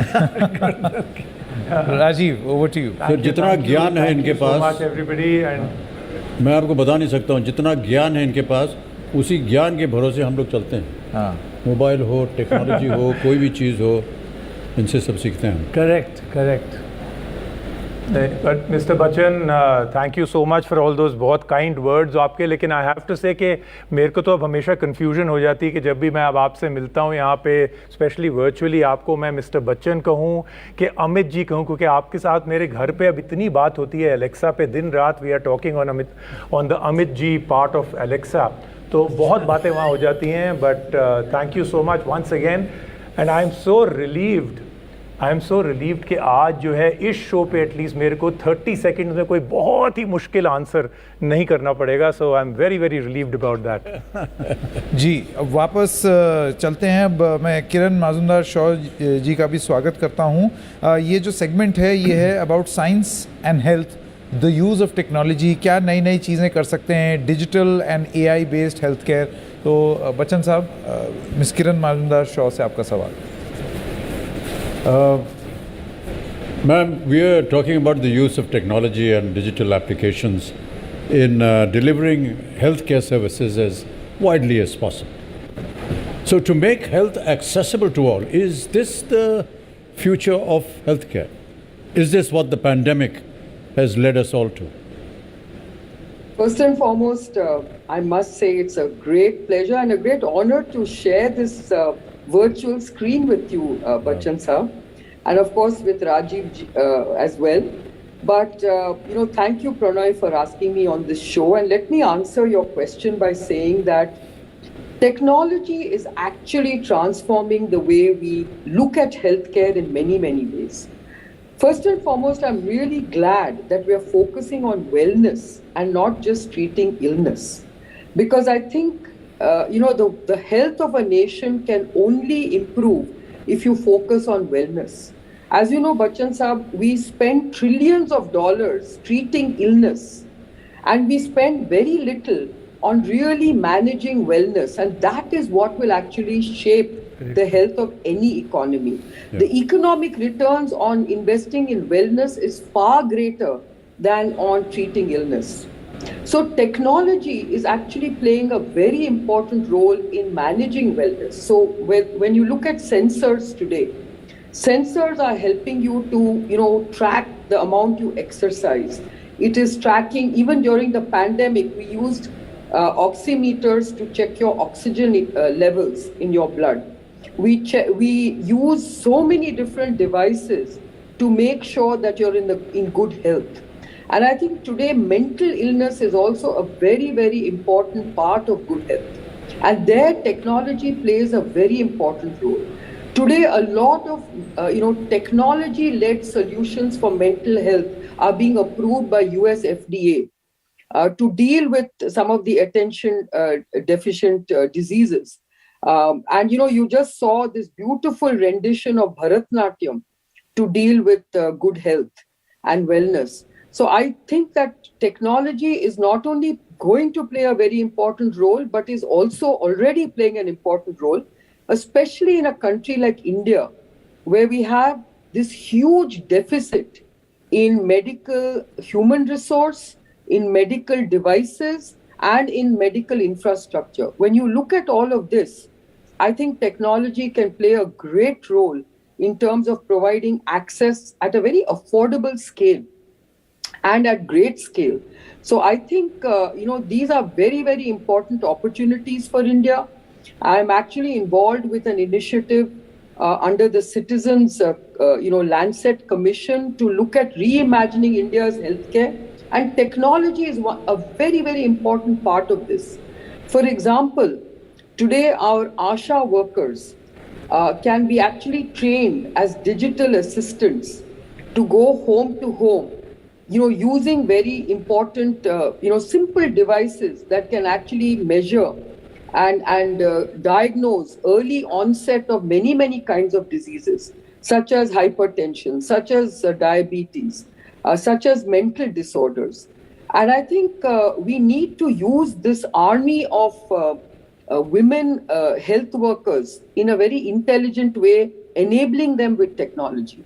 Secondly, you know that telemedicine has now become very, very important in the scheme of things. And the pandemic was a great opportunity for every part of the world to use telemedicine because there was such a risk associated with patients coming to hospitals. And I think a lot of diseases were managed virtually through telemedicine. And the results of that have been pretty good, except for certain diseases where you need to have intervention. But otherwise, I think technology has played a very important role. Of course, in terms of digitally enabled primary health centers, I think a lot of emphasis is being paid there because I think early diagnosis is really the name of the game today. We want to actually diagnose early and treat early so that the cost of treatment comes down and the outcome is much, much better. So I think whether it is cancer, where you need to diagnose early, whether it is diabetes, where you need to diagnose early, any disease, when diagnosed early, the curative potential of such diseases are extremely, extremely high. And these can only happen when you use technology. And you need to use smart technology. Of course, you all heard about the use of artificial intelligence and machine learning. These are best actually used at the moment in imaging technologies because that's where you can train the machines to intelligently interpret images. But I'm sure the day will come when you can use artificial intelligence in many, many other ways. As a scientist, I know that a lot of what we are doing today in terms of drug discovery, drug development, we use a lot of technology today. Whether it is genomic data, whether it is other omic data, proteomic data, we rely a lot on technology to abbreviate the way we do things. Today, technology is allowing us to, in fact, look at the example of the vaccine. The vaccine has been brought from lab to market in less than a year. This was unheard of in the past because we did use a lot of technology to design the vaccines, to conduct clinical trials that could quickly interpret the data in real time. And that is the way we've been able to use technology very intelligently. So to me, I think technology is really a huge, huge transformative instrument that we have. And we're just scratching at the surface right now. I think what is good about this pandemic is that it has opened up our eyes and ears to the potential that technology has to offer. And I remain very, very optimistic that we will really be able to provide universal healthcare in India to every, Deshwasi based on technology linkages. Thank you so much, ma'am. Thank you so much for all this information and connecting how technology is going to be so vital and so important for not only just detection, but future cures. And we've been talking about that earlier, haven't we, Sanket? Yeah. About how through apps you can get a lot of knowledge. Thank you so much, ma'am, for that great insight. I had a quick question out here, and a great honor to speak with you out here. Recently, you'd actually said something which I'm taking from also from the answer that you just gave right now. You had said that venture capitalists in India don't understand high science, therefore they don't invest in bioscience. One of the big barriers I think that we always have with investments for the big things that need to change. Has that changed with the pandemic? Is there a new thought process out there? Do you believe that investments, big investments in bioscience will now come?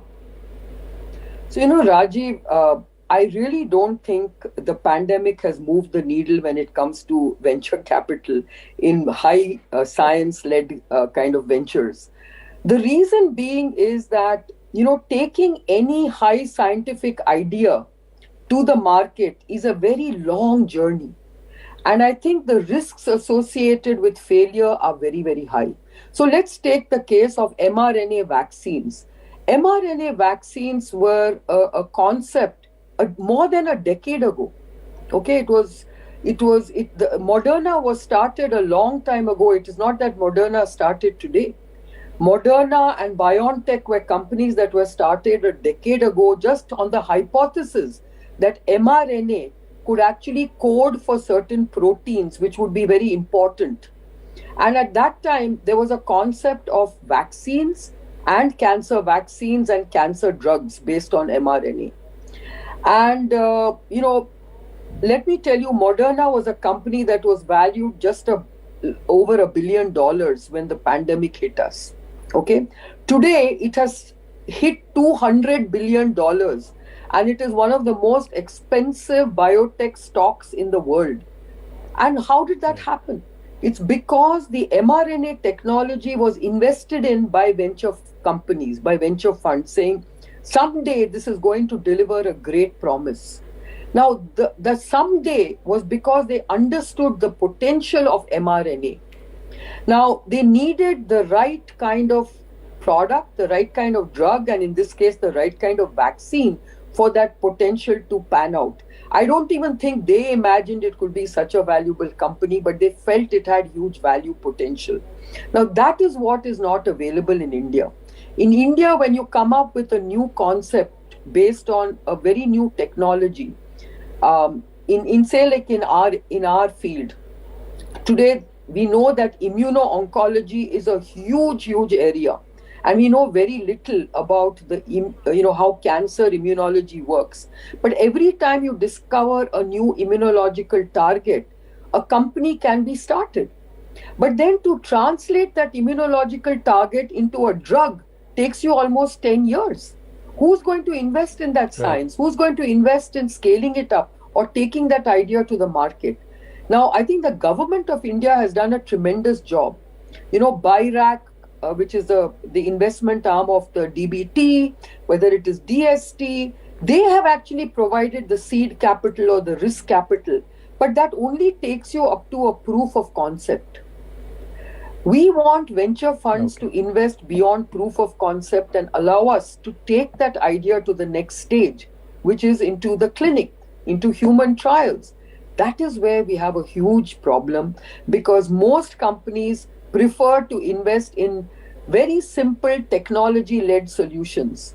Such as, if you tell someone that, I'm going to create a database of vaccines, that is something people will go and invest in.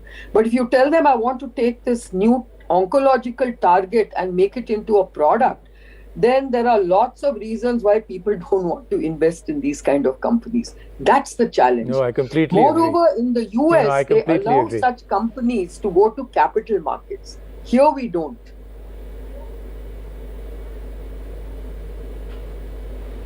No, absolutely. Thank you. I completely agree. But I'm also hoping Moderna as an example is a great example for VCs, because I think health, hygiene, all kind of different things, especially with what the pandemic has proven, maybe the very idea that a company valued at $1 billion is now worth $200 billion.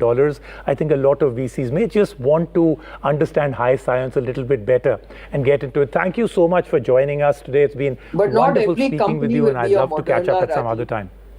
Yeah, not every company will be a Moderna, but 1 in 50 or 1 in 25 can. Right. but the VCs will hope every one of them invest into is. Thank you so much for joining us today. Wonderful speaking with you today. Thank you very much. Thank you.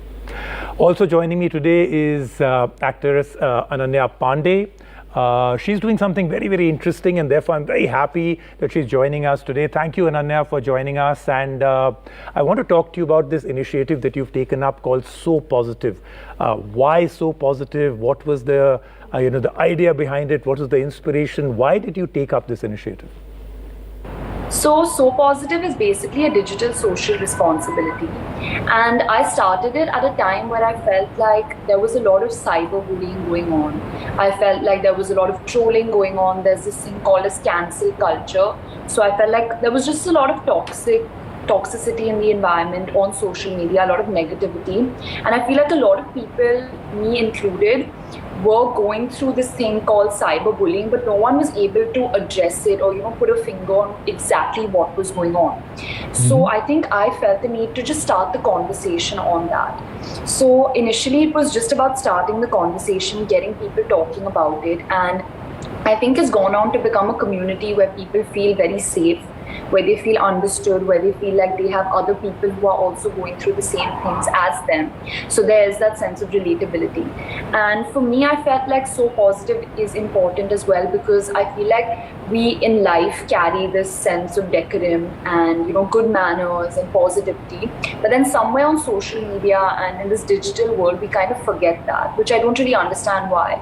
And especially in a time like this, which is the pandemic, when most of our work and our social life is going on digitally and on social media, is a time more than ever where people should realize the importance of kindness and being positive and maintaining that social responsibility that they carry on in real life, even on social media, because it is a digital world. We are living in the digital age, so that's what I think. So, Ananya, I think this is brilliant, great thought process, and you've implemented it very well. I'm so glad that, as an influencer, as somebody well known, you're leading them the front. But you have a campaign, a special campaign, Social Media for Social Good. Can you tell us a little bit more about this campaign? So Social Media for Social Good, it basically came up because I realized that my digital social responsibility is called So Positive. So I really wanted to talk about the positive side of social media as well. Instead of just focusing on getting rid of trolling or negativity, I felt like there's so many good things that come out of social media. People have so many jobs that they get out of there. It's kept the world connected, especially during the pandemic. And people help other people also through social media. I saw that a lot during the second wave of COVID, especially when people were sharing resources and, helping complete strangers out also. It's such a hard time for everyone. So the idea kind of came from there, and I found some incredible social media heroes, and I wanted to speak to them and kind of understand where their initiatives came from, when a time which was hard for them also, I'm sure they still decided to help other people. So it was a campaign that was focusing on people who are using social media for good. This is excellent. I'm so glad, like I said, you're leading this from the front, and I think it's a great initiative. I love the campaign that you're doing, and I'm already seeing the impact of it on a day-to-day basis. Thank you, Ananya, for joining us, and thank you so much for leading from the front, like I said. All right, now get ready for something very, very exciting, something that I've really been looking forward to, something that I've come here for to do today, and this is to talk to a lot of children, 10,000 plus. Well, all 10,000 will not join us, but let me tell you what we're going to do. So, Reckitt, of course, collaborated with White Hat Junior, and they came up with a very, very interesting technology challenge. Children from all across the country participated in this. It is called the White Hat Junior Swasth Bharat Tech Champ. And what did they have to do? They reached out to all these children and said that using technology, using the power of mobile apps, mobile campaigns, can you come up with something, an app, an idea for an app that can actually change things here in India? Health, hygiene, everything to do with what this campaign, what you've been seeing today, the telethon that you've been seeing, this is all about, and also change things in reality, because if children can lead from the front, I think everything changes, because we all get influenced by children. Every family does, every neighborhood does, every colony and every city does. So we thought we'll get a pretty good response. I mean, it was a good initiative, right? Boy, were we wrong. We didn't get a good response. We got an overwhelmingly great response. 10,774 children participated, and over 6 months, the entries were looked at. A lot of hand-holding was done to take it to the next level. 6 months this continued till we finally have 50 winners, and all 50 winners with me right now. So first and foremost, I'm just going to do this because I have gone through so many of your entries. I've seen the 50 winners that have won. Unbelievable. Can I just say, when they say children are the future, you guys are taking it to a whole new level. If this is the example of the, what we're leaving the world to in the hands of you children, boy, we're in a great state. So first of all, congratulations to all 10,776, and especially to all 50 of you that are winners. So first of all 50, give me a thumbs up.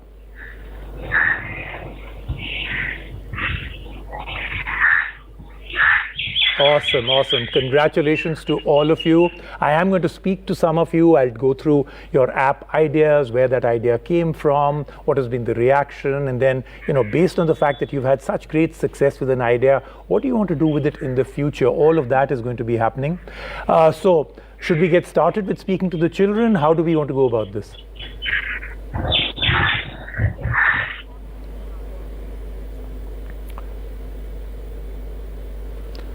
Okay, so first let's go to Trupti. She is the CEO of a White Hat Junior. Trupti, thank you so much for joining us.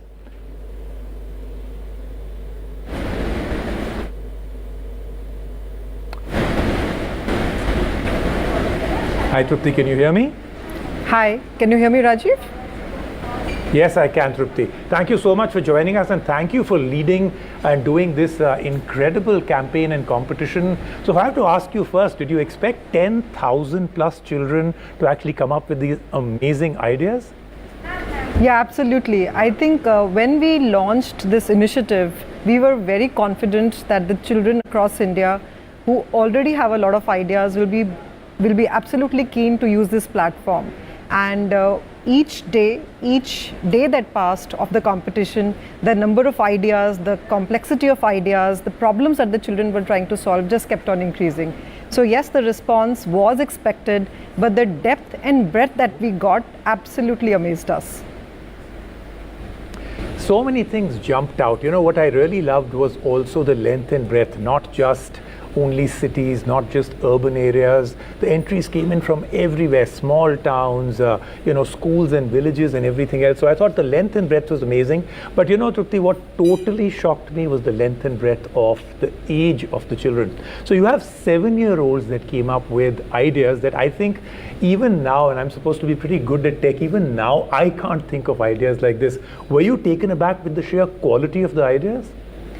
Yes, absolutely, Rajiv. We were taken aback. We were expecting that children will get brilliant ideas, but we were absolutely taken aback with the depth and breadth. Let me give you an example.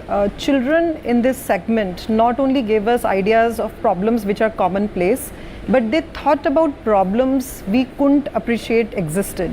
For example, one of the children that submitted their ideas actually spoke about their grandparents and how the loneliness of grandparents in an environment like COVID was troubling him. So mental health beyond the obvious issues that adults think about.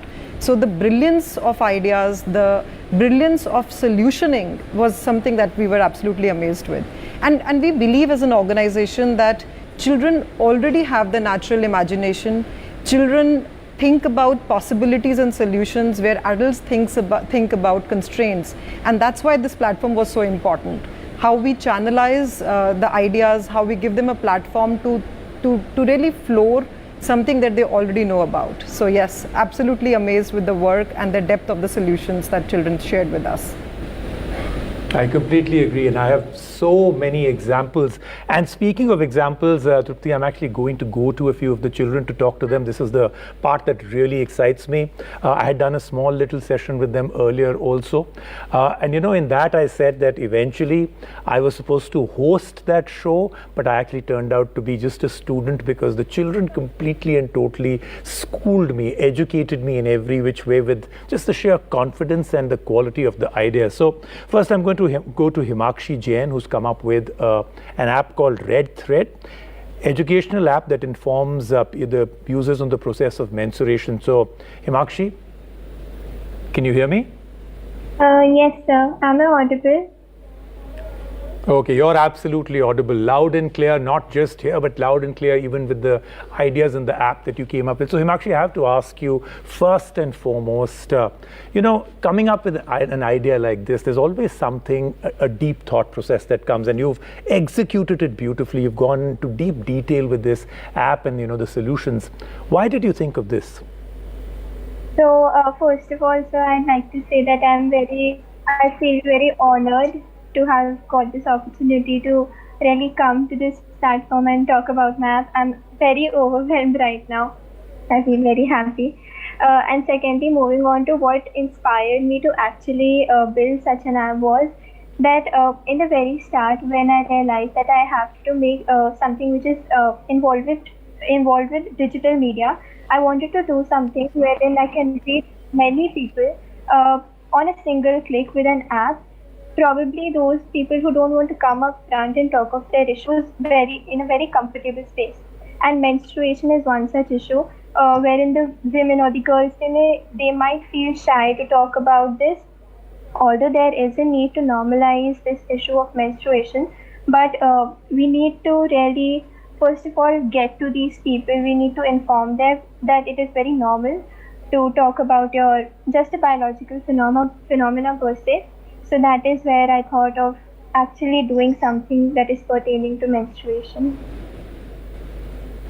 So tell me, what's the reaction in your house, with friends, with neighbors? You're one of the final 50 winners, so incredible. Out of more than 10,000 children, you're one of the final 50 winners. So what has been the reaction, not to you winning, but to the app itself? I mean, are you now the big hero of the locality? Everybody knows you very well. What do friends think of you now? So the very first reaction when I actually built the app, and it was completely on the Play Store, was that my mama and Didi, they were very proud of me. My complete family, they just flashed this news everywhere. My complete family, my friends, everybody, they were very impressed of me that I actually did something, not just limited to winning a competition, but doing something for the social good. So True. I feel really happy that they are proud of me. I have made them proud. So that's the thing. So once again, congratulations. Like I said, every time I go through these ideas and, especially your app also, it's just brilliant, so well thought out, so detailed, so textured, and you've gone into the psychology of the problem also, which I absolutely love. So congratulations and thank you so much. I think I'm the one who's overwhelmed talking to you and shouldn't be the other way around. So thank you so much for joining me. Congratulations once again. And if you're mom and dad, your teachers, everybody who's involved to help you, if they're hearing this or listening to this or are around you right now, congratulations to all of them also. Thank you for speaking with us. Sir. Thank you so much, sir. All right, the next one is Thavnesh Sirasati. He's come up with an app called GCT, Garbage Collection Tracker. Now, I have to say, brilliantly thought out. Thavnesh, have you joined us now? Yes, sir. Hi, how are you doing? Are you feeling good? I'm good, sir. How about you? Oh, thank you so much. I'm doing better now that I'm getting to speak with you. So, Thavnesh, before I get into garbage collection and all the other things you're solving, some of the greatest problems this country actually sees, especially rural level, urban level, everywhere. Before that, I just want to understand you a little bit more. How old are you?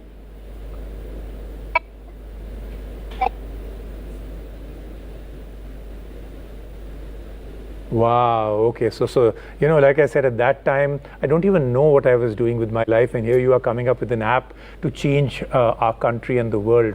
So let's move on now to how did you come up with the idea of this app? I mean, did you see a lot of problems around you? Did you see people, the garbage, the way we actually go about the kind of health and hygiene problem it creates? Where were you in? What was the inspiration behind this app?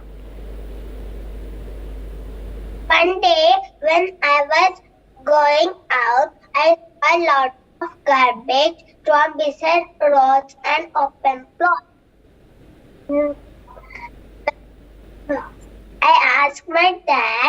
why this happens. He told me that it happens because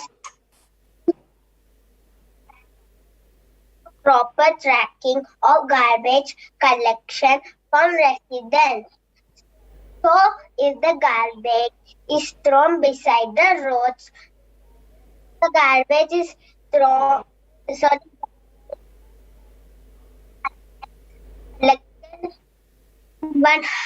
in a resident house, tend to throw the garbage after 2 or 3 days. This causes a lot of health issues for the people living around that area. So I thought of making an app that helps to book a slot and see the garbage collection.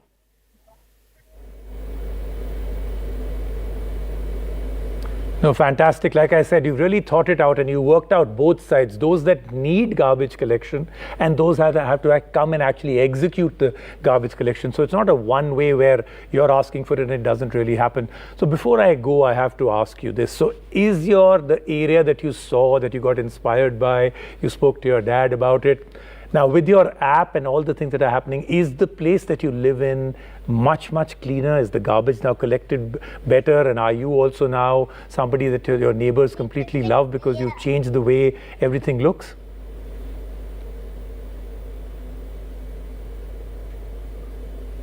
Yes, it is clear.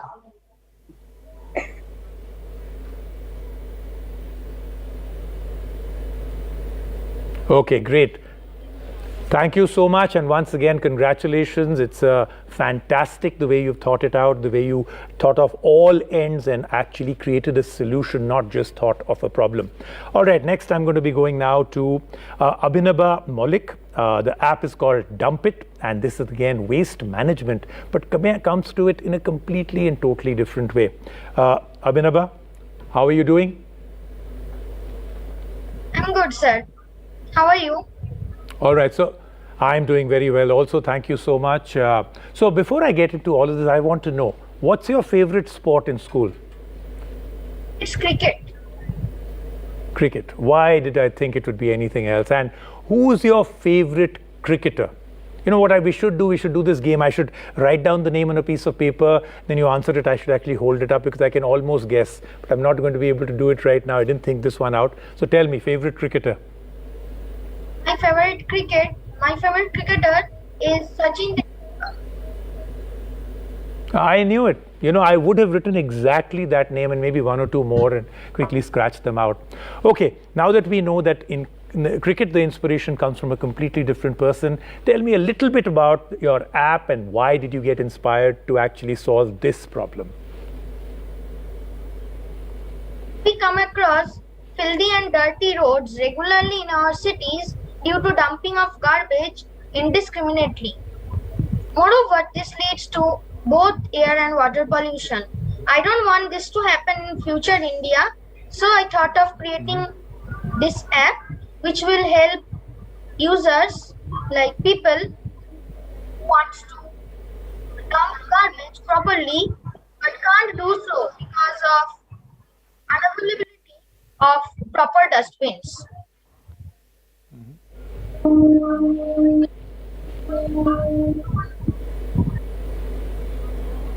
Okay, so when you got all of this going and everything else, was it difficult to get into the part which is the technology, you're actually getting the app to get made?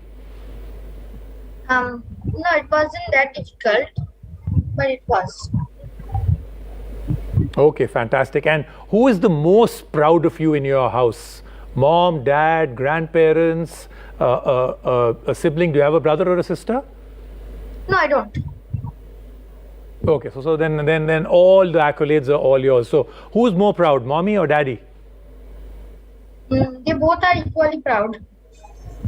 That is a very politically correct answer. So other than being an inventor, you also have a lot of future as a politician. So think about which one you want to go into. But the most important thing, congratulations. This is a brilliant app, brilliant thought, brilliant implementation. Thank you so much for joining us today and congratulations again. Thanks, sir.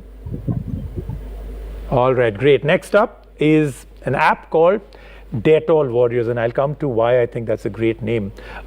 Arush Garg has come up with Dettol Warriors. It's a game that features Dettol as a main character that destroys small germs and powerful germ zombies. So, Arush, welcome and congratulations. Hello, sir. Can you hear me, sir? I can hear you very, very well, loud and clear.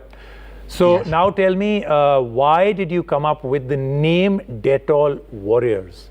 Did you know that Dettol was going to be associated? So you thought, थोड़े brownie points मिल जाएंगे, I'll stand out a little bit more and get through into the top 50? Or did you just want it to be named for any other reason? So good evening, sir. Let me just start by saying it's an honor to be here with you. And as for the name, so first of all, as for the name Dettol Warriors, my main character is a warrior. He destroys the germs, he destroys the zombies. So, and also the sugarcoating what you said, I did think that would give me a slight edge. So yeah. So no, very smart. I mean, that's how you go about it. You're supposed to take every advantage you can get. Why not take it, right? So how's the reaction to it? I mean, why did you think of it as a game? Did you think that it would, a better audience, more people would interact with it, more people would try it out? Why the idea of a game? So, sir, game, according to me, like younger kids as well, will get more attracted towards the game. So, my main agenda was to educate the kids because they're like the torchbearers of our future. So, if we get them to learn about the things, if we educate them, then our future will be a brighter, better, cleaner. So, I did think a game would be better than an app for these reasons. Okay. So, Arush, I need to know, how old are you? So I'll turn 40 in next month. So you do realize that when you say, kids are our future, you are counting yourself in it, right? Or have you already become wiser beyond your years just because you're this big top 50 winner now? What, sir? I wanted to, you said, no, that kids are the torch bearers of the future. I hope you're counting yourself also in that. You're just 14 years old. So, sir, I do agree. I do believe that children will basically, they will be the ones who shape the shape of our country. They're the ones who will basically... Okay, absolutely. Completely agree. What's your high score in your own game, Arush? I'm sorry, sir? What's your highest score in your own game? How much have you scored maximum? How many germs and zombies have you killed? I just kept going. That's the reason I had to add the zombies to make it harder. Yeah. That's why I added the zombies. You're a total Dettol warrior, man. High five. All right, great, and congratulations. Well done. Brilliant idea. You always have to come about doing something and coming at it from a different side to get more people attracted. The more people play a game, more people actually interact with your idea, the more they get educated also. So 2 in 1, well done. Great idea. Thank you so much. Thank you so much for joining us today. Okay, let's move on now to Harshita Bhattare. Harshita, your app is called Robust, and this is an app that helps users prioritize their mental health. Very, very important what you're really doing. But once again, the most important question that I have to come up with is that at the age that you are, how did you come up with something like this? How does that deep thought, that empathy, that kind of thought process come at this age to come up with an app like this?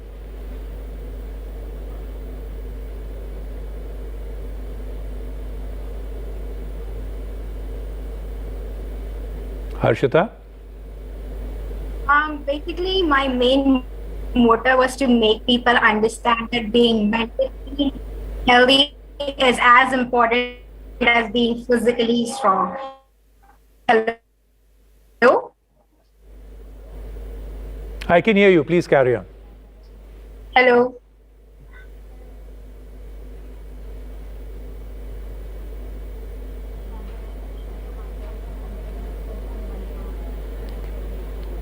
Harshita, we'll try this once more. I think we are having some kind of a bandwidth or a communication issue, so I'm going to try it one more time. Harshita, I can hear you well. Can you hear me?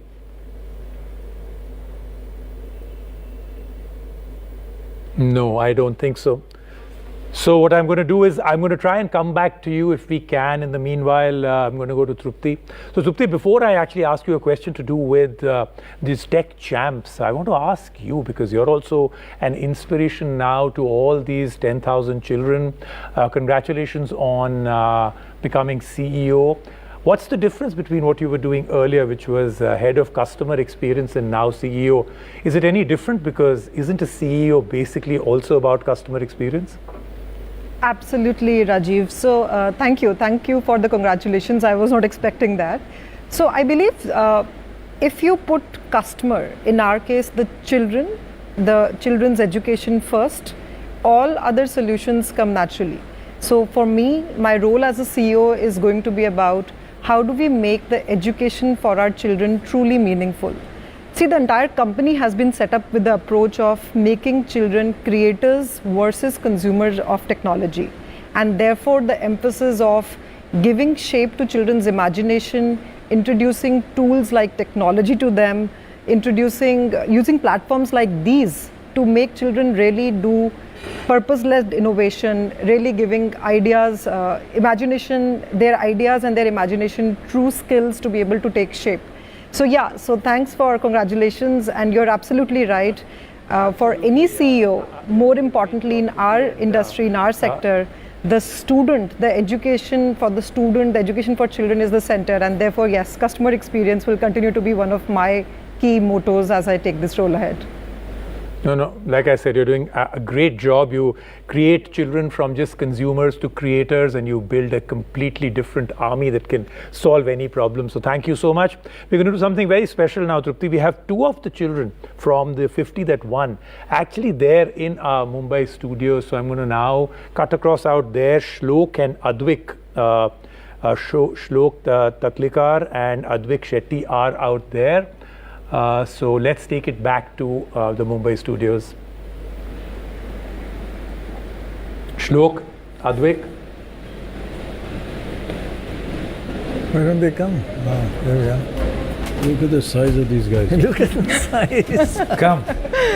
Unbelievable. Young achievers. Why don't you go there? Hello. Come here. Too sweet for words. Not possible that he's so smart. Well done. So tell us about your app. You can. This app. One second. Yeah. And you take this. I created this app to create One a second. bond. Are you getting it? No, no. Can you? He's got a. Can you hear me? Is this microphone working? Okay. Check 1, 2. Now you can. I created this app to connect a bond between kids and grandparents. Bond between kids and grandparents. Oh, lovely. Wow, fantastic. Wow. And you? Yes, actually I've created an app in which it helps people who are suffering through severe mental illnesses, and this app can help those people. Wow, fantastic. And, so actually I would also like to thank my school, Vibgya High, and my class teacher, Miss Trina, who have always encouraged me. Wonderful. And also my parents who are there. Lovely. They have unconditionally loved and always supported me. And it is truly an honor and privilege to share the stage with a legendary personality and also senior accomplished. You are more legendary than I am. Exactly. Thank you so much. Yeah, We ain't seen this nothing little yet. fellow. Well done. What is the name of your app? My Best Buddy is the name of my app. My best buddy. Will you give me that app, because I'm going to write about it? Yeah, you can check on Google. I'll check on Google. You can check on Google. I can check on Google. And what about your app? My app's name is Be Positive. Be Positive. Wow. You cannot imagine these two kids who are half my size are talking like this. My goodness, what is this new generation coming to? Too good. Let's have that check. Yeah. Fantastic. Wow. This is the check for Each one of So all the students get 50,000. each of them are getting 50,000 rupees. Wow. You know, I never even heard of 50,000 when I was your age. Exactly. Well But done. deserved, very well deserved. God bless you. And I love the name of your apps. Thank you. Yeah. And are your Maybe we'll have the grandparents second happy? check also. This is Your another one. grandparents happy? Yes. They're very happy.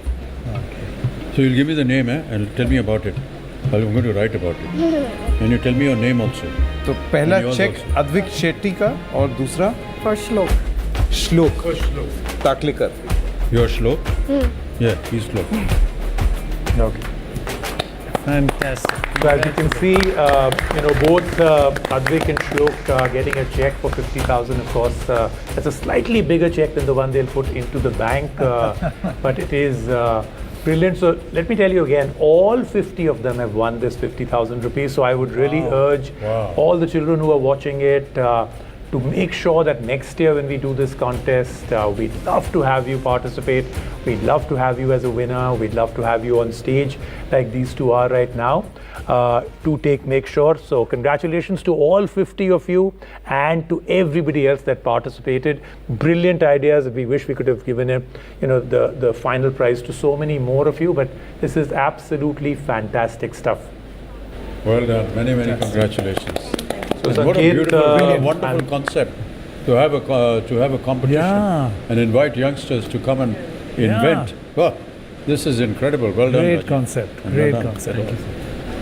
Come. Thank you very much. Fantastic. So Sanket, that pretty much takes care of everything that I was doing. I hope you can hear me, Mr. Upadhyay. Loud and clear, sir.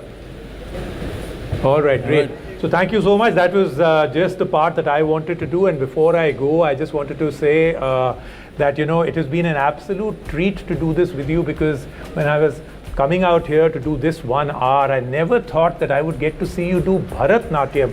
Such a rare treat. And frankly speaking, I would rather have you do Bharatnatyam before you do every single one of these news reports and everything else that you do. I think You Dr. make an Roy is app for me. absolutely right. And I'll do it every TRPs day. will go absolutely sky high. Thank you. Or it'll nosedive. Right. Thank you very much. एक छोटे से break के लिए अभी रुक रहे हैं, अभी हाजिर होते हैं. स्वस्थ भारत जब रहेगा तभी तो बनेगा संपन्न भारत. स्वस्थ भारत जब रहेगा तभी तो बनेगा संपन्न भारत. स्वस्थ भारत जब रहेगा तभी तो भारत संपन्न बनेगा. Brought to you by Dettol.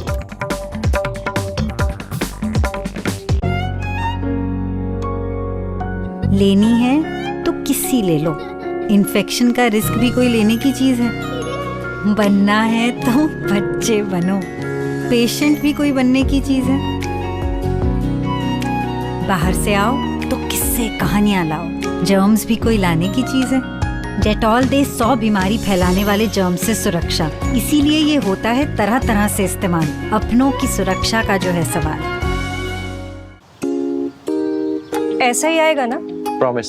सिर्फ एक्सपर्ट्स के प्रॉमिस से एश्योरेंस मिलती है, जैसे ड्यूलक्स एश्योरेंस. अगर ड्यूलक्स पेंट से न मिले परफेक्ट कलर, फिनिश और कवरेज, तो हम पेंट रिप्लेस करेंगे. It's a promise. लेने हैं तो जिंदगी के मजे लो. सिक लीव भी कोई लेने की चीज है. फिक्र करो तो जीत की करो. इन्फेक्शन भी कोई फिक्र करने की चीज है. खेलना है तो बेबी के साथ खेलो. उसकी सेहत भी कोई खेलने की चीज है. डेटॉल दे 100 बीमारी फैलाने वाले जर्म से सुरक्षा. इसीलिए ये होता है तरह तरह से इस्तेमाल. अपनों की सुरक्षा का जो है सवाल.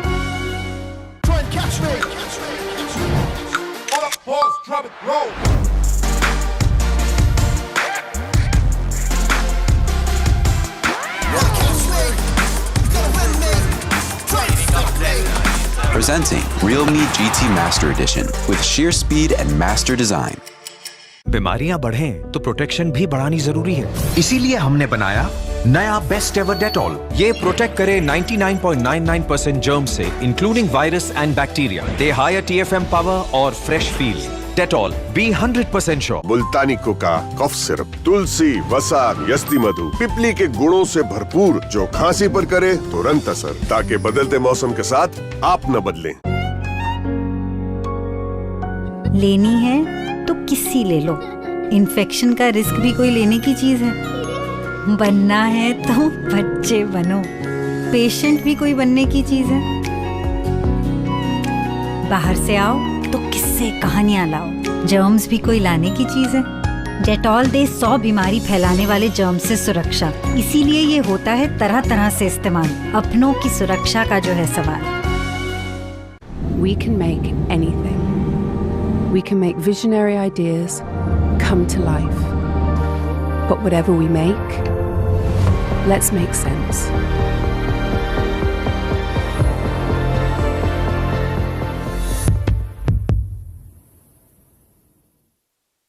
घर घर खुलेंगे खुशियों के डिब्बे 4 अक्टूबर से।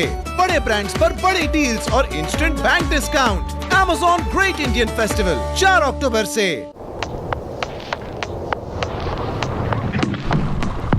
It's a brand new day, we found another way. The sun calling our names, stepping out of the cage. It's been a little minute, we've been counting days. Hey, oh, hey, we found another way.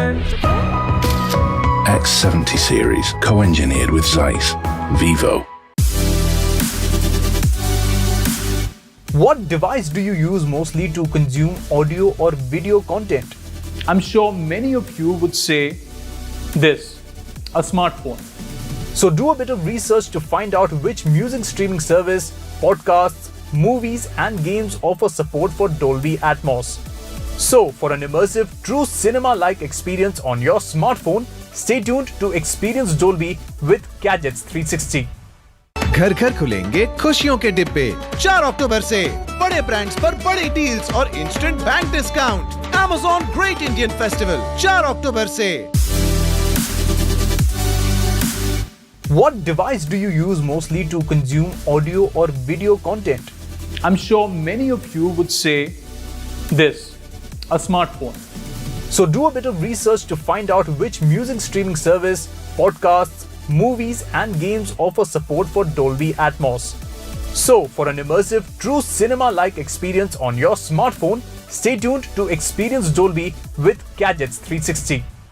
कितने germs होंगे, बीमार पड़ेंगे। ईशान संभाल लेगा। इससे पहले mummy है, चलो डेटॉल करें। क्योंकि डेटॉल आदत देती है 100 बीमारी फैलाने वाले जर्म से सुरक्षा। सफाई तो अच्छी कर ली है ईशान। अपने भी और जर्म्स की भी। मेरा घर डेटॉल का धुला। Dettol health is wealth offer. Code SMS कीजिए और पाइए 40 रुपए तक का guaranteed cashback. Look at the COVID time. People who had good cover, they could get admitted.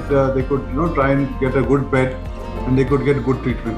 If you don't have good cover, you try and avoid hospitalization, as fast as long as possible, and then it may get too late. I think a good health cover, which does not cost much, it gives a huge mental peace. I think it's very critical to have it. Be it COVID time, be it normal time, but I think a good health cover is very, very critical to have.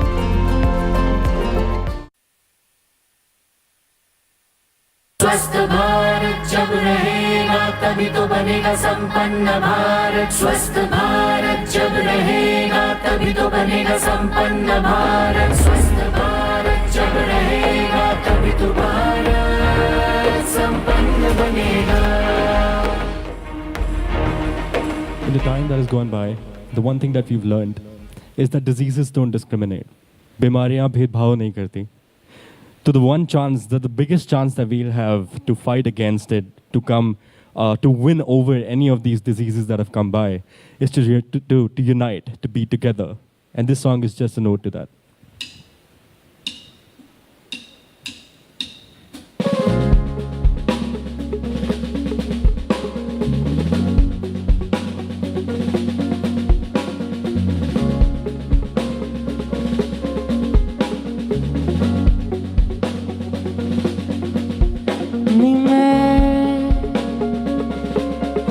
ढूंढदा फिजा नी मैं भागदा फिजा मैं नैया बेपरवाह बस खुद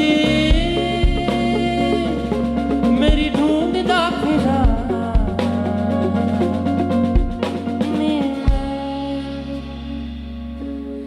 सारिया दा रब रखा सारिया दा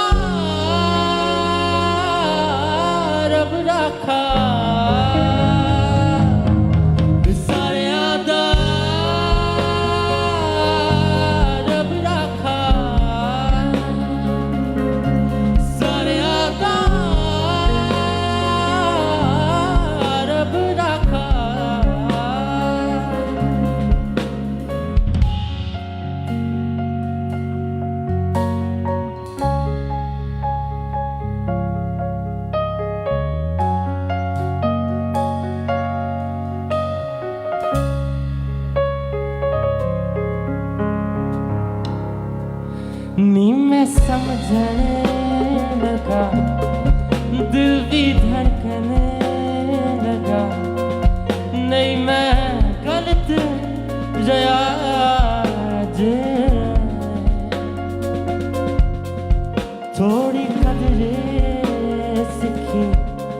थोड़ा वक्त आया नहीं मैं गलत रहा अजे मैं नहीं बेपरवाह बस खुद ही मेरी ढूंढता फिरा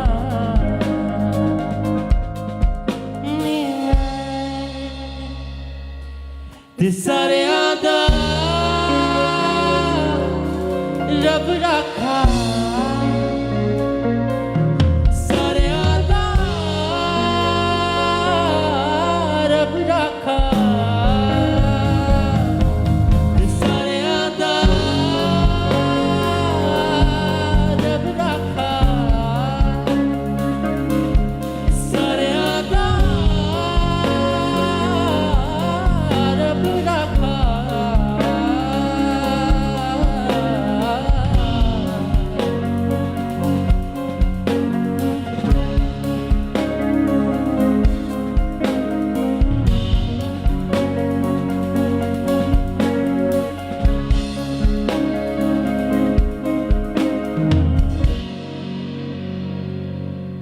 Thank you.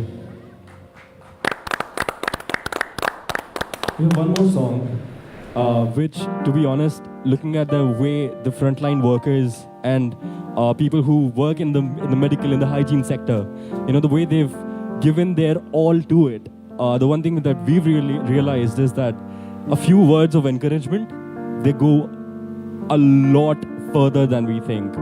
थोड़ा सा प्यार से और उनको अगर सहराया जाए, उनको बताया जाए कि हम उनके कितने आभारी हैं, तो it can totally, I think it gives them the energy to keep pushing. This one is called Afzai, and this is a note to all the people who are working in the front line, you know, of hygiene and medical. This one goes out to all of those people.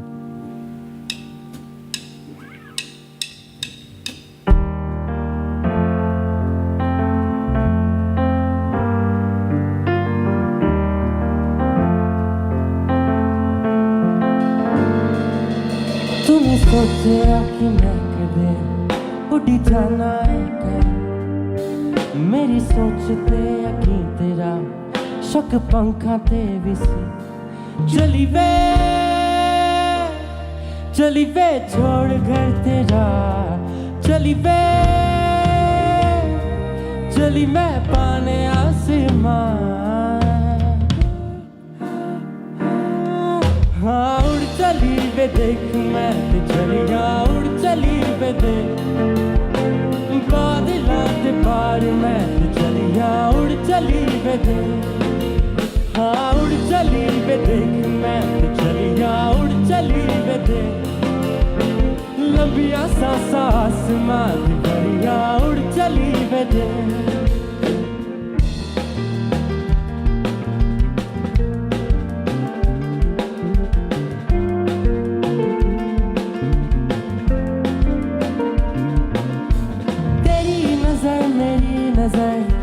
कदे मिली कदे रही मेरी जुबां सुन के भी अनसुनी जी रही कहीं चली वे छोड़ कर तेरा चली वे तेरी मैं छोड़ के पाना हाँ उड़ चली वे देख मैं चलिया उड़ चली वे देख बादलों ते पार मैं चलिया उड़ चली वे देख हाँ उड़ चली वे देख मैं चलिया उड़ चली वे देख लंबिया सांसा आसमान दी बढ़िया उड़ चली वे देख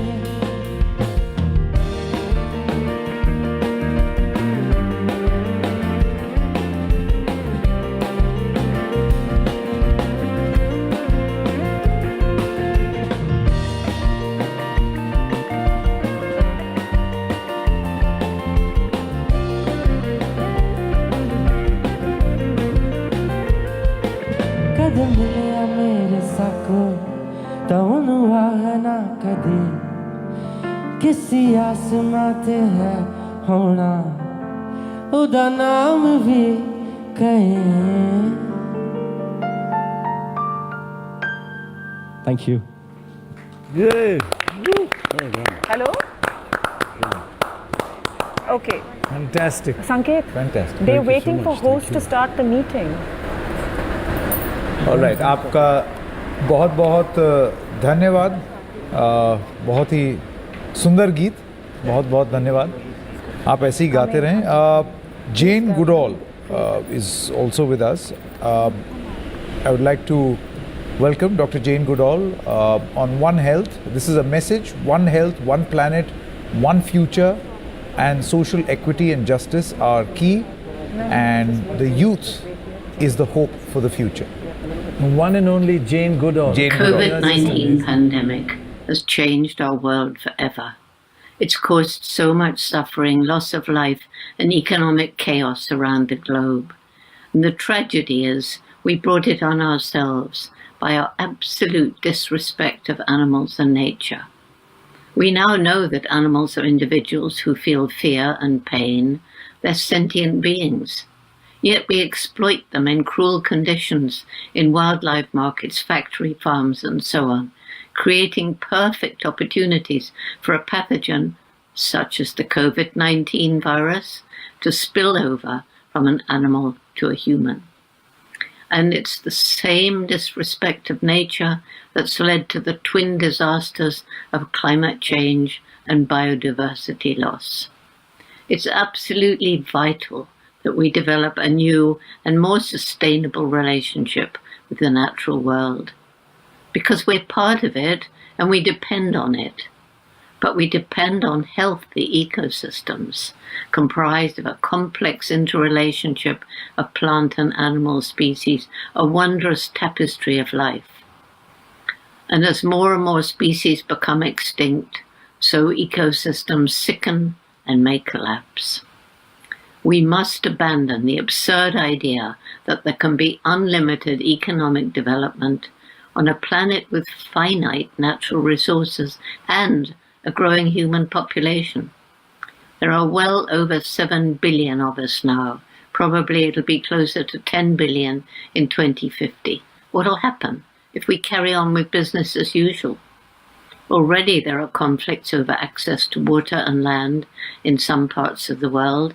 Already there are more and more climate refugees forced to leave their homes because changing conditions due to climate change mean they can no longer make a living there.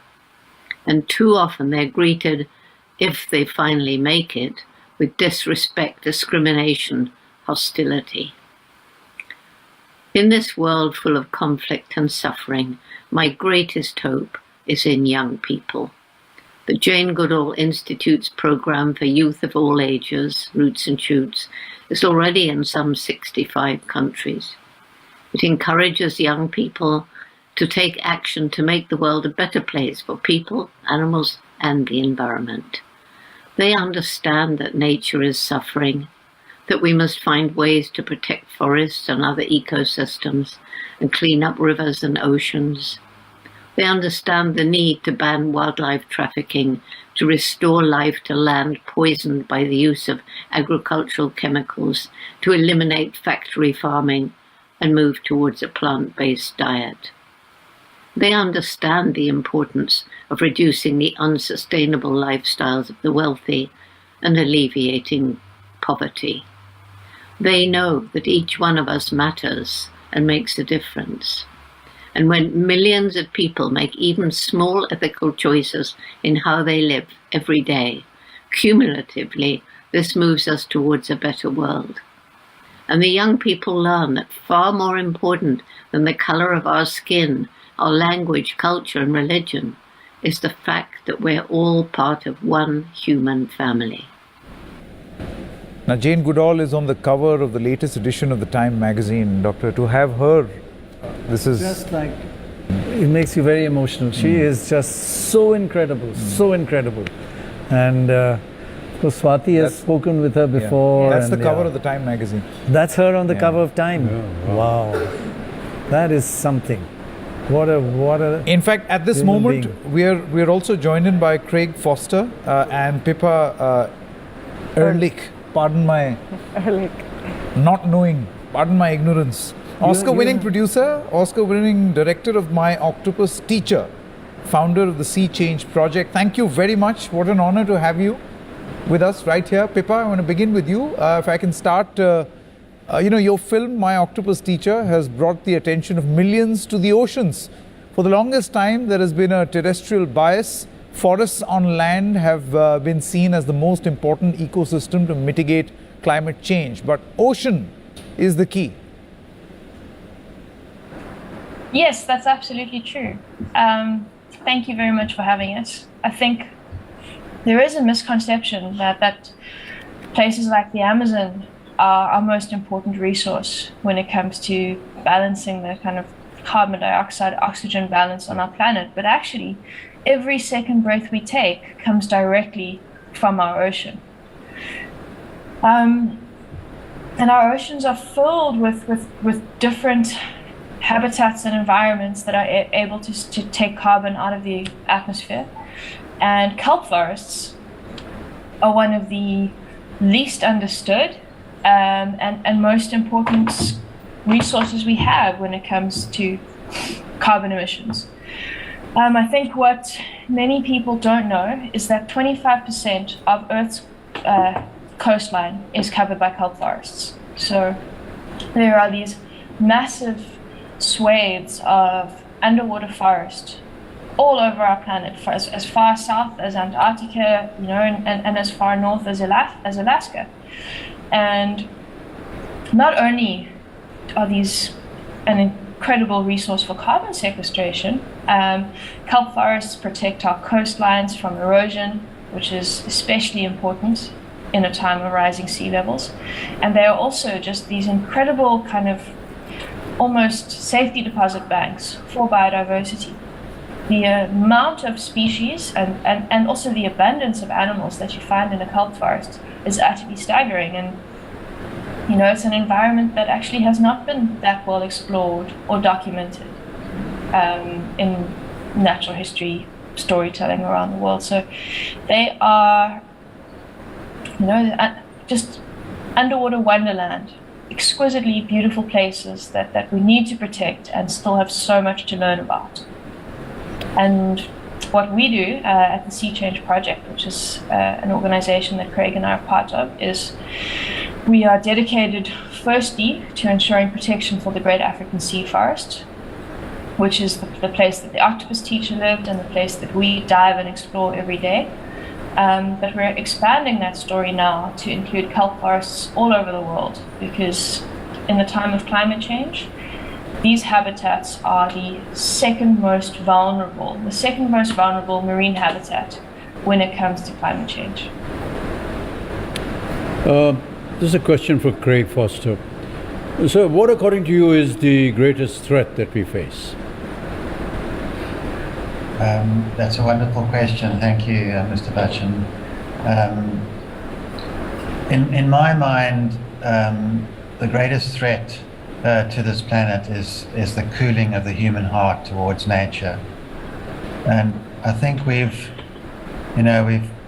forgotten that this extraordinary biodiversity, this giant biological intelligence in the ocean and on the land, is literally keeping us alive from second to second.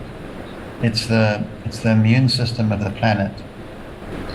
And somehow in our busy lives and the strange times, we've disconnected from this. We think that other things are more important, but the foundation of every single thing we do, every step we take, every mouthful of food, every breath of air, is all thanks to this great Mother Nature that's keeping us alive and has kept us alive since the beginning of time. So it's really time now to acknowledge that and start seriously regenerating this great mother that really is our mother, that's birthed us and has looked after us for millennia. Craig, hi, Pranoy here. It's just lovely to see you. Wonderful to see you too, Pranay.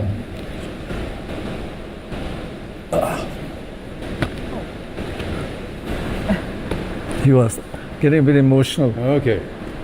So in the film you speak of nature healing, your cold water adaptation or adaptation, and also just being in the water. Can you speak to how nature is a powerful healer, physical and mental? Yes. I mean, I think that, you know, we've been designed over 300,000 years to live in wild nature. It's our home. It's what every child that's born is expecting, to actually be born into wild nature, and we come into this in a strange world. So when we reconnect with her, it wakes something up, and we remember who we are. And especially from my side, the cold water, I find the cold, after long periods of going in every day, one's whole immune system starts to change and becomes much stronger. This little cold pressure every day builds that immune system in a way that's quite remarkable. And of course, then you start having relationships with nature again. This is something we've had again from the beginning of time, relationships with all sorts of animals, and that nurtures the mind, nurtures the soul. So it's a whole host of things. The feeling of being in a forest or in an underwater environment sends all sorts of feel-good chemicals to the brain. So one feels boosted by that, and months and weeks of doing that, your whole sense of self, sense of well-being changes. So it's a tremendous difference living closer to nature or living apart from her. Pippa, just about recovered. I just felt very emotional because I was so happy that you won the Oscar. Just 3 or 4 of you. What did it mean to you? I feel actually you've changed my life more than anybody else.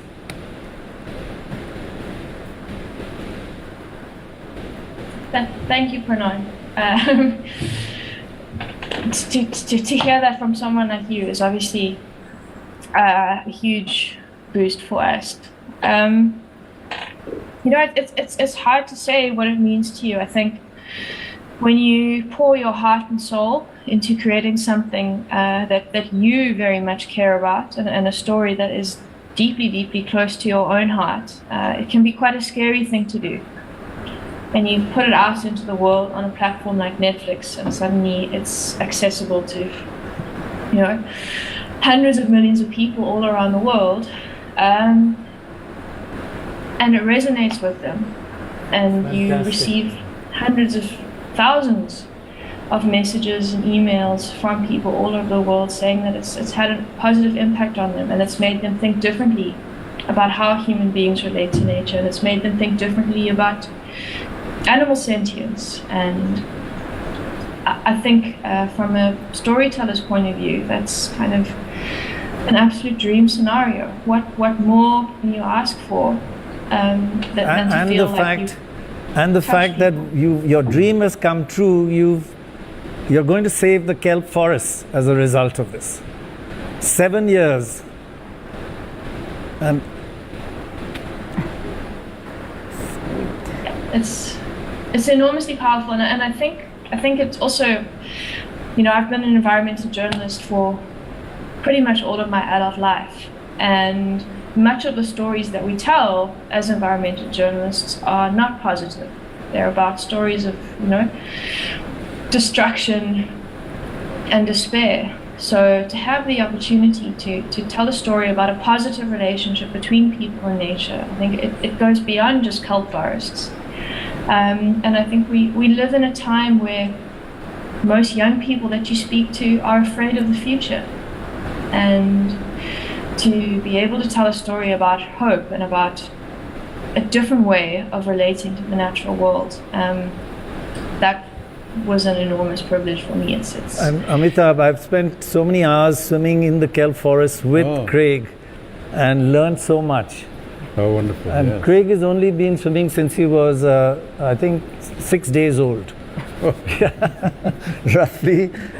And, you know, just, he's one with the ocean completely. 7 years of swimming and filming, and this happened. Wow, that's wonderful. Craig, let me ask you this question. You know, your reference to indigenous wisdoms, how important is this? And why do you always refer, Swati was also talking about it earlier in the day, of biodiversity being the immune system of the planet? Yeah, we're just struggling, just so you know, we're struggling to hear you. So I only heard a part of that question, so I'll try to answer it. Let me repeat the question I for was you. very fortunate in a large part of my sort of 20s, 30s, and early 40s to work in many African countries and in the famous Kalahari area.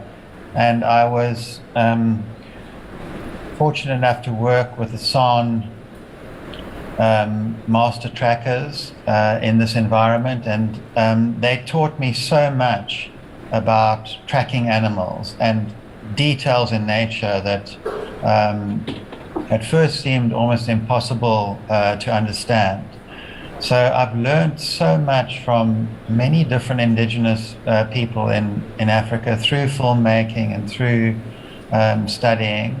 And then I've taken those ideas and tried to formulate an underwater tracking system in the kelp forest. And at first it was very difficult. In the first year I found almost nothing. And then suddenly all these tracks and these tiny signs started to emerge, and I was able to predict animals' behavior, and I could see what animals were doing from the previous night. And this, so this indigenous wisdom, almost like indigenous science, and is so critical, I think, for us as we move forward, because these people understand nature from a holistic sense. They understand animals in a very deep and resonant way, and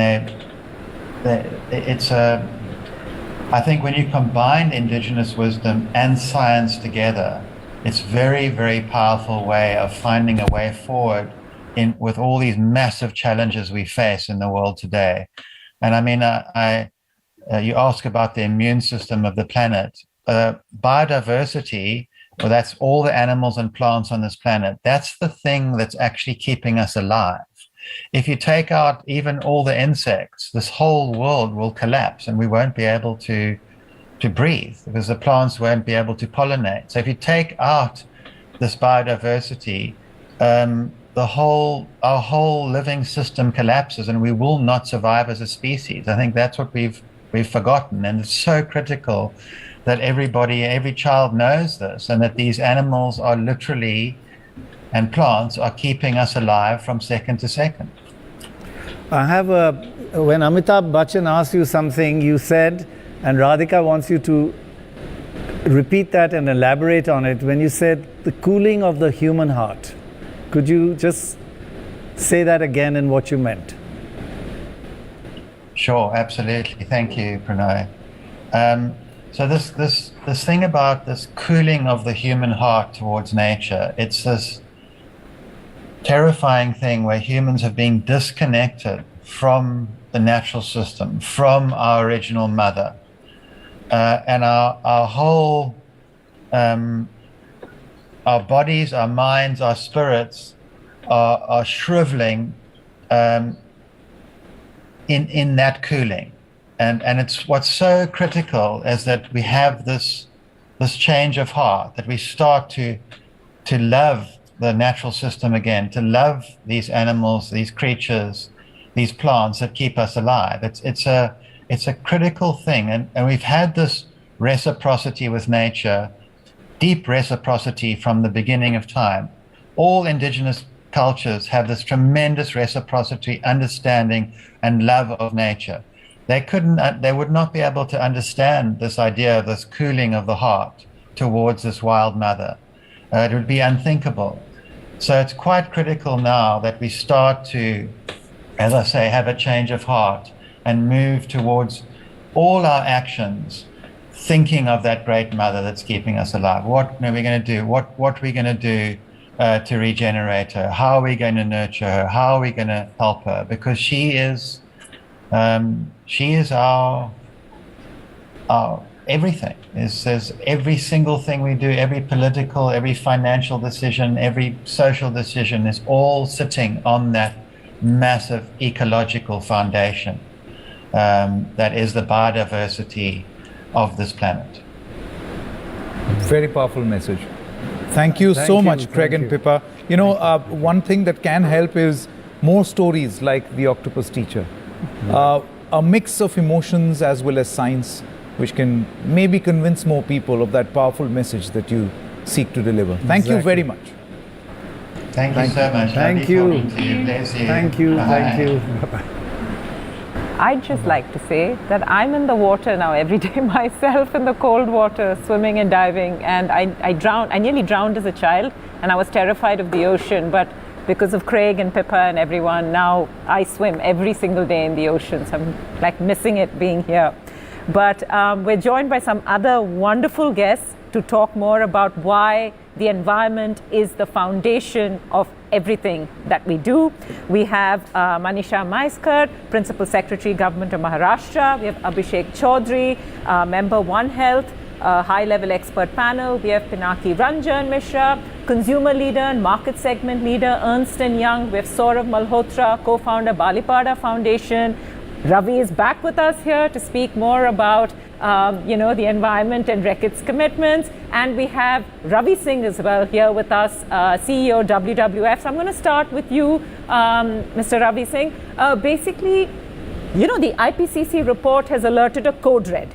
We don't even call it so we've reached a stage of it says code red for humanity. The WWF did a Living Planet report and it's warned us of the 6th mass extinction. And we need to stop seeing the problem only through the lens of carbon emissions, am I right? It needs to be seen as a holistic thing, which is biodiversity, carbon, planet, all of it as one big whole. Yes, thank you. And thank you for having me. This is a very big question. It's a monumental question. You have to spend a fair amount of time. I'd like to say that if you look at it holistically, we need to act with certain amount of speed and some amount of direction in terms of objective. So increased conservation efforts are an order of the day. You've seen the Living Planet report of WWF. We've recorded 68% decline in species or wildlife populations since 1970. And the majority of these have declined in wetlands and areas where we have fresh water. Now, if this is any indicator, the human species is very close to having seen this kind of threat. So there is need for speed in action, increased conservation and protection efforts. We need to consume more sustainably. We need to produce more sustainably. And if there is a message in this, it is that we cannot hold all actions only for our government, which is doing what they can and doing more than others. We should hold it to our own institutions and individuals like ourselves and our municipalities and our communities to which we belong. So if that is a direction that we need to take, we must look to it. Also, Swati, think about other things like, there are these small guys who run the earth, insects, pollinators, bees. Bee colonies are crashing, wild bee colonies particularly. Pollinators are disappearing across the world, including in our country to a large extent. And just some action can make a big difference in all this.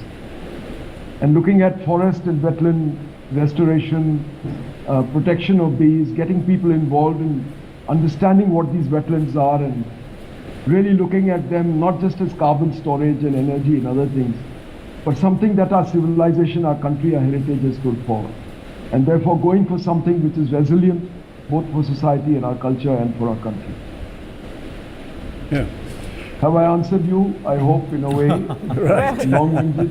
You've given us a lot to think about, certainly, Yes. that's for sure. I just wanted to ask Manisha ji. Mumbai is prioritizing climate change in a very big way. Many conferences, many meetings have been held, and both the governments are very keenly looking at it. Coastal erosion is one of the very major problems that all coastal regions face, but Mumbai in particular is. How are you going about it to prevent this? As soon as the IPCC report was out, we made a presentation to the cabinet. And I am very happy to say that the cabinet is realizing three things. One is that climate change is real. It is no longer debatable, it is real. Second is that climate change is here. And third is that the time to act is now. And our minister, in fact, is fond of saying that this is the last decade when anything meaningful could be done about climate change. Really? So what Maharashtra has in fact done is that it has established a highest level council, which we call the MCCC, which is the Maharashtra Council for Climate Change. It is going to be chaired by the Chief Minister himself, and all the departments, there are about 5 sectors which need to act and act immediately if we are thinking of a carbon neutral future. I think ultimately it's about a carbon neutral future. So the first is that we need to think about decarbonizing our power, depend less on thermal power, think more about solar power. So it's the energy department that's going to present their plan for a carbon neutral future to the Chief Minister and this council, MCCC. We need to make our transport electric, shared, non-motorized. That is why Maharashtra also has a very comprehensive EV policy. We have all read about it. We need to make our cities livable. We have been talking about it for a long time, but we really need to make that push to make our cities livable. We need to make our industry sustainable in a circular economy kind of a way, and our agriculture sustainable. So I think it's a very, very heartening step that Maharashtra has formed the MCCC. But Jane earlier in the program mentioned that the real hope is the youth. And therefore we are also introducing a syllabus in the primary and the secondary school, possibly from the next year onwards. Excellent. We call it the Maji Vasundhara syllabus, which is going to talk a lot about Mother Earth. It is going to talk about connecting with nature, bonding with nature. So that's, I think, another step. And we have launched a campaign called the Maji Vasundhara campaign, which is the My Earth campaign. So overall, I think there is going to be a lot of climate action in Maharashtra in the days to come. When we talk about this massive coastal road that's going to be built, would it affect corrosion? This is a question, I think, which will always have advocates on both sides. But the coastal road, when it was being cleared, India has a system of environmental clearances. So the coastal road, while it was cleared environmentally, there are a lot of best practices that the makers of coastal road are being asked to set up. So I think ultimately the way the coastal road is being planned, it is being planned in such a way so as to disrupt environment in the least. It is going to disrupt environment, certainly, but it's going to, but all these practices that the makers will have to put it in place, I think the turbulence is going to be the least possible turbulence. Right. Yeah. It's wonderful to hear this, that the focus is so much, and you have, as you said, this is the last chance we have. Yes. In this decade, yeah, in this decade, and you're really working on that. Yes, so quite a bit. In fact, Maharashtra is aiming to have whatever policy it adopts, just as every policy that a state takes up has its vetting done from the finance, we all know too well. So Maharashtra also in fact is thinking in terms of, it's not still in place, but the thought process is on as to whether any new policy or any new project which comes into being needs to be vetted from the environmental angle as well. I think that's so key, because I think the fundamental thing which we hadn't understood for the longest time and now we sort of understand is something that is not ecological is not economical.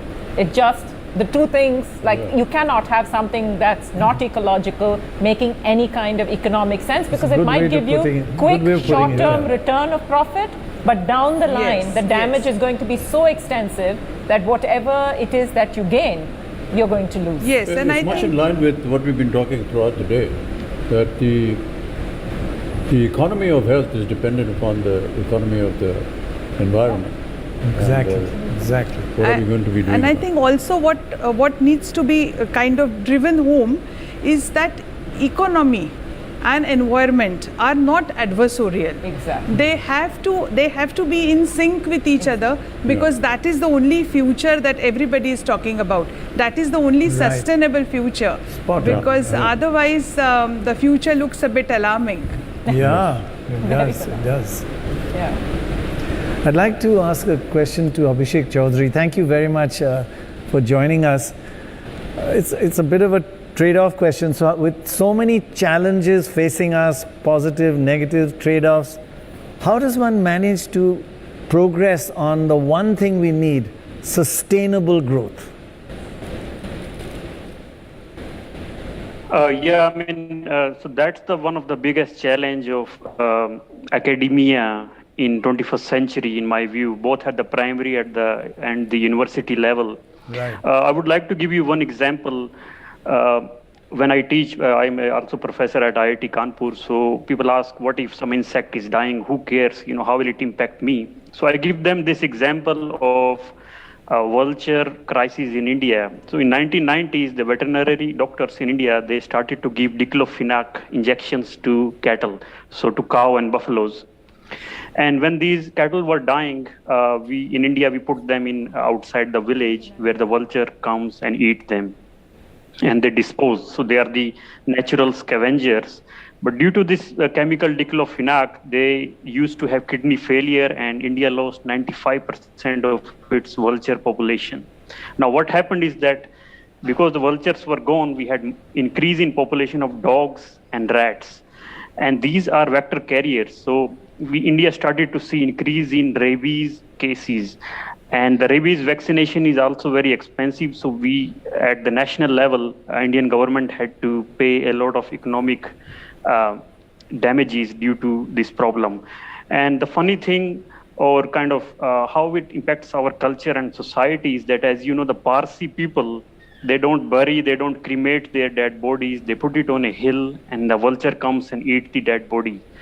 So they started to have a crisis because the vultures were gone and nobody was eating their dead bodies. So you see how one small chemical which humans introduced, how it cascades into economic, social, cultural problems. So there are trade-offs. So for example, we are having in India, rice and wheat are our staples. So they are very environmentally intensive crops. They use a lot of water, fertilizer, pesticides.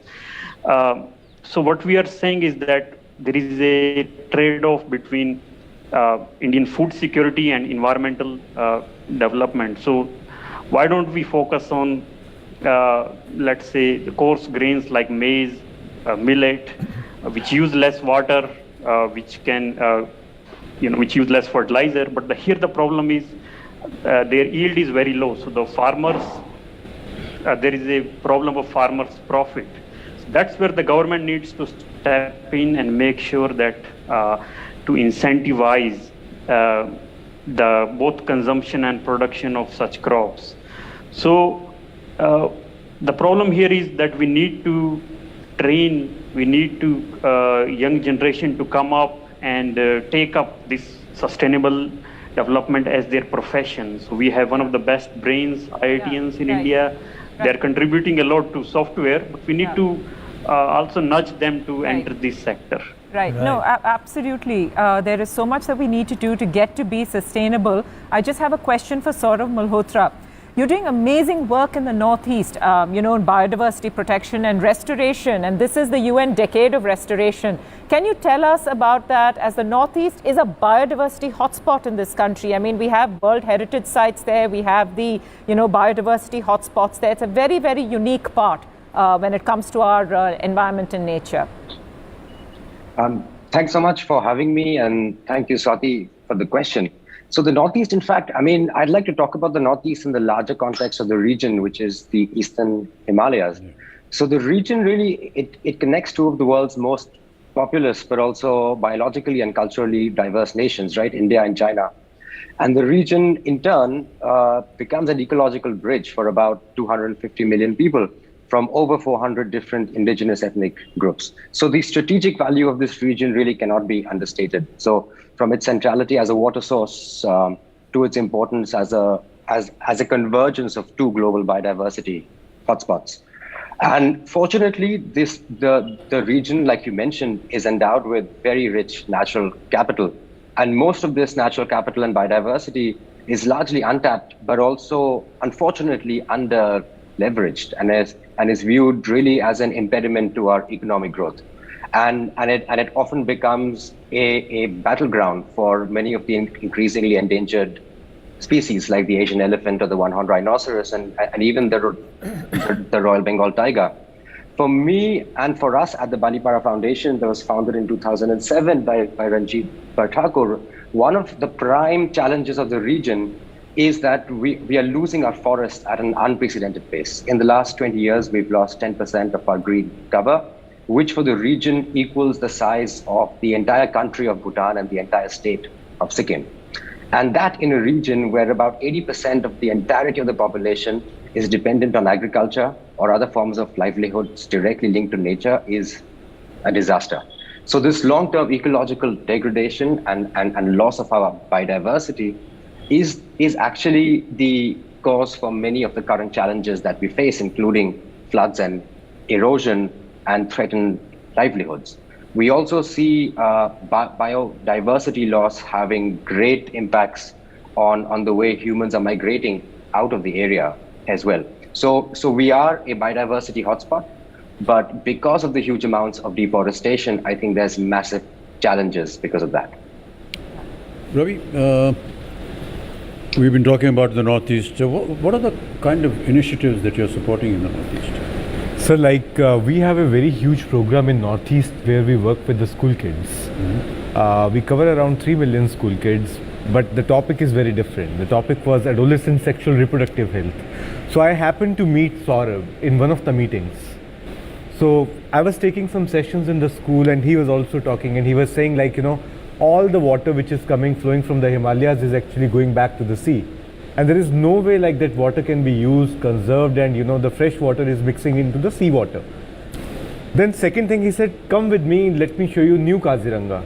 I said, okay, let's go and see. So very few cubs left of single-horned rhinoceros. Very few trees now. It's my recent visit, sir, 6 months back. So I asked him what we can do together. He said, it's great, you take a small pilot, we put something together, we do something which will also be on the lines of one health, one planet, one future. All those discussions were happening. But in the meanwhile, then we also thought it's very important to understand and go deep into the problem, what's happening in the Northeast. So we engaged Ernst & Young to work with us on creating something which is the Climate Resilience Index. We had the Hygiene Index, sir, which you launched with us 4 seasons back. In the same way, we have worked on this Climate Resilience Index. We have various parameters on which we are actually measuring what all the recommendations which we can give to the state governments. What's the role of the communities? What's the role of the indigenous tribes? What's the role of the church? What's the role of alternative government systems which may be there in the Northeast? Even the systems which are there with the government. And very big influencer group is the kids. We are investing in the future. So let's take our Climate Resilience Index report in such a way to the school kids so that we can show to them the actions what they can take, and there should be call to action. It should not be just a research. So this whole research, so Pinaki, who is a senior partner with EY, he and his colleagues have met, two leaderships in two various states, like one is Sikkim and second is Assam. People are very intrigued, like no one has come before to us talking about the climate resilience index, what this index is all about. We have talked about the Swachhta Sarvekshan, Swachh Sarvekshan. So this is something, sir, which we are focusing a lot, and it's not just on the surface in terms of trees or plants or animals. We are going below the surface also. So what's happening in the Brahmaputra region, what's happening underneath that, and what are the recommendations which we will be getting. You know, sir, nowadays subjects are very fancy, like, talking about Ganges or Amazon. Everyone has started talking about it.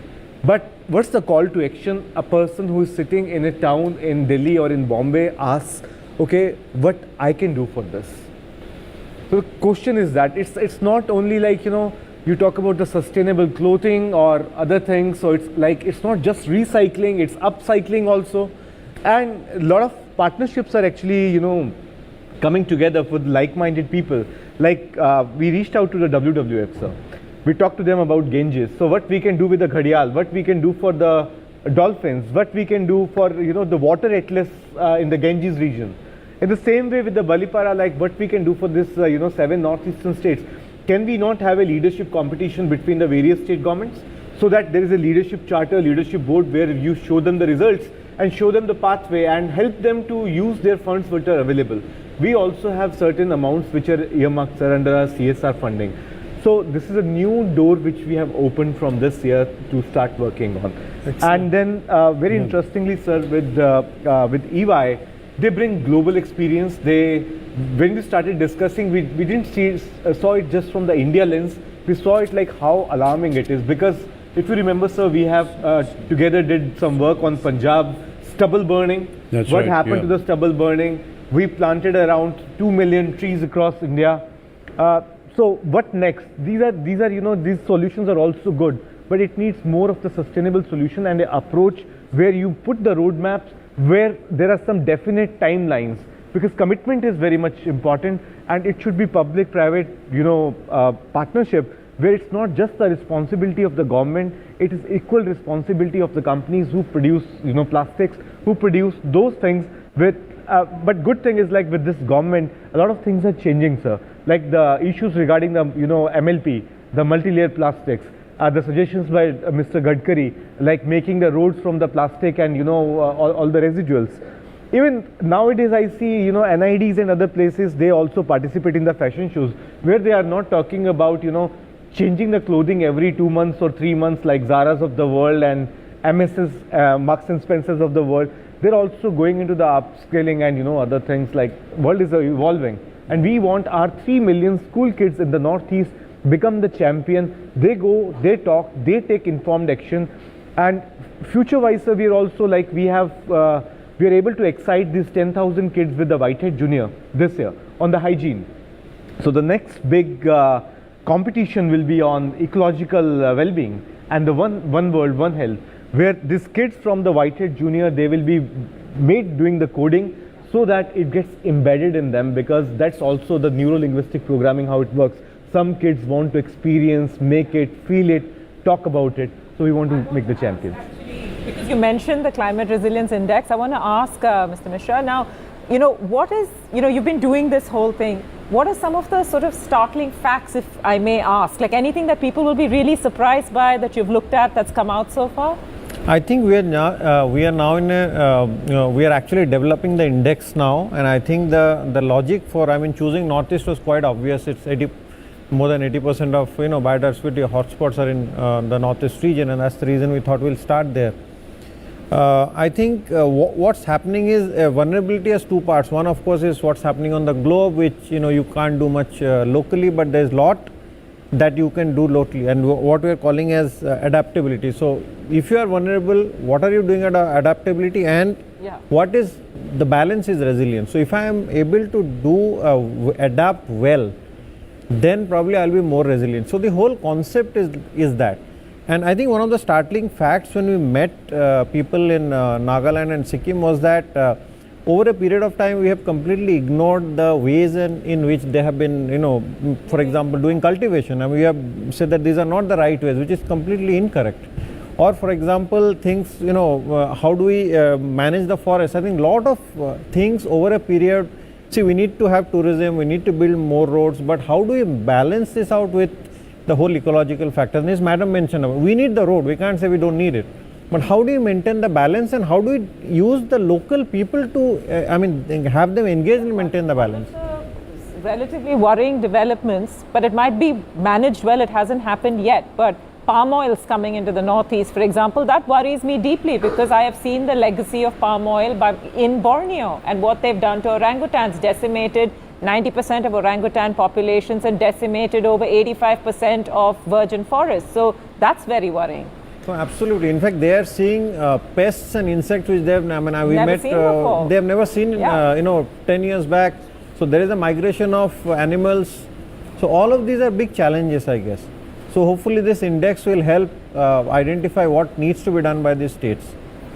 Nisha, what you were saying earlier made so much sense, and it really seems that you're going to make a difference. But again, this issue of the trade-offs, how are you going to tackle that? Because you'll have opposition, you'll have all sides. It's going to be it's the most important task and probably the most difficult. You are so right, but earlier on I think there were many skeptics. Maybe a few years back when you talk of climate change, it seemed so remote, it seemed somewhere happening in Antarctica, that people didn't really connect with it. But I think this IPCC report is so startling.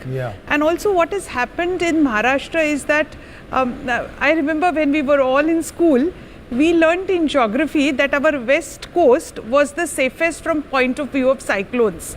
West coast had never had a cyclone in the earlier 200 years. And now we have 3 cyclones in 2 years.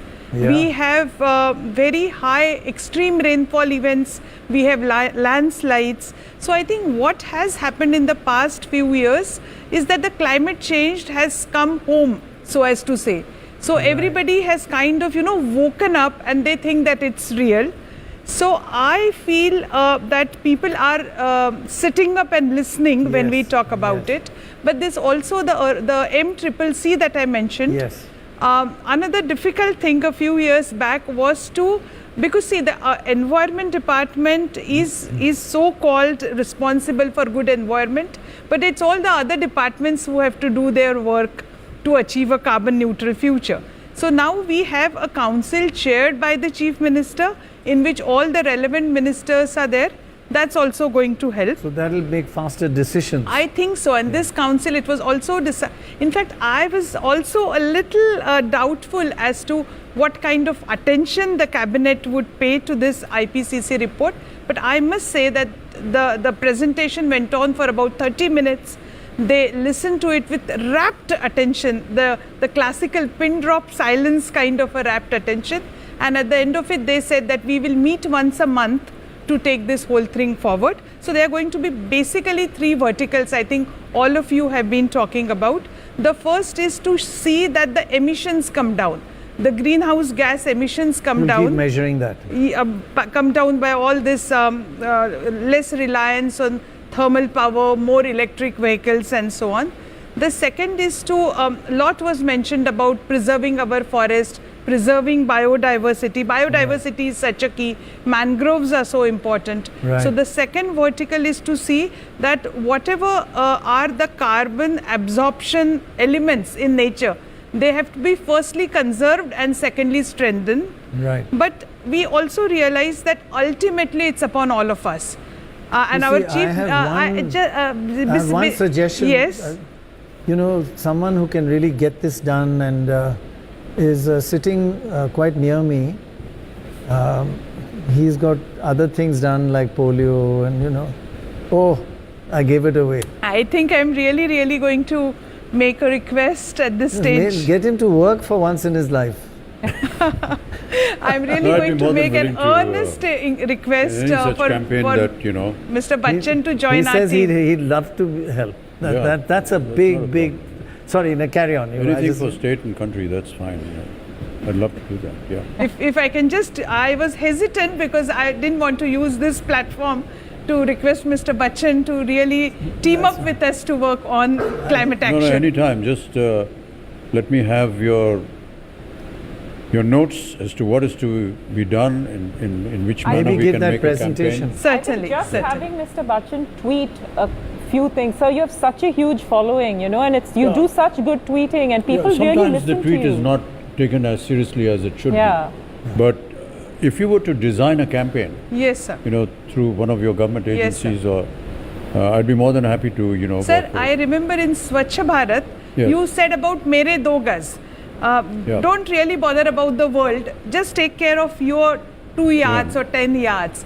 So actually, we also have an e-pledge.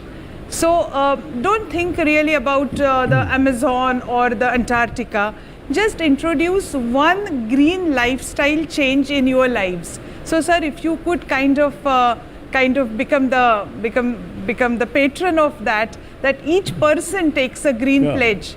Patron is the wrong word, really, but you know, if I could be, if I could be part of a whole group or a team that can design a campaign, and I'd be more than happy to. We would be also, sir, so much happy to have you with us. And anytime, don't feel that this platform is the wrong place. Yeah, all right. So I have a question for Mr. Ravi Singh. Mr. Ravi Singh, you have been in the field for decades, and can you tell us why biodiversity restoration is important, not just for climate change, but to improve human health?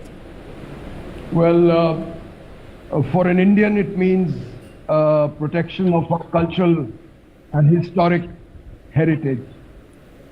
For an Indian, it means it's a conservation of your country. Biodiversity taken together, if we had respected it, we would not have had the pandemics that we are witnessing at this point of time. Biodiversity, if respected, would also give us the products and produces and the services that we require for our well-being and for our future. And it's a universe, depending on where you are. If you are in Mumbai, you can learn a lot from the habitat that is there. I'm in Bharatpur at this point of time, and every area here, including the sanctuary of Bharatpur, Ghana, is a laboratory of learning. And biodiversity is actually a universe of knowledge. And with that knowledge, if we understand it with certain amount of seriousity, we can go ahead for action, and the action that you are talking about at this point of time to prevent all the issues to come for us. And I'd just like to finish at one point, that the importance of biodiversity is probably understood in India much better than other parts of the world, because it's part of our culture, our heritage, our history, our religion, and everything that we know about this. It's a very difficult concept to understand if you're teaching it as a theory. But in terms of practice, everywhere in India, people know of it, they respect it, and in many ways they practice it. So actually, against climate change, we have a great protector, we have a great pillar and a great mitigator, which is the Indian people and the great knowledge that they have to make things change. I hope I've answered you well, sir. Thank you so much, sir. Thank you very much. Yes, indeed. Absolutely. Thank you very much, all of you. At this moment, I'll have to take some breaking news which is coming in at this moment. Let's put that on the screen right now. We are hearing that violence has broken out during a farmers' protest against the visit of the Uttar Pradesh Deputy Chief Minister and Union Minister of State. The farmers' unions have said that 2 of the protesters were allegedly run over by a vehicle in the convoy of the Union Minister. Violence broke out in the Lakhimpur Kheri district of Uttar Pradesh, where farmers were holding protests since this morning over the visit of Deputy Chief Minister Keshav Prasad Maurya and Union Minister of State for Home Ajay Mishra. Visuals from the area showed vehicles set on fire as a man apparently injured lies on the ground. There is heavy police deployment in this area. Farmer unions have claimed that 8 farmers have been injured. Farm leader Rakesh Tikait has left for Lakhimpur Kheri in Uttar Pradesh. We're also hearing, by way of sources, that Congress leader Priyanka Gandhi Vadra is likely to visit Lakhimpur Kheri.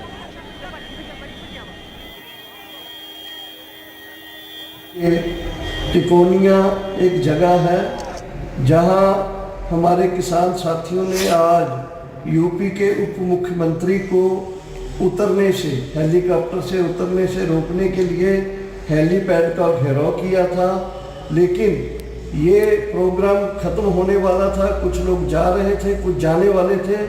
उसी समय बहुत तेज 3 गाड़ियां आई और तीनों गाड़ियों में सवार जो पता चला है कि उसमें अजय मिश्रा टैनी जो उत्तर प्रदेश के गृह राज्य मंत्री हैं, उसके बेटे, उसका भाई और उसका भाई उसके बेटे का चाचा और गुंडा लोग थे साथ। उन्होंने किसानों के ऊपर गाड़ियां चढ़ा दी, जिससे 2 किसानों की मौके पर मौत हो गई। एक की मौके पर मौत हो गई, दूसरे की अस्पताल में जाके मौत हो गई। हमारे जो नेता हैं तेजिंदर विर्क जी, उनको गंभीर चोटें लगी हैं।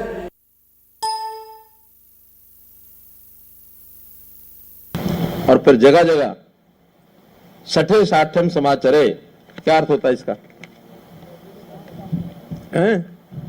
छठे साठम समाचारे क्या अर्थ होता है, कौन बताएगा? तो अंग्रेजी में बता दिया ना, हिंदी में बता। जैसे को तैसा, जैसे को तैसा, ठालो ठंडे हैं, ठीक है, नहीं वो भी देख लेंगे। और दूसरी बात यह है, जब ठावन के डंडे तो जमानत की परवाह मत करो। महीना 6 महीने 2 महीने रहा होगे ना, तो इतनी पढ़ाई इस मीटिंगों में नहीं होगी। अगर 2-4 महीने वहां रहे होगे तो बड़े लीडर अपने आप बन जाओगे। नहीं 2-4 महीने में अपने आप बड़े नेता बन जाओगे, चिंता मत करो, ये इतिहास में नाम लिखा जाता है। स्वस्थ भारत जब रहेगा तभी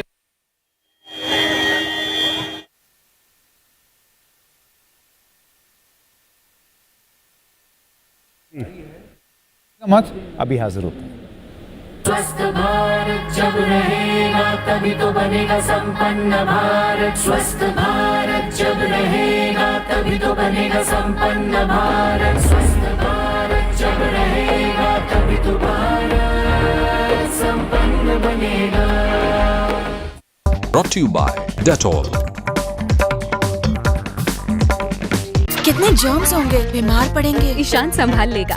इससे पहले मम्मी है, चलो डेटॉल करें। क्योंकि डेटॉल आदत देती है 100 बीमारी फैलाने वाले जर्म से सुरक्षा। सफाई तो अच्छी कर ली है ईशान, अपने भी और जर्म्स की भी। मेरा घर डेटॉल का धुला। Dettol health is wealth offer. Code SMS कीजिए और पाइए 40 रुपए तक का guaranteed cashback. Often people with sensitivity, they also have gum problems. It's important that these 2 issues are tackled early on. I will be suggesting Sensodyne Sensitivity and Gum. It will protect your teeth from sensitivity as well as promote gum health. It's a great dual action toothpaste. लेने हैं तो जिंदगी के मजे लो। Sick leave भी कोई लेने की चीज है। फिक्र करो तो जीत की करो। इन्फेक्शन भी कोई फिक्र करने की चीज है। खेलना है तो बेबी के साथ खेलो, उसकी सेहत भी कोई खेलने की चीज है। डेटॉल दे 100 बीमारी फैलाने वाले जर्म से सुरक्षा, इसीलिए ये होता है तरह तरह से इस्तेमाल। अपनों की सुरक्षा का जो है सवाल। मुल्तानी कोका कफ सिरप, तुलसी, वसा, यस्ती मधु, पिपली के गुणों से भरपूर, जो खांसी पर करे तुरंत असर, ताकि बदलते मौसम के साथ आप न बदलें। लेनी है तो किसी ले लो, इन्फेक्शन का रिस्क भी कोई लेने की चीज है। बनना है तो बच्चे बनो, पेशेंट भी कोई बनने की चीज है। बाहर से आओ तो किससे कहानियां लाओ, जर्म्स भी कोई लाने की चीज है। डेटॉल दे 100 बीमारी फैलाने वाले जर्म से सुरक्षा, इसीलिए ये होता है तरह तरह से इस्तेमाल। अपनों की सुरक्षा का जो है सवाल। दिखने में बड़े आम होते हैं, पर अनोखे इनके काम होते हैं। शटर 6x6 के हो चाहे, पूरे शहर की ये शान होते हैं। हाथों में इनके खुशियों के पैगाम होते हैं। मिलिए हमसे जुड़े लाखों सेलर्स, कारीगर, दुकानदार और डिलीवरी पार्टनर्स से, जिन्हें हम ग्रेट इंडियन हीरोज बुलाते हैं। यही है जो अमेज़न ग्रेट इंडियन फेस्टिवल को ग्रेट बनाते हैं। बीमारियां बढ़ें तो प्रोटेक्शन भी बढ़ानी जरूरी है, इसीलिए हमने बनाया नया बेस्ट एवर डेटॉल। ये प्रोटेक्ट करे 99.99% जर्म से, including virus and bacteria, they higher TFM power और fresh feel. Dettol, be 100% sure. The important thing is this is not a society that translates words into quick action. So therefore, all that we can do is to support Kailash's initiative and provide whatever help we can.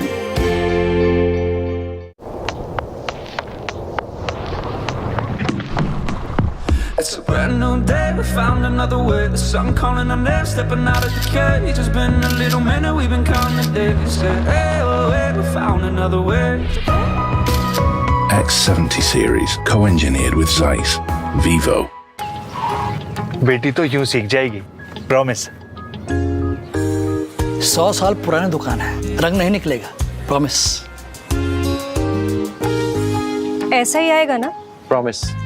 सिर्फ experts के promise से assurance मिलती है, जैसे Dulux assurance. अगर Dulux paint से न मिले परफेक्ट कलर, फिनिश और कवरेज, तो हम पेंट रिप्लेस करेंगे। It's a promise.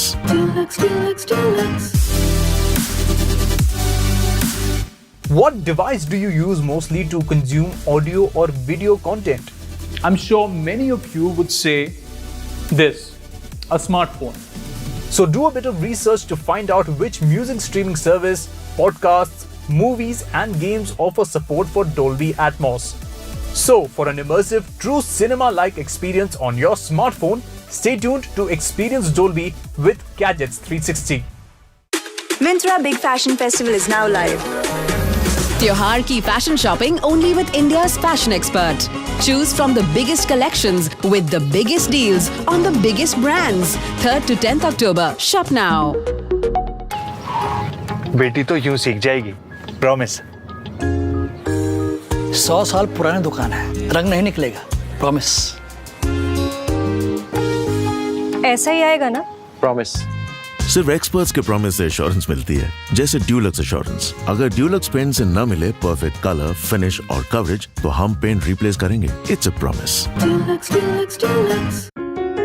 लेने हैं तो जिंदगी के मजे लो। सिक लीव भी कोई लेने की चीज है। फिक्र करो तो जीत की करो। इन्फेक्शन भी कोई फिक्र करने की चीज है। खेलना है तो बेबी के साथ खेलो, उसकी सेहत भी कोई खेलने की चीज है। डेटॉल दे 100 बीमारी फैलाने वाले जर्म से सुरक्षा, इसीलिए ये होता है तरह तरह से इस्तेमाल। अपनों की सुरक्षा का जो है सवाल। स्वस्थ भारत जब रहेगा तभी तो बनेगा संपन्न भारत। स्वस्थ भारत जब रहेगा तभी तो बनेगा संपन्न भारत। स्वस्थ भारत जब रहेगा तभी तो भारत संपन्न बनेगा। और एक बार फिर से आपका स्वागत है। और इस समय हमारे साथ बहुत सारे लोग उनको वैक्सीन मैन कहते हैं, सीरम इंस्टीट्यूट ऑफ इंडिया के मुखिया आधार पूनावाला अब हमारे साथ जुड़ गए हैं। Dr. Roy, your question. Well, Sanket, I have tweeted about this, and I really honestly feel that Adar Poonawala and his dad are really the heroes of this pandemic. I've said this publicly. They foresaw the problem. They took a huge risk, which most people haven't understood the kind of risk they took. You talk about uncertainty of information now. When they took the risk, it was totally uncertain information, and they frankly saved this country. So now you've got a problem because you have to live up to this foresight reputation. So looking ahead, you saw what was coming. Now what's coming next? Tell us. Thank you, Pranoy, for those kind words. You know, everyone's really played their part. The healthcare workers and so many others who have played their part and are the real heroes as well, you know. Yes. But I think now going forward, we have to really look at how the variants come about, and this business about, you know, the third dose and booster doses will have to be watched very carefully. Right. You know, there are a lot of countries that haven't received even 2 doses. So ethically, I'm advocating that all these countries at least first get 2 doses, and then we look at giving the 3rd dose. At the moment, the scientific data also shows that the 2 doses of Covishield, which is one of the vaccines that we're making the main one at the moment that everyone knows and has taken in our country, does give you a very good long-term protection. And, we'll have to wait and see. But I think in about a year's time, you're going to see most of the world being vaccinated. You're going to see a lot of people who are hesitant, the anti-vaxxers also who've slowly... Hello? Right, we can hear you. Go ahead. Yeah. A lot of these anti-vaxxers also will slowly, change their mind, and already you're seeing a shift in their trend. So we're going to see a large part of the world's population being vaccinated by the end of 2022. And already most of the economies have all opened up and almost back to normal, except for all this business about the vaccine certificates and non-reciprocity and all of that. And I just hope all countries come together, to address that as well as soon as possible. Just elaborate on that. You have delivered millions and millions of vaccines, and many of them, millions of people with both doses, and England is saying you can't enter. What do you feel about that? Doesn't it make your blood boil? I took this up very strongly, and so did the diplomats in our country, and they've done a great job. Between July 2021 and today, we have got Covishield approved now in almost every European country, Germany, France, Switzerland, even Italy. You've got Australia who's approved it as well. And now it's just a matter of time till the UK also approves it. I think there's some technical issues there going through with the Indian vaccine certification. But, going forward, if this is what you're going to have to go through for every vaccine, it's going to be a huge injustice to the citizens who take, let's say, some of the other vaccines that are being made in India, which, are also of very good quality. And they've gone through all the testing now and phase 3 trials. And you've got vaccines in other countries also. So what I'm calling for is a reciprocity, between all countries to come together, before talking about climate change and so many other things which are equally important. But this is the need of the hour right now, which is causing huge chaos. Yes, it is just absolutely the need of the hour. You're spot on. Just a technical question that the data has shown couple of things. One is 1 dose is only 33% effective, but 2 doses is huge, and that Covishield lasts. The decline of immunity is much slower than Pfizer, etc. But there is a decline over 6 months, 7 months, 8 months. So what are the priorities? Go for both doses, go for more people with a single dose, go for booster shots for at least the frontline workers. It's a very tough choice, right? Well, again, when these tough choices are in front of us, we should look at the science, Pranoy. That, exactly. The vulnerable, the elderly, even in that category, if you look at that, you've got T-cell responses and other indicators. Yes. If you do a deep analysis of their blood samples and other tests, antibodies is just one indicator of right. showing your protection. That's your first line of ready-made defense, to fight any foreign virus or bacteria entering your body. So, you've got the long-term T-cell responses, the memory responses, which will give you that long-term protection. And I think in a few months, we can take a call. I know in the US and other countries with the Pfizer and Moderna vaccine, the US president himself has recommended that a 3rd dose is given. He's taken it himself. Right. So, it's case to case, different vaccines and different scenarios. You very cleverly didn't quite answer the question, but I'll forgive you this once. But by and large, just to understand the supply. Let me try and answer that, Pranoy. Okay. That I think if we wait for another few months, right, and look at what the data tells us, because we're doing, the people we vaccinated a year ago, right. we're monitoring that data. Now, if that data right now shows that with 2 doses, you're still very, very well protected. So there's no indication today, and even the government officials in India, health ministry officials have said this, to say that you need a 3rd dose. Now, will we ever need a 3rd dose? We don't know.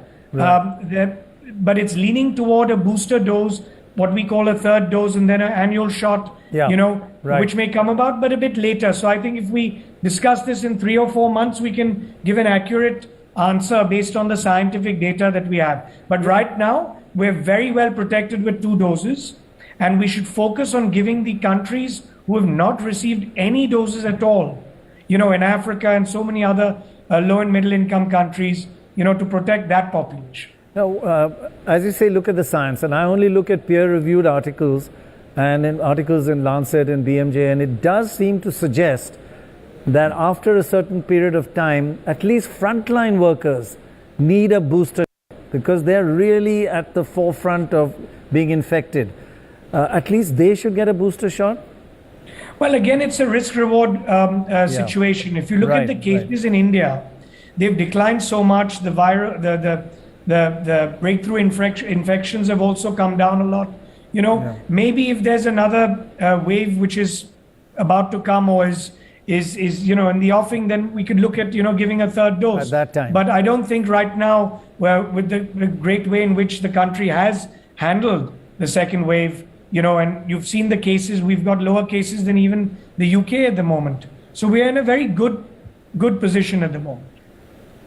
Well, I hope that absolutely stays that way. And once again, congratulations. One more thing all of us want to thank you for the 10 crores you gave towards students to help them pursue their studies. That was just wonderful. Absolutely. No, that was the least I could do because, I just felt very bad that for no fault of their own, they weren't able to, or they were going out of pocket in that period where the quarantine was, mandatory in those 10 days that you had to spend. So for no fault of their own, we've turned the tide on that. Yeah. Right. Thank you very much. Thank you. Thank you Aadhaar. Thank you so much. और अब हम स्वागत करना चाहते हैं मोनाली ठाकुर जी का. वो यहाँ पर हैं मंच पर और एक मधुर संगीत से अपना खुद का स्वागत करेंगे. मोनाली.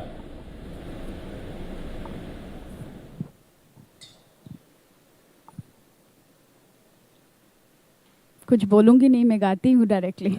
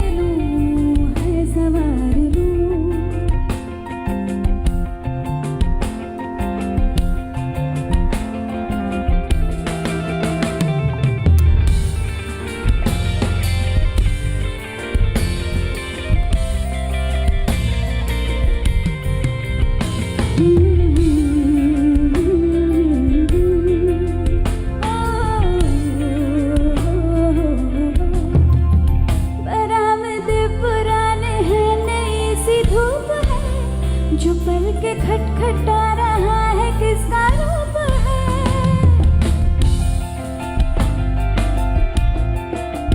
बरामदे पुराने हैं, नई सी धूप है, जो पल के खटखटा रहा है, किसका रूप है।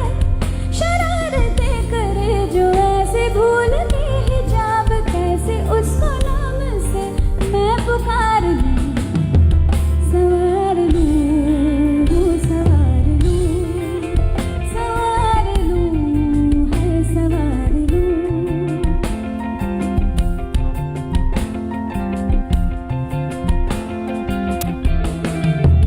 हवा के झोंके आज मौसमों से रूठ गए, गुलों की शोखियाँ जो भंवरे आके लूट गए। बदल रही है आज जिंदगी की चाल जरा, इसी बहाने क्यों न मैं भी दिल का हाल जरा सवार लूं, सवार लूं, सवार लूं, है सवार लूं। ला ला ला ला ला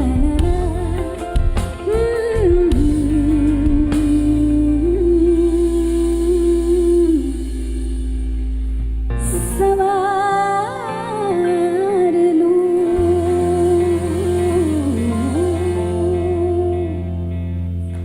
Thank you. That was lovely, Manali. We'll be speaking to you. Please come join us. Thank you so much. Thank you. Before that, healthcare workers have carried, there's been a lot of mental stress. They've carried a heavy burden during the COVID-19 crisis, and in the challenge to control the virus, have directly faced its consequences, mounting deaths, long hours, isolation, lack of resources, and the risk of contracting COVID-19 has led to mental health disorders like anxiety, stress, depression, and other psychological issues. To talk about the psychological impact on the frontline workers, we have with us Captain Usha Banerjee, Director of Nursing, Apollo Hospitals, Jitinder Singh Shanti, Shahid Bhagat Singh Sevadal, and he's a Padma Shri awardee, Dr. Prashant Saxena, Director and Head Pulmonology and Sleep Medicine, Max Smart Hospital, Ranjan Dora, Volunteer, India Shield, and of course we have Mr. Dilen Gandhi joining us for this panel. And we also have with us a very special guest, Masaba Gupta, who's going to be joining us as a co-anchor to steer us through this hour. Thank you, Masaba, for joining us today. Thank you. My first question to you is, Masaba, the pandemic has forced us, out in the open. It's been really tough on each one of us. Issues related to mental health have come out even more now. Even if, people aren't suffering mental health problems, they're certainly, somewhere they're fatigued, right? Because of isolation, the worry, the uncertainty. So how have you coped with this in the last 2 years? So, Ambika, I feel like isolation is a very charming thing for the privileged, but not a very happy experience for those who aren't privileged. And I think that for me, the last 2 years have been tough, but very liberating at the same time. I think being a business owner, we're a small business. We had not just my own personal problems to deal with in this time, but also the problems of all the employees that that kind of are attached to you. Yeah.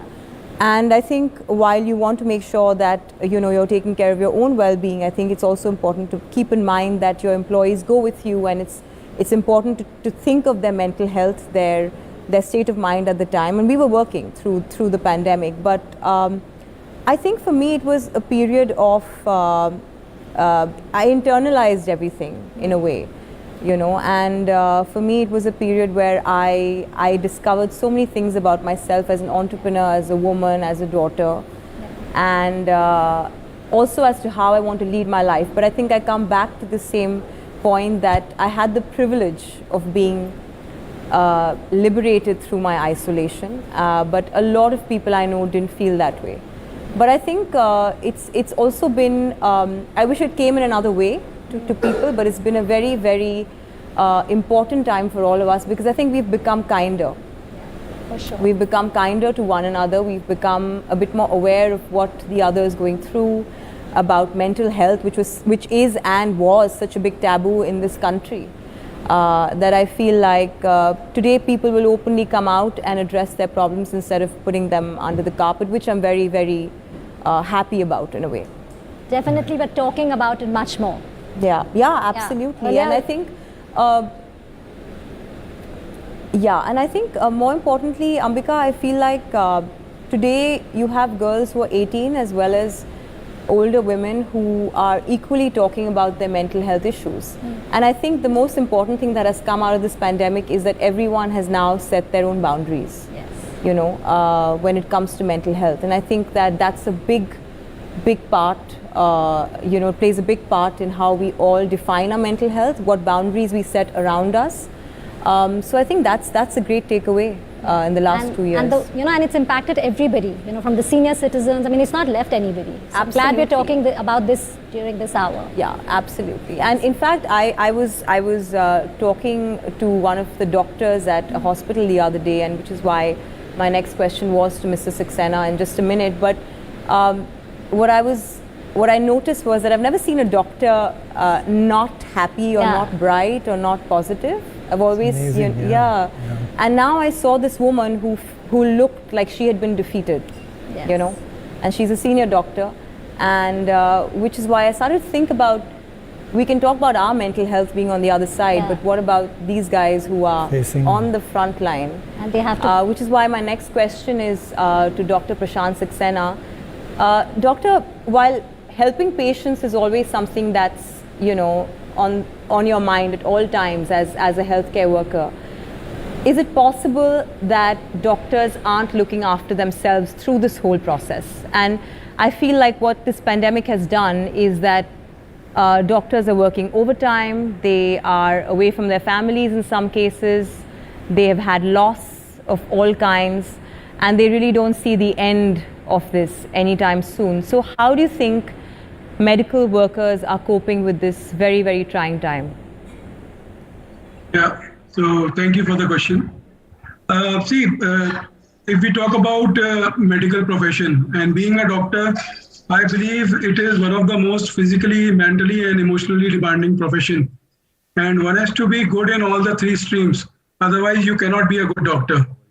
But this COVID times tested us really very well, because the second wave came as a shock. It was unpredictable. We were not prepared. We were prepared, but not fully prepared. And there was a lot of stress and anxiety, primarily because there was a concern about our own health.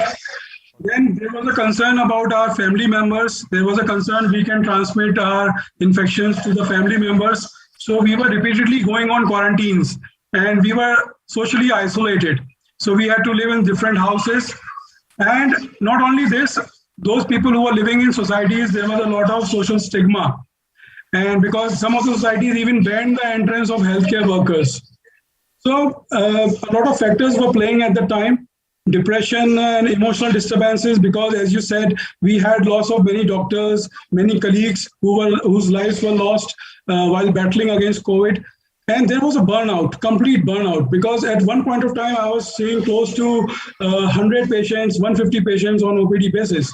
And there was no time left for me to sleep. There was insomnia, there was exhaustion.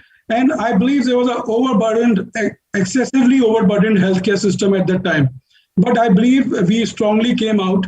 We had to be strong because there was no way we could have been weak, because the enemy was very, very strong. And finally, in our delight, the COVID epidemic ended and we were saved. A lot of lives were lost, but in the end, we did well and were able to manage our patients very well. Dr. Saxena, just one question that popped up right now. Experienced healthcare workers and doctors obviously are very well equipped in a sense to, not really, but better equipped, I would say, to deal with something like this as opposed to the younger healthcare workers. And I want to talk a little bit about that. What happens to all these young aspirants who've wanted to become doctors and nurses, and they've just been thrown right in the middle of a raging pandemic? Can you shed some light upon their mental state through this time? I didn't get the question. I didn't get the question. Am I audible? Maybe you can repeat. Can you hear me now? Yeah, I can hear you now. So, Dr. Saxena, my question was that, of course, you have a lot more experienced healthcare workers and doctors who've been in the profession for many years. They're a bit better equipped to deal with a pandemic like this. But what happens to the younger healthcare workers who've been thrown right in the middle of a raging pandemic? What happens to their mental health? Yeah, a very important and a very valid point, because most of the frontline workers, including the doctors, were very young. They were not experienced in handling the situation. But I think the role of senior doctors and clinicians was very important at that stage. And we were the ones who were constantly trying to encourage them. We were trying to build up their emotional morale, and we were trying to help them as far as possible, trying to talk to the families also, because the families were also very apprehensive, because they had no idea what sort of duties their kids were doing, and there was always a fear that a life may be lost. So it was all a team effort. There was a lot of emotional support. There was a lot of bonding which happened between us. And in fact, it was a remarkable effort put in by a lot of administrative colleagues also, which helped us. So it was a battle which had to be fought together. And the younger generation had to be emotionally and physically and mentally, all the aspects we had to be met up, and we tried to help them in every corner. Thank you. Thank you. साहब, मैं आपको ये बताता चलूं कि मसाबा जो हैं वो यहाँ पर को एंकर हैं। इनको कौन नहीं जानता, बिल्कुल सही बात है। लेकिन ये आज Actually, we can just relax. अब हम लोग और जा रहे हैं, मसाबा आ गई। I have a question for Captain Usha. Ma'am, the emotional well-being of nurses was challenged like never before by COVID, and I can speak from a certain amount of experience, because when I was in hospital, this was one aspect that I noticed was very severe.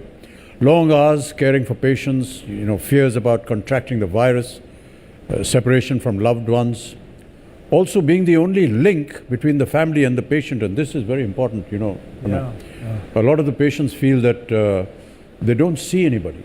They just see these white-dressed people whose faces they cannot recognize. Yeah. And they're cut away. So what would you have to say about that? Sir, unfortunately, I'm not able to hear you very clearly today. All right, I'll repeat my... There is an audio problem, but I understand. I just faintly heard you. I heard that, patients and the staff go through a huge emotional roller coaster while being in these kind of units, isolated. If that's what I heard you, then my answer would be that, yes, it's a very, very trying time for all of us, especially for the frontline healthcare workers. They are right there at the bedside of the sick and ailing. And many a times we've seen that the patients are left alone in these units without family, without near and dear ones. And they carry a lot of sensitivities of caring and nurturing to these sick who are there in the hands of very young people who are frontline workers. If you see the young doctors, the young nurses, they're all very young people. It's really, really traumatic to see someone dying. It's, it's hard to say goodbye, hard to see that, families do not know much about the patients while they're in there alone. So I think the whole healthcare workers have been put to immense stress and trauma in this period. And fortunately, the profession has taught us resilience. It has taught us duty, devotion, and care to the people who need our service. But then there is always this fear of the unknown, an impending fear, do not know what's going to happen next. Young people leaving back their families at home, coming to work. I think it calls for a different DNA to handle the mammoth task that we have all undergone in this past year. As such, representing the nurses of this country, I must tell you that nursing is a very hard profession. And young people coming to work without knowing what's in store for them, without fear. I think we salute the entire workers of this country today for having stepped in and taken charge with courage, conviction, and care and competence, and putting the country back on the map today to say that with great pride that we have handled the situation, we have learned lessons, We will work harder if there is an impending situation like this, and I'm sure we will come out of it strong. Yeah, thank you so much, Captain Usha.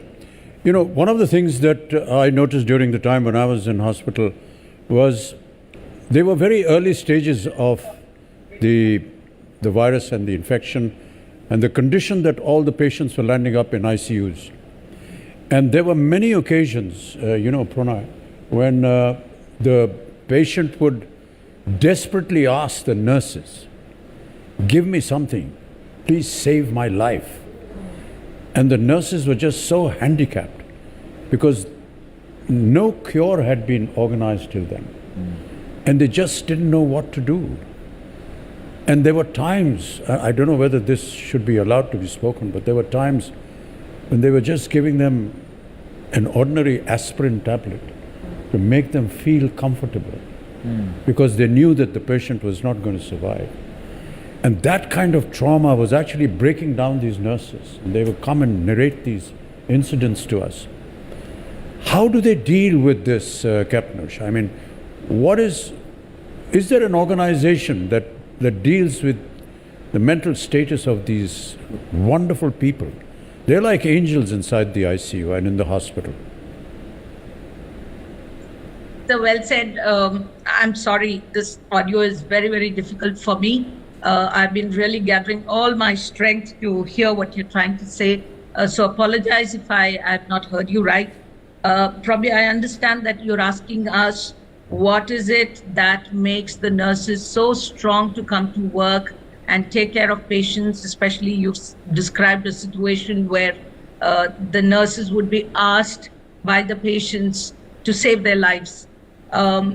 Yes, sir, I would say that the organizations have, fortunately, in the last few years, focusing on the mental health and wellness of the frontline healthcare workers, because they know that there is burnout, there's trauma, there is this emotional baggage people carry, and sometimes nurses and doctors feel like second victims. So I think the last few years has seen some kind of investment into psychological well-being, managing stress at work, preventing burnout, and a whole host of wellness programs that have been brought in. So I think somewhat we had started to walk the path. Nevertheless, I would never discount the mammoth task that was in front of us, where we had to step in with courage, not knowing what's going to happen to us. And we've seen that a lot of people were torn apart when there were these mass deaths that were taking place and the country was torn apart. It had a psychological bearing on every single person. But I'm sure, we've learned this, that we have to conduct constant well-being programs. We need to talk about stress. We need to talk about our feelings. There have been helplines. Fortunately, doctors came together, nurses came together. This pandemic has united the entire world, where even nursing associations from the more developed countries came together to help. And I felt even sometimes just speaking out in a group or speaking out what you went through, venting out these kind of issues, have seen that people have been able to cope with this situation. Because coping with emotional anxiety and the situation has been a big stress for the entire workforce. And I'm glad everybody is now walking up and seeking help. Yeah. That stigma that we talk about is probably now slowly evading away from our healthcare workers, and every organization is sensitive to it. As such, we work in oncology, pediatrics, neonatology. I know while we celebrate the miracle of birth, we see a lot of death, and we stand in with dignity to support that. True. And I think in the days to come, psychological well-being and mental health, both for families, for our frontline healthcare workers, for administrators like us too, matters a lot. And I'm sure this is going to pave way to see that this is going to be a new frontier for all of us. And we will all be benefited with the psychological support systems that might fall into place. Thank you so much. Thank you. It's not just the nurses, even the doctors. They said, look, I I've trained, I've spent so many years learning the craft of being a doctor. And my mission is to be able to cure people, to save lives. And they've stood in front of a patient and said, this is what I was trained for. I can't do anything because I really don't know how to cure him.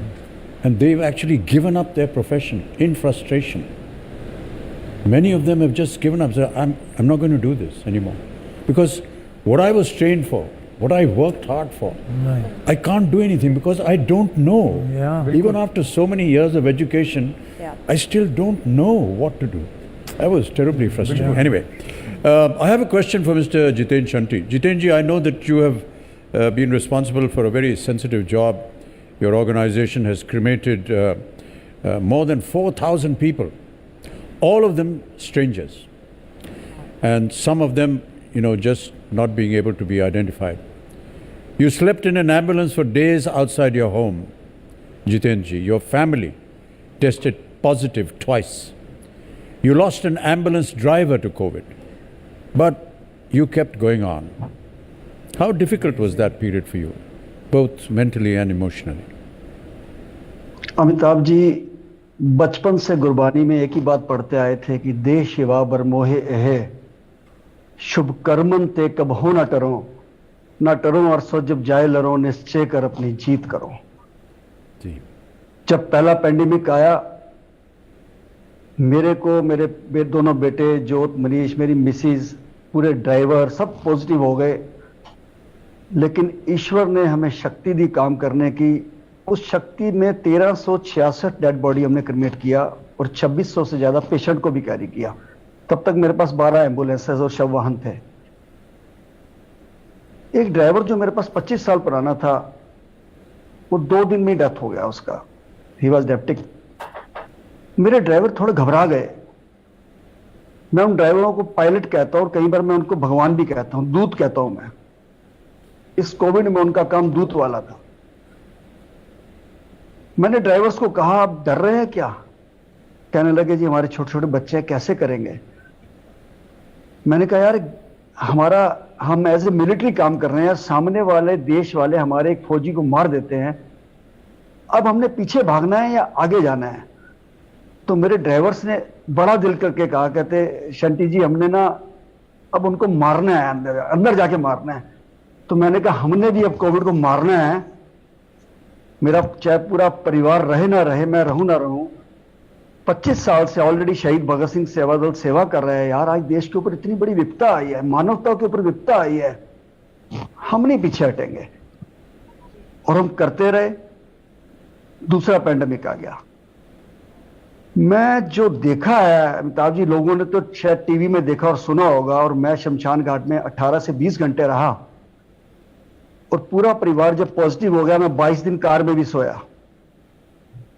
जो मैंने देखा है, अगर मैं बताता हूं, मेरी ये जो रोंगटे हैं खड़े हो जाते हैं और रात को नींद नहीं आती है। एक परिवार से एक नहीं, 2 नहीं, 4-4 लाशें भी उठाई हैं हमने एक दिन में।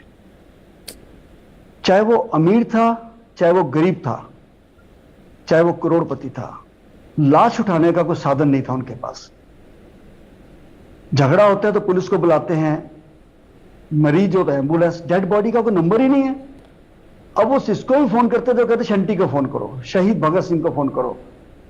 अब मेरे ड्राइवर्स ने और शमशान घाट पे काम करने वाले मेरे उन कर्मचारियों ने 20-20 घंटे काम किया। मेरा छोटा बेटा लंदन से डिजास्टर में मास्टर करके आया है, वो मुझे पूरा आइडिया देता रहता था। मेरी मिसेज ने बड़ा सहयोग किया। सबने यही कहा, मैं अरदास करके गया था कि हे परमात्मा, लोग घरों में भी तो मर रहे हैं ना, मुझे मौत आए तो शमशान में आ जाए, लेकिन देश के लिए मैं काम करूंगा, काम से पीछे नहीं हटूंगा। सर 125-150 लाशों को फूकने के बाद जब मैं बाहर निकलता था, 5 लावारिस पड़ी होती थी।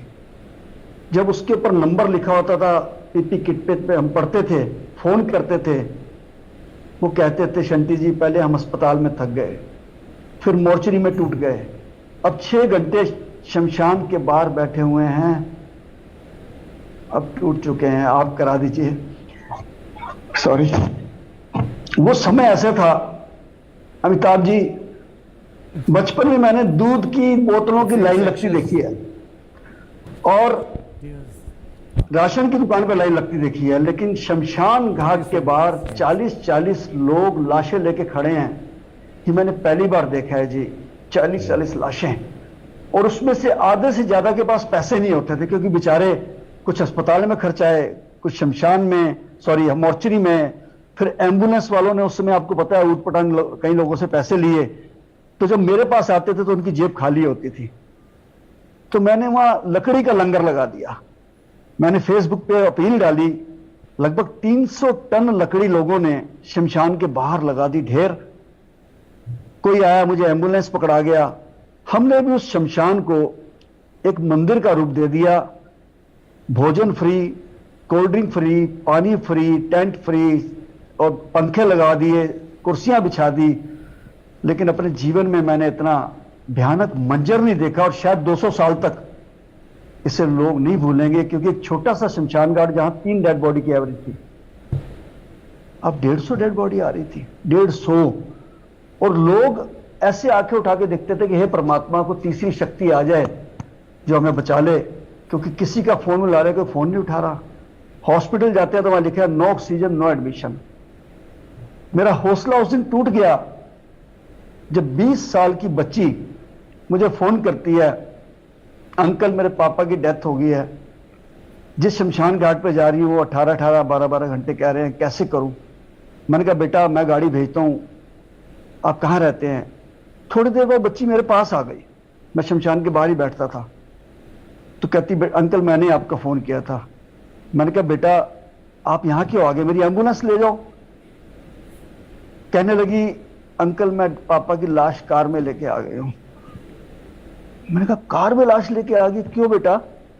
कहने लगी अंकल मैं कल रात से पापा को लेके 12 हॉस्पिटल्स में गई, किसी में जगह नहीं मिली। 5 बजे सुबह ऑक्सीजन खत्म हो गई, पापा की मौत हो गई। अब 6 घंटे से मैं अलग अलग शमशान घाट में जा रही हूं, कोई जगह नहीं मिल रही। ये हालात मैंने देखे। उस बच्ची को वो भूलेगा, सारी जिंदगी भूलेगा जी।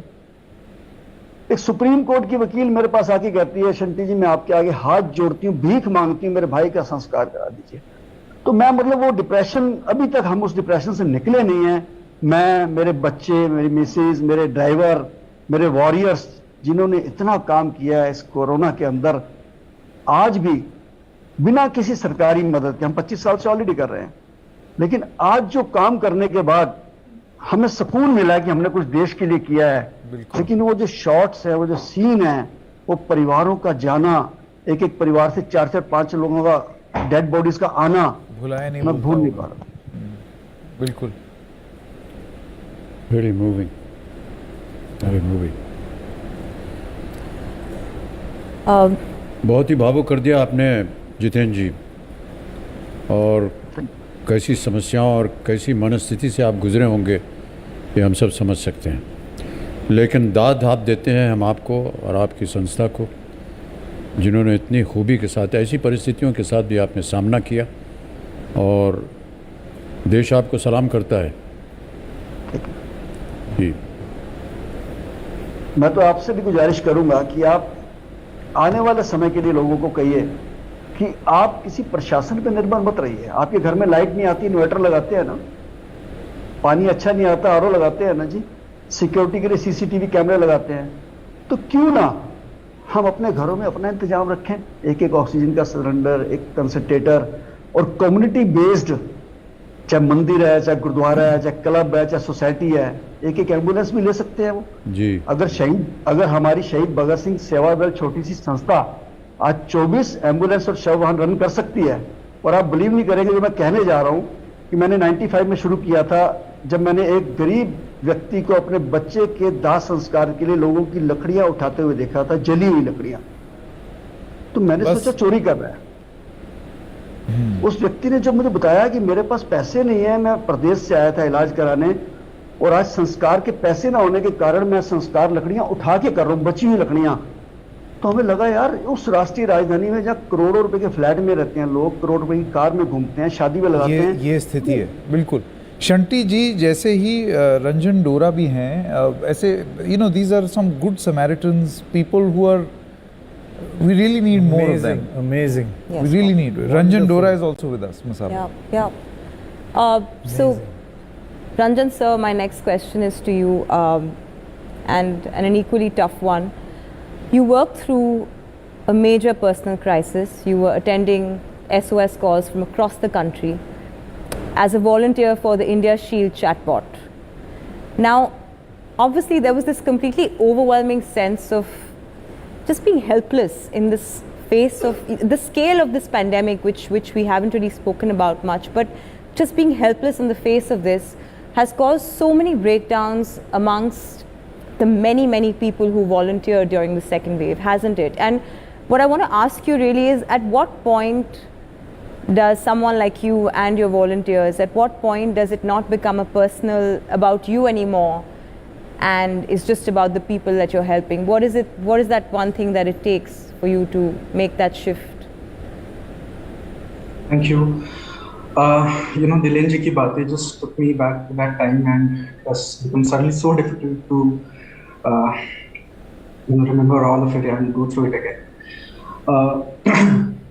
I joined into volunteering after a group of strangers in a movie WhatsApp group helped me to find oxygen cylinder for someone I knew. And while I was extremely thankful to the group, it was then when I fully understood the chaos and the pressure there, and the collective passion of absolute strangers coming together to support one life. Right. And it made me want to be available for others, and I'm sure that's true for so many volunteers out there. We would see helplessness everywhere. The frontline health workers have been living those moments every second of the day, and their families were in distress, and it only felt right to do your bit. But it was very difficult. It is something that, it isn't something that you were used to do or had planned to do ever. I was working with a team of 50 volunteers in the southern part of India for India Shield, and all of us were working, restlessly for families to find beds, ICUs, oxygen cylinders, plasma, ambulances, medicines, and most importantly, give them one tiny ray of hope that we will be able to come with help for you. However, it would also mean witnessing deaths and the despairing families. How do you forget a loss and continue with giving new hope and taking up numerous more cases day in and day out? Many of us would also get attached to the families going through the issue, and it was a race against time all the time. And to answer your question, it just takes me back to that time when I remember a mother of a 21-year-old boy battling COVID in advanced stages, screaming at me, "Ki Ranjan, kya kar rahe ho yaar? Kab milega injection?" Or while speaking to a helpline where I had to find 2 ICUs for 2 patients of mine, and I was asked to select one patient only because there was one bed available, a bed that I was trying, I think for 2 days I had been calling non-stop. How do you decide? Or a hospital staff reaching out to us saying that they have ran out of oxygen and need 77 oxygen cylinders by evening, otherwise they will lose a lot of patients, many of whom were under 30 years old.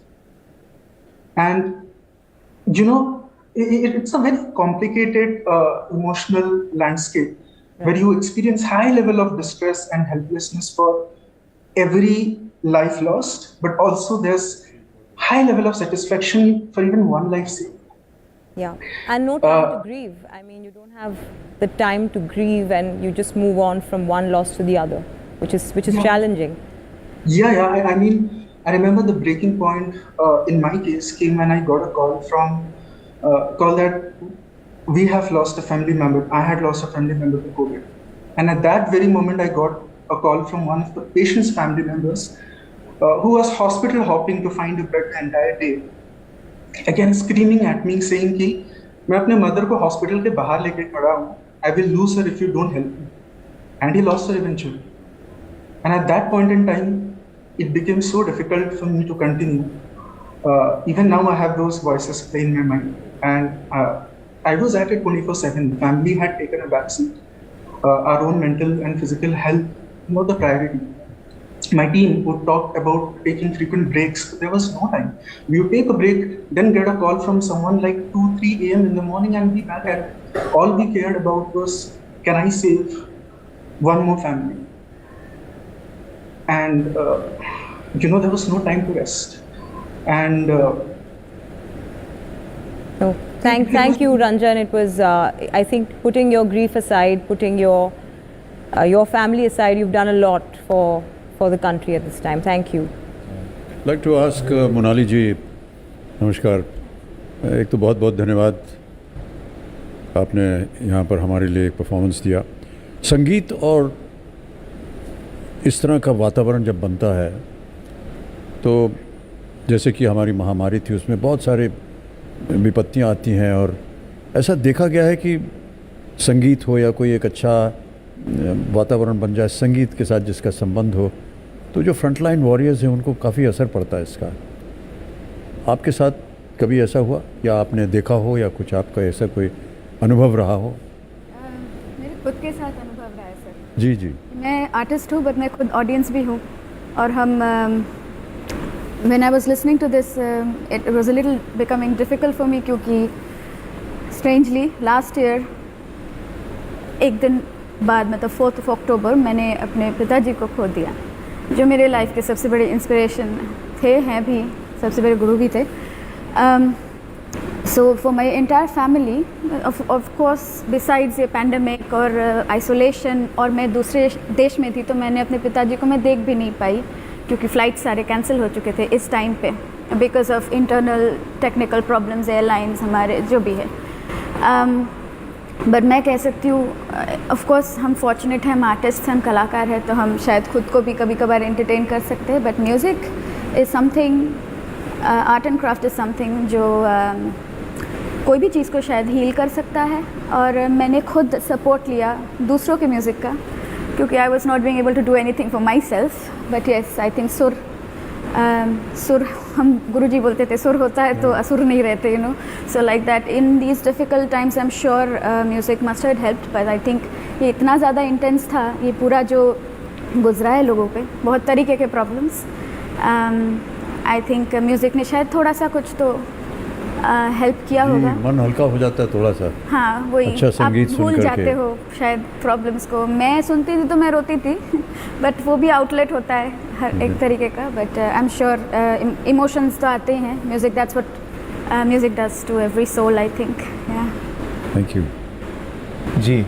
Monali ji, आपका और आप सबका बहुत बहुत धन्यवाद जो हमारे साथ इस भाग में जुड़े.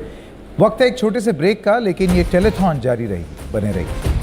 स्वस्थ भारत जब रहेगा तभी तो बनेगा संपन्न भारत. स्वस्थ भारत जब रहेगा तभी तो बनेगा संपन्न भारत. स्वस्थ भारत जब रहेगा तभी तो भारत संपन्न बनेगा.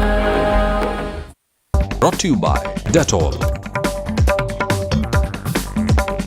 बीमारियां बढ़ें तो प्रोटेक्शन भी बढ़ानी जरूरी है, इसीलिए हमने बनाया नया बेस्ट एवर डेटॉल. ये प्रोटेक्ट करे 99.99% जर्म से, including virus and bacteria. They higher TFM power और fresh feel. Dettol, be 100% sure. In the latest Indian university rankings announced by QS, the world's leading university rankings organization, India's #1 ranked universities in various categories are IISc Bangalore, IIT Bombay, University of Delhi, University of Calcutta, and Amity University.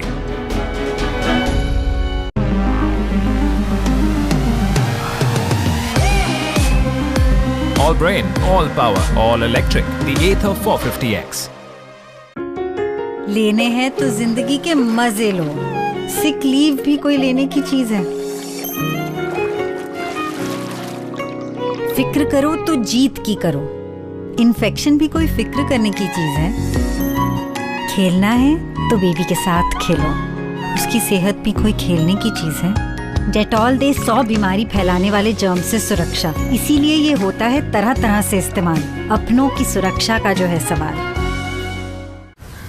Tania, Alexa AC on कर देना. Okay. हसीना जुल्फों वाले जाने Alexa makes smart home easier. Just ask. Alexa smart home combos starting rupees 1,999. Amazon Great Indian Festival. लेनी है तो किसी ले लो, इन्फेक्शन का रिस्क भी कोई लेने की चीज है। बनना है तो बच्चे बनो, पेशेंट भी कोई बनने की चीज है। बाहर से आओ तो किससे कहानियां लाओ, जर्म्स भी कोई लाने की चीज है। डेटॉल दे 100 बीमारी फैलाने वाले जर्म से सुरक्षा, इसीलिए ये होता है तरह तरह से इस्तेमाल। अपनों की सुरक्षा का जो है सवाल। नाम बोलो। बाल मुरुगन नागराजन पुल्ली राजू पुट्टा मुरुगन बालस्वामी शेखरन पुट्टवर्ती कुलशेखर मंगलम कीट कीटी। बर्थ सर्टिफिकेट पे बेबी का नाम लिखो। बाला इतना स्मूथ। सेलो बटरफ्लो इतना स्मूथ, लिखे सनसनन साए साए। कितने जर्म्स होंगे, बीमार पड़ेंगे। ईशान संभाल लेगा। इससे पहले मम्मी है, चलो डेटॉल करें। क्योंकि डेटॉल आदत देती है 100 बीमारी फैलाने वाले जर्म से सुरक्षा। सफाई तो अच्छी कर ली है ईशान, अपने भी और जर्म्स की भी। मेरा घर डेटॉल का धुला। Dettol health is wealth offer. Code SMS कीजिए और पाइए 40 रुपए तक का guaranteed cashback. Child sexual abuse is a national crisis. Children have to wait for years to get justice. Join the Kailash Satyarthi Children's Foundation and NDTV in our fight for justice for every child. For details on how to contribute to the campaign, log on to ndtv.com/justice for every child. With your help, we can strengthen systems for timely justice and rehabilitation for our children who've suffered from sexual abuse. लेनी है तो किसी ले लो, infection का risk भी कोई लेने की चीज है। बनना है तो बच्चे बनो, पेशेंट भी कोई बनने की चीज है। बाहर से आओ तो किससे कहानियां लाओ, जर्म्स भी कोई लाने की चीज है। डेटॉल दे 100 बीमारी फैलाने वाले जर्म से सुरक्षा, इसीलिए ये होता है तरह तरह से इस्तेमाल। अपनों की सुरक्षा का जो है सवाल।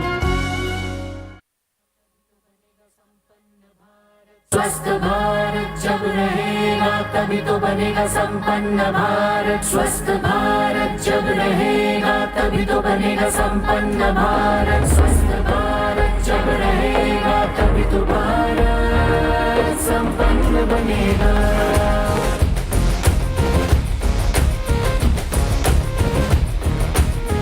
Welcome back. You're watching a very special show, Swasth Bharat, Sampann Bharat on the NDTV Detol Banega Swasth India campaign.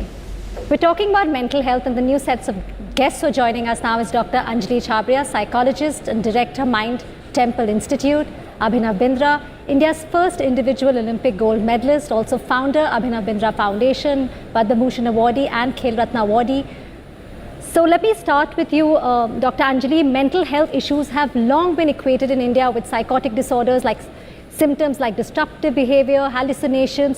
But lately, and in part thanks to COVID, an increased awareness of mental health issues has shifted the focus to common but less obvious mental health symptoms. The conversation about mental health issues like depression, anxiety, attention deficit disorder, hyperactivity, and learning disabilities have finally begun. So everything that COVID brought out into the open, how do we really carry this forward, Dr. Anjali? So first of all, thank you for including me in this show today. I'm a psychiatrist, a slight correction there. And October 3rd to October 10th is the Mental Health Week. You know, I'm very happy that we have finally started discussing psychiatric disorders, and we are no longer looking at people who visit psychiatrists as mad people. Now, what we need to do is we need to give emotional health as much importance as we have been giving physical health in the last 1.5 years. Because you will agree with me that there is no health without mental health. So we need studies, we need people to go, we need the entire government to have programs where we are going house to house and checking out what is happening to people there. There are so many people who have been orphaned. There are people who've lost their jobs. Senior citizens have been affected. The healthcare workers, as you've been seeing, have been affected. And what happens is these people may not even know that they are affected. because on the surface, they seem to be normal, but just scratch the surface and they're not able to do the best. So we need to all come together with strong mental health ambassadors like maybe Mr. Bachchan himself, to tell people that yes, if you have a problem, please go and meet a mental health professional. Take a medicine if you need to. Do not shy away from taking a medicine. Do not listen to your chemist or somebody else who will say, oh, ye to neend ki dawaiyan hain. As we take our medicines for diabetes and blood pressure, we must follow the advice of our doctor. So we definitely all need to come together, because it's only then that we will know what is really happening in our country, and we will not either romanticize mental health problems or we will not put them under the carpet. Thank you so much for these views. I absolutely agree with what you have said. I do work for an organization on mental health, and one of the primary things that they advise is to talk about it. And just be able to speak to somebody and say that, look, this is what I'm going through. And that in itself is a huge, it's like an opening towards the problem. And so we have Abhinav Bindra here with us. Very proud of you, and you make the country and all of us very proud. More and more sports people, Abhinavji, around the world are now talking about mental health issues and stress and pressure. You're one of the few Indian sports people to have talked about it very openly, and in the context of your 2008 gold medal win in Beijing. So how important is it for sports people, heroes and stars that people look up to, people like Naomi Osaka and Simone Biles and Ben Stokes, to be open and upfront about such things? Because I feel it goes a long way in destigmatizing mental health and the problems that it carries, and saying it's okay to talk, which I was just saying. One of the initial things that I was educated on when I joined this association and that deals with mental health is that to urge people to talk about it, because a lot of them just keep quiet or are shy about it, and we never know the problem. Well, firstly, thank you for having me. I think you make an excellent point. I think it is very important for stars or well-known athletes to come out. It really gives power to the larger ecosystem to deal with this issue. I think there has been a long-standing misconception in the world of sport that athletes are immune to any kind of mental health issues. But on the contrary, I believe that athletes are perhaps even more prone and have more triggers in their journey. There is always dealing with failure. There is also a matter of dealing with success. There is the physiological stress of training. It can also lead to mental health issues, injury, an impending end of a career transition. There are lots of red flags in an athlete's career which can potentially lead to mental health issues and mental health disorders. The pressure of competition, for being judged almost every week. It is one of the few professions in the world where, we are appraised pretty much every week. In normal jobs, perhaps your profession, sir, comes closest, where, whenever your movie is being released, you're going to be judged on your performance. But as athletes who compete quite a lot are judged almost every week, which puts a lot of pressure on athletes. And what has led to happen is that there has been a dehumanization of the athlete. The entire focus has been centered around how do you win medals? How do you become better as an athlete? But not enough work has happened in the holistic well-being and the holistic development of us as human beings.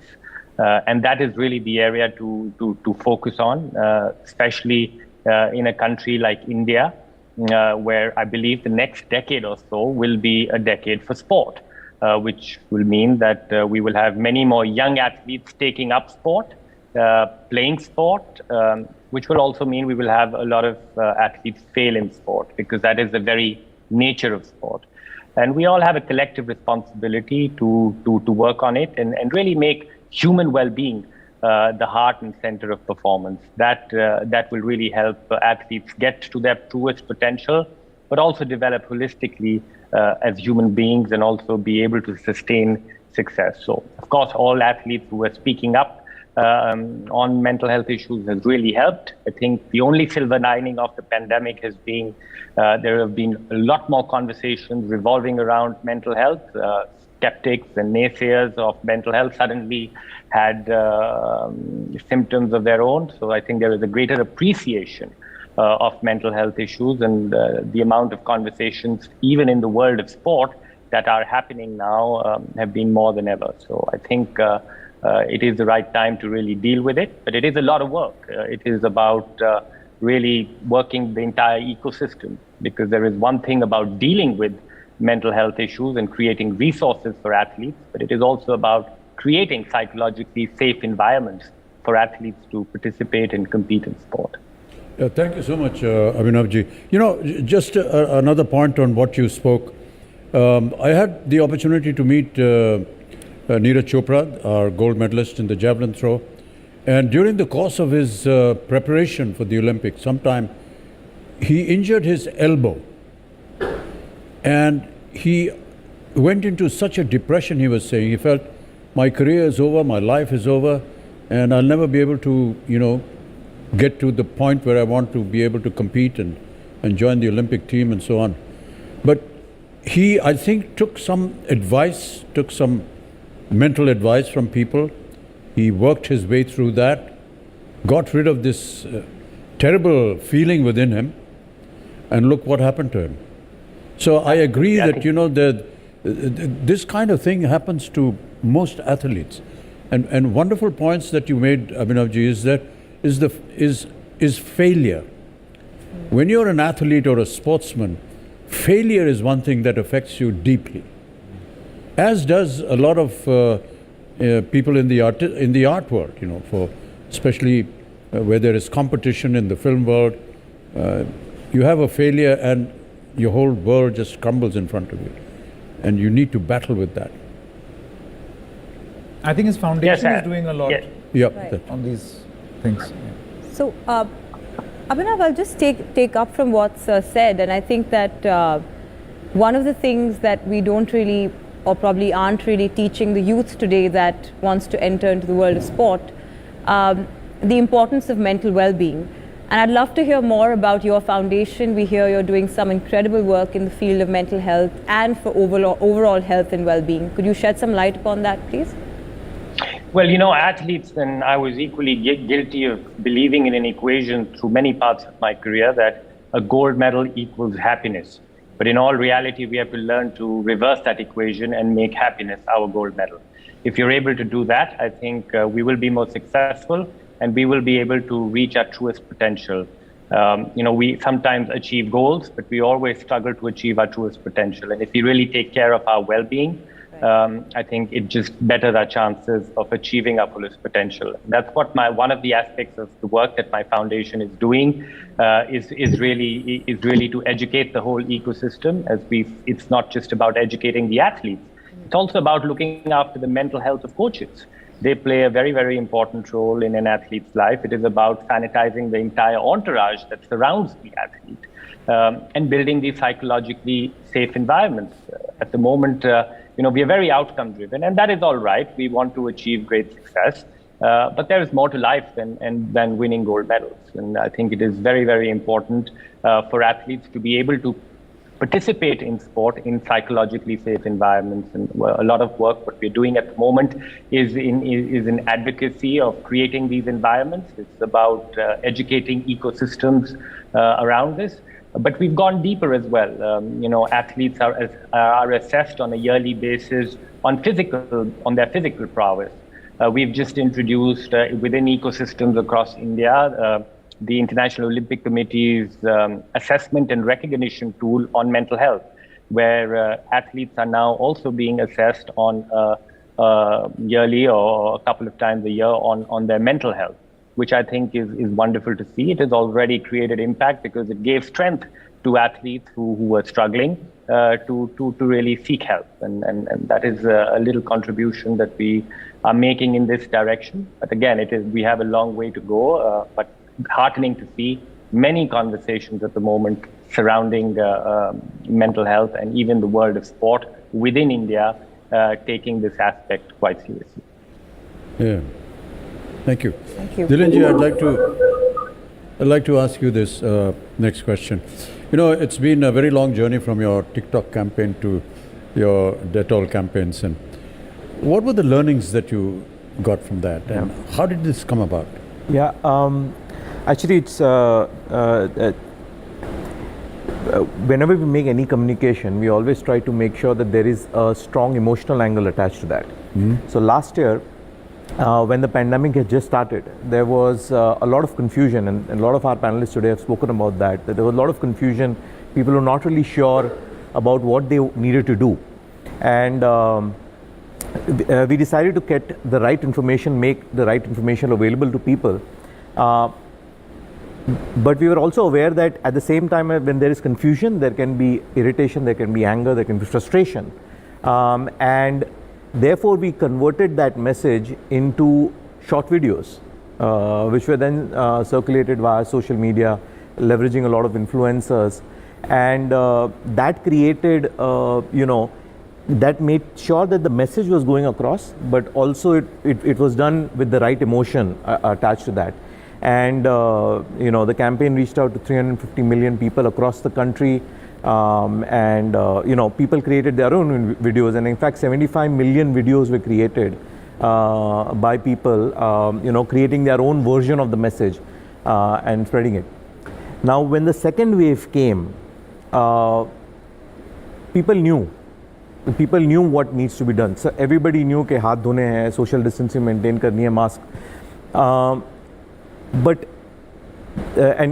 some of the earlier discussions you heard, they were really heart-wrenching stories this time around.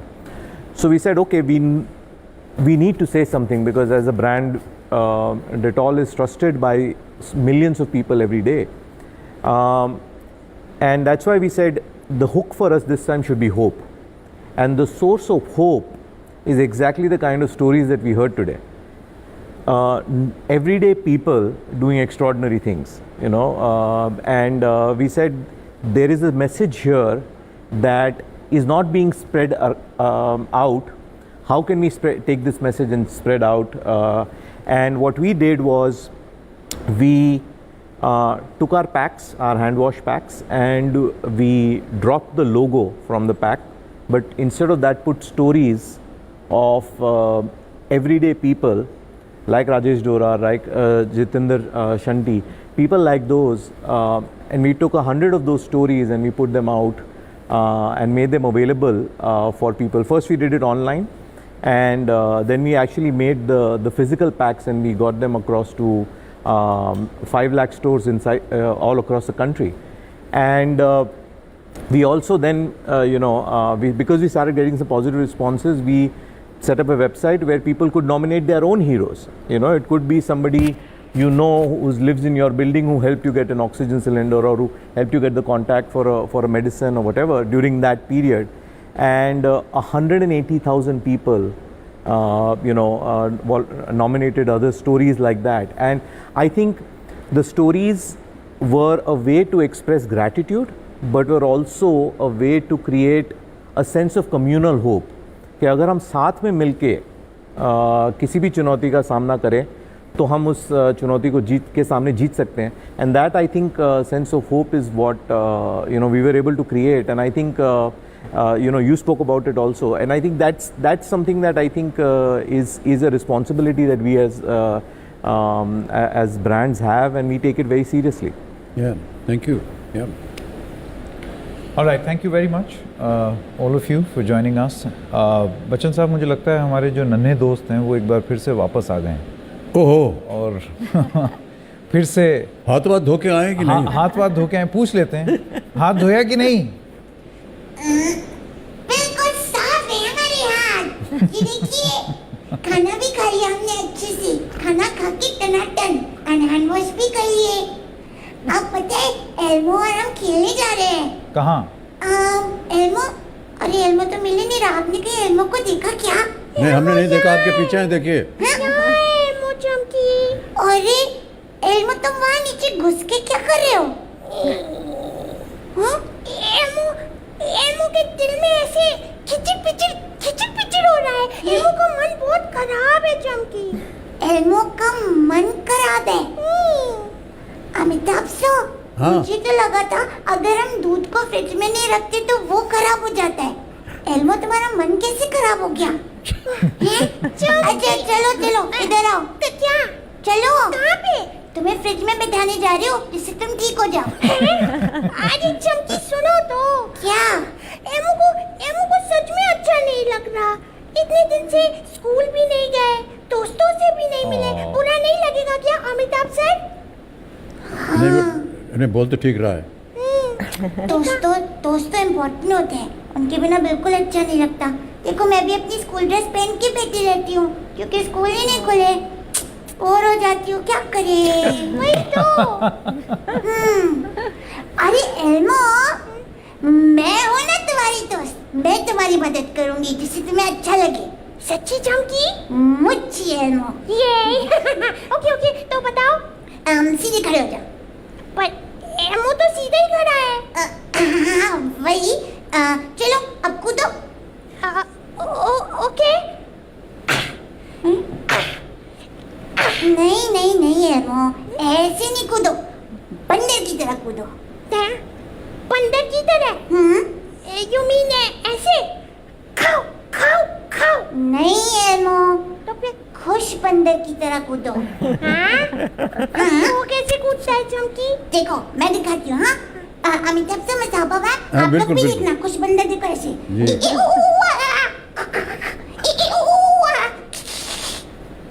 Try करो।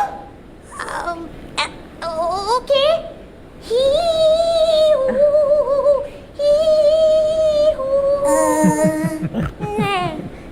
अभी भी ठीक नहीं लगा ना? नहीं। No problem, तुम shake करो। Mango shake? नहीं, बत्तख शेक। हाँ? बत्तख शेक? हाँ, गीली बत्तख वाला शेक। जब वो पानी से निकलती है ऐसे फड़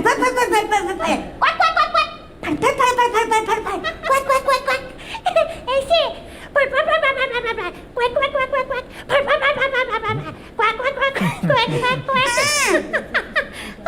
एमो को थोड़ा बेटर लग रहा है चमकी।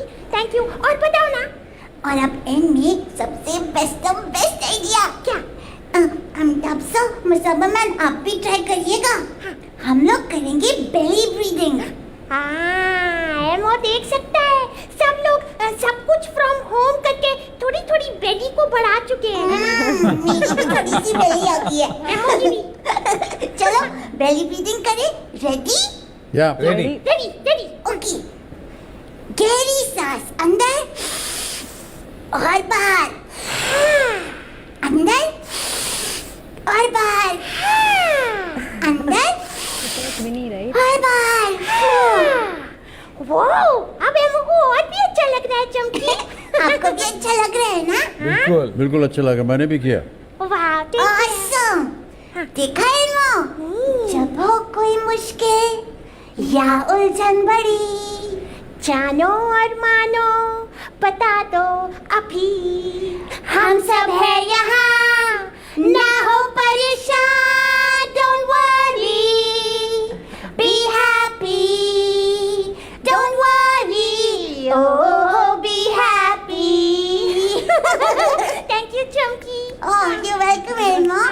थैंक यू दोस्तों। Thank you so much. Very good. बहुत धन्यवाद। Thank you so much. Thank you. So sweet. Thank you so much, Ms. Abha, for joining us. Thank you so much, Mr. Gandhi. Thank you. Joining us now, a trailblazer for social justice and gender equality, the Executive Director of UNAIDS, Winnie Byanyama. Winnie, if I could ask you, in your view, how can education help adolescents and young women make informed choices about their health, ensuring their rights are protected and respected? Thank you very much. Can you hear? Can you hear me? Yes, please carry on. We can. It breaks for a while, but yeah, we can. Winnie, can you hear us? Yes, I can hear you. You know, in your view, could you tell us how can education help adolescents and young women to make informed choices about their health, ensuring that their rights are protected as well as respected? Thank you. I'm really starstruck to be on this panel with so many brilliant and eminent people.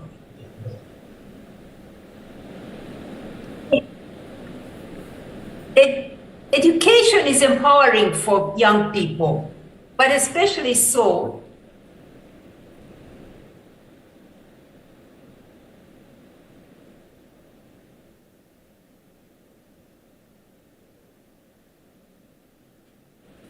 Well, we can hear you.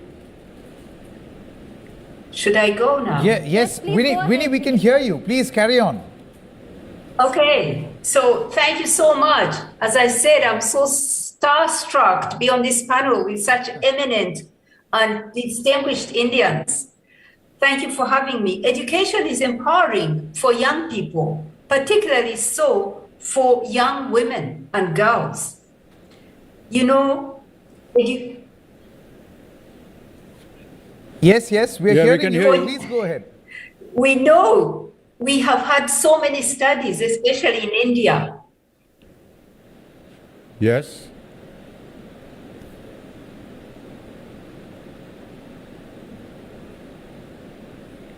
Yes, please carry Winnie. on. Please carry on. We can hear you. I just carry on. I hear many people speaking. Oh, okay. It's not Okay. us. It's not us. Who's Okay. this talking to Winnie? Well, Tell you what, Winnie, we'll come back to you in just a short moment and fix this. Yeah, this audio obviously problem, this is yeah. an audio connection issue. We'll fix this and come back to you. But the point or the question that Ambika asked of Winnie is one which is very, very important. Adolescent health, diversity and gender. Yeah, absolutely. I mean, many people see health is a huge subject, Yes. right? But adolescent health is something which is often ignored. I mean, health as a sector itself And we've is. been talking, right, since the morning we've been talking about the various stages in a girl's life. I mean, that's how, it starts. I mean, if you, I mean, not taking care of a girl child and then it goes out to adolescent girl because the brother is eating more, the cycle just goes on and on. But yes, there is data, there is facts to prove that a girl, if she's educated, if the mother is educated, a lot of things improve in the household. If an educated mother will make sure that, there is, I mean, it's equality between the brother and the sister. So these things, and violence as well. So there is proof data for this. Yeah. Well, it's a very important issue. Very, very important. Yes. Maybe you can try one more time to speak to Winnie.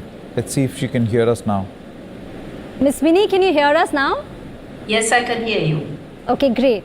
So we were just asking you, and you were telling us how education helps adolescents and young women to really make the right kinds of choices, and they should know about their rights. Yes, education is so important for young people, particularly for young girls and for adolescents. We know from research just how education is a game changer, life changer for young girls. Why? It prevents early marriage, which also prevents early teenage pregnancy. It prevents it, but education by itself gives a safe space for a child, a girl, to be free of sexual violence. So, but education alone is not enough. You need to put in place also policies that make the school space empowering for a girl. For example, you need to have their comprehensive sexuality education so that a girl can have critical information about her sexuality, her choices in life, and be able to protect herself. So comprehensive sexuality education, which is often opposed by conservative forces, faith forces, parents' forces, even teachers, often isn't there in the school space to give that girl the empowerment she needs, but you need to have it there. You need also to take out of the school space toxic masculinities. Boys need to be socialized to understand themselves Winnie, this is Amitabh Bachchan. In this hour, we have been talking about adolescent health and gender education. Exactly. How far do you think India has got, and what else would you like to see happening in our country in this regard? So it's so important to keep all girls and boys in secondary school up to the end. We know that when a girl stays in school up to the end of secondary school, her possibilities, her potential is further enhanced. She's less likely to suffer from violence, sexual violence. She's more likely to come out with ability to start a family after adulthood. She will be able to control her fertility and have fewer children that are healthy, and she probably will be able to have earning that keeps her and her family safe and alive and healthy. So a complete round of education for girls has many outcomes for the girl herself, for her community, and also for the nation through increased levels of growth. Thank you. Thank you so much, Ms. Winnie, for joining us today. Now let me introduce the panel to you. We have with us Abina Hair, transgender activist, iTech India, Vitika Yadav, country head, Love Matters.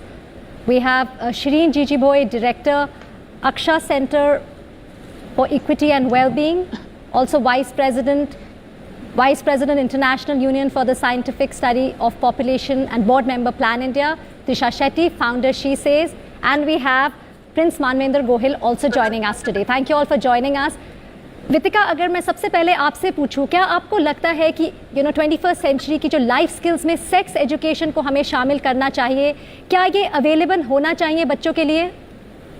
तो सबसे पहले ये चीज़ है कि हमारी हम 21st century life skills 21वीं शताब्दी की जो हम जीवन कौशल की बात करते हैं, तो वो क्या है? We would talk about collaboration, creativity, we would talk about empathy and understanding. क्या हम 21st century skills में ये चीज़ जान सकते हैं कि जिस माहौल में हम हैं, जिस सोसाइटी का हम हिस्सा हैं, वहाँ पे पितृसत्ता है, वहाँ पे हम पेट्रियार्की की जो हार्मफुल सोशल नॉर्म्स हैं उनको हमें क्वेश्चन करना है, वो क्यों ज़रूरी है, वो क्यों हमारे एक अच्छे और सुखद भविष्य के लिए किसी भी बच्चे के लिए ज़रूरी है, क्योंकि एकेडमिक सब्जेक्ट्स आपको डेफिनेटली आपको प्रोफेशनली सक्सेसफुल बना देंगे, लेकिन अगर आपके पास वो लाइफ स्किल्स नहीं होंगी जो एक अच्छे रिश्ते के लिए ज़रूरी हैं, अगर आप समझ ही नहीं पाएंगे कि सहमति किसी भी रिश्ते में क्या मायने रखती है, अगर आप समझ ही नहीं पाएंगे कि एक दूसरे की सीमाओं को रिस्पेक्ट करना या फिर एक अच्छा वार्तालाप एक अच्छे रिश्ता कैसे बना सकता है, हाँ और ना कहने की समझ, ये सारी चीज़ें जो है एम्पैथी, अंडरस्टैंडिंग, ये इतनी ज़रूरी लाइफ स्किल्स हैं. And I think it is absolutely important कि हम ये सोच सकें कि जब हम 21st सेंचुरी लाइफ स्किल्स की बात करते हैं तो हम क्यों उसमें कॉम्प्रिहेंसिव सेक्सुअलिटी एजुकेशन को नहीं जोड़ते हैं.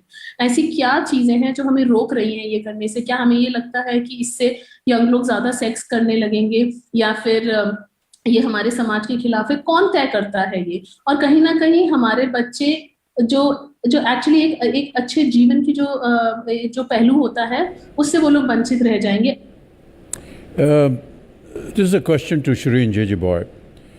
Why do you think it is important to engage with young men and boys along with women and girls when it comes to contraceptive choices, gender discrimination, early marriage and other issues related to sexual and reproductive health and rights? As the previous speakers have said, as things have been changing, the gap between menarche and marriage has increased. Young people are more exposed to education, to new ideas, to the media, and so on. And so one of those changes is very likely to be increased contraception, increased premarital sex. And I think the problem is that we must, as adults, put away our misconceptions and understand the needs of the young. So let me put this question in context. Currently, about 1 in 5 boys, just less than 1 in 10 girls report premarital sex before they're 20 from the available data. At the same time, over 1/4 of young women marry before they're 18, and many more marry in adolescence. So irrespective of whether we are considering the unmarried or the married, contraception among them tends to be very limited.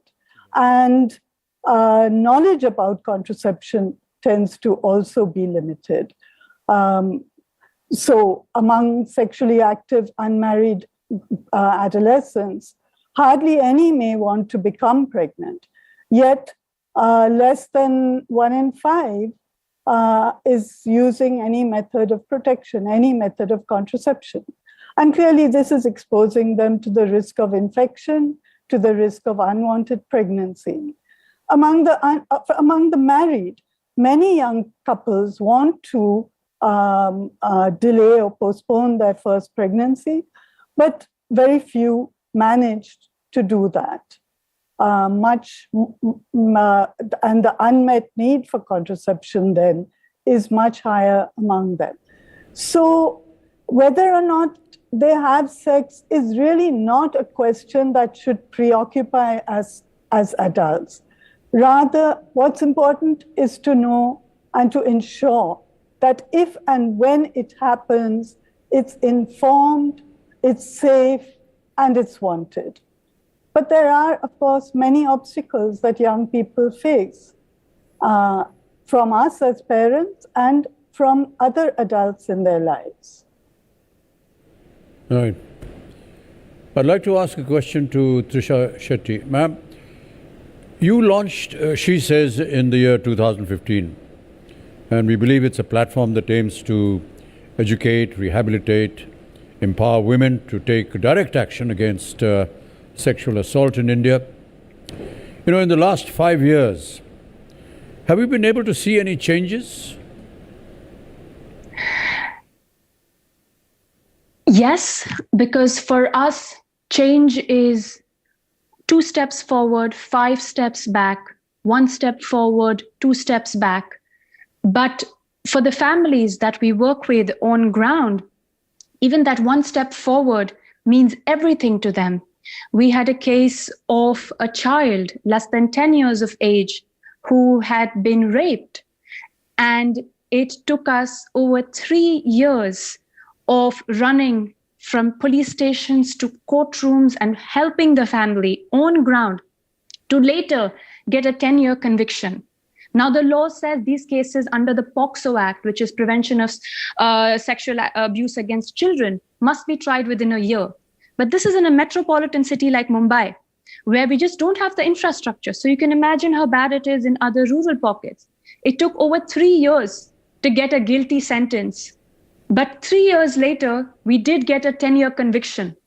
So that makes all the difference for the family, because I distinctly remember what the father told me. He said, the person who raped my child had also sexually abused other kids, which I found out later. Had others reported him, my child would be safe. But now it ends with my child. He will not be in a position where he abuses other children. So it depends on the context, you know. Do things change? You don't do this work to get medals, awards, to see assured wins. You do this work and you show up every single day because the most vulnerable and marginalized families show up. People from rich, upper class societies don't show up to ask for justice. We still live under the burden of societal shame. Ghar ki baat ghar pe rakho, log kya kahenge. It is the most poor who show up and fight for justice for all of us. So when they show up, we have a sense of obligation to also show up and fight. And you don't fight to win, you fight because you must. And just to put also things in context with the previous question you asked about sex education, how does it help? You know, if you live in Bombay, Mumbai, Delhi, you are very well living under the climate crisis repercussions, right? The climate has been the way we've never seen it before. The 2 most cost-effective solutions to fight the climate crisis is investing in young girls' education and sexual and reproductive healthcare rights. which is what we do as an organization. We go into schools, colleges, and teach all genders about consent, about their rights, how to take action, should they be subject to some sort of abuse. Because in most cases, over 97% of cases of abuse, the abuser is known to the person. When it comes to child sexual abuse, it's over 99% of cases, the abuser is closely known to the person. It's not a stranger in a dark alley. So when abuse is happening within homes, who do you reach out to? Our families don't know how to report this. So this is why we need to strengthen infrastructure.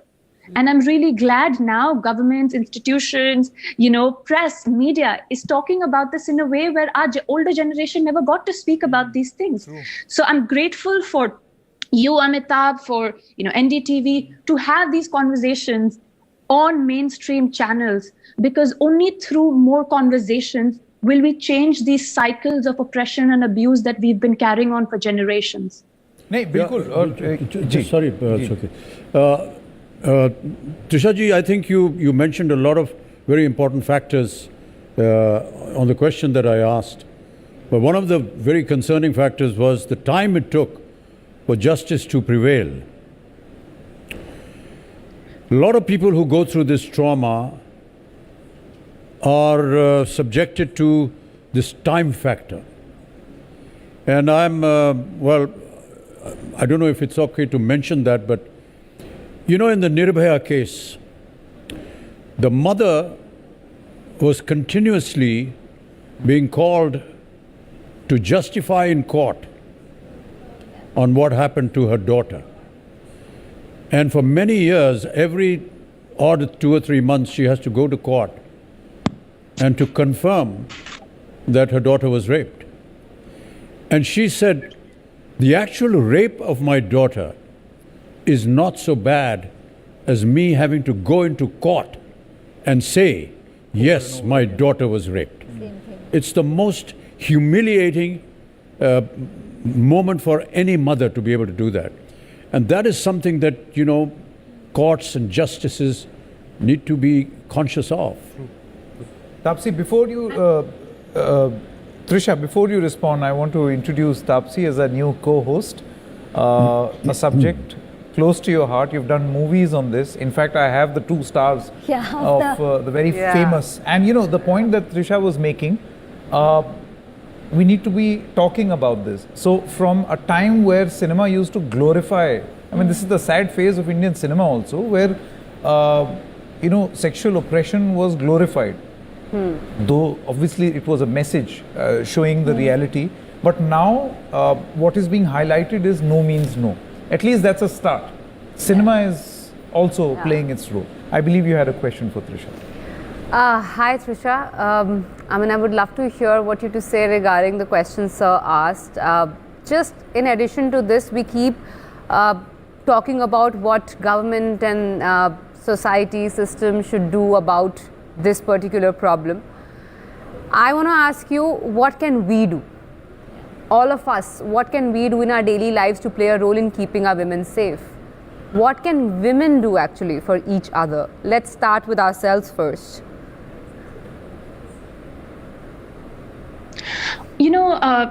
Thank you for bringing up Asha Devi. I remember meeting her, and she had come to Bombay when there was a gruesome rape that had happened in Unnao and Katwa. And she was getting back-to-back calls, and at that point she was tired. And she told her husband, Badri Nath, that I'm tired, let me just take a break. And he said, no, agar meri awaaz sunke logon ko tasalli milti, to I would talk, but they need to listen to your voice. So you speak now, you will rest later.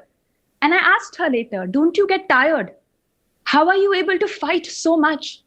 And she said, yes, subah uthti hu, sangharsh karti hu, raat ko thak jati hu, soti hu, वापस सुबह उठती हूँ संघर्ष करती हूँ क्योंकि मैं जानती हूँ what is the price my daughter has had to pay and I have had to pay. So it's this deep sense of responsibility to fight for justice from people who have seen the worst of humanity and still showcase the best of their own humanity. So what do? I think have these conversations. First, as women, as gender non-conforming people, own our truth and claim that yes, this happened to me. And if someone listening, it makes them uncomfortable. Everyone loves to talk about gender equality. I'm so glad you are talking about the inequality, because you cannot fight for equality without addressing inequality. But when we talk about these things, they say, "Arey, it makes me uncomfortable." So it's okay if you're uncomfortable, if it means we will fight for truth and for this to change, for this reality to change. So one, have these honest conversations and hold our own family, hold the men in our own circles to higher standard. Two, as myself, as a woman, I've had to unlearn a lot of problematic behaviors. Things I thought were okay to say, things I thought were okay to do. We need to unlearn these things. And three, mainly, hold our elected leaders to account to do better by us. Hold our institutions accountable to provide us justice, to make sure we are safe, to make sure that the women's helpline number works across India, to make sure that streets have street lights on it, to make sure that, when you walk down the street, you actually feel safe. We all know what that look is, the tadna, we all know about it. To make sure, where is our money going? Is it being invested in the places? To make sure our education actually provides kids with the kind of quality education you need that will help you survive in this world, right? So I think these three simple things can do a lot. And if you have someone who reaches out to you and says they are being abused or they are not safe or they need help, don't ask them questions like, what did you do just before you got abused that may have justified you being abused? Tell them you are sorry. Ask them how you can help them. Connect them to a therapist and counselor, because mental health is so important for a survivor to get out of trauma and thrive. And beyond just justice, be there for them every day, because they carry the trauma for a long time. In addition to this, something that I strongly feel that needs to be done is to make sure the girl child gets good, right education right from the beginning. True. Because I think that is probably the root cause or a root solution rather to a lot of problems. So they are aware of what they can ask for, what they deserve. Yeah. And being mindful of this, just extending the answer to this, what I thought I should be doing rather than questioning and blaming a lot of people, is to make sure I can help in the education of girl child. So I ended up adopting education, sponsoring education for girl children, in specifically those areas where child trafficking is extremely high. Correct. So I think this is one very, so to say, easy way of making difference at your level. Just make sure you're imparting, you're helping a girl child get educated, and imparting the right knowledge and education, so she knows in the future what she can expect and not expect. Easy yet difficult, because there's so much more to be done. It's just the beginning. It is just the beginning. But all right, my next question for Prince Manvendra Gohil. When we talk of vulnerable communities, the LGBTQ community faces a huge challenge for shelter as well. Now, you have converted your ancestral place in Hanumanteshwar as a shelter home for LGBTQ community. It's called Queer Bagh. I mean, really, really nice name. Are you seeing more people coming after the legalization of Section 377 and even after COVID-19? And what are the challenges that you see? See, I think one of the major challenges we have faced is, a lot of us were forced to live in our homes because, we had to all work from home, and that has given rise to a lot of marriage pressures coming from parents. And because most of us, we were to escape marriage pressures, we try to live socially independent away from families. And here we were forced to live with the families, and parents, 24 hours, 24/7 harassment going on with them. And that led to a lot of mental health issues. So I have been dealing with a lot of counseling all throughout the pandemic, where, phone calls coming, the community wanting to leave the home. They're getting depressed. Some of them even were contemplating suicide. It went to that extent.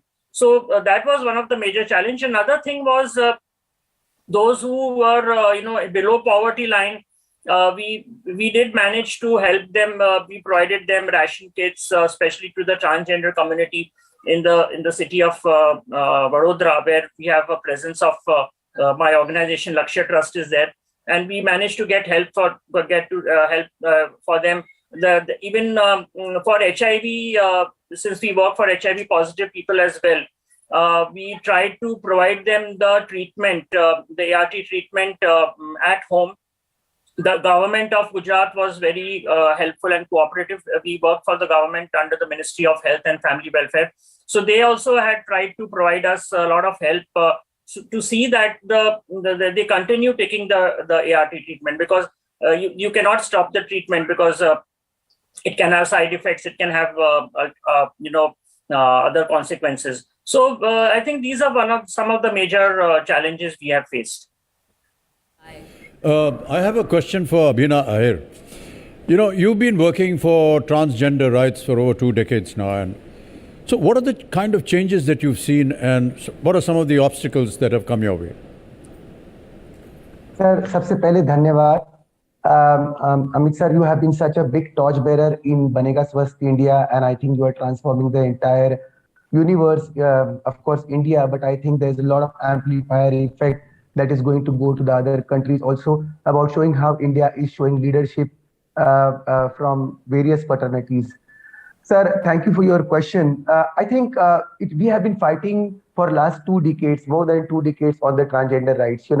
Our culture, how transgender people were always respected, and they were given dignity and they were respected.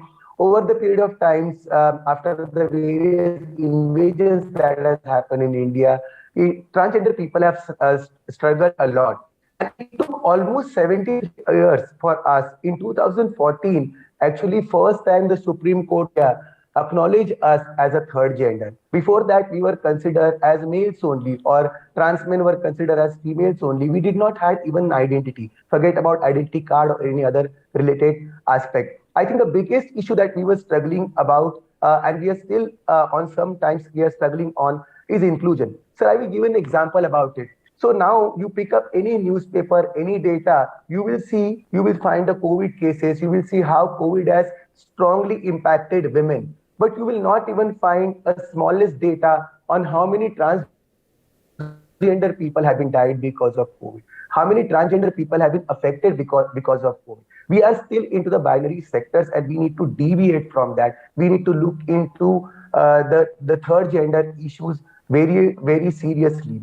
I would like to also tell you, the people whom we always consider that they are begging on the streets and why they are doing that, these are the same people actually during the COVID difficult times were there on the streets with the police trying to impose the lockdown. They were the same people who were feeding their neighborhood from the same money that they have earned from the begging. So perspective of people has changed. I think by nature as Indian, we all have our fundamental rights, sir. We have right to education, we have right to employment, social welfare, good health, and at the same time dignity. And I think that has to be held for everybody. We are not talking about a small universe, sir. If you look into the statistical data that are there about the transgender community, the latest mapping which was done on the transgender was in 2011, sir. As per that, there are 5 lakh transgender people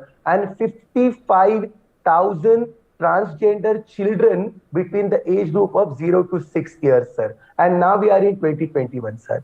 The statistical data of the gap of UNAIDS report talks about it that in any developing country, sir, 1% of population will always be identifying as a transgender population. You consider our country, sir, it is 1.3 billion population. At least we are talking about a life of 15 lakh population. And my community is extremely impacted by the health aspect, because the transgender community is just not about hijras, but it is an umbrella term.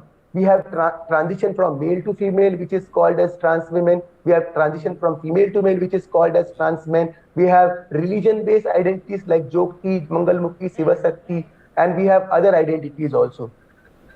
So when we talk about health aspect, because of the precarious condition of the tree, lot of our issues are sidelined and not been addressed appropriately. And this is a good opportunity for me to highlight that almost more than 4% of transgender people are living with HIV because their sole income to survive is from begging, badai and sex work. So they are more and the vulnerables.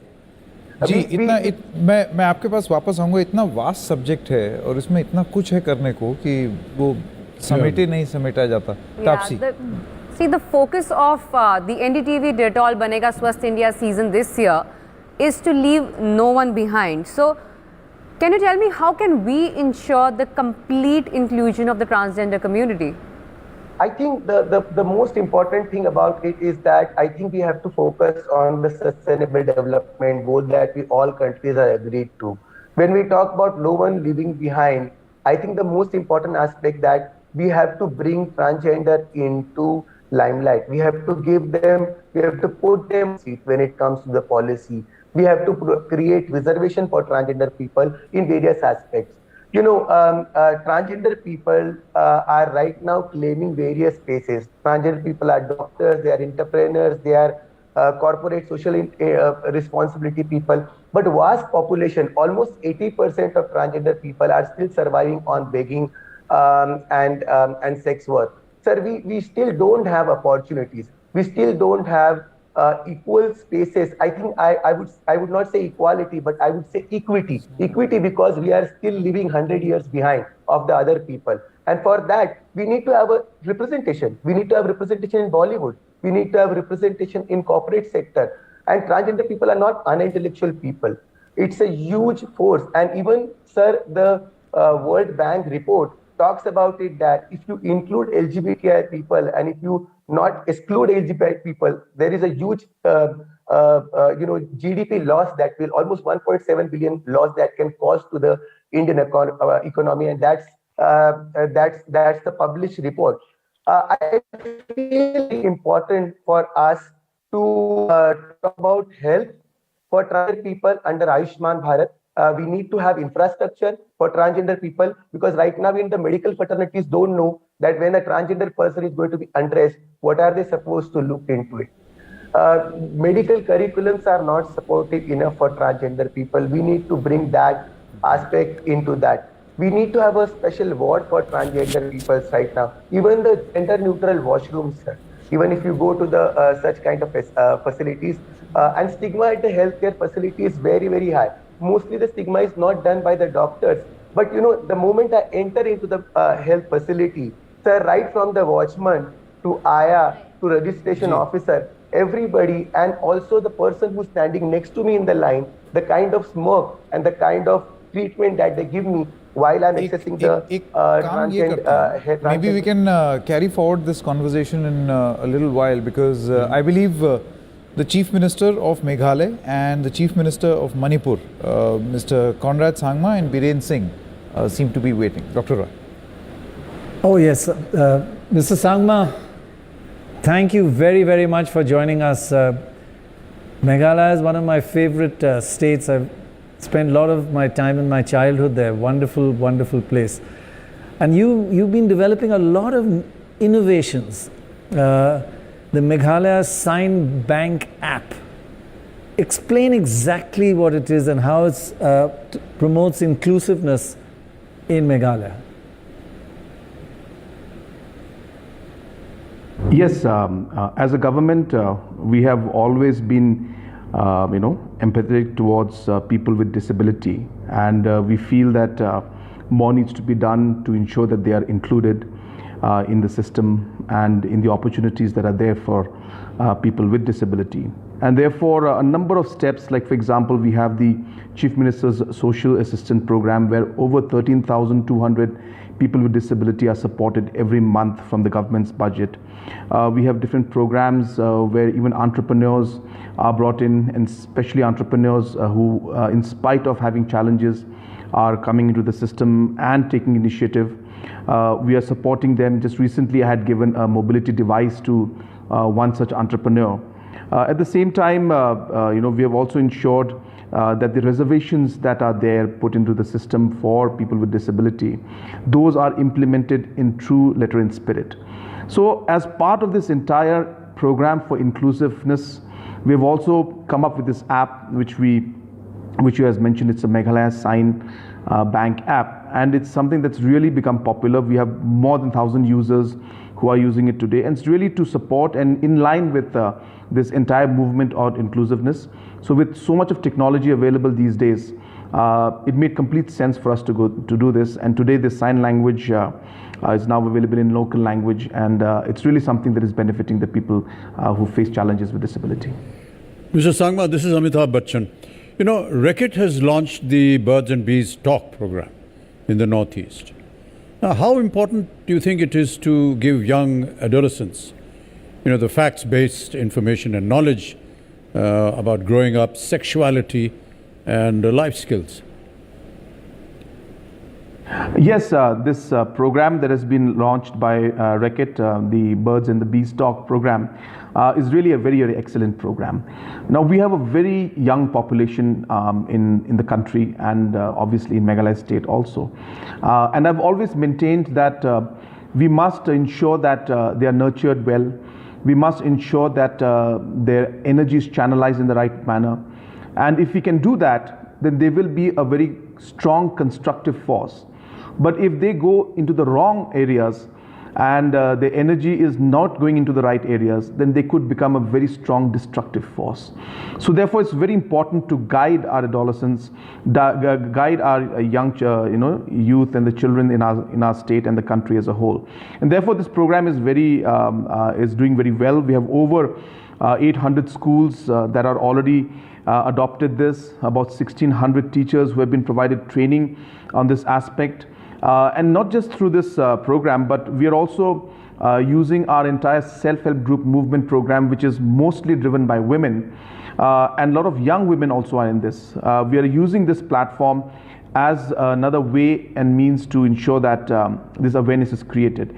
We have a large problem with maternal mortality rate. We have a problem with teenage pregnancy. So all these issues can be addressed by taking up programs like these.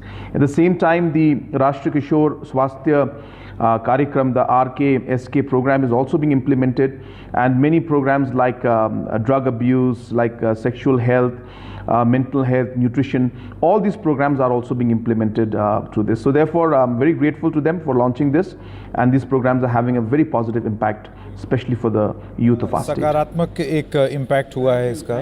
आपका बहुत बहुत धन्यवाद Conrad Sangma ji.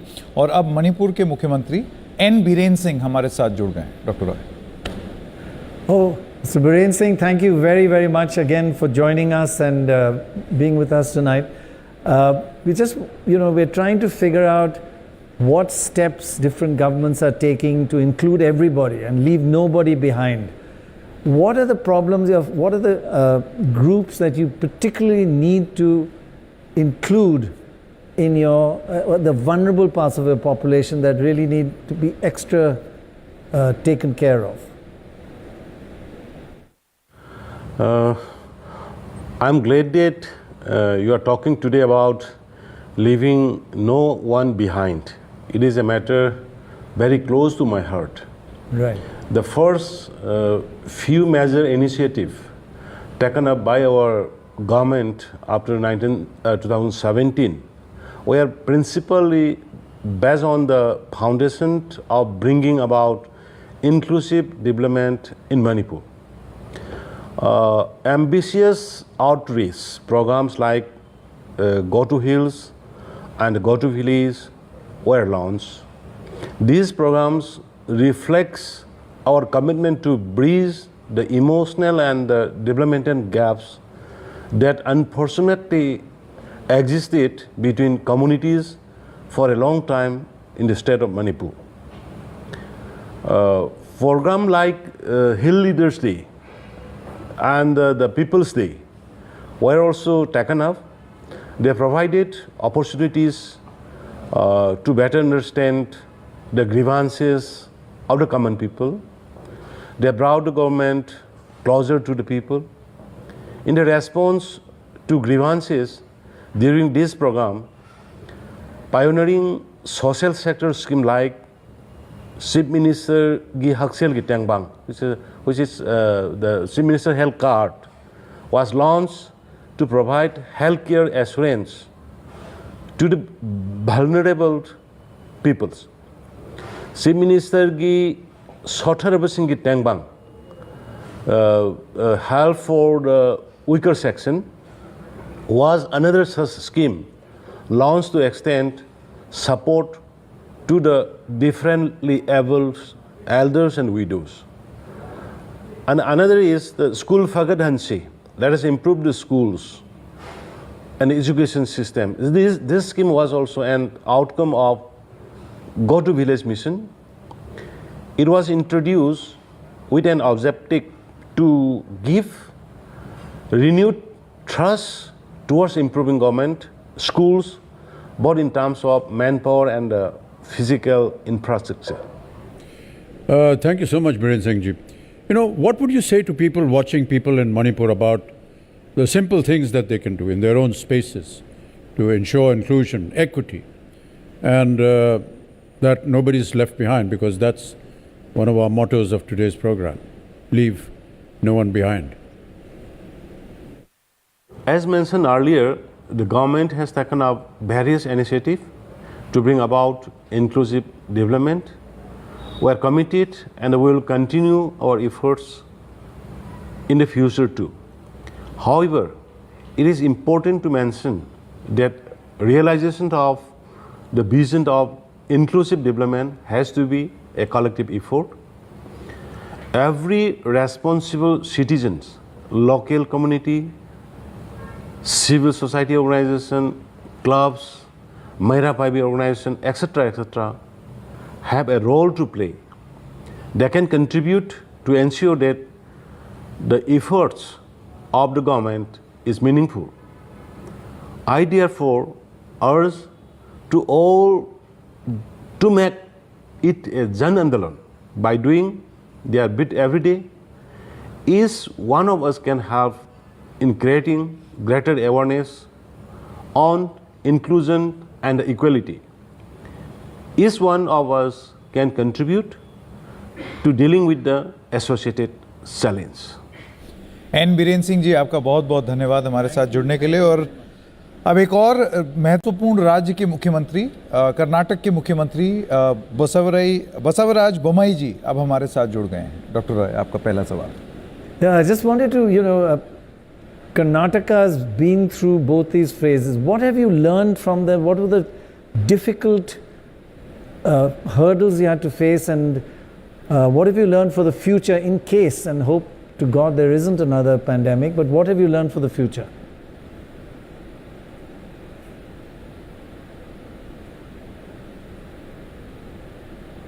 See, pandemic always gives us a lot of lessons too. There are one basic from the government health infrastructure was literally the shortcomings were exposed. So we have learned that health infrastructure is very, very important, right from the village level to the Bangalore. Right. So improvement of health infrastructure and basic health infrastructure is one lesson we have learned, and essential of health infrastructure in terms of not only in terms of building and equipment, in terms of human resources, doctors to the staffing nurse to the lab experts. And the second lesson we have learned is that pandemic is like a warlike situation. If community has to come together, then only we can face it very bravely and squarely. So community participation, community facing the whole pandemic is a very, very essential factor. Therefore, these two major lessons we have learned. Sir, this is Amitabh Bachchan. You've drawn our attention to two very crucial points and lessons that a lot of hope can be drawn from that. But I also guess many of the states around you had very high COVID rates. You're from Karnataka and neighboring states, talk of Tamil Nadu and Kerala. How are you looking at the travel restrictions, the entries that people come in and out? That is also someone has to plan. If someone wants to go to a neighboring state, what happens? And there's a lot of inter-travel between the two states. Both Kerala and Maharashtra, who are neighboring states, had the very high rise both in COVID-1 and COVID-2. We have learned a lesson from COVID-1, and we started the restrictions very early. And of course, we could not close the border 100%, but we made such a restrictions that people with COVID-19 infection doesn't travel and spread here. So we said that there has to be COVID test certification. Right.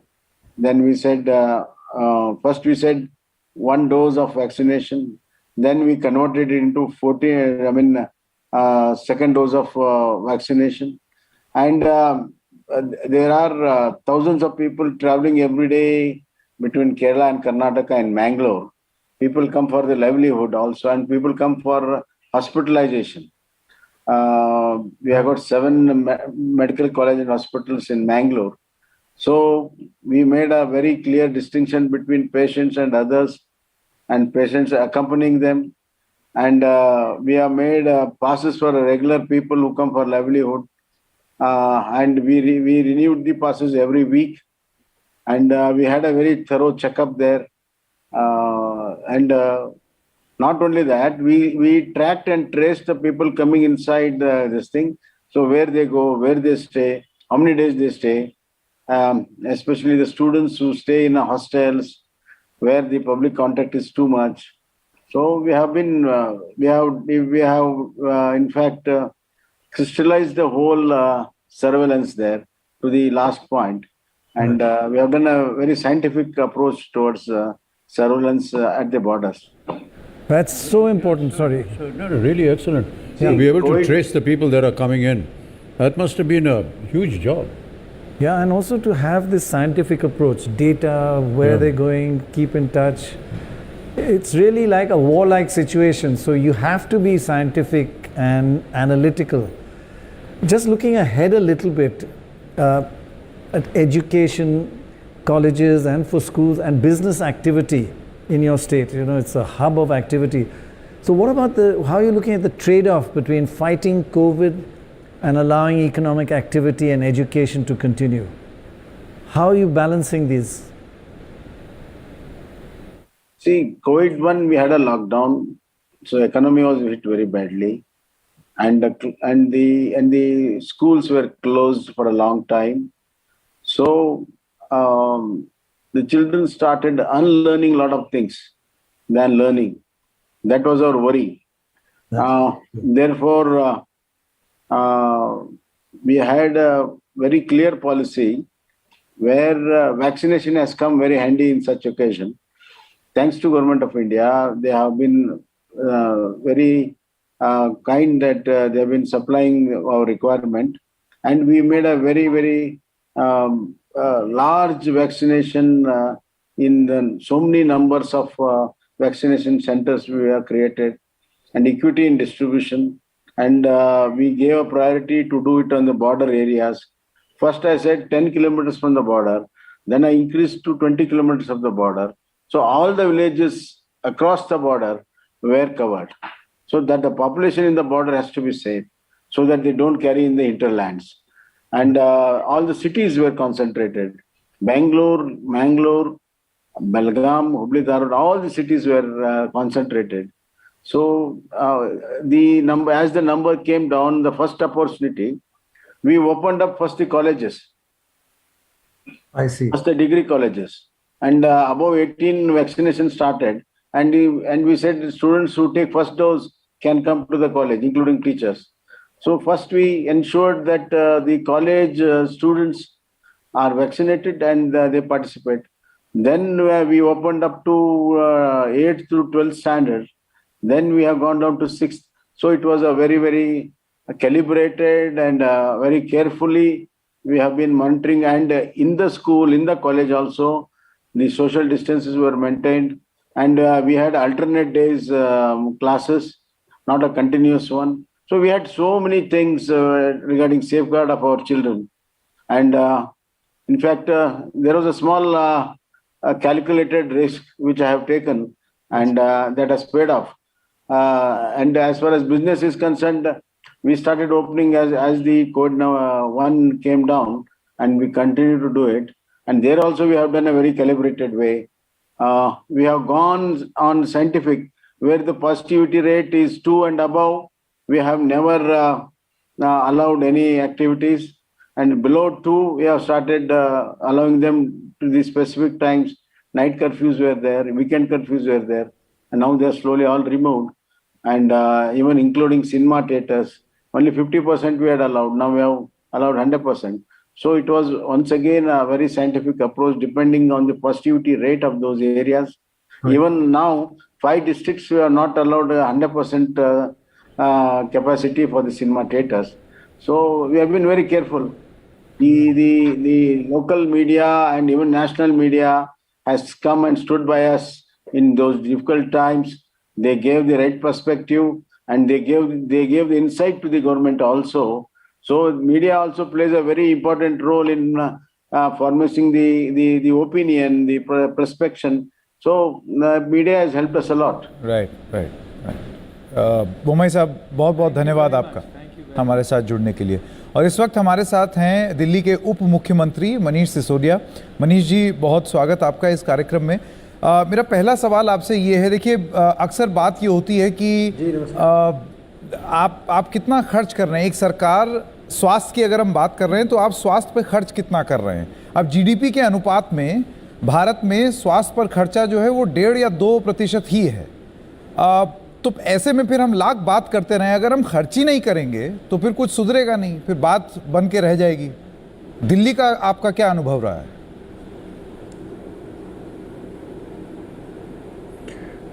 Thank you. Delhi का हमारा अनुभव ये रहा कि जब हम बहुत पुराने समय से गवर्नमेंट में नहीं है, 2015 में सरकार आई थी, तो एजुकेशन और हेल्थ 2 हमारे प्रायोरिटी सेक्टर थे। और लगभग 2015 से ही हमने एजुकेशन पर 25% और 20% हेल्थ पर टोटल हमारे बजट का खर्च करने का एक सिलसिला शुरू किया था, जो फॉर्चुनेटली पिछले 7-8 साल से लगातार चला। मैं आज जब कोविड की 2 बड़ी वेव और छोटी छोटी और वेव्स दिल्ली ने देखी, सोचता हूँ कि अगर वो पिछले 6-7 साल में हेल्थ पर इतना काम नहीं हुआ होता, इतना इंफ्रास्ट्रक्चर नया खड़ा नहीं हुआ होता, गवर्नमेंट सिस्टम का खास तौर से, इतने सारे लोग, चाहे वो मोहल्ला क्लिनिक के बहाने इतना मेडिकल स्टाफ एम्पेनल हुआ या और नए स्ट्रक्चर्स बने उनकी वजह से, नए कॉलेजेस खुले, मेडिकल कॉलेजेस उनकी वजह से, तो क्या हाल होता, तो और बुरा हाल हो सकता था। तो पिछले 7-8 साल में जो हेल्थ पर लगभग 20% बजट हर साल खर्च होता रहा, उसका फ़ायदा हमें कोविड मैनेजमेंट में काफ़ी हद तक मिला। और वो एक लर्निंग थी कि गवर्नमेंट्स को मेडिकल एक्सपेंसेस पे, हेल्थ सेक्टर पे और खर्च करना चाहिए, प्रायोरिटी पे खर्च करना चाहिए हमको। Sisodia, Pranoy here. Thank you for joining us, and congratulations on the amount of vaccinations you've done. Good afternoon. Good evening. Good evening. Good evening. Congratulations, but how confident are you? And it's unfair question, but I always ask you unfair questions.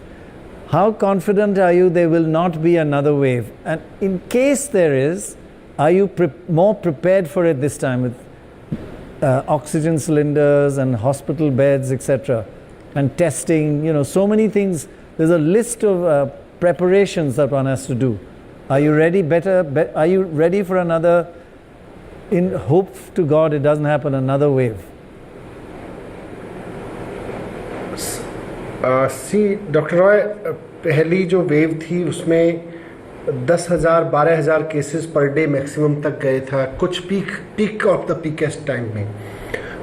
जब दूसरी वाली wave जिसको हम बोल रहे हैं पूरे देश में आई, अप्रैल और मई के महीने में, दिल्ली ने 29,000 केसेस पर डे देखे। और दिल्ली अकेला दिल्ली के हिसाब से नहीं चलता है। यू ऑल्सो नो कि दिल्ली में ऑलमोस्ट 100 किलोमीटर के रीजन में, जिसे हम NCR बोलते हैं, नेबरिंग में गवर्नमेंट हॉस्पिटल सिस्टम बिल्कुल नहीं है। डिस्ट्रिक्ट हॉस्पिटल्स हैं वो भी, लेकिन बहुत खाने पूर्ति के लिए हैं। कोई अच्छे सरकारी अस्पताल पूरे आसपास NCR रीजन में डेवलप नहीं हुए हैं। तो वहाँ से भी एक हिस्टोरिकल टेंडेंसी रही है कि भाई दिल्ली है ना, कोई चिंता की बात नहीं है। तो दिल्ली क्या गवर्नमेंट सिस्टम पर बहुत निर्भर करते हैं वहाँ के भी लोग। तो 29,000 केसेस तो दिल्ली में पर डे हुए, और उसके अलावा आसपास के केसेस एक तरह से बस कमर तोड़ने वाली स्थिति पहुँच गई थी, फिर भी सिचुएशन हैंडल हुई। अब हमारी तैयारी जो है, एक्सपर्ट्स जो सलाह दे रहे हैं कि 40-45,000 50,000 तक की तैयारी हमें करके रखनी चाहिए। तो हम उस तरफ काम कर रहे हैं कि अगर हालांकि इतना वैक्सीनेशन इतने बड़े पैमाने पे हो रहा है तो ईश्वर करे कि वैसा दिन ना देखना पड़े, पर फिर भी अगर ऐसा कुछ होता है तो कम से कम 40-50 हज़ार केसेस पर डे भी अगर आते हैं तो उस वक्त की हम तैयारी करके चल रहे हैं, including government and private sector में। ये हमारी तैयारी है। Thank you very much, Manish ji good आपका लक। Thank you sir. बहुत बहुत धन्यवाद हमारी इस मुहिम में हमारे साथ जुड़ने के लिए। Very please to welcome Aditya Thackeray, Environment Minister of the Maharashtra government, on stage. We had a whole session today on, how to make Paryavaran a matter of policy, and which is something which the Maharashtra government is doing. So Aditya, we really want to hear your experience this evening. We'd also like to reintroduce Lakshman Narasimhan, CEO of Reckitt, is back with us on the program. Gaurav Jain, Senior Vice President, South Asia for Reckitt, is also with us. Prasoon Joshi, poet, writer, lyricist, Padma Shri awardee, is also with us. And Nobel laureate in economics, Abhijit Banerjee, is going to join us in just a short moment. But Doctor, it's over to you. Should I ask? Yes, please. So, Mr. Lakshman, the world has been talking about a code red situation, with climate. And we've seen Reckitt investing significantly in a positive consumer action that will have an impact in daily lives. How do these small behavior changes create that kind of an impact that we are working towards? Not just on oneself, but also to the entire nation? I think it's a great question. We're about a month or so away from COP26. And, we're seeing all the commitments roll in. And there's a real question. Are we on the path to the 1.5 degrees of climate change, or are we off that track? And that's really what this code red is about. Essentially says we may be off track. And so as a company, we're clearly making a lot of investments. And we have a big commitment that says we want to get to where the Paris Accord says we need to be by 2050, but we want to get there 10 years earlier. So in India, for example, we have a bunch of things going on with, we're basically buying renewable power for all our India operations. We've reduced carbon by over 50% in the last 9 years. Water consumption is down, 40% down in the last 8 years or so. But the real question is that enough? And what we are really focused on are these small changes, this kind of butterfly effect, where the wings of the butterfly, make big changes further out. Yeah. And so we have to think about that, particularly with consumers, about water usage. How do you ensure that what you wash, when you wash your vessels at home, that you're not wasting water? When you're brushing your teeth, you're not wasting water. When you wash your bathrooms, you're using products that at the end of the day minimize water usage. When you turn things on in the gas stove, that you don't leave it on, that you actually turn it off. These are the small actions. And when you think about the fact that we have 1.3, 1.4 billion people here, these small actions make a massive difference. It's that butterfly effect. And we all have to come together. It's not some big, big name things. It's about we look at the farms and the water usage we have there. Turn the tap off. Make that small change. If each one of us did that, the butterfly effect will really play itself out and we'll see big change. Just the wonderful thing about Mr. Lakshman is these wonderful similes that you've been bringing to the entire program. First about the trapeze artist and the net that, all of them are falling down into and saving it. And now the butterfly. And the important thing is that the color changes as you go further down. Right. It's so beautifully put, Mr. Lakshman. Really. And that you remember it as a result. Yeah. Aditya Thackeray, thank you very much for coming here. It's great to have you again. You always been here. And I'm not just saying this, there has been a major change with this government. You were hit badly by COVID, but from all reports, it was handled brilliantly. Many of your officers did very well, and it was just a very tough situation. It was handled well. And now, other big change is that this government is actually very serious about the environment. And there is a connection between environment, our health, sanitation, our health and environment. How do you see this entire connection? And of course, there will be trade-offs and balance, between economic activity and environment.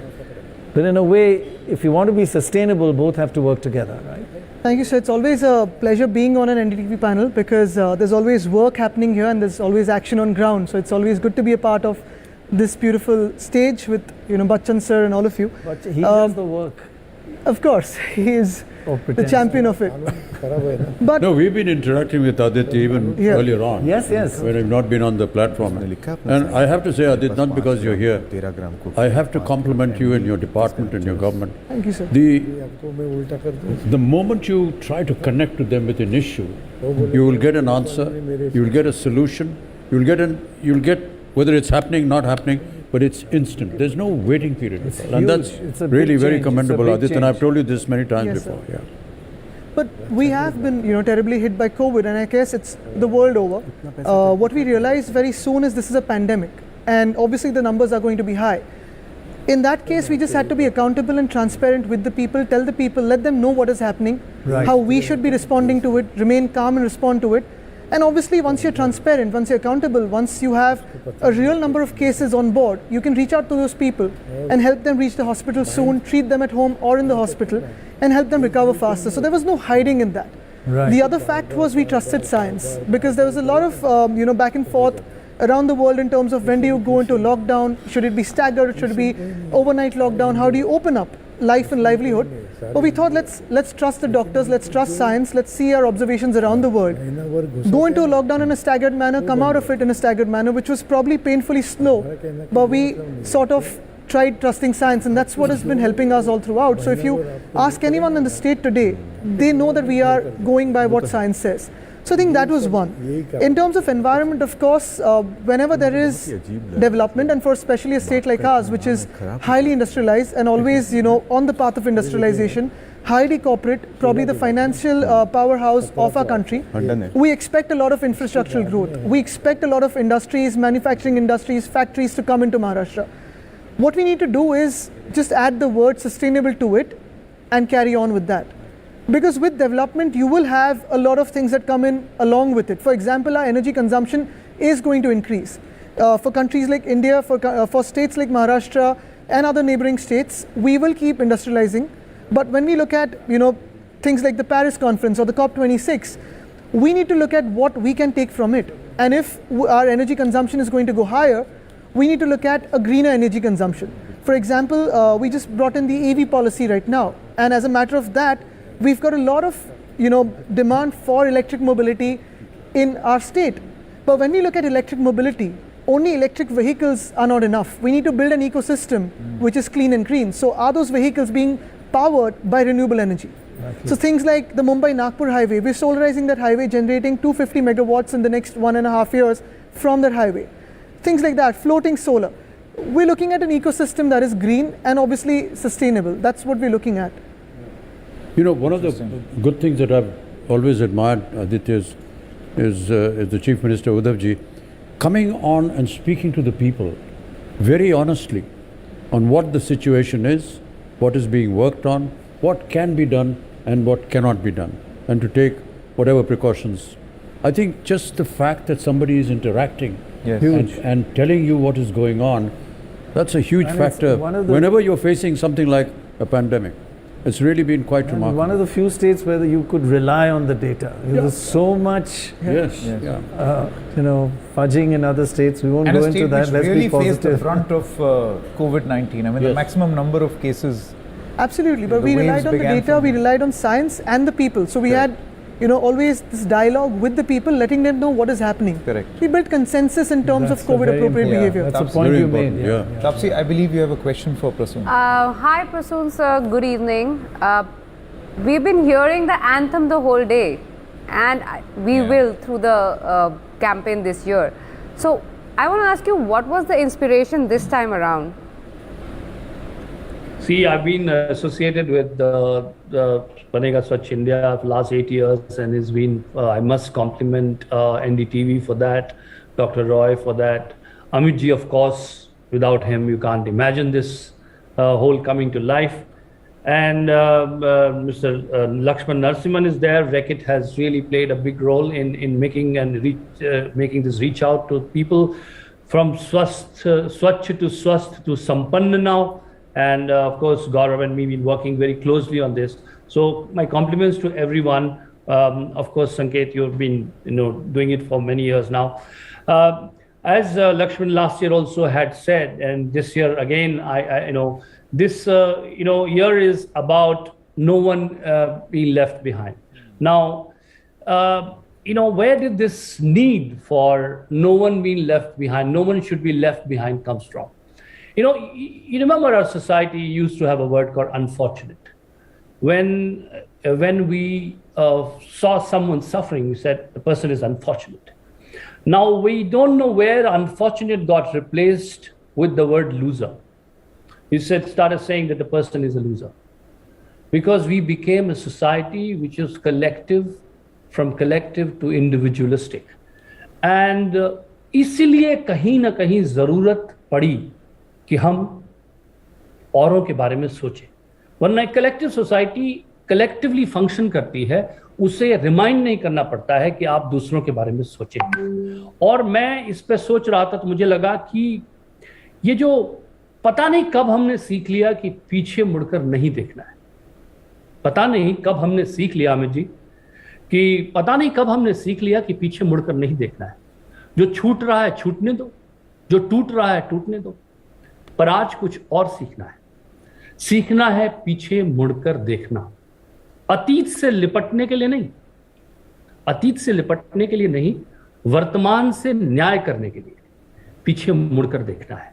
इसलिए कि कोई पीछे न रह जाए. जो दौड़ नहीं पा रहा है वो, जिसकी सांस उखड़ रही है वो, और वो जो आशा से हमारी तरफ हाथ बढ़ा रहा है. पीछे मुड़कर देखना है क्योंकि नया सवेरा भी हमें साथ साथ ही देखना है. पीछे मुड़कर देखना यानी नए कल को साथ जुड़कर देखना. चलिए कोशिश करते हैं. सो आई थिंक समवेयर हम this pandemic has made us realise कि किसी और का कोई दुश्मन नहीं है. ये हम सबका, कहता है ना, दुश्मन, when the enemy comes, we sort of unite. Somehow this collective enemy of the humankind, or of the earth, of the planet, has subconsciously united us. But for subconsciously taking everyone together, we have to go towards conscious inclusion. Now, for this to be part of subconscious design, it has to be happening by design. So that's the reason I really like the theme of this year, which probably reminds us of somewhere that we are connected and we are in it together. Prasoon जी, मैं अमिताभ, अभी आप बात कर रहे थे कि जो आपने लेखन किया है और जो आपने अभी कविता भी लिखी है, उसके जितने भी शब्द हैं बहुत ही पुरजोर हैं. इनको जीवित कैसे किया जाए? लिखना एक तरफ है, उसका प्रचार करना दूसरी बात है, लेकिन इन शब्दों को एक जीवन देना, उन्हें जीवित रखना इस पूरे अभियान में, इसके लिए आपके पास कोई सुझाव हो तो बताइए. जी, सुझाव यही है कि एक तो आज जो हम ये 3 अक्टूबर को कर रहे हैं, ये एक दिन का कार्यक्रम बनाकर भूल नहीं जाना चाहिए.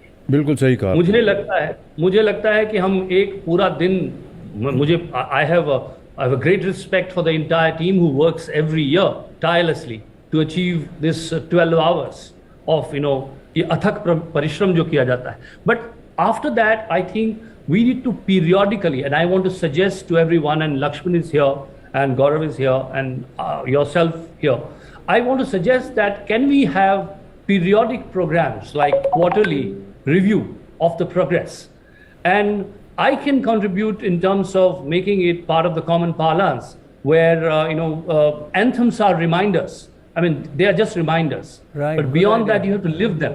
तो उसको जीवंत करने के लिए I think we should probably we go back to our workplace from here today, and we all make promises here. And I know that a company like Reckitt really committed, but we all need to sort of reunite and check a progress report.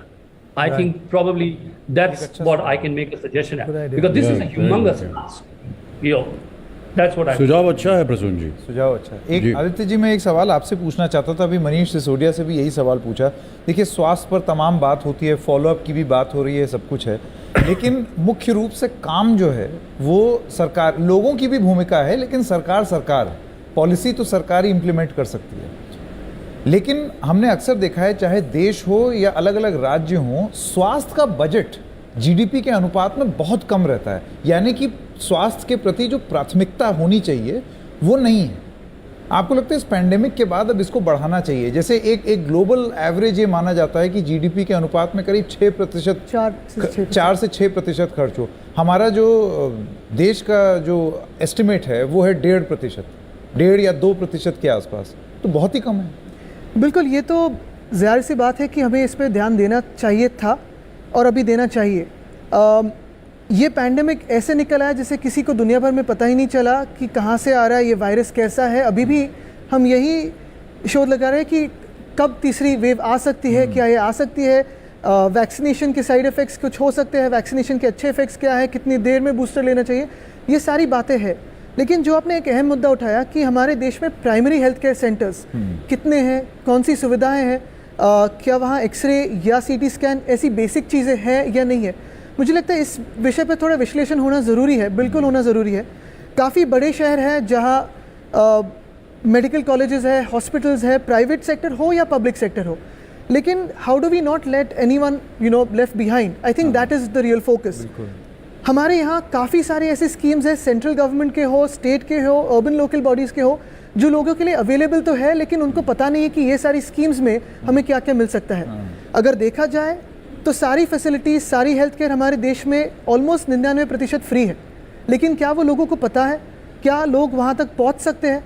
Awareness कितनी है? मुझे लगता है इस पे focus होना चाहिए। और दूसरी चीज़ ये है कि प्रिवेंटिव हेल्थ केयर, जैसे डायबिटीज़ का कैपिटल हम बनते जा रहे हैं, तो हम उस पर कुछ कर रहे हैं क्या? मेंटल हेल्थ केयर के बारे में अगर बात करें तो हम कितने बच्चों तक पहुँच रहे हैं स्कूलों में? ओरल हेल्थ केयर है, कब तक पहुँच रहे हैं? मैलन्यूट्रिशन है, ये सारी चीज़ें जो कंट्रोल हो सकती है, कितने हम उस पर फोकस कर रहे हैं, कितने हम डॉक्टर्स या साइंस पर निर्भर कर रहे हैं? मुझे लगता है इस पर काफ़ी एक बहस होना ज़रूरी है। और बहस से आगे जाके, क्योंकि अक्सर मैं देखता हूँ कि बहस में हम अटक जाते हैं, सोल्यूशंस क्या है उस पर हमें फोकस करना ज़रूरी है। बिल्कुल बिल्कुल। Hi Aditya. I come from Delhi, and I've traveled, stayed in a lot of cities in South, and now I reside in Mumbai. I'm very happy to say it really feels safe here. And since I have that special feeling, I feel like, it feels like it's safe here. You have the control, or you're in charge in this particular state. I mean, it's only apt if I ask you, how do you think we can keep our women safe in our city, in our state, in our country? I think Tapsi, you and I have already worked on one of the movements way back, I think 2-3 years ago, on self-defense. Yeah. And Akshay ji, me, you, a couple of us were working on, taking self-defense to schools, colleges, women at large. But while we did that and we got a great response, it was not a matter of great pride that we had to conduct self-defense workshops, because, in a safe country, in a safe state, self-defense should be a last resort. For that, largely the mindset has to change. And of course, self-defense is a short-term measure, illumination of streets, CCTV cameras, active police squads, all of that is going on. The Nirbhaya fund that comes into every state, we're working on that. So that is all going on. But at the student level, we need to reach out to them with two things. One is gender equality, and two, right touch, wrong touch. Gender equality starts off where you're playing on the field, be it football, be it hockey, be it cricket. We're having in our schools in BMC gender equal teams. So with this organization called Just Play, which is with the UEFA Foundation, we have 5 girls and 5 boys playing football together, and through 34 sessions of football, we're learning gender equality, hygiene and sanitation. A couple of years ago, we tied up with the Marylebone Cricket Club, which is also known as the Lord's Cricket Club. They teach girls cricket in our schools, and the Royal Dance Academy came from London, and they taught our boys ballet. I think it's just a lot of, imbibing the values that a wife being beaten by a husband is not okay, shouting at the wife is not okay, right touch, wrong touch, but even touching without permission is not okay. I think what is right, what is wrong should go down as values right from 3rd standard, 4th standard.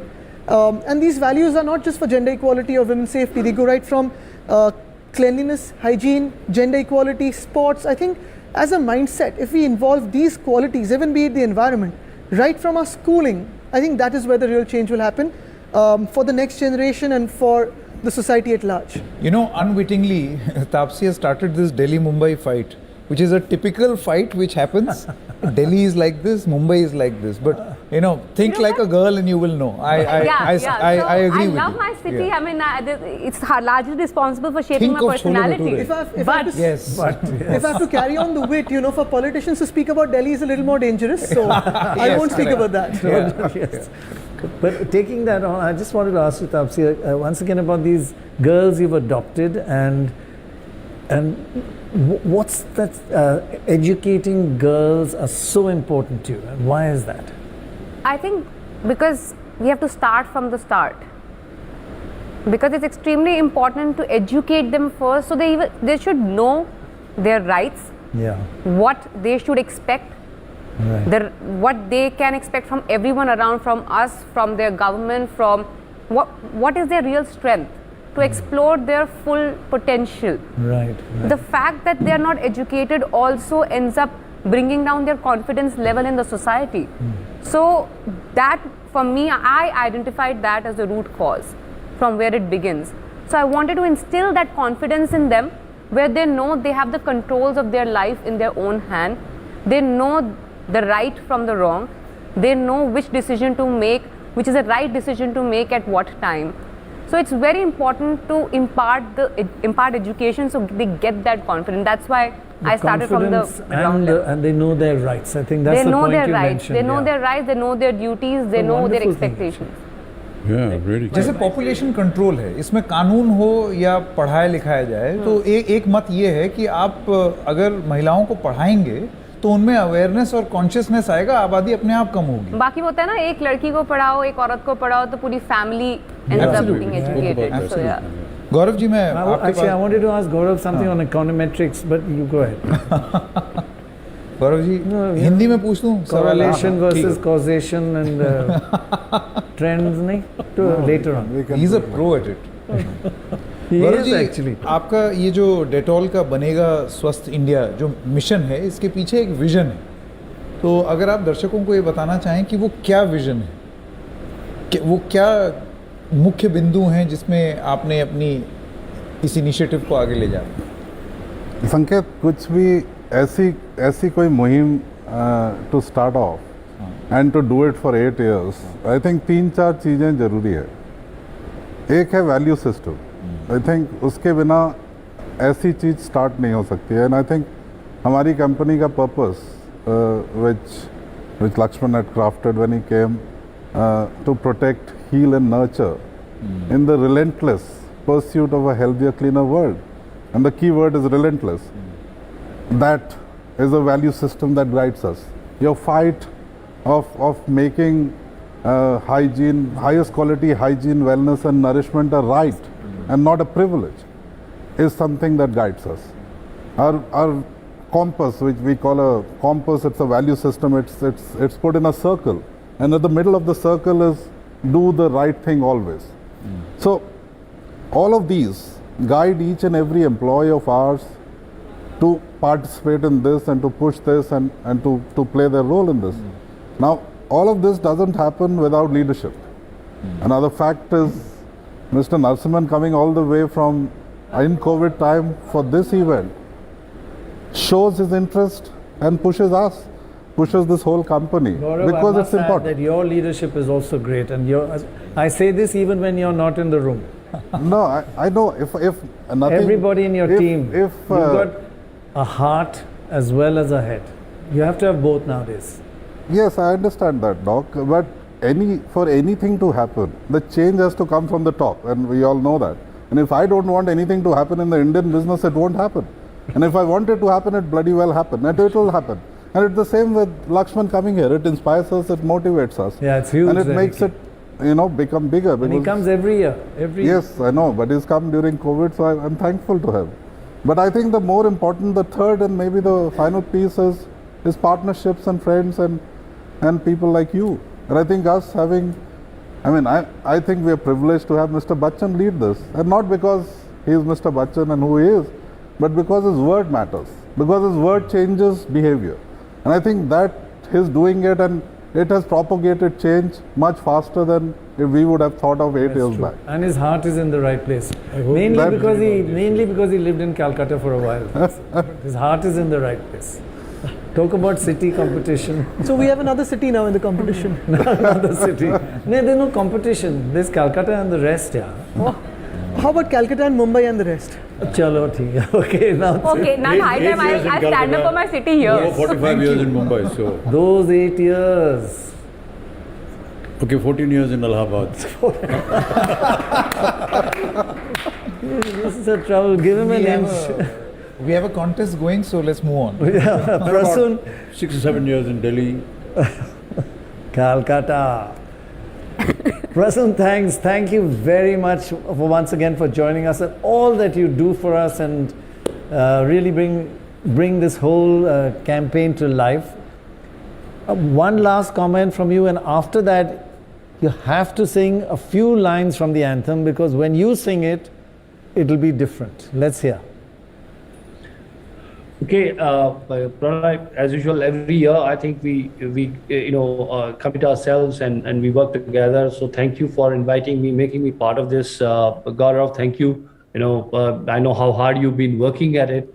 I've been witnessing that, and I keep sort of checking with him all the time that how the progress is. So we do another year, and this year the challenges were different. And Sampann, when actually Gaurav talked to me about Sampann, I said it's such a complex thought. I tell you, in poetry, it's very difficult to tell GDP. It's difficult to write the word GDP in poetry.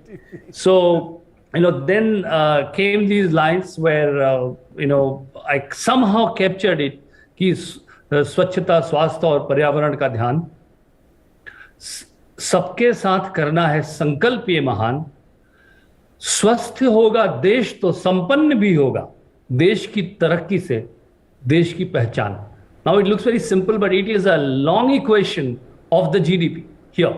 Okay, and the lines I love is where I was working with Tara, and she was insisting on this was, कोई पीछे ना छूटे, कोई door कहीं ना टूटे, छूना है हमको मिलकर आसमान अपना ध्यान. Last year it was that, and we need to change it this year to स्वच्छता, स्वास्थ्य और पर्यावरण का ध्यान सबके साथ करना है संकल्प ये महान. So this is a complex equation to write, and I thank everyone for including me again this year. Thank you, Mr. Bachchan, for being part of it. Sorry I went off tune. Mr. Bachchan would have realized it. That was wonderful. Thank you. Dhanyavad, Prasun ji. And thank you, Lakshman. Thank you for coming to India and supporting yet another year. Absolutely. Thank you.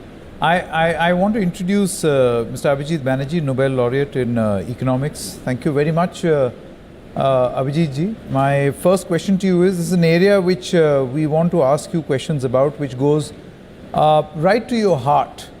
The health of our children, the health of our society, and its impact on the economy. Not just looking at pure economy, the point that we were making right now, but the sources of better economic growth. How important is health, and has India paid enough attention to it? I think India has not paid enough attention to it. This has been said many times, but I think we've sort of jugaad the healthcare system. Healthcare system is kind of the classic jugaad in the sense that we know we don't have enough doctors in rural areas, and we've relied throughout on people who call themselves doctors, who are what unfortunately are often called Bengali doctors, which means they are not actually qualified. But that's a Bengali doctor in Rajasthan.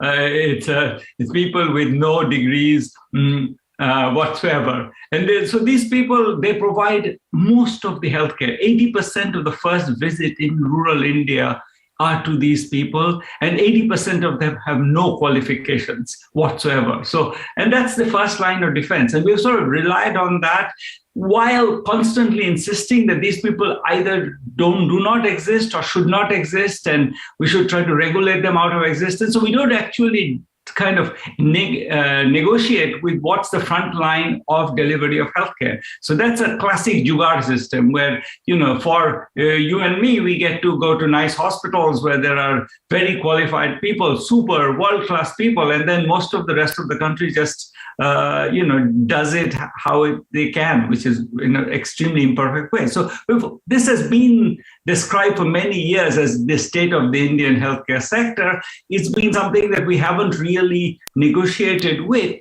Now I think we're both forced to confront that fact, and maybe even a little bit, I see in some places more of a willingness to accept the facts on the ground and start making things. And the pandemic really lit a fire under all of us. And so there was a willingness to say, okay, let's just do what we can. The Ashas were often redeployed to do things. Our Ashas are the sort of the bottom layer of the healthcare system. They have zero medical training, but they were trained. So there was a lot of sort of awareness of the kind of how our fictional healthcare system, which ends at the really with the trained healthcare, with the ANMs in the sub-centers, is not actually delivering. And I think that's in the end, that might be a good thing, to have a clear recognition that we need to do more to actually somehow deal with the reality on the ground.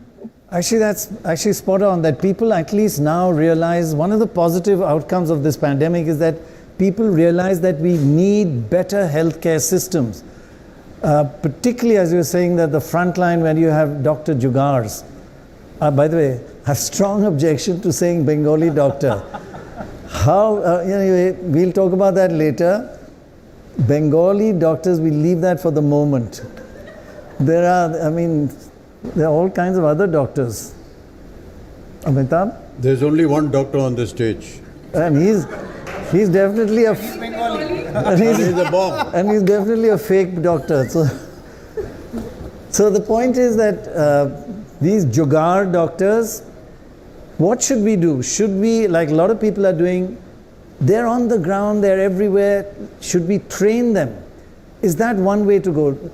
Take them one step up, make sure that they know their limitations, but at least spend money on them, or should we spend money on medical colleges and education and much more formal doctors? Or is that a short-term solution, is look after jugaad doctors, or in fact look after Bengali doctors everywhere?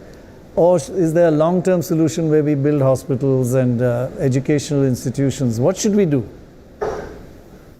Yeah, so I think the very long term, we should definitely have everybody at a much higher level of training. I think that's been the position of all the institutional figures in the Indian healthcare sector. And I think that's, for the long run, that's clearly, we want no one without a health, some kind of degree practicing healthcare.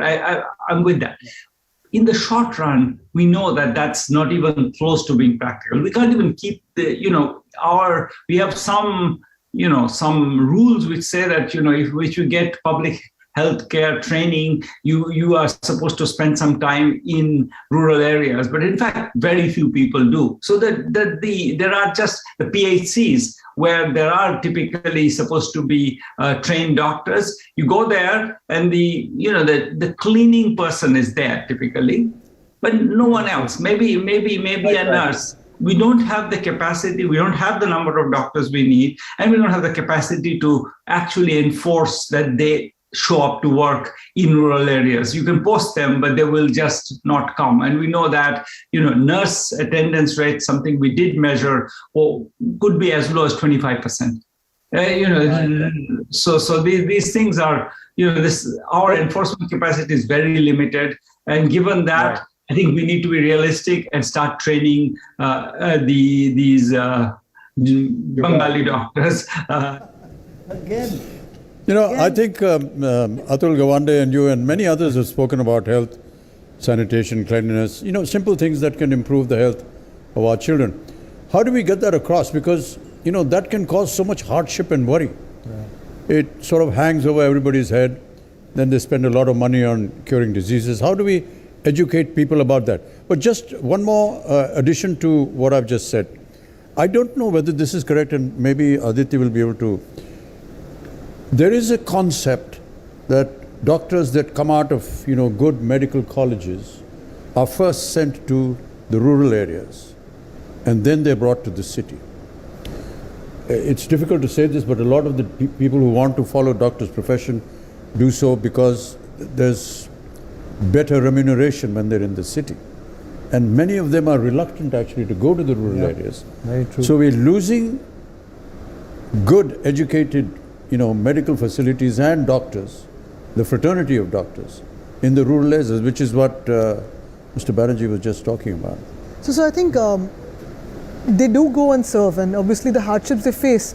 I think what is very crucial is even the infrastructural support we provide to doctors in the rural areas, because if they're facing someone who's not really well and they don't have the basic medicines at hand, or the infrastructure, they face a lot of mob fury there as well. So I think we need to balance it out with the basics that we provide to the doctors who go out and into the rural areas or the aspirational districts, and actually support them with the infrastructure, with the medicines, with whatever they require to actually cure someone who is in need of medical help. I think that is really one. And two, we also need to look at the concept of telemedicine.